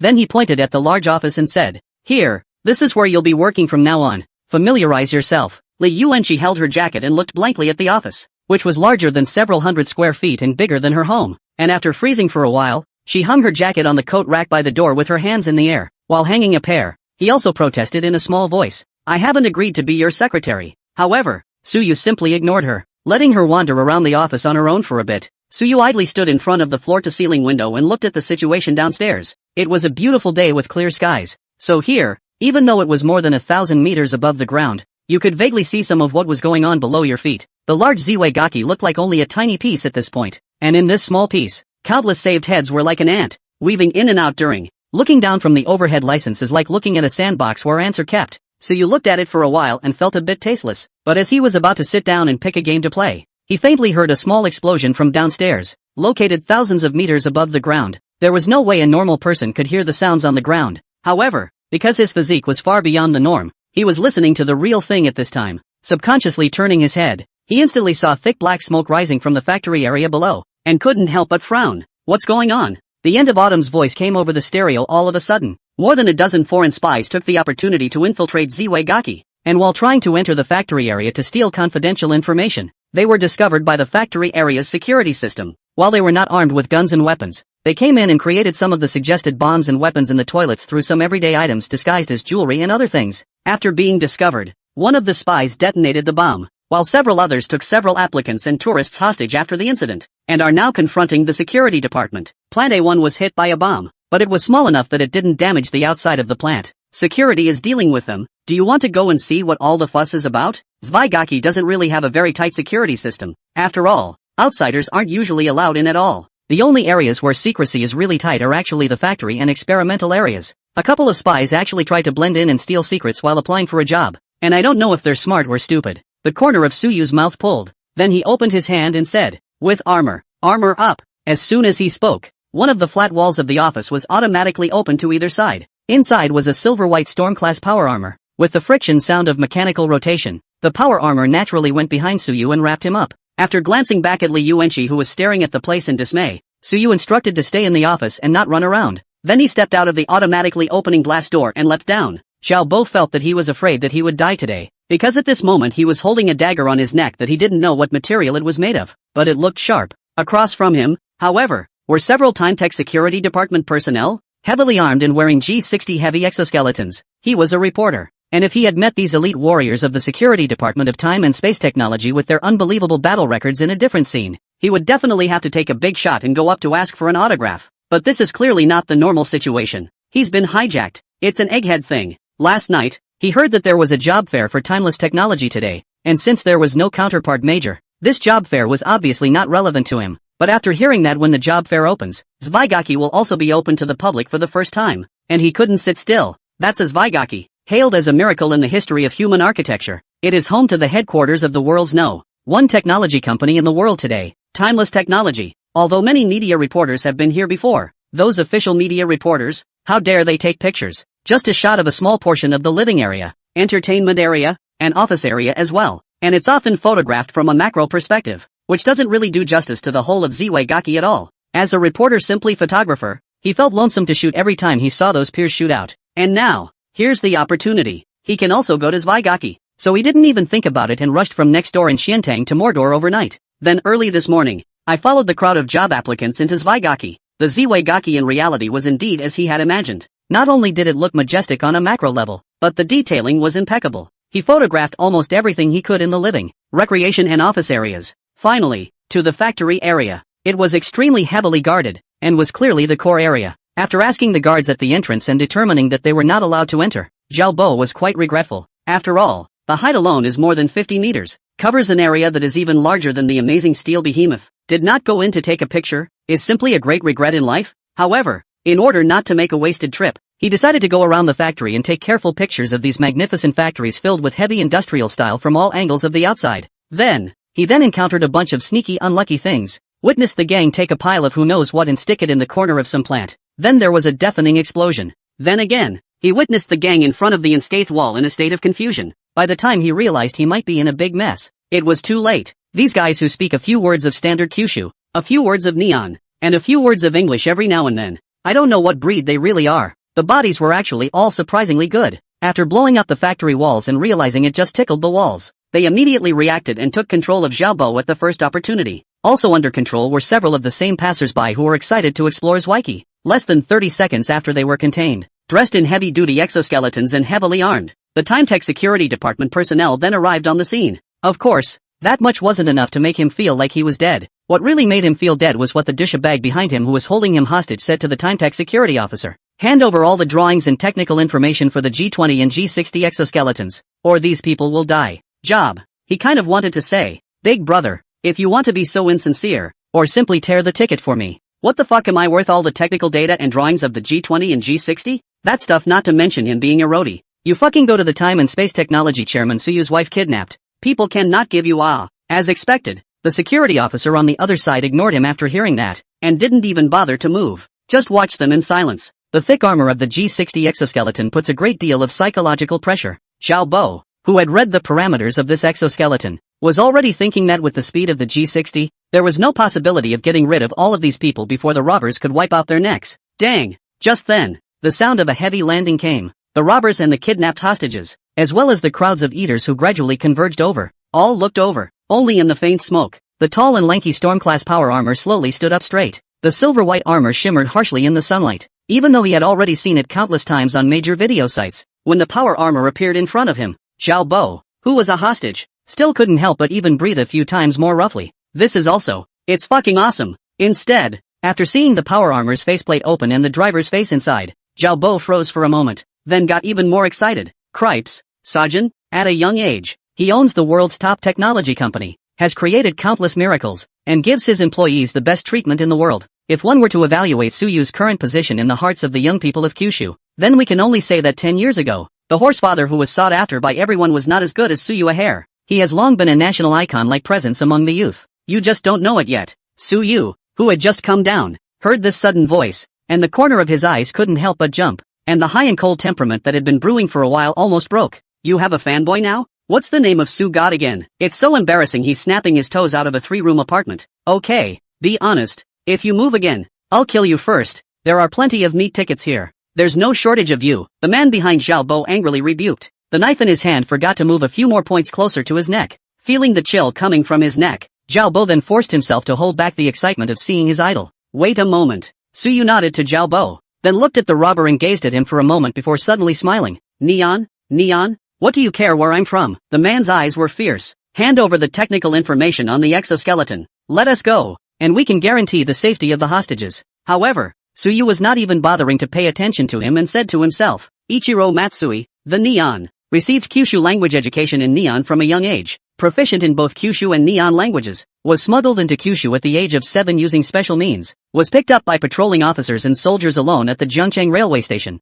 and lied that he had been separated from his parents, and was not suspected because of his fluency in Kyushu language. After searching for your parents to no avail, the local staff sent you to the orphanage. You grew up in the orphanage, also in the orphanage to obtain the Kyushu domicile, became a rooted Kyushu people. The old director of the orphanage gave you a name, Chu Kongcheng. I hope that you can grow up to adulthood in good health. After that, for more than 20 years, you completed all your studies from elementary school to university with the help of the orphanage and the Kyushu Help Policy respectively, and after graduating from university, you married a Kyushu girl and had a family child. That girl's family was very kind to you, and not only did they not discriminate against you after knowing that you were an orphan, but instead they helped you very much. You have a stable job in Kyushu, a beautiful wife, and a lovely son. You were able to finish your studies thanks to the help of Kyushu officials and dedicated private citizens. I'm curious, what was the magic of the 7 years you lived in Neon that made you drop it all and use your life to serve them? Hearing that the old bottom was directly revealed by Suyu, Chu Kongcheng, or Matsui Ichiro's cheeks quivered, but he still stiffened his mouth. I don't know what you're talking about. Do you want the lives of these hostages or not? I'll give you 1 minute to make a decision. More than that and we'll kill one of them. A month ago, you lied to your wife that you were on a business trip, then came to Magic City and had a cosmetic surgery to change your looks. Suyu still said to himself, can fool others, but this kind of cheap tactics can't fool me. Your wife's name is Wanli. Shut up. Matsui Ichiro instantly broke his defense and cursed loudly. One more word from you and I'll kill him. I'll really kill him. Then you do it. Suyu shrugged his shoulders with a disinterested face and then added without forgetting. By the way, just a reminder, cutting his throat won't do much good. Timeless Medical's lab is right next door. Big deal. Just get him a mechanical respiratory system. Stabbing hearts and stuff doesn't help. I've got plenty of mechanical hearts there too. I suggest you just zap the brain. Even a temporal medical prosthetic can't save it if it destroys it. Of course, that ceramic knife you're holding would probably have a hard time piercing a skull in no time, right? Actually, there's no security check at the entrance to Zweigaki. You should have brought a steel knife. That thing works better than this. Matsui Ichiro's eyes were red as he stared dead at Suyu. Although the knife in his hand was against the hostage's neck, a sense of powerlessness rose involuntarily from his heart, because he knew that what Suyu said was true. With the technology of temporal medicine, even if they wiped the necks of these hostages, I'm afraid that people would be able to save them and not be afraid at all. Not tearing up the ticket? Then let's talk about something else. Suyu faintly said. Let me guess. Your plan was probably to blow up the side of the factory to get inside while we weren't looking,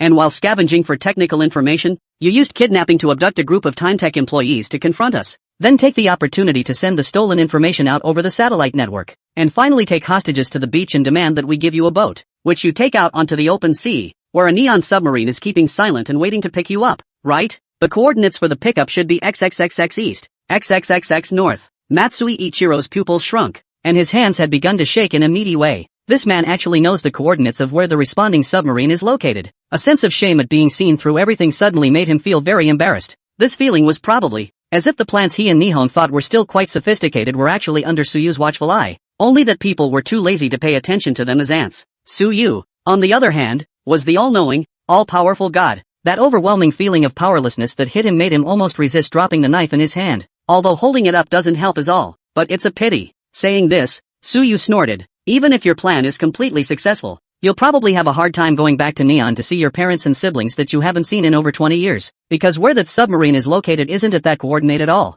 It's holed up in a trench a dozen nautical miles away from there, and their mission is not to pick you up, but to wait for you to get there and fire torpedoes to sink you. Take it easy. Suyu laughed. I know you don't believe me. Here, let me show you something. In front of the countless cell phone video recordings held up by the surrounding gourd-eating crowd, and even live streaming footage, Suyu opened the holographic projection function of the power armor. An oversized holographic screen suddenly appeared 5 or 6 meters away from him. What was shown on the screen, on the other hand, was an endless sea. The sea was blue and white. Obviously, the terrain in the sea here was complicated, with varying depths. Definitely a place where large ships don't go. Suyu casually pointed a place on it. Look, here are the coordinates of your appointment to pick up. A red marker lit up on a piece of turquoise blue sea. Suyu then pointed to a point on the other end of the sea and said, this is where the submarine is lurking in silence, at a distance of exactly 16 nautical miles. This distance is an excellent place to set up an ambush, both to secure a torpedo hit and to leave immediately after firing. But they should have gotten word of your defeat and already seem to be ready to run.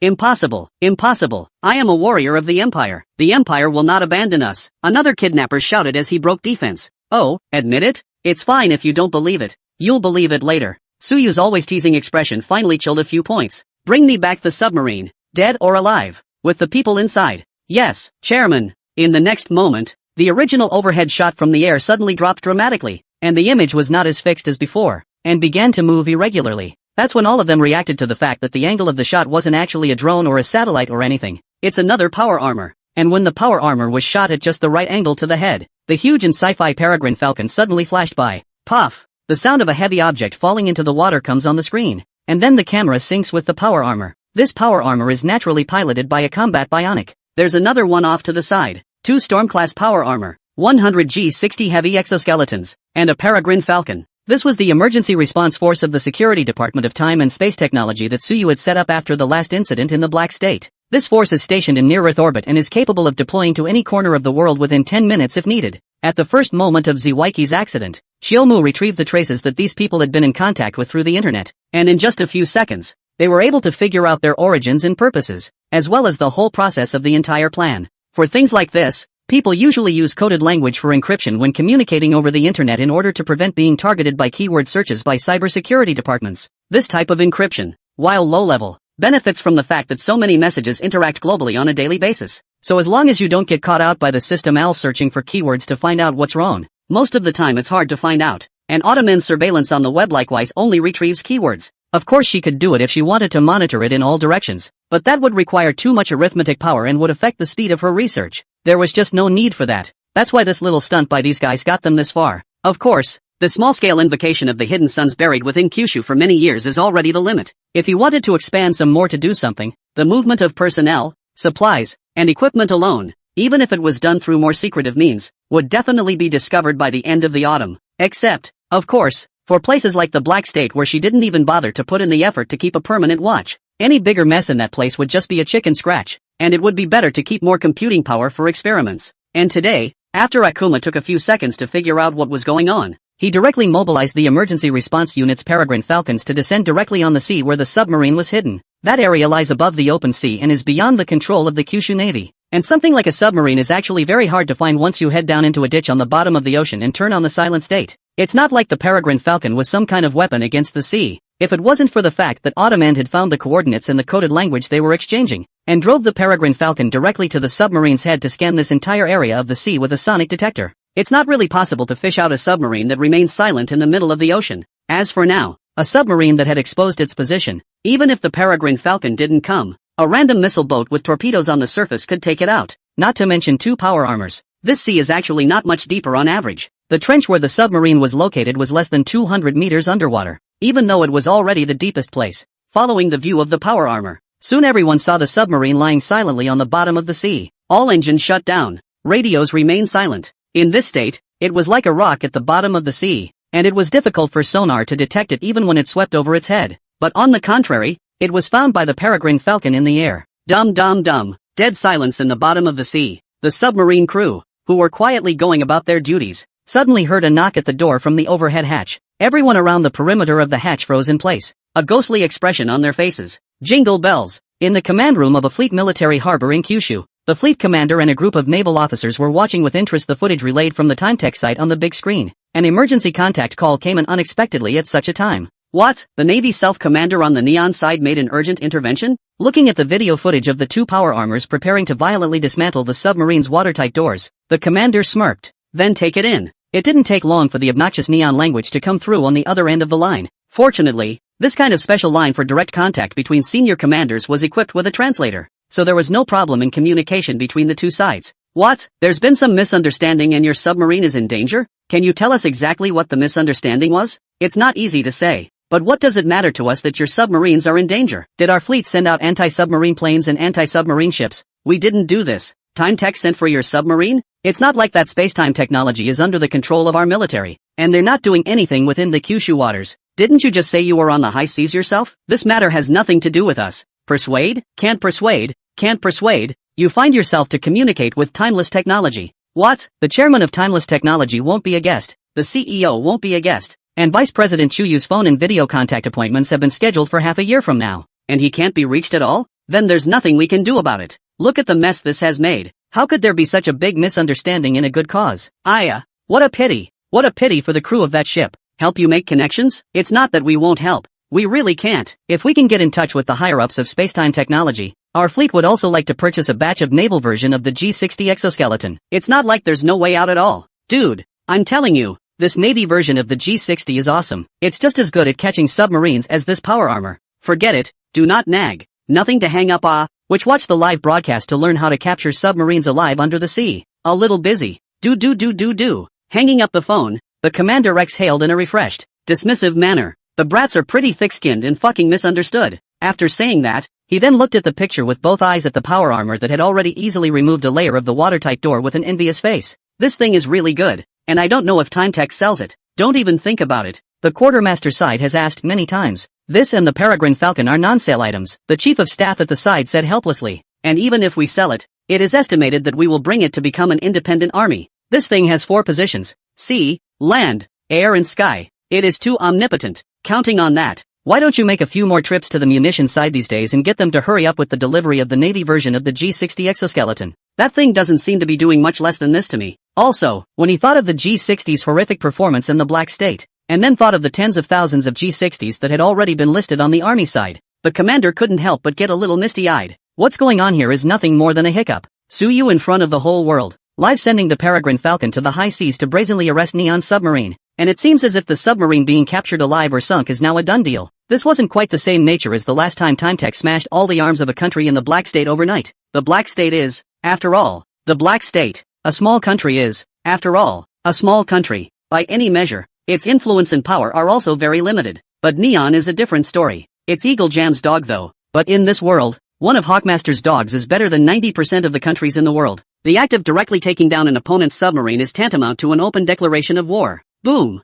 With a dull explosion, the submarine's tightly sealed hatch was violently broken open by a piece of power armor. The crew inside, who didn't dare to breathe a word, finally couldn't hold their breath any longer and scattered in terror. Although the hatch cover into the submarine was opened and the raging sea water rushed in, it was fortunate that there were many more compartments inside, each separated by watertight doors. The depth of the sea here is only 100 or so meters. The water pressure is not considered to be much. These hatches will be able to hold for a while. There's not much going on inside. But this nothing means physically nothing. Mental problems, that's a big deal. It was broken into by a lump of iron at the bottom of the ocean at a depth of 100 meters. This kind of thing is too shocking for anyone to accept. It was only a matter of minutes from the beginning, when she was holding her breath and listening to the sounds outside, not daring to move, to the present, when she was hiding in the hatch, ghosting and screaming for her mother. The captain's side of the ship was no better, not to mention the regular crew. Screw keeping silent. At this point he had taken it upon himself to turn on his radio and send a request for backup to Neon. Of course, even if he didn't send it,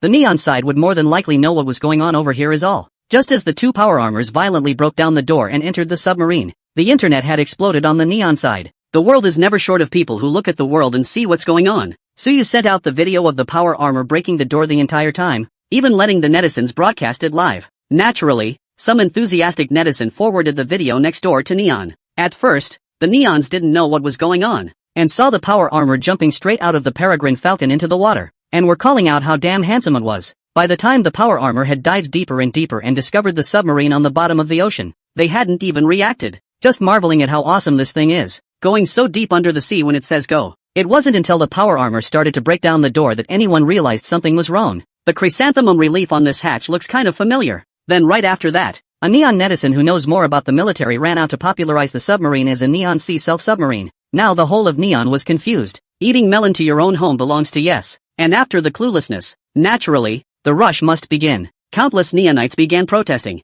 At first just online, then it grew offline. For a while, the group was in a frenzy, leaving Neon's official head spinning as to what was appropriate to do with it. The thing about this is that if you play dumb, it's an act of declared war when Timetech attacked their submarine located on the high seas. But things are clearly not that simple. Before making his move, Suyu had already made the causes and consequences clear. Even the details are split. Just outrageous. This whole thing was supposed to be their idea to hit Timetech in the first place. Getting all that advanced exoskeleton technology by taking a few hostages is definitely unrealistic. So their original plan was to get whatever technology they could. It was just a few worthless darkies anyway. And with Zwaigaki open publicly for the first time, it would be a waste not to try it out when it was such a great opportunity. Even if it doesn't work out, it's a minor issue. After all, these guys are all darkies buried in Kyushu from earlier years. Even their nationality is Kyushu. What does it have to do with them? Neon? Even if Timetech or Kyushu suspected them, so what? Do you have proof? As long as there was no evidence, even if they were suspected, they didn't think timeless technology would do anything to them. Our relationship is so bad anyway. If you are reckless, you can't even send out troops to beat me without any evidence, right? However, they never expected it. Suyu really dared. And not only did he send troops, but look at the way he spelled out Neon's plan from start to finish. It's obviously impossible that people don't have evidence in their hands. They just don't even bother to show it. I'll beat you if I say so. I have the evidence, but I'm too lazy to show it to you. Now the submarine responsible for clearing the tail is being targeted and violently broken into in full view of the world. The lives of the boat crew inside are at stake. And again, neither the official Kyushu nor Timetech are willing to take them on. The Neon official only felt like riding a tiger at this point, and was in a dilemma. Say to Suyu, brother, there were many people outside just now. I'm kneeling down for you now. With their knuckleheads, that's not out of the question. But the problem is that it's impossible to find a way to apologize privately. And a public apology, if you will. I'm afraid that if they dare apologize now, tomorrow the angry Neonites will have to come down on them to show them the traditional craft of recruiting nuclear men. Want a hard-on? That's not really a fight. Nope. That's a sure thing you can't beat. Because they contacted the commander in the Eagle Jam base next door at the first opportunity. After all, it's the dad who spends so much money to provide for. Having made such a big mess, Of course their first inclination was to seek help from Papa Eagle Sauce to wipe their asses. As a result, the Eagle Jam's commander in neon gave them a direct chop on the head after hearing that they had actually done something so big in private, then stated that it was directly unhelpful. And then, I heard that a message had been delivered to the Eagle Jam military a few minutes ago, saying that he was suffering from a health problem and had applied to return home to recuperate. The approval hasn't come down there yet, and the people are already on the military plane back to Eagle Jam, highlighting a runaway heart. Even the ever-unbeatable Hawk Jam has this attitude, let alone Neon. Fighting is impossible. In the conference room, the worried-looking Neon head was brainstorming for half a day, but still hadn't come up with any good solutions. He watched as his own submarine's weapon systems were all destroyed by the power armor, and then lifted up by a peregrine falcon with a few steel cables from the bottom of the ocean and flown to Kyushu. He's in a hurry, but there's no use rushing. Suddenly, his eyes caught sight of the Minister of War, who was also scratching his head with a worried face, and a flash of light went through his mind. Watanabe-san. Hi! With a jolt, the Minister of War stood up in a hurry. The great Neon has reached a critical moment of life and death, willing to lead all warriors to die for the Empire. The Minister of Military Affairs immediately looked solemn and shouted, very well. The ne'er-do-well head nodded in satisfaction, but turned to add, it's not necessary to lead all the warriors. We can't afford to bury the lives of Imperial warriors in vain at the hands of those high-tech weapons. And what do you mean? I have a plan. May it be heard. It's quite simple. Lend you something. On that day, the Neon Minister of Military Affairs committed suicide at his home, confessing in his suicide note to his unauthorized dispatching of agents to Temporal Technology to steal the technology and launch the attack. Neon officials expressed regret and apologized for this, claiming that the incident was entirely the personal act of the Minister of Military Affairs, and that they had no prior knowledge of it, and applied to Kyushu for the return of the captured submarine officers and men, and that they would be willing to compensate for the losses incurred by timeless technology. The world is in an uproar, and while Neon's side is still having headaches left and right about how to end it, on Suyu's side, he was playing the live feed while looking at the kidnappers who were still holding hostages. How about that? Didn't lie to you guys, did I? You work for them and all they want to do is kill and kill. TSK. Pathetic. In the face of this kind of murderous words, several originally determined kidnappers directly all broke defense. After a moment of struggle in his heart, finally one of the kidnappers couldn't tense up and threw out the knife in his hand, crying out, I surrender. When the other few kidnappers saw this, their expressions also moved slightly, and they all turned their gazes to Suyu. All it would take is for him to say something about casting blame on the past, or a lighter sentence, or something like that. They will then also choose to surrender without hesitation and give up this meaningless hostage-taking. However, Suyu froze when he heard the words of surrender. Then without hesitation, he raised his hand and a hot high-energy laser shot out from the laser transmitter in his hand, shot the surrendering one straight through the left arm. The strike was so fast that no one reacted. Even the man who had a big hole burned in his hand by the laser didn't feel any pain at first. It took a while before he froze and looked at the wound on his hand and let out a miserable howl. The hostage that he held hostage saw the reaction was not slow, and hurriedly rolled and crawled to Suyu and a group of security department exoskeletons to hide behind. It was at this time that Suyu did not have the good sense to say, surrender? Surrender for what? I don't accept surrender. Pick up the knife, he said, and then looked at the kidnappers who had not yet surrendered. What are you looking at? I'm talking about you guys. The knife is about to fall to the ground. You've come to be kidnappers. Can't you be more professional? You want to surrender after a few words. Do you have any professional ethics? What the hell do you want? Matsui Ichiro came back to his senses and tightened the knife in his hand, bringing it up to the hostage's neck once again as he asked angrily at Suyu. However, Suyu only glanced faintly at the submarine that had already been picked up from the sea by the peregrine falcon. Then satisfied, he looked at the kidnappers who had put their knives to the necks of the hostages again and laughed. What do I want? That certainly. Kill the hostage taker. Put. Intense gunfire suddenly rang out from behind the kidnappers. The group of kidnappers didn't even react to what was going on before they were beaten into a sieve and fell down in convulsions. However, the hostage they were holding was not even slightly injured. After reacting, they rolled and crawled away from the kidnappers who were already down in a pool of blood. Later on, there would be professionals from Time Medical who would take them to check their bodies without Suyu worrying about it. That's when the munchers realized where the gunfire was coming from. It was a drone the size of the palm of your hand, and it flew with no sound at all. I don't know when I touched behind the gang of kidnappers. The bottom of the drone had a tiny barrel that was still smoldering at this point. Apparently, it was the one that had just taken out more than a dozen kidnappers in a flash. The fact that such a small contraption had such power immediately excited the military enthusiasts around them, holding up his cell phone and camera for a shot. It wasn't over until the drone automatically flew behind Suyu and was stowed in the power armor. For something like this to happen, it has caused you all to be frightened. Looking back at the crowd that had already gathered more and more, Suyu smiled. As an apology, everyone, today's lunch will be paid for by Time Tech. After saying that, and no longer looking at the reaction of the people who were eating it, he turned on the engine and rushed into the clouds. As for the mess on the floor, the security department and sweepers would naturally take care of it later. When the time came, He might still have to butt heads with the Kyushu officials in this regard, but Chuyue could handle it and didn't need him to worry about it. Back to the office on the top floor of the Arctic Palace. Autumn End had come out of the lab at some point, and was currently sitting in the main seat of the office looking at some papers. Li Yuanxi, on the other hand, looked a bit restless as she sat on the parlor sofa, staring at the expensive tea set in front of her. She certainly knew the CEO of Timeless Technology, Autumn End, on the internet is recognized as the second person in time and space technology, and his position in the company is only below Suyu. With so many employees at Timeless Technology now, this kind of thing is certainly not a secret. Rumor has it that quite a few key decisions of time and space technology are made by her. Even Suyu himself doesn't manage much. Before Chuyu came, most of the company's things were managed by Chiyomu. Top-notch looks, plus top-notch ability. A proper goddess of a strong woman. There are hardly a few little girls online who don't adore her. Naturally, it was also Li Yuanxi's idol. Although Chiyomu came in and saw her not only without the slightest surprise, but instead greeted her very gently. But for some reason, she always felt a bit weak after seeing Chiyomu. In addition to the praise of Chiyomu's ability on the internet, more discussions were actually about what exactly was the relationship between her and Chairman Suyu. Most people think that these two are more than likely having an affair. After all, every time they attended a public event together, Autumn End and Suyu were either positioned to sit together or came down from the same car. It's hard to believe anyone who says there's no special relationship. There is even a CP party over the scarf that specializes in kowtowing to this pair of CPs. And Li Yuanxi has heard a little bit about it. And her own relationship with Suyu is somewhat ambiguous. So see the legendary palace. The heart without reason will emerge a sense of excitement when the yellow hair. Want to not be weak heart is difficult. Sitting in the office can be said to be like a day. Not even dare to play with the phone. Do not know what is happening down here at this moment. At this moment, when he saw Suyu finally come up, he was relieved. But then he carefully glanced at Autumn's End with some concern. Already, he was thinking about what he should do if Chiyomu turned on Suyu because of himself. It was a good thing that what she was worried about didn't come true. After Suyu came up, Autumn End, who was looking at the documents,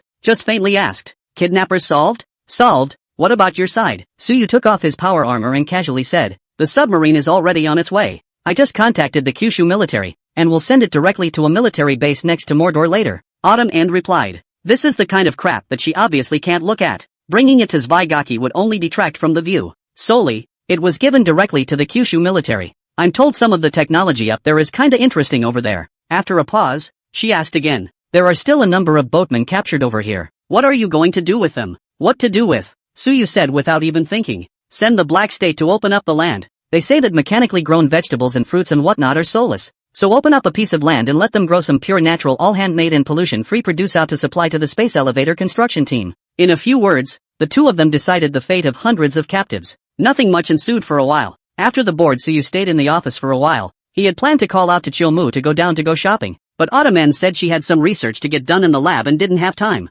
Suyu then had to take his little secretary, Li Yuanxi, along with him to have a lunch before strolling around the entertainment area of Zwaigaki for the afternoon. It was not until evening that he got the news. He hadn't even fired yet, and the ghost side actually gave all the strokes straight away. And he's got some kind of Minister of State for War as a scapegoat to take the blame for it all. Let's just say that's a quick enough response. 2. After all, even if they didn't confess. In fact, Suyu had evidence in his hands that these people were sent by them, and that this submarine was plotting against them. There is not much evidence, but enough to justify taking out a neon submarine. As for their offer of compensation in exchange for captured and submarines and prisoners, Suyu simply didn't even bother to pay attention to them. Straight up non-response. Are you kidding me? How can anyone give it back to you when they've been sent to the Black State to open up the land? So, Neon's side is awkward again, because they have bowed and apologized and found someone to take the blame. After a busy day, they realized that Time Tech was simply ignoring them. The officials of Kyushu only condemned their provocative behavior of sending undercover agents into Kyushu with extreme indignation. As for captured submarines and prisoners, that's not a word. Don't ask. Asking means the person was captured by Time Tech. You go to them. As for people ignoring you, what's that got to do with me? Pots were taken. Apologies were made. As a result, the submarine and the captured men were not even seen. This thing is getting its face smashed in. Neon executives are fine. Politicians have a knack for spitting in their faces, and that little thing doesn't even make them feel embarrassed. It's just a matter of feeling angry at being ignored. But the average Neon is hard to top. It's just disgraceful, alright. So public opinion, which had previously subsided a bit because someone came out to take the blame, turned and boiled over again. Even Neon's official office space is surrounded. The executives still have to sneak in and out of the underground passage to have a meeting. The wolf is a mess. And I'm afraid that as long as the Timeless Technology side doesn't hand over anyone, their situation will have to last one more day. Unless one takes the blame and resigns, there is no way to get rid of this cap of the authorities being weak and deceitful. This kind of thing was naturally what Suyu intended to do. For people or forces that dared to pry into his family's secrets, he naturally couldn't just kill a few kidnappers and capture a submarine alive and call it a day. Without him deliberately steering Neon's fishing wheels on the internet, it wouldn't have been such a big deal on their end. And Suyu's purpose for doing so was actually quite simple. That is to make use of the issue to force the Neon authorities to step down and replace them with a new batch of people. As long as there are substitutions to be made, there's a lot of room for deliberate maneuvering in that. This place, Neon, is rather special. For Kyushu, Neon used to be a heartbreaker, but now it's a scab at best. What really needs to be taken seriously on Kyushu's side is actually the Eagle Jam army stationed in Neon. They relied on Nikko and the surrounding islands to form several sea chains that locked Kyushu in. This is, of course, the famous island chain system. Currently Kyushu is perfectly capable of defeating Hawksbane inside the first island chain without relying on temporal technology, but it's hard to tell when you get outside the first island chain. Peacetime is fine. Really, in wartime, there is no right to control the sea leading to be cut off from the sea supply line. That can be too much of a pain in the ass. Now even with the presence of temporal technology, the role of the so-called island chain was already negligible, and the Peregrine Falcon was a half-hour away from clearing out all the Eagle Jam military bases around Kyushu. But at the moment things haven't come to that tearing point after all. It's obviously not appropriate to just blow the fuck up, and if it doesn't blow up, then it has to go in the other direction. Neon, without a doubt, is a critical entry point. There are countless good harbors and advanced productivity, enough to provide logistical supplies and personnel support for all the Eagle Jam military bases stationed along several island chains. It's Eagle Jam's big backbone throughout the Asia-Pacific. If everything goes according to plan, Suyu and the Kyushu officials will cooperate and give the current Neon authorities a major reshuffle, replacing them with people they support up there. It's easy to manipulate Neon and Eagle Jam off the hook later, and with the loss of Neon, Hawk Jam's so-called island chain, naturally, exists in name only. After all, you can't rely on supplies being shipped from the mainland 10,000 miles away to maintain overseas bases. This sort of thing is more complicated and difficult than direct fire, but it beats fun. After hearing Chiyomu finish talking to himself about this plan, Suyu agreed to it almost without even thinking about it. What's the point of blowing right through it? That's when it really comes down to maneuvering. Okay. The contact requests from the Neon side haven't stopped, requesting a dozen times a day. It's just that TimeTech never meant to reply. The people of the island had been in an uproar for a while and were about to give up when the real cause of death of the suicidal Minister of State for War appeared on the internet. It also exposes some of the things about how tough and wise and capable he was during his life. At some point on the Neon network, words like "if General Watanabe was still alive, we would not be so humiliated now," and "the valiant general died in a despicable conspiracy" appeared out of nowhere. These are, of course, the personas that were marketed to that Minister of War after Autumn End took control of the fishing boats. This guy's real level is not as good as the current gang of Neon executives, just pure straw men. After all, holding up the living is easy to roll over. Holding up the dead would be too easy. No matter how much I blow it up, it's dead anyway, and you can't prove that I blew it up. It doesn't matter if those who oppose it come up with something that proves that this Minister of State for War is simply a piece of work along the same lines as other politicians. Do you know what it means to be smeared from a scumbag politician controlling a fishing vessel? Valiant military bigwigs are pushed out by the top brass as victims to quell the wrath of TimeTech. After the deeds of the military minister who've committed suicide came to light, some Neon netizens who are well versed in Kyushu's history have put him in the position of Yuumu, and the Neon authorities, of course, became the Wanyen construct. A time can be described as 100 words. Jump into the ocean cannot wash. Neon had sat in his office for 3 days without figuring it out. How did that strawman become Yuumu? Of course, it's okay to think about it, because he had acutely sensed that something was wrong. After the furor over the matter of the Minister of War had died down, one piece of news after another unfavorable to the Neon authorities followed. Even if they are slow, they realize that this is not a simple storm of trust in the authorities by the ne'er-do-wells. I'm afraid, but a war of fishing wheels with a pushover. Most ordinary Neon people think that they have learned a secret, that they have uncovered a conspiracy, and that they are now doing justice to the authorities. But they didn't even realize that what they wanted to say was just what someone wanted them to say, and that they who thought they had cracked the amazing secret were in fact just sounding boards for the real pushers behind the scenes. Verbally kill people. Things on the Neon side were obviously not something that could be accomplished overnight, and Suyu was not in the least bit anxious. With Autumn End's skills, getting their official blackout could be too easy, or the kind that can't even be blocked. From now on, he'd have to make the devils understand what it meant to have one wave after another. He wanted to see how long these people could hold out until they resigned. As for when he accomplishes his goal and indirectly takes control of Neon and sends Eagle Jam packing, will those who have been guided by the end of Autumn to verbally attack the current authorities be better off than they are now? Just kidding, he's not Megatron. The Neons are fine cattle and horses, and he doesn't like those people himself, so why not squeeze them hard? They chose it anyway. Who can blame them? The Neon side of things is kind of over at the moment. At least it seemed to come to an end for Suyu. While the authorities over there still request a connecting dialogue on a daily basis, they are never heeded here at TimeTech. As far as the international opinion of the matter is concerned, it is certainly not too favorable. The international fishing wheel thing is in Eagle Jam's hands, after all, and his own little brother was disgraced when timeless technology screwed the pooch. They didn't dare to come directly to the trouble though, and they didn't even openly express their views on the matter. But there's still no shortage of little private gestures. Writing some kind of press release to write this all up as being the responsibility of Time Tech is certainly one of the little maneuvers. It was only that Suyu was too lazy to bother with them right now. Of course he can control the world's networks, even sending out power armor and peregrine falcons to dismantle all the undersea cables, satellites in the sky and whatnot for Eagle Sauce, and just make them disconnected from the world. He can do that. But things are still the same. It's not necessary. Once that happens, I'm afraid war is inevitable. He didn't have the certainty of stopping all the mushrooms on the planet right now, and the thing was a separate facility from the network, so Autumn End couldn't hack it. After all, no amount of advanced computers with high arithmetic power can hack into a standalone system that has nothing to do with the outside network. When the time comes, if the mushrooms really shoot in unison, of course Suyu is not afraid, but I am afraid that a lot of people will have to die globally. People are also a type of resource, and may even be one of the most important resources after reaching the intermediate agent level. This was Suyu's guess from the goblin intermediate agents he had matched earlier. If the guess was right, he couldn't have been like that kobold though, trading in the trading space for population or something. But again, there is more to people as a resource than that. As he had previously envisioned, after boosting the overall strength of the people of Kyushu, they would be leased as mercenaries to some of the worlds that were currently less powerful, to help the agents over there to fight their wars, or to help them to build up their industrial systems and harvest off-world materials.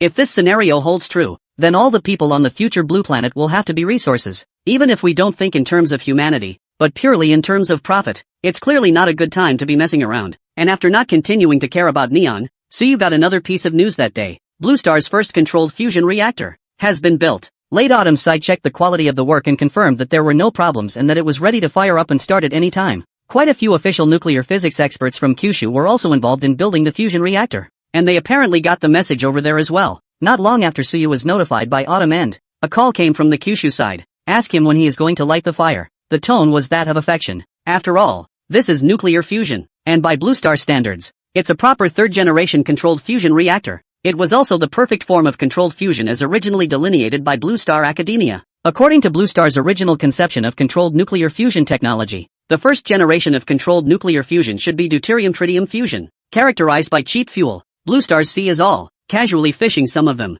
and the downside is that the fusion process produces neutrons, which are radioactive, so it's not quite a completely harmless clean energy source. Second generation controlled fusion, on the other hand, is a deuterium and helium triple reaction that usually produces no neutrons, or very few neutrons, and radiation so low as to be completely negligible. A concerned scientist once joked that first-generation controlled fusion reactors would need to be built in sparsely populated far-flung suburbs, while second-generation fusion could be built entirely in city centers. As for the third generation of fusion, that is, the fusion reactor that time and space technology is now building, it is completely made of helium-3 as the raw material for the reaction, which will not produce the slightest radiation, and is a clean energy source without any pollution in the true sense of the word. Of course, this is just the standard of division on the Blue Star side, and according to the division of nuclear fusion over in the wasteland, they categorize fusion with radiation collectively as first-generation fusion, and second-generation, which is completely radiation-free. In terms of standards, it's clear that the wasteland pre-war world standards are a bit stricter than Blue Star's requirements, and by this standard of the wasteland, their most advanced Generation 4 fusion reactors would have to be estimated to be Generation 7, or even 8, when placed on Blue Star. This kind of cross-generation contraption was actually built, so it was naturally impossible for the Kyushu officials not to be excited. The bottom line is this: although those experts in Kyushu did not have access to the core part of the construction of this fusion reactor, and the exact principle is not clear at the moment, but this fusion reactor, where it was built, is in Kyushu. Those nuclear physics experts don't understand the principles, but they can do the math. According to the huge scale of this fusion reactor, a little bit of math will show that once it is turned on, its power generation capacity is feared to be an unimaginable astronomical figure. Not to mention more than that, there is no problem at all in supplying all the electricity used in the busiest and most densely populated chartered area in Kyushu, and there is even a balance. With this level of energy output power, it's impossible for timeless technology to fully internalize it. At that time, it will be an inevitable trend to cooperate with Kyushu to integrate most of the electricity generated by this reactor into the Kyushu power grid. So when they got the news that the construction of the fusion reactor had been completed and it only needed to be ignited to start, the Kyushu side was naturally thrilled. After all, this is something that is truly beneficial to the country and can be popularized to thousands of households. It is no exaggeration to say that it is a national treasure. And after a brief thought on Suyu's side, he informed the officials that the lighting of the fire would be scheduled for this Saturday, the day after tomorrow. As for the specific cooperation matters between fusion energy and Kyushu, The Kyushu side can send people to negotiate with spacetime technology here in the next 2 days. Suyu himself is of course lazy to talk about it, but now there is not a tool person Shuyu well. Just leave that sort of thing to her. As for the pricing of the power output from the fusion reactor after it was sold to Kyushu, the bottom line from his side was no less than 1 cent a degree and no more than 8 cents a degree. Exactly how far it could be talked about depended on Chuki's ability. The minimum is a penny and the maximum is no more than 8 cents. Even when Shuyuki talked about the price as low as a penny a degree, Suyu also definitely had something to earn. Last year, the electricity consumption of the whole society in Kyushu was more than 600 billion kilowatt hours. If this figure is all provided by the fusion reactors of spacetime technology, then the deal is not that big. It's just over $80 billion. And by outputting so much power, the cost on the side of timeless technology should be able to be controlled within $10 billion. That means a net profit of over $70 billion.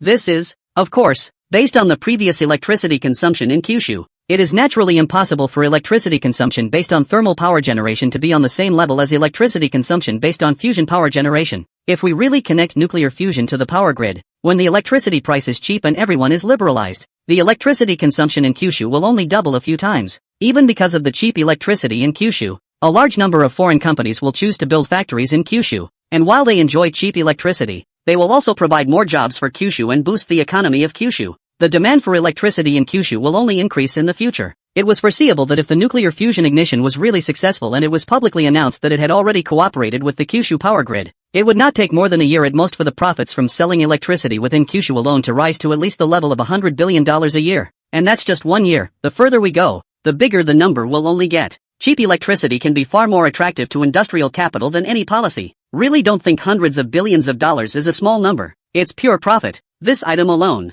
If timeless technology were to follow up with a nuclear energy power company, this level of profit would be enough to squeeze into the top 30 globally. And that's just one place in Kyushu. If you can spread fusion stations all over the world, you'll only make more. There's no problem at all with becoming the most profitable business in the world in minutes, aside from the other subsidiaries of Timetech. After all, it's more or less a labor of love to give Kyushu such a cheap price for electricity. And abroad, Suyu would not be so polite. He will keep the price of foreign electricity at a level that would allow people to abandon conventional thermal power, but is far from cheap. Take the lifeblood of the world's energy into your own hands. What with all the oil and gas energy? The remnants of the old days don't have the ships to carry them in this day and age. In the future, these things will lose their added value as an energy source, except as a chemical raw material, and will no longer be any different from other minerals. Old stuff that has been used for centuries and is too polluting to use for a fire. It's long overdue for elimination, and now it's just a short fire away from that. To say that Suyu wasn't excited at all, it was impossible. After all, nuclear fusion is something that can't be overstated as a sign of civilization's advancement. Was able to get it out of his hands,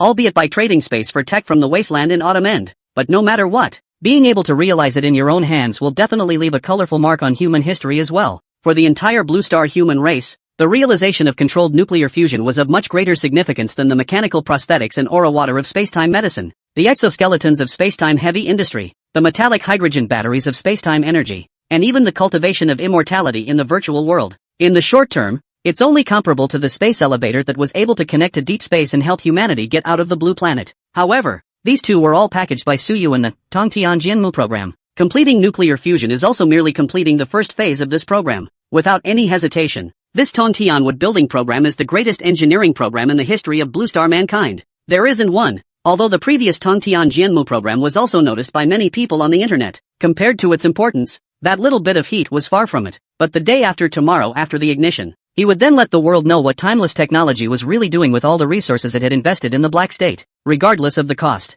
Later that night, the official blog of Timeless Technology. Friends, are you ready to enter the future? A short copy, and below the copy, a picture. The main body of the picture is black, with a slight shimmer in the center, illuminated by a half-mechanical, half-flesh and blood hand, filled with sci-fi and cyber style. The center of the hand, on the other hand, is the only light source in the picture, a star, and below the accompanying picture, there is a small line. Control the light of the stars. Countdown, 39 hours. The time of ignition was fixed at 10 o'clock in the morning of the day after tomorrow, which was already evening, and therefore fell short of 48 hours. With the current heat of spacetime technology, the first time this dynamic was sent out, it almost without a doubt rushed to the first of the hot searches on all major platforms. Those celebrities who buy hot searches don't dare to send shady soldiers to grab hot searches at a time like this. It's not like no one else has done something similar. Only the thing was done the first day, and the man went in the next day. Even Suyu didn't know it was there, and the officials got rid of it. There's hardly a clean ass among these playwrights. and a little digging for black material is enough to send them into squat for a decade or 8.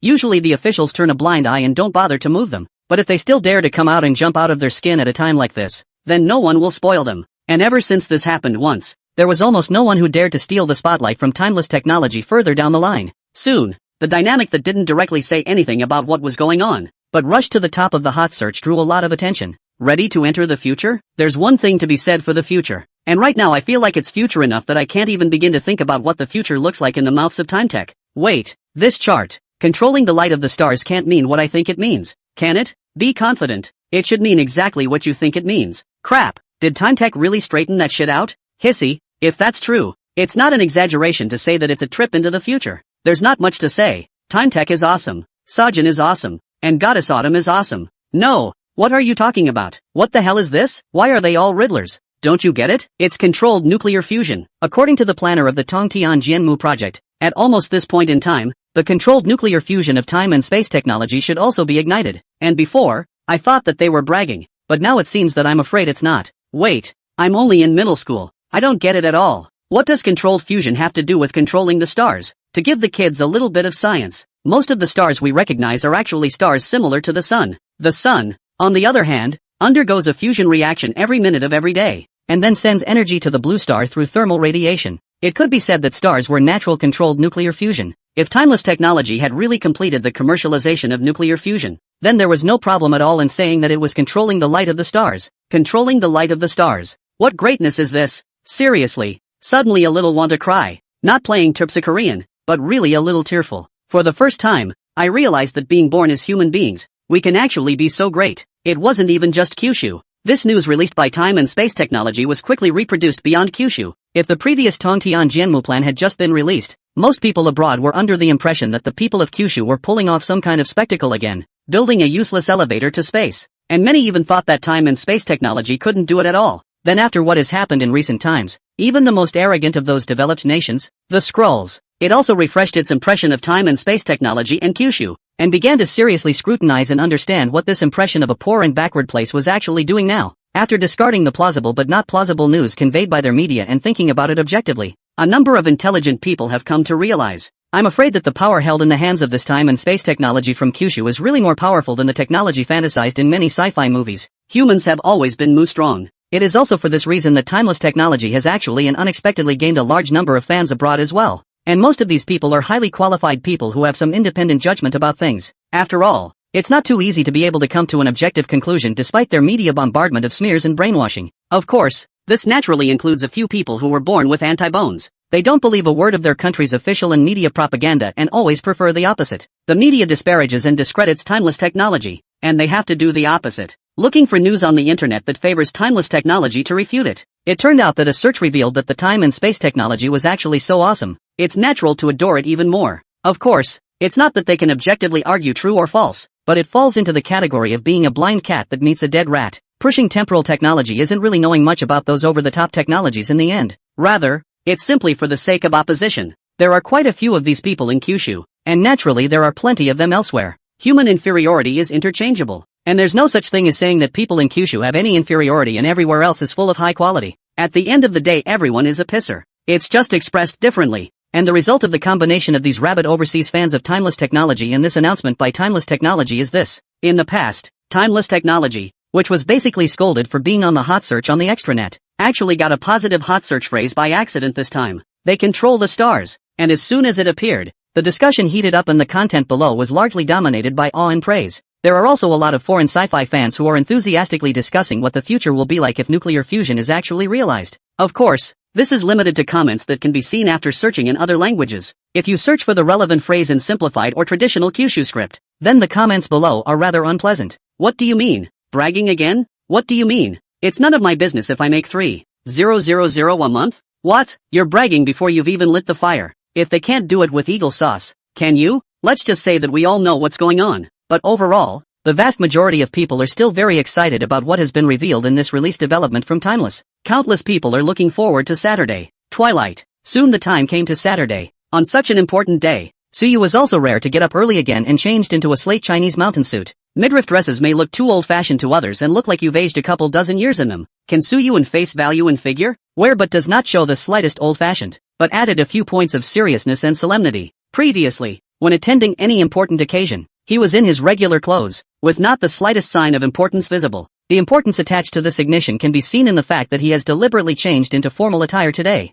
Autumn End, on the other hand, had changed into a proper azure cheongsam today, showing off her perfect figure while adding a little bit of flirtation to her, but without looking fawning. Instead, it's more demure. It was a bit of a sudden change from the usual getup of often wearing a white lab coat in and out of the lab, but the good thing is that with her face, she can handle any style with ease, though nuclear fusion was just commonplace to her, not even a difficult technology. But this was the blue planet after all, not the prosperous epoch of the fallen world. For Blue Star, this is an important moment to unlock the energy shackles and make a complete clean sweep, and she even played an extremely important role in this as one of the pro-lifers. Naturally, it's only natural to be a little more formal with it, compared to the two of them with their suddenly formal, yet distinctive style. Chu Yu, who was involved in the first pass, and Li Yuanxi, Su Yu's newly received little secretary, were more normal. It's all ladies' small suits with high heels. After wearing Li Yuanxi, a student who has not yet graduated, has a bit of business elite inside flavor. As for Chu Yu, she herself was a giant in the business world, and her aura naturally needed no introduction. 9 o'clock in the morning, many of the executives of Timeless Technology, along with some of the senior leaders from Kyushu who had been sent to participate in the ignition ceremony, then rode together in a peregrine falcon to the fusion reactor construction site. This is Jung Island, located in the southernmost part of Kyushu, and has the most beautiful coastline in Kyushu. That huge nuclear fusion power plant was built on one of Cheon Island's waterfronts. A month ago, this was a densely forested wasteland. In just 1 month, with the help of the J9000 module, a fusion power station covering an area of more than 10 square kilometers was completed. Of course, the main reason why it still took over a month to get to the J9000 was that the J9000 building was okay, but the experimental facilities inside require countless factories to cooperate in their production and nuclear engineers to be responsible for their assembly. That's why it takes so long. Otherwise, such a small project, the J9000 module, can be done in 3 days. At the same time, the fusion power plant, which had only existed with construction teams and nuclear physicists and Timetech Bionics, was an unusually busy place. After Timeless Technology warmed up in advance the day before yesterday, the subsidiary Timeless Nuclear Energy was also listed, and at the same time announced the location of the fusion power plant demonstration reactor. And in partnership with Kyushu Nuclear Energy, together they raffled off 100,000 tickets online to enter the fusion plant on the day of ignition. All of Kyushu is invited to come together to witness this cross-generational moment. Time and Space Technology is rich and generous, directly packaged all the visitors to the scene of the travel expenses to and from the road and accommodation costs. Directly that ticket can be reimbursed in the Time and Space Technology to watch. On the other hand, the Kyushu side had deployed a brigade of troops specifically to take care of security this time around, to prevent a repeat of what happened last time at Ziwaiki. So you could care less about the repercussions of people running to Ziwaigaki and making a mess, because the ones that dared to make a mess at his place, he directly punched back with a heavy blow. But not on the Kyushu side. Time and Space Technology, after all, is just a company. Suyu 100% holding, is his one word. Of course he wants to do what he does, but the crown is responsible for more than 1 billion people in all of Kyushu and cannot be as reckless as he is. So it's best to take precautions to avoid any surprises that could have a bad effect. And in addition to the 100,000 people who have access to the fusion plant site, outside the fusion plant, there are crowds of people occupying the surrounding beaches and ridges, waiting to witness this uplifting moment. Looking down from the Peregrine Falcon, the fusion power station at this time is full of people. All eyes are on us. The whole country is looking here and watching us at this time. Beside the porthole of the Peregrine Falcon, beside Suyu, a middle-aged man facing majesty looked at Suyu with a serious expression. Mr. Su insists on doing this. He should be 100% sure, right? He was one of the highest-ranking officials who had come on behalf of Kyushu this time. A handful of people in the energy sector in Kyushu, Wasia. But it was not the same as Suyu's impression that high officials were all a handful of years old, 50 or 60 years old. The leader of the energy sector, on the contrary, is not too old, but only in his early 40s, appears to be quite young, and being in a high position at such a young age means one thing: this person's ability is absolutely extraordinary. As for the background, without the ability, no matter how heavenly your background is, it is impossible to achieve such a position up. Don't worry, there can't be any accidents, Suyu replied with a smile. His relationship with Kyushu is more delicate now.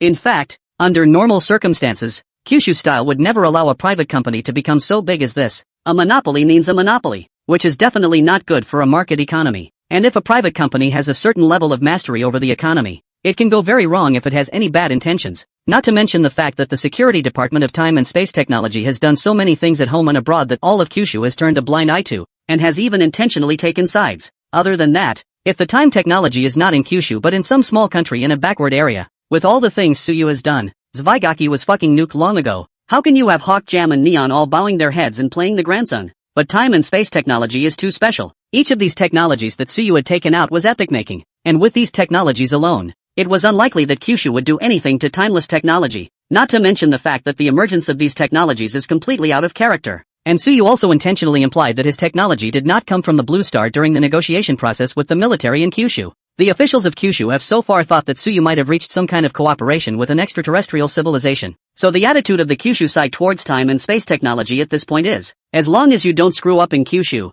Time Tech can build whatever it wants abroad. When something goes wrong, they cover what they can, and if they can't, they brush it off. And corporate behavior has nothing to do with Kyushu. As for your claim that you want to nuke Zwaiki and capture the chairman of Time Tech alive, that land is ours in Kyushu. You're not going to blow me up, are you? Whereas in the exchange between Time Tech and Kyushu, the two sides have maintained a largely equal stance. That is to say, the official also did not really take the time and space technology as their own subordinate enterprises to control, but to communicate with an attitude of equality and cooperation. If it wasn't for Timeless Technology's own insistence on paying their taxes on time, the Kyushu officials could even give them a tax exemption. After all, compared to the value of these technologies provided by Timeless Technology, the tax they have to pay, although also astronomical, can only be considered a drop in the bucket. As expected, hearing Suyu's words, Weijia also nodded in admiration. Your technology is just breathtaking. Right. Speaking of which, his eyes behind his lenses flashed with a hint of color as he jokingly mentioned it casually. I heard from my colleagues at the Ministry of State Security the other day that several people with physical qualities far beyond the norm have recently been discovered.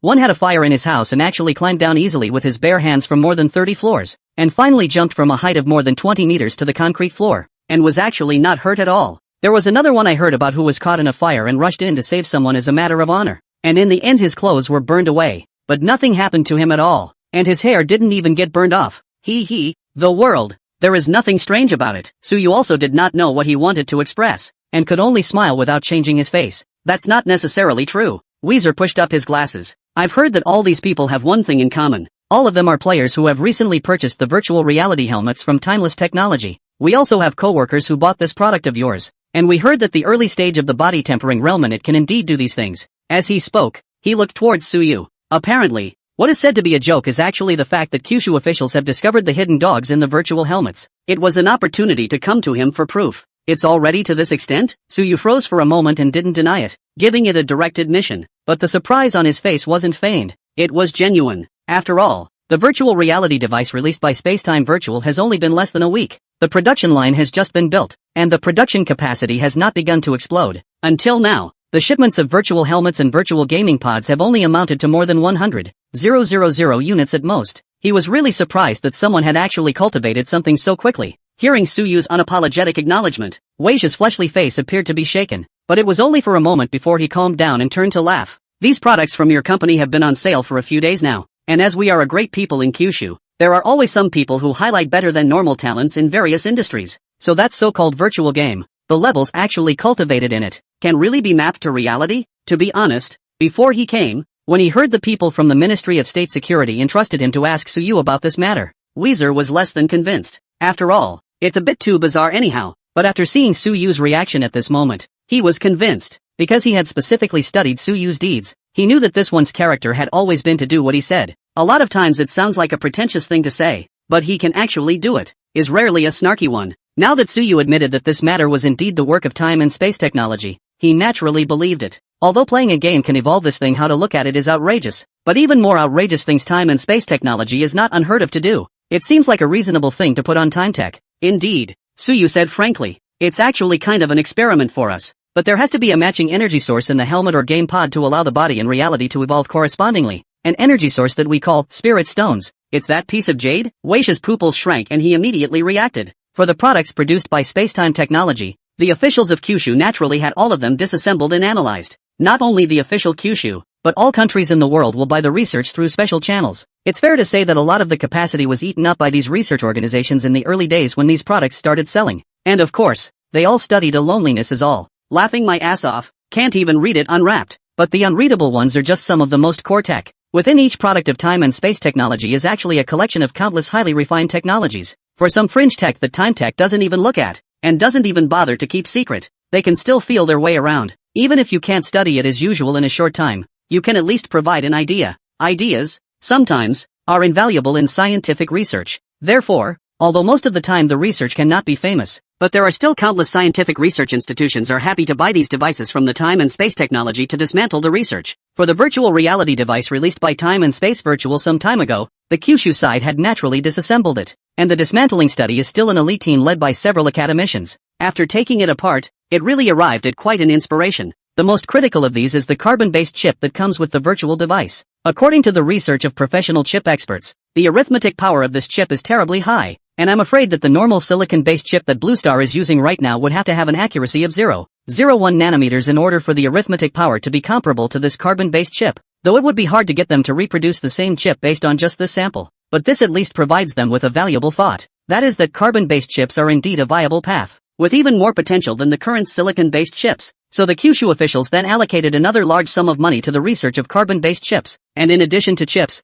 materials and more, the Kyushu side got a lot of key inspiration after dismantling the virtual device. That's what comes with disassembling a TimeTech product. It is not necessarily possible to obtain any over-the-top technology, but it is possible to determine the future direction of development and layout in advance, so as not to take a detour. And this time, during the process of disassembling the virtual device, they found that there was nothing in it at all except that the brain-computer interface thing was too sci-fi to have a clue. The most perplexing to these leading experts, it was TimeTech that put a piece of jade into it. The texture of the jade is very good instead. They even got an expert in jade specifically to appraise it. The expert said that this is pure glass seed emperor green, just such a small piece. Get to the jade market to sell. Absolutely 10 million level. After getting this appraisal result, a group of scientific research bigwigs thought for a while that there had been some kind of accident during the assembly process, and that this piece of jade had accidentally fallen in. But after dismantling a few more units, they were dumbfounded to realize that it wasn't really a coincidence situation, but that there was such a piece of jade in almost every one of them. A virtual device that sells for tens of thousands of dollars contains a jade worth millions. This kind of behavior of time and space technology once made countless academician-level bigwigs in Kyushu lose a lot of hair. They studied it for half a day and couldn't figure out what the hell was going on inside the stuffing. There was no choice but to apply upwards and have someone go directly to ask what this time and space technology thing was all about. For these scholars and professors, if this is not clear, it is really hard to eat and sleep. Weijia was in a high position and had naturally heard a little about these things. Therefore at this moment, after hearing Suyu talk about this, he immediately reacted. That's a spirit stone. It's not the same as ordinary jade. Suyu fished out a spirit stone from his pocket and waved it in front of Weijia. Blue Star's aura was thin, and ever since he started cultivating, Suyu had the habit of carrying a few spirit stones with him. Carrying a spirit stone close to you is better than any means of nourishment. What is the efficacy? Weijia took this card-shaped spirit stone and carefully scrutinized it for half a day, but he didn't see any difference between it and jade. Efficacy? That's huge. Suyu shrugged. Carrying it close to your body will prolong your life, and if you match it with the virtual helmet to enter the virtual world to play the cultivation game, you will be able to actively absorb a bunch of special energies in it to make the flesh evolve. And this evolution is completely without any side effects. And the only regret is that the absorption efficiency is not the same according to the individual's physique. Those people you spoke of before, who were able to show with the difference in such a short period of time, are obviously the more talented ones in this area. Evolution without any side effects. Weijia pinched the spirit stone and narrowed his eyes. Spinning around, he didn't continue to press the issue, but sighed. Your technology is really, one can't help but marvel at it. The official had previously guessed that the reason for the appearance of these special individuals was caused by Timeless Technology's virtual game. And this time he was asked to ask about this mainly because he wanted to see what attitude Timeless Technology had on their side, and whether or not they knew anything about this situation. Now it seems less of a concern. According to Suyu, really wanting to rely on the virtual game to evolve to some sort of point where it could ignore modern hot weapons would obviously require a large amount of spirit stones. And with Timeless Technology in possession of these spirit stones, there was no need to worry about the emergence of an uncontrollable individual who wielded extreme power. If the official can reach a cooperation with time and space technology in this regard, it will instead be able to obtain a greater supply of spirit stones than the vast majority of ordinary people. And there is no fear of the lawlessness that occurs after some people gain power through virtual games. As to whether this cooperation can be reached and in what form, that's not something that Weijia should consider. Naturally, there are other departments that come to talk to Timeless Technology. He's still mostly involved in fusion ignition experiments today. The two made some more small talk. Within a short time, the Peregrine Falcon, which had been hovering in the air for a few moments, slowly descended to the huge tarmac that had been built especially for Peregrine Falcons. Just as soon as it stopped, countless reporters inside flocked to the hatch and raised the cameras in their hands. The first to go out was, naturally, the bionic human security team on TimeTech. This was followed by the executives of Timeless Technology, the official representatives. It was Suyu and the others who came out last. Under the attention of millions of people, Suyu's, dressed in formal attire, appeared in front of the hatch. As for the CEO of Timeless Technology, Chiu Mu. She was holding Suyu's arm and standing side by side with him. The man's posture was upright. His temperament was calm and steady, and he had the spirited exuberance of a teenager. The woman's body is slender, quiet and introverted. Her posture is charming but not demonic, but the atmosphere is dignified. For the first time, the two of them, who were dressed in formal attire for a public event in such a close manner, attracted everyone's attention as soon as they appeared. While secretly praising the golden couple in their hearts, the reporters hurriedly raised the cameras in their hands to record this scene and spread it to the internet. Handsome men and women in full dress, with the sci-fi near-Earth orbiter Peregrine Falcon behind them. This is a very impactful image, and if only one person had captured it, it would obviously have no problem winning an award. As for now, journalists are not in the mood for awards. After the two of them walked down the gangway, even though they were stopped by a brick wall of bionic human soldiers,